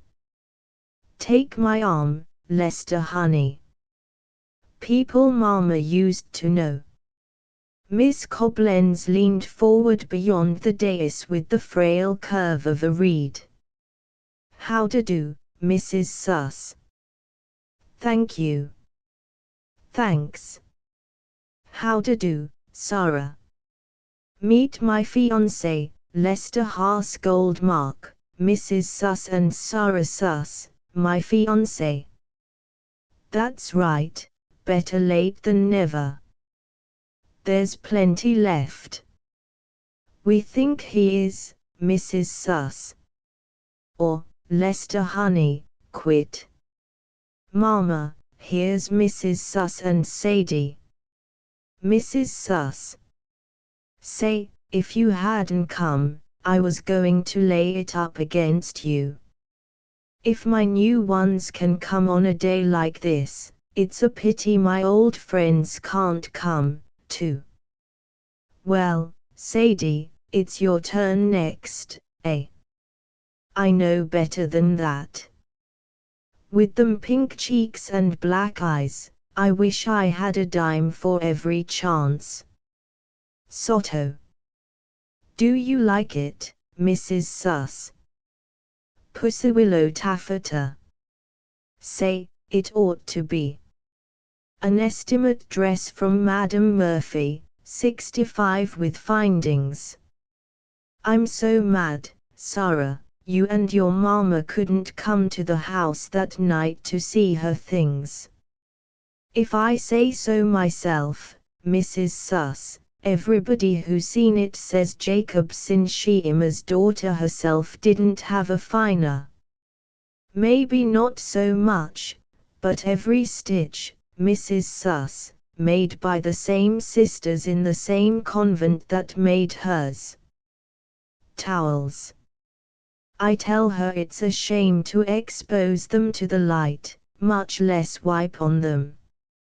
Ain't it? The goodness looks out from his face. And such a love pair. Lunatics, I call them. He can't keep his hands off. It ain't nice, I tell him. Me. Come close. I dyed the net myself. 10 cents worth of maroon color. Don't it warm your heart, Mrs. Suss? This morning, after we got her in Lester's Uncle Mark's big automobile, I says to her, I says, Mama, you sure it ain't too much? Like her old self for a minute, Mrs. Suss, she hit me on the arm. Go way, she said, on my grandchild's engagement day anything should be too much. Here, waiter, get these two ladies some salad. Good measure, too. Over there by the window, Mrs. Suss. Help yourselves. Mama, sh-h-h. The waiters know what to do. Mrs. Coblenz turned back, the flush warm to her face. Say, for an old friend I can be my own self. Can we break the receiving line now, Lester honey, and go down with everybody? The Sinsheimers and their crowd over there by themselves, we ought to show we appreciate their coming. Mr. Goldmark twisted high in his collar, cupping her small bare elbow in his hand. That's what I say, lovey, let's break. Come, Mother Coblenz, let's step down on high society's corns. Lester. You and Celine go down with the crowd, Lester. I want to take Grandma to rest for a while before we go home. The manager says we can have room 56 by the elevator for her to rest in. Get her some newspapers, Ma, and I brought her a wreath down to keep her quiet. It's wrapped in her shawl. Her skirts delicately lifted, Miss Coblenz stepped down off the dais. With her cloud of gauze scarf enveloping her, she was like a tulle-clouded springtime done in the key of Botticelli. Whoops-I-la, lovey-dovey, said Mr. Goldmark, tilting her elbow for the downward step. Whoops-I-lay, dovey-lovey, said Miss Coblenz, relaxing to the support. Gathering up her plentiful skirts, Mrs. Coblenz stepped off, too, but back toward the secluded chair beside the potted hydrangea. A fine line of pain, like a cord tightening, was binding her head, and she put up 2 fingers to each temple, pressing down the throb. "Mrs. Koblenz, see what I got for you." She turned, smiling. "You don't look like you need salad and green ice cream. You look like you needed what I wanted, a cup of coffee." Or, "Mr. Haas, now where in the world?" Or, "Mr. Haas." With a steaming cup outhilled and carefully out of collision with the crowd, Mr. Haas unflapped a napkin with his free hand, inserting his foot in the rung of a chair and dragging it toward her. "Now," he cried, "sit and watch me take care of you." There comes a tide in the affairs of men when the years lap softly, leaving no particular inundations on the celebrated sands of time. Between 40 and 50, that span of years which begin the first slight gradations from the apex of life, the grey hair, upstanding like a thick bristled brush off Mr. Haas's brow, had not so much as whitened, or the slight paunchiness enhanced even the moving over of a button. When Mr. Haas smiled, his mustache, which ended in a slight but not waxed flourish, lifted to reveal a white and gold smile of the artistry of careful dentistry, and when, upon occasion, he threw back his head to laugh, the roof of his mouth was his own. He smiled now, peering through gold-rimmed spectacles attached by a chain to a wire-encircled left ear. "Sit," he cried, "and let me serve you." Standing there with a diffidence which she could not crowd down, Mrs. Koblenz smiled through closed lips that would pull at the corners. "The idea, Mr. Haas, going to all that trouble." "Trouble," she says. After 2 hours hand-shaking in a swallowtail, a man knows what real trouble is. She stirred around and around the cup, supping up spoonfuls gratefully. "I'm sure much obliged. It touches the right spot." He pressed her down to the chair, seating himself on the low edge of the dais. "Now you sit right there and rest your bones." "But my mother, Mr. Haas. Before it's time for the ride home she must rest in a quiet place. My car'll be here and waiting 5 minutes after I telephone." "You sure have been grand, Mr. Haas." "I shouldn't be grand yet to my, let's see, what relation is it I am to you?" "Honest, you're a case, Mr. Haas, always making fun."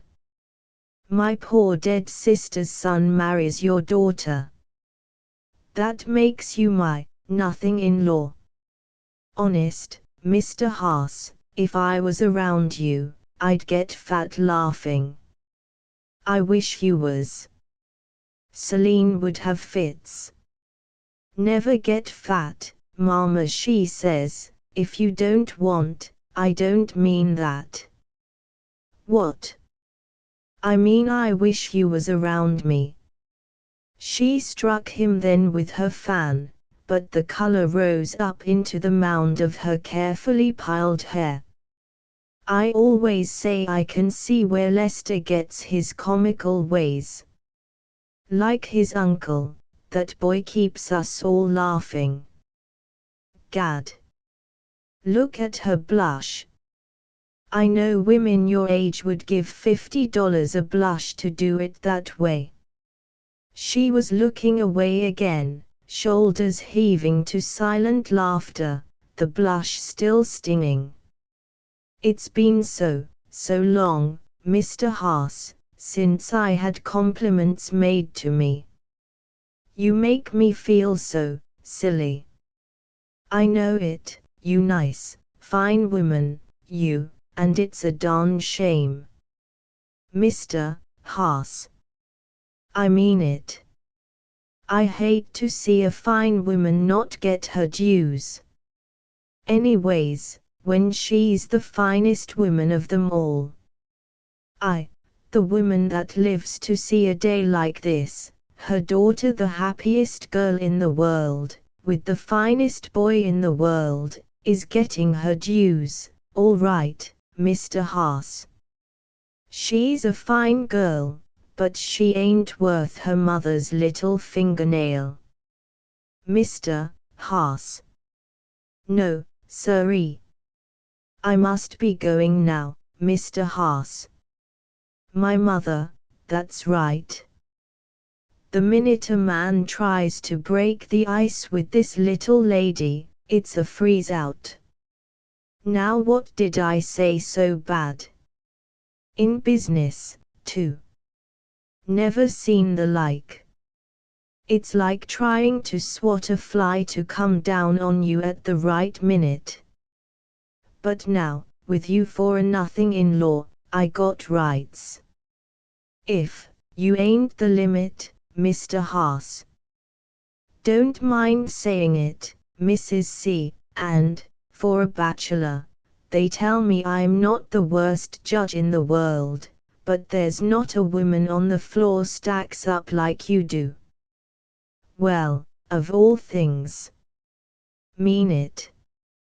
My mother, Mr. Haas, and if anybody should ask you if I've got you on my mind or not, well, I've already got the letters out on that little matter of the passports you spoke to me about.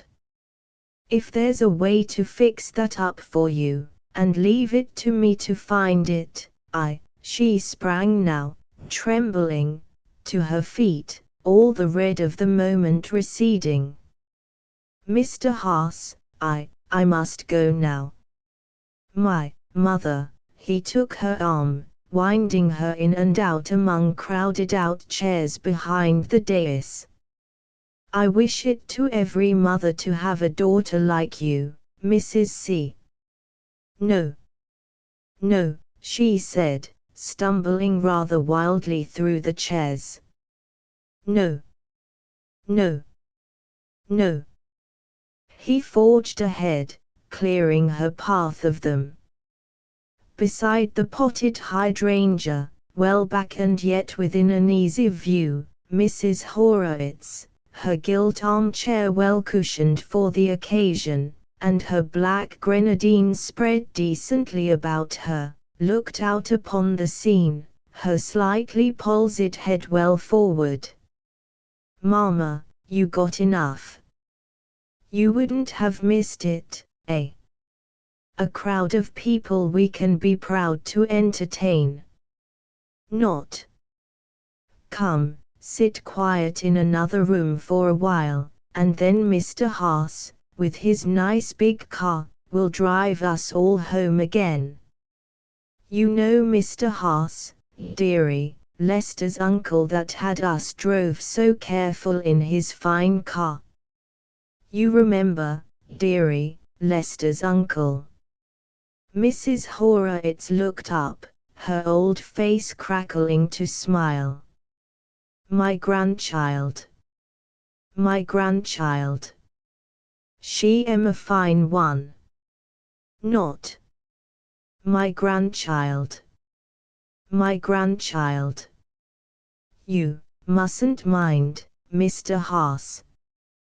That's the way she's done since she's sick. Keeps repeating, my grandchild. From a good mother and a bad father comes a good grandchild. My grandchild. She am a good one. My mama dearie, Mr. Haas is in a hurry. He's come to help me walk you into a little room to rest before we go home in Mr. Haas's big, fine auto. Where you can go and rest, Mama, and read the newspapers. Come. My back, ache, my back. Yes, yes, Mama, we'll fix it. Up, So, la. They raised her by the crook of each arm, gently. So. Please, Mr. Haas, the pillows. Shawl. There. Around a rear hallway, they were almost immediately into a blank, staring hotel bedroom, fresh towels on the furniture tops only enhancing its staleness. Here we are. Sit her here, Mr. Haas, in this rocker. They lowered her, almost inch by inch, sliding down pillows, against the chair back. Now, Sheila's little mama want to sleep. I got no rest, no rest. You're too excited, honey, that's all. No rest. Here's a brand new hotel Bible on the table, dearie. Shall Sheila read it to you? Alorf, now, mama. Now, you mustn't. Didn't you promise Sheila? Look. See, here's a wreath wrapped in your shawl for Sheila's little mama to work on. Plenty of wreaths for us to take back. Work a while, dearie, and then we'll get Celine and Lester, and, after all the nice company goes away, we'll go home in the auto. I begged he should keep in his feet in the, I know. The papers. That's what little mama wants. Mr. Haas, that's what she likes better than anything, the evening papers. I'll go down and send em right up with a boy, and telephone for the car. The crowd's beginning to pour out now. Just hold your horses there, Mrs. C, and I'll have those papers up here in a jiffy. He was already closing the door after him, letting in and shutting out a flare of music. See, Mama, nice Mr. Haas is getting us the papers. Nice evening papers for Sheila's Mama. She leaned down into the recesses of the black grenadine, withdrawing from one of the pockets a pair of silver-rimmed spectacles, adjusting them with some difficulty to the nodding head. Sheila's little mama. Sheila's mama. Alorf, the littlest wreath for Alorf, main krantz, yes. Man. Mein son dot. Sh dearie. Alorf, der cleansed kranz Verein. Sh dearie. Talk English, like Celine wants. Wait till we get on the ship, the beautiful ship to take us back. Mama, see out the window. Look. That's the beautiful forest park, and this is the fine Hotel Walsingham just across. See out. Celine is going to have a flat on, say ho ben jester ben far free it. Say ho ben, there. That's the papers. To a succession of quick knocks, she flew to the door, returning with the folded evening editions under her arm. Now she cried, unfolding and inserting the first of them into the quivering hands, now, a shawl over my little mama's knees and we're fixed. With a series of rapid movements she flung open one of the black cashmere shawls across the bed, folding it back into a triangle. Beside the table, bare except for the formal, unthumbed Bible, Mrs. Horowitz rattled out a paper, her nearsighted eyes traveling back and forth across the page. Music from the Ferndale orchestra came in drifts, faint, not so faint. from somewhere, then immediately from everywhere, beyond, below, without, the fast shouts of newsboys mingling. Suddenly and of her own volition, and with a cry that shot up through the room, rending it like a gash, Mrs. Horowitz, who moved by inches, sprang to her supreme height, her arms, the crooks forced out, flung up. My darlings, what died for it? My darlings, what died for it? My darlings, Alorf, my husband. There was a wail rose up off her words, like the smoke of incense curling, circling around her. My darlings, what died to make free? Mama. Darling. Mama. Mr. Haas. Help. Mama. My God. Alorf, my husband, I paid with my blood to make free, my blood.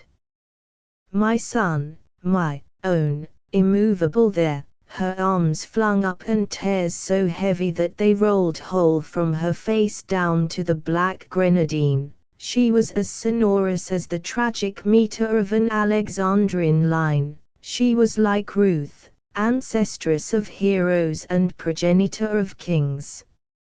My boy, my own. They died for it. Mine man. Mine son. On her knees, frantic to press her down once more into the chair, terrified at the rigid immobility of the upright figure, Mrs. Koblenz paused then, too, her clasp falling away, and leaned forward to the open sheet of the newspaper, its black headlines facing her. Russia free bans down 100,000 Siberian prisoners liberated. In her ears a ringing silence, as if a great steel disc had clattered down into the depths of her consciousness. There on her knees, trembling seized her, and she hugged herself against it, leaning forward to corroborate her gaze. Most rigid autocracy in the world overthrown. Russia rejoices. Mama. Mama. My God. Mama. Home, Shala, home. My husband who died for it, Alorf. Home now, quick. My wreaths. My wreaths. Oh my God. Mama. Home. Yes, darling, yes, my wreaths. Yes, yes, darling, your wreaths.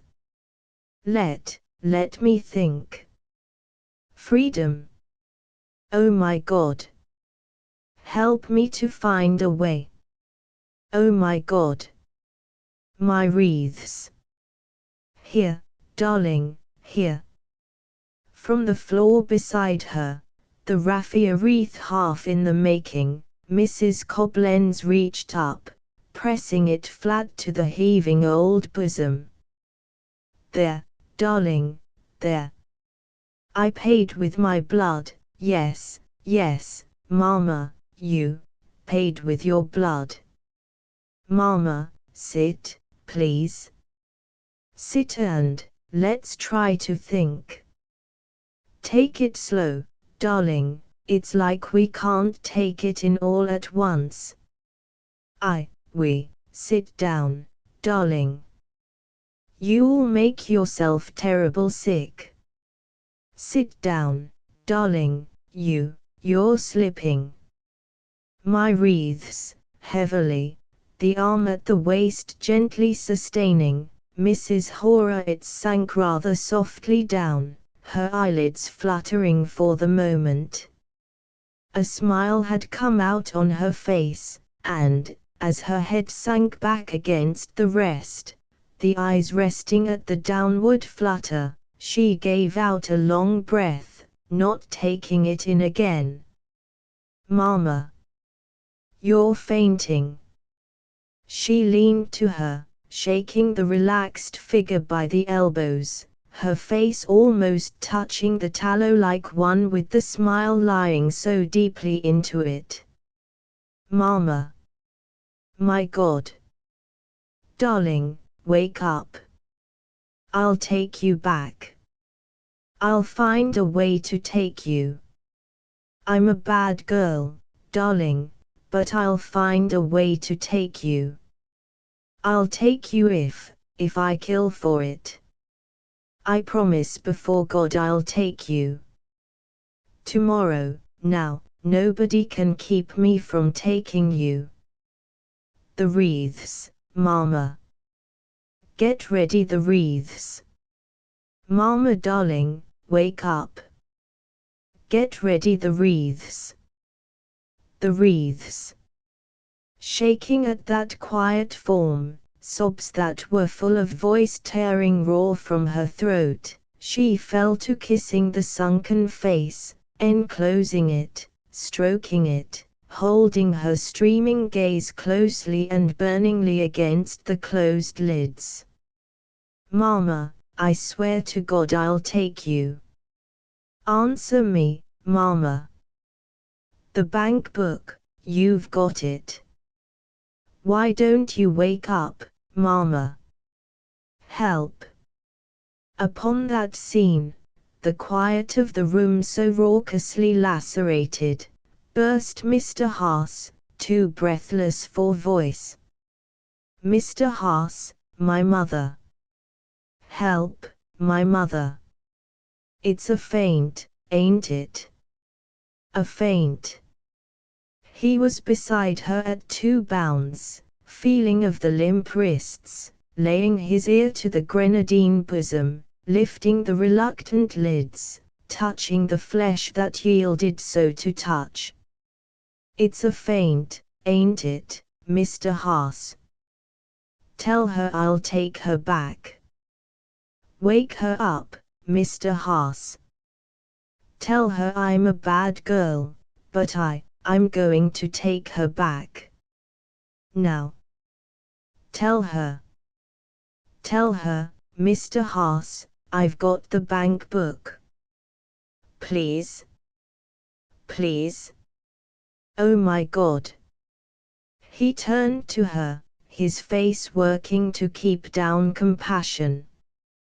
We must get a doctor, little lady. She threw out an arm. No. No. I see.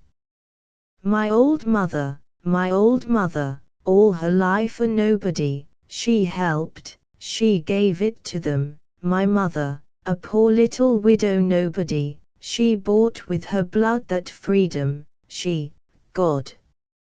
I just heard it downstairs, it's the 10th wonder of the world. It's too big to take in. I was afraid, Mama darling, I tell you, wake up. I'm a bad girl, but I'll take you back. Tell her, Mr. Haas, I'll take her back. Wake up, darling. I swear to God I'll take you. Mrs. Koblenz, my poor little lady, your mother don't need you to take her back. She's gone back where she wants to be. Look at her face, little lady. Can't you see she's gone back? No. No. Let me go. Let me touch her. No. No. Mama darling. Why, there wasn't a way, little lady, you could have fixed it for that poor, old body. She's beyond any of the poor fixings we could do for her. You never saw her face like that before. Look. The wreaths, the wreaths. He picked up the raffia circle, placing it back again against the quiet bosom. Poor little lady, he said. Pshala, that's left for us to do. You and me, Pshala, We'll take the wreaths back for her. My darling mother. I'll take them back for you.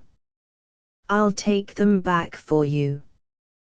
We'll take them back for her, Sheila. We'll take them back for her, Sheila. We'll take them back for you, Mama.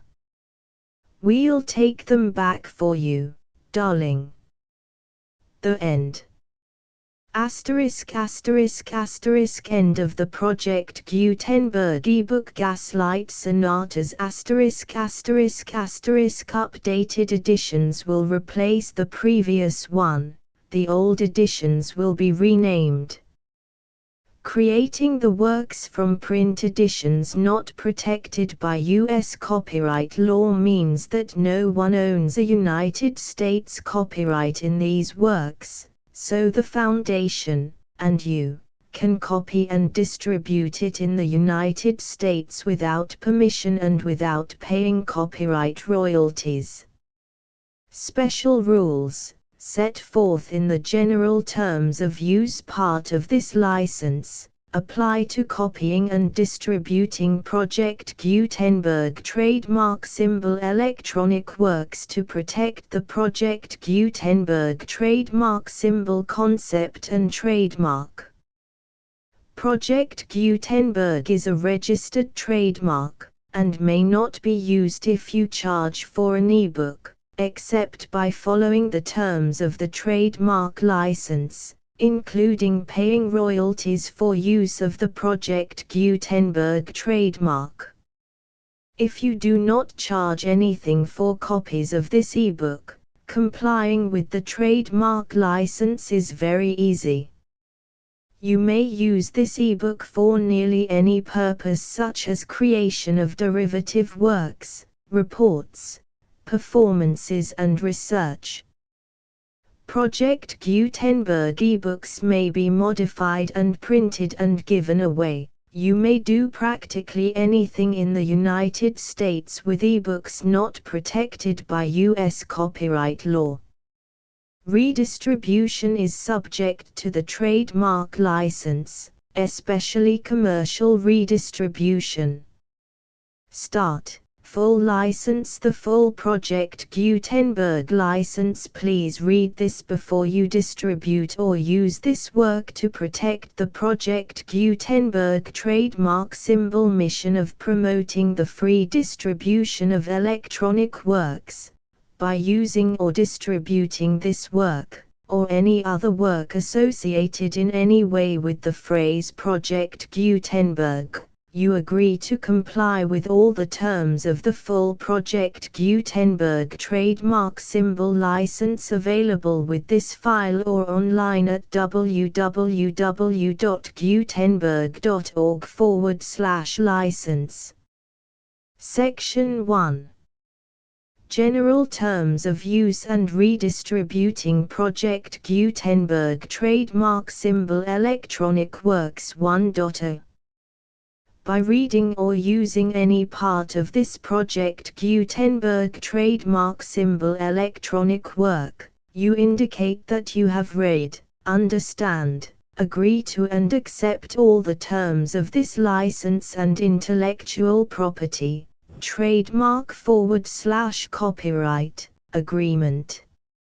If you do not agree to abide by all the terms of this agreement, you must cease using and return or destroy all copies of Project Gutenberg trademark symbol electronic works in your possession. If you paid a fee for obtaining a copy of or access to a Project Gutenberg trademark symbol electronic work and you do not agree to be bound by the terms of this agreement, you may obtain a refund from the person or entity to whom you paid the fee as set forth in paragraph 1.e.8. 1.b Project Gutenberg is a registered trademark. It may only be used on or associated in any way with an electronic work by people who agree to be bound by the terms of this agreement. There are a few things that you can do with most Project Gutenberg trademark symbol electronic works even without complying with the full terms of this agreement. See paragraph 1.c below. There are a lot of things you can do with Project Gutenberg trademark symbol electronic works if you follow the terms of this agreement and help preserve free future access to Project Gutenberg trademark symbol electronic works. See paragraph 1.e below. 1.c. The Project Gutenberg Literary Archive Foundation, the Foundation or PGLAF, owns a compilation copyright in the collection of Project Gutenberg trademark symbol electronic works. Nearly all the individual works in the collection are in the public domain in the United States. If an individual work is unprotected by copyright law in the United States and you are located in the United States, we do not claim a right to prevent you from copying, distributing, performing, displaying or creating derivative works based on the work as long as all references to Project Gutenberg are removed. Of course, we hope that you will support the Project Gutenberg trademark symbol mission of promoting free access to electronic works by freely sharing Project Gutenberg trademark symbol works in compliance with the terms of this agreement for keeping the Project Gutenberg trademark symbol name associated with the work. You can easily comply with the terms of this agreement by keeping this work in the same format with its attached full Project Gutenberg trademark symbol license when you share it without charge with others. 1.d. The copyright laws of the place where you are located also govern what you can do with this work. Copyright laws in most countries are in a constant state of change. If you are outside the United States, check the laws of your country in addition to the terms of this agreement before downloading, copying, displaying, performing, distributing or creating derivative works based on this work or any other Project Gutenberg trademark symbol work.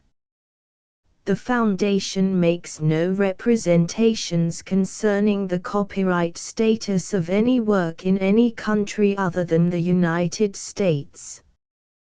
1.e. Unless you have removed all references to Project Gutenberg, 1.e.1. The following sentence, with active links to, or other immediate access to, the full Project Gutenberg trademark symbol license must appear prominently whenever any copy of a Project Gutenberg trademark symbol work, any work on which the phrase Project Gutenberg appears, or with which the phrase Project Gutenberg is associated, is accessed, displayed, performed, viewed, copied or distributed.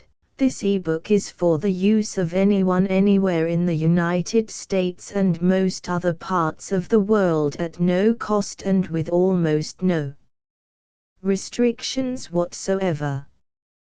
You may copy it, give it away or reuse it under the terms of the Project Gutenberg license included with this ebook or online at www.gutenberg.org. If you are not located in the United States, you will have to check the laws of the country where you are located before using this ebook. 1.e.2. If an individual Project Gutenberg trademark symbol electronic work is derived from texts not protected by U.S. copyright law, does not contain a notice indicating that it is posted with permission of the copyright holder, The work can be copied and distributed to anyone in the United States without paying any fees or charges. If you are redistributing or providing access to a work with the phrase Project Gutenberg associated with or appearing on the work, you must comply either with the requirements of paragraphs 1.e.1 through 1.e.7 or obtain permission for the use of the work and the Project Gutenberg trademark symbol trademark as set forth in paragraphs 1.e.8 or 1.e.9. 1.e.3. If an individual Project Gutenberg trademark symbol electronic work is posted with the permission of the copyright holder, your use and distribution must comply with both paragraphs 1.e.1 through 1.e.7 and any additional terms imposed by the copyright holder. Additional terms will be linked to the Project Gutenberg trademark symbol license for all works posted with the permission of the copyright holder found at the beginning of this work. 1.e.4. Do not unlink or detach or remove the full Project Gutenberg trademark symbol license terms from this work, or any files containing a part of this work or any other work associated with Project Gutenberg trademark symbol. 1.e.5. Do not copy, display, perform, distribute or redistribute this electronic work, or any part of this electronic work, without prominently displaying the sentence set forth in paragraph 1.e.1 with active links or immediate access to the full terms of the Project Gutenberg trademark symbol license. 1.e.6. You may convert to and distribute this work in any binary, compressed, marked up, non-proprietary or proprietary form, including any word processing or hypertext form. However, if you provide access to or distribute copies of a Project Gutenberg trademark symbol work in a format other than plain vanilla ASCII or other format used in the official version posted on the official Project Gutenberg trademark symbol website, www.gutenberg.org, you must, at no additional cost, fee or expense to the user, provide a copy, a means of exporting a copy, or a means of obtaining a copy upon request, of the work in its original plain vanilla ASCII or other form. Any alternate format must include the full Project Gutenberg trademark symbol license as specified in paragraph 1.e.1. 1.e.7. Do not charge a fee for access to, viewing, displaying, performing, copying or distributing any Project Gutenberg trademark symbol works unless you comply with paragraph 1.e.8 or 1.e.9. 1.e.8.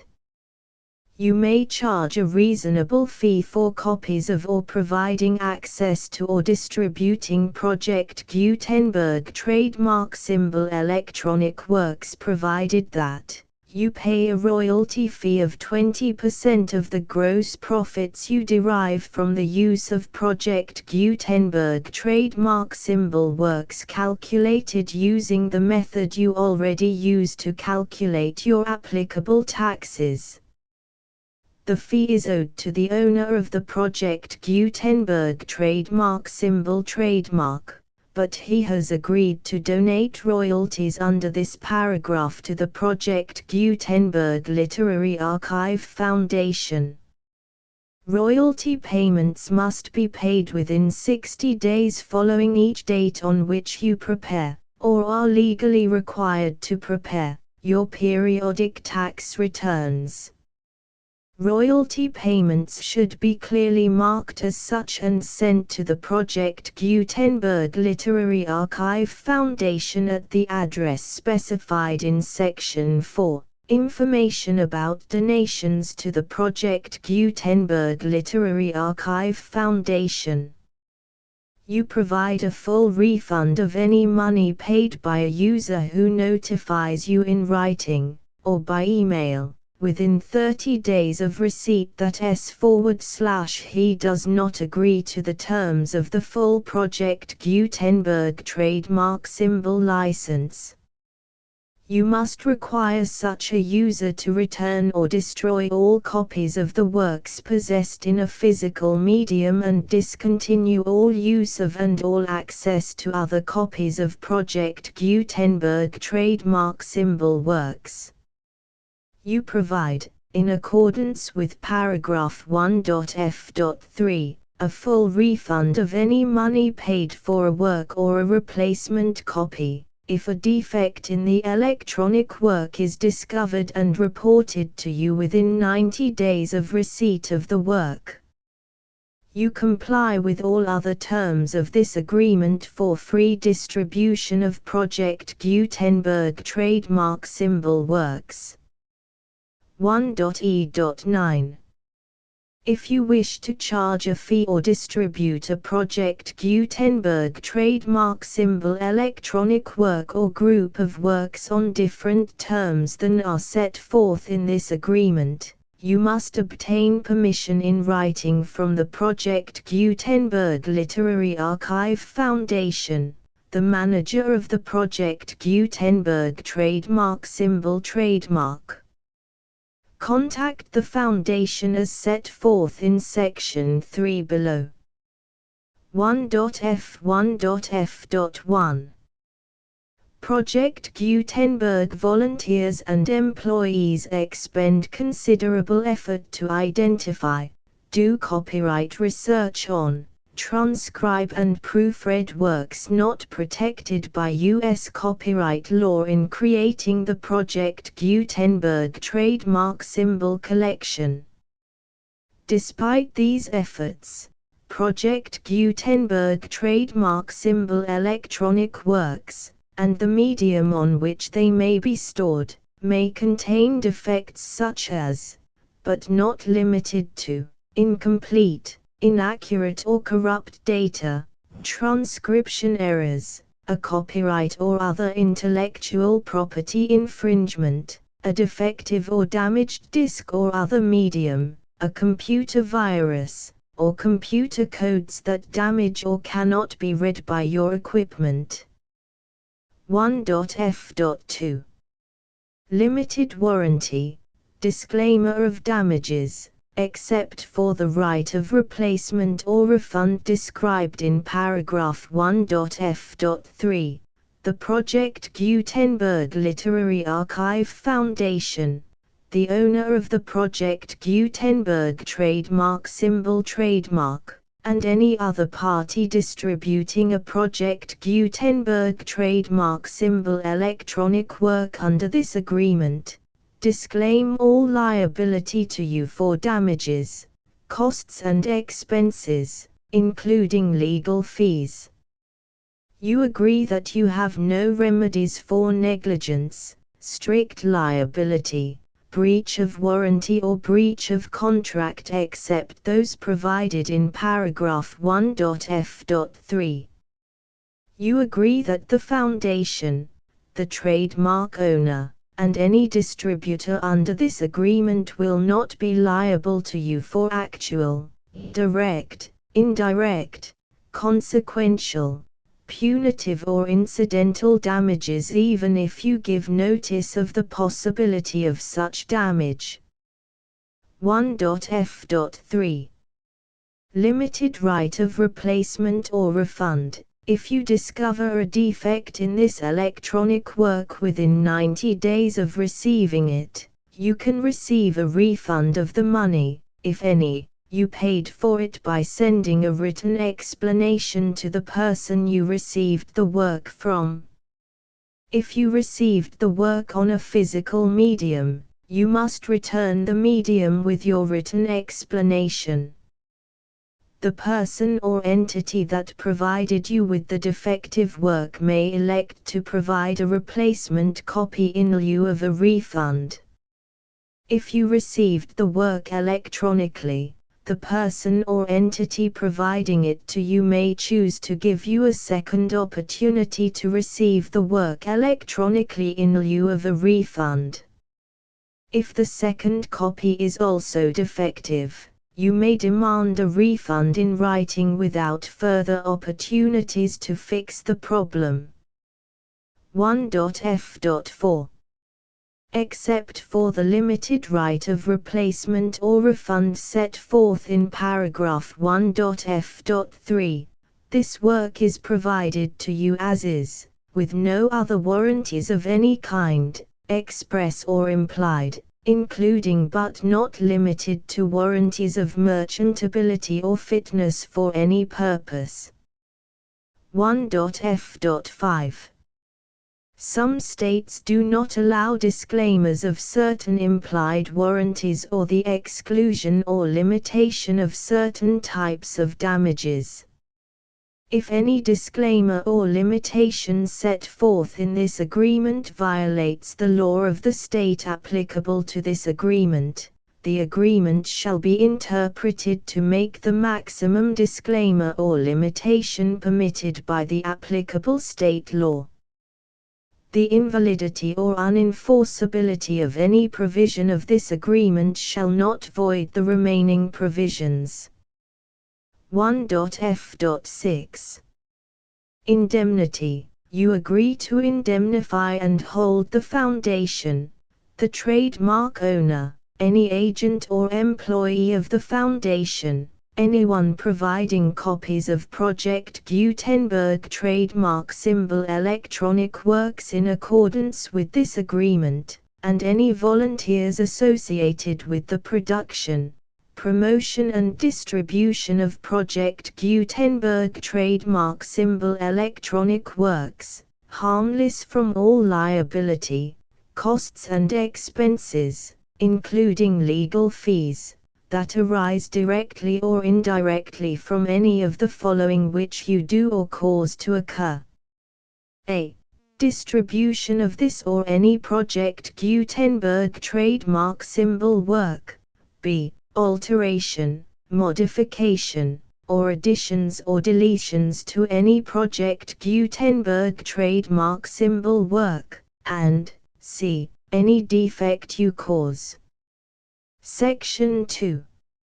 Information about the mission of Project Gutenberg trademark symbol. Project Gutenberg trademark symbol is synonymous with the free distribution of electronic works in formats readable by the widest variety of computers, including obsolete, old, middle-aged and new computers. It exists because of the efforts of hundreds of volunteers and donations from people in all walks of life. Volunteers and financial support to provide volunteers with the assistance they need are critical to reaching Project Gutenberg trademark symbol's goals and ensuring that the Project Gutenberg trademark symbol collection will remain freely available for generations to come. In 2001, the Project Gutenberg Literary Archive Foundation was created to provide a secure and permanent future for Project Gutenberg trademark symbol and future generations. To learn more about the Project Gutenberg Literary Archive Foundation and how your efforts and donations can help, see sections 3 and 4 and the Foundation information page at www.gutenberg.org. Section 3. Information about the Project Gutenberg Literary Archive Foundation. The Project Gutenberg Literary Archive Foundation is a non-profit 501(c)(3) educational corporation organized under the laws of the state of Mississippi and granted tax-exempt status by the Internal Revenue Service. The foundation's IN or Federal Tax Identification Number is 64-6221541. Contributions to the Project Gutenberg Literary Archive Foundation are tax-deductible to the full extent permitted by U.S. federal laws and your state's laws. The Foundation's business office is located at 809 North 1500 West, Salt Lake City, UT 84116, 801-596-1887. Email contact links and up-to-date contact information can be found at the Foundation's website and official page at www.gutenberg.org/contact section 4. Information about donations to the Project Gutenberg Literary Archive Foundation. Project Gutenberg trademark symbol depends upon and cannot survive without widespread public support and donations to carry out its mission of increasing the number of public domain and licensed works that can be freely distributed in machine-readable form accessible by the widest array of equipment including outdated equipment. Many small donations, $1 to $5,000, are particularly important to maintaining tax-exempt status with the IRS. The Foundation is committed to complying with the laws regulating charities and charitable donations in all 50 states of the United States. Compliance requirements are not uniform and it takes a considerable effort, much paperwork and many fees to meet and keep up with these requirements. We do not solicit donations in locations where we have not received written confirmation of compliance. To send donations or determine the status of compliance for any particular state, visit www.gutenberg.org/donate. While we cannot and do not solicit contributions from states where we have not met the solicitation requirements, we know of no prohibition against accepting unsolicited donations from donors in such states who approach us with offers to donate. International donations are gratefully accepted, but we cannot make any statements concerning tax treatment of donations received from outside the United States. U.S. laws alone swamp our small staff. Please check the Project Gutenberg web pages for current donation methods and addresses. Donations are accepted in a number of other ways including checks, online payments and credit card donations. To donate, please visit www.gutenberg.org/donate. Section 5. General information about Project Gutenberg trademark symbol electronic works. Professor Michael S. Hart was the originator of the Project Gutenberg trademark symbol concept of a library of electronic works that could be freely shared with anyone. For 40 years, he produced and distributed Project Gutenberg trademark symbol ebooks with only a loose network of volunteer support. Project Gutenberg trademark symbol ebooks are often created from several printed editions, all of which are confirmed as not protected by copyright in the U.S. unless a copyright notice is included. Thus, we do not necessarily keep ebooks in compliance with any particular paper edition.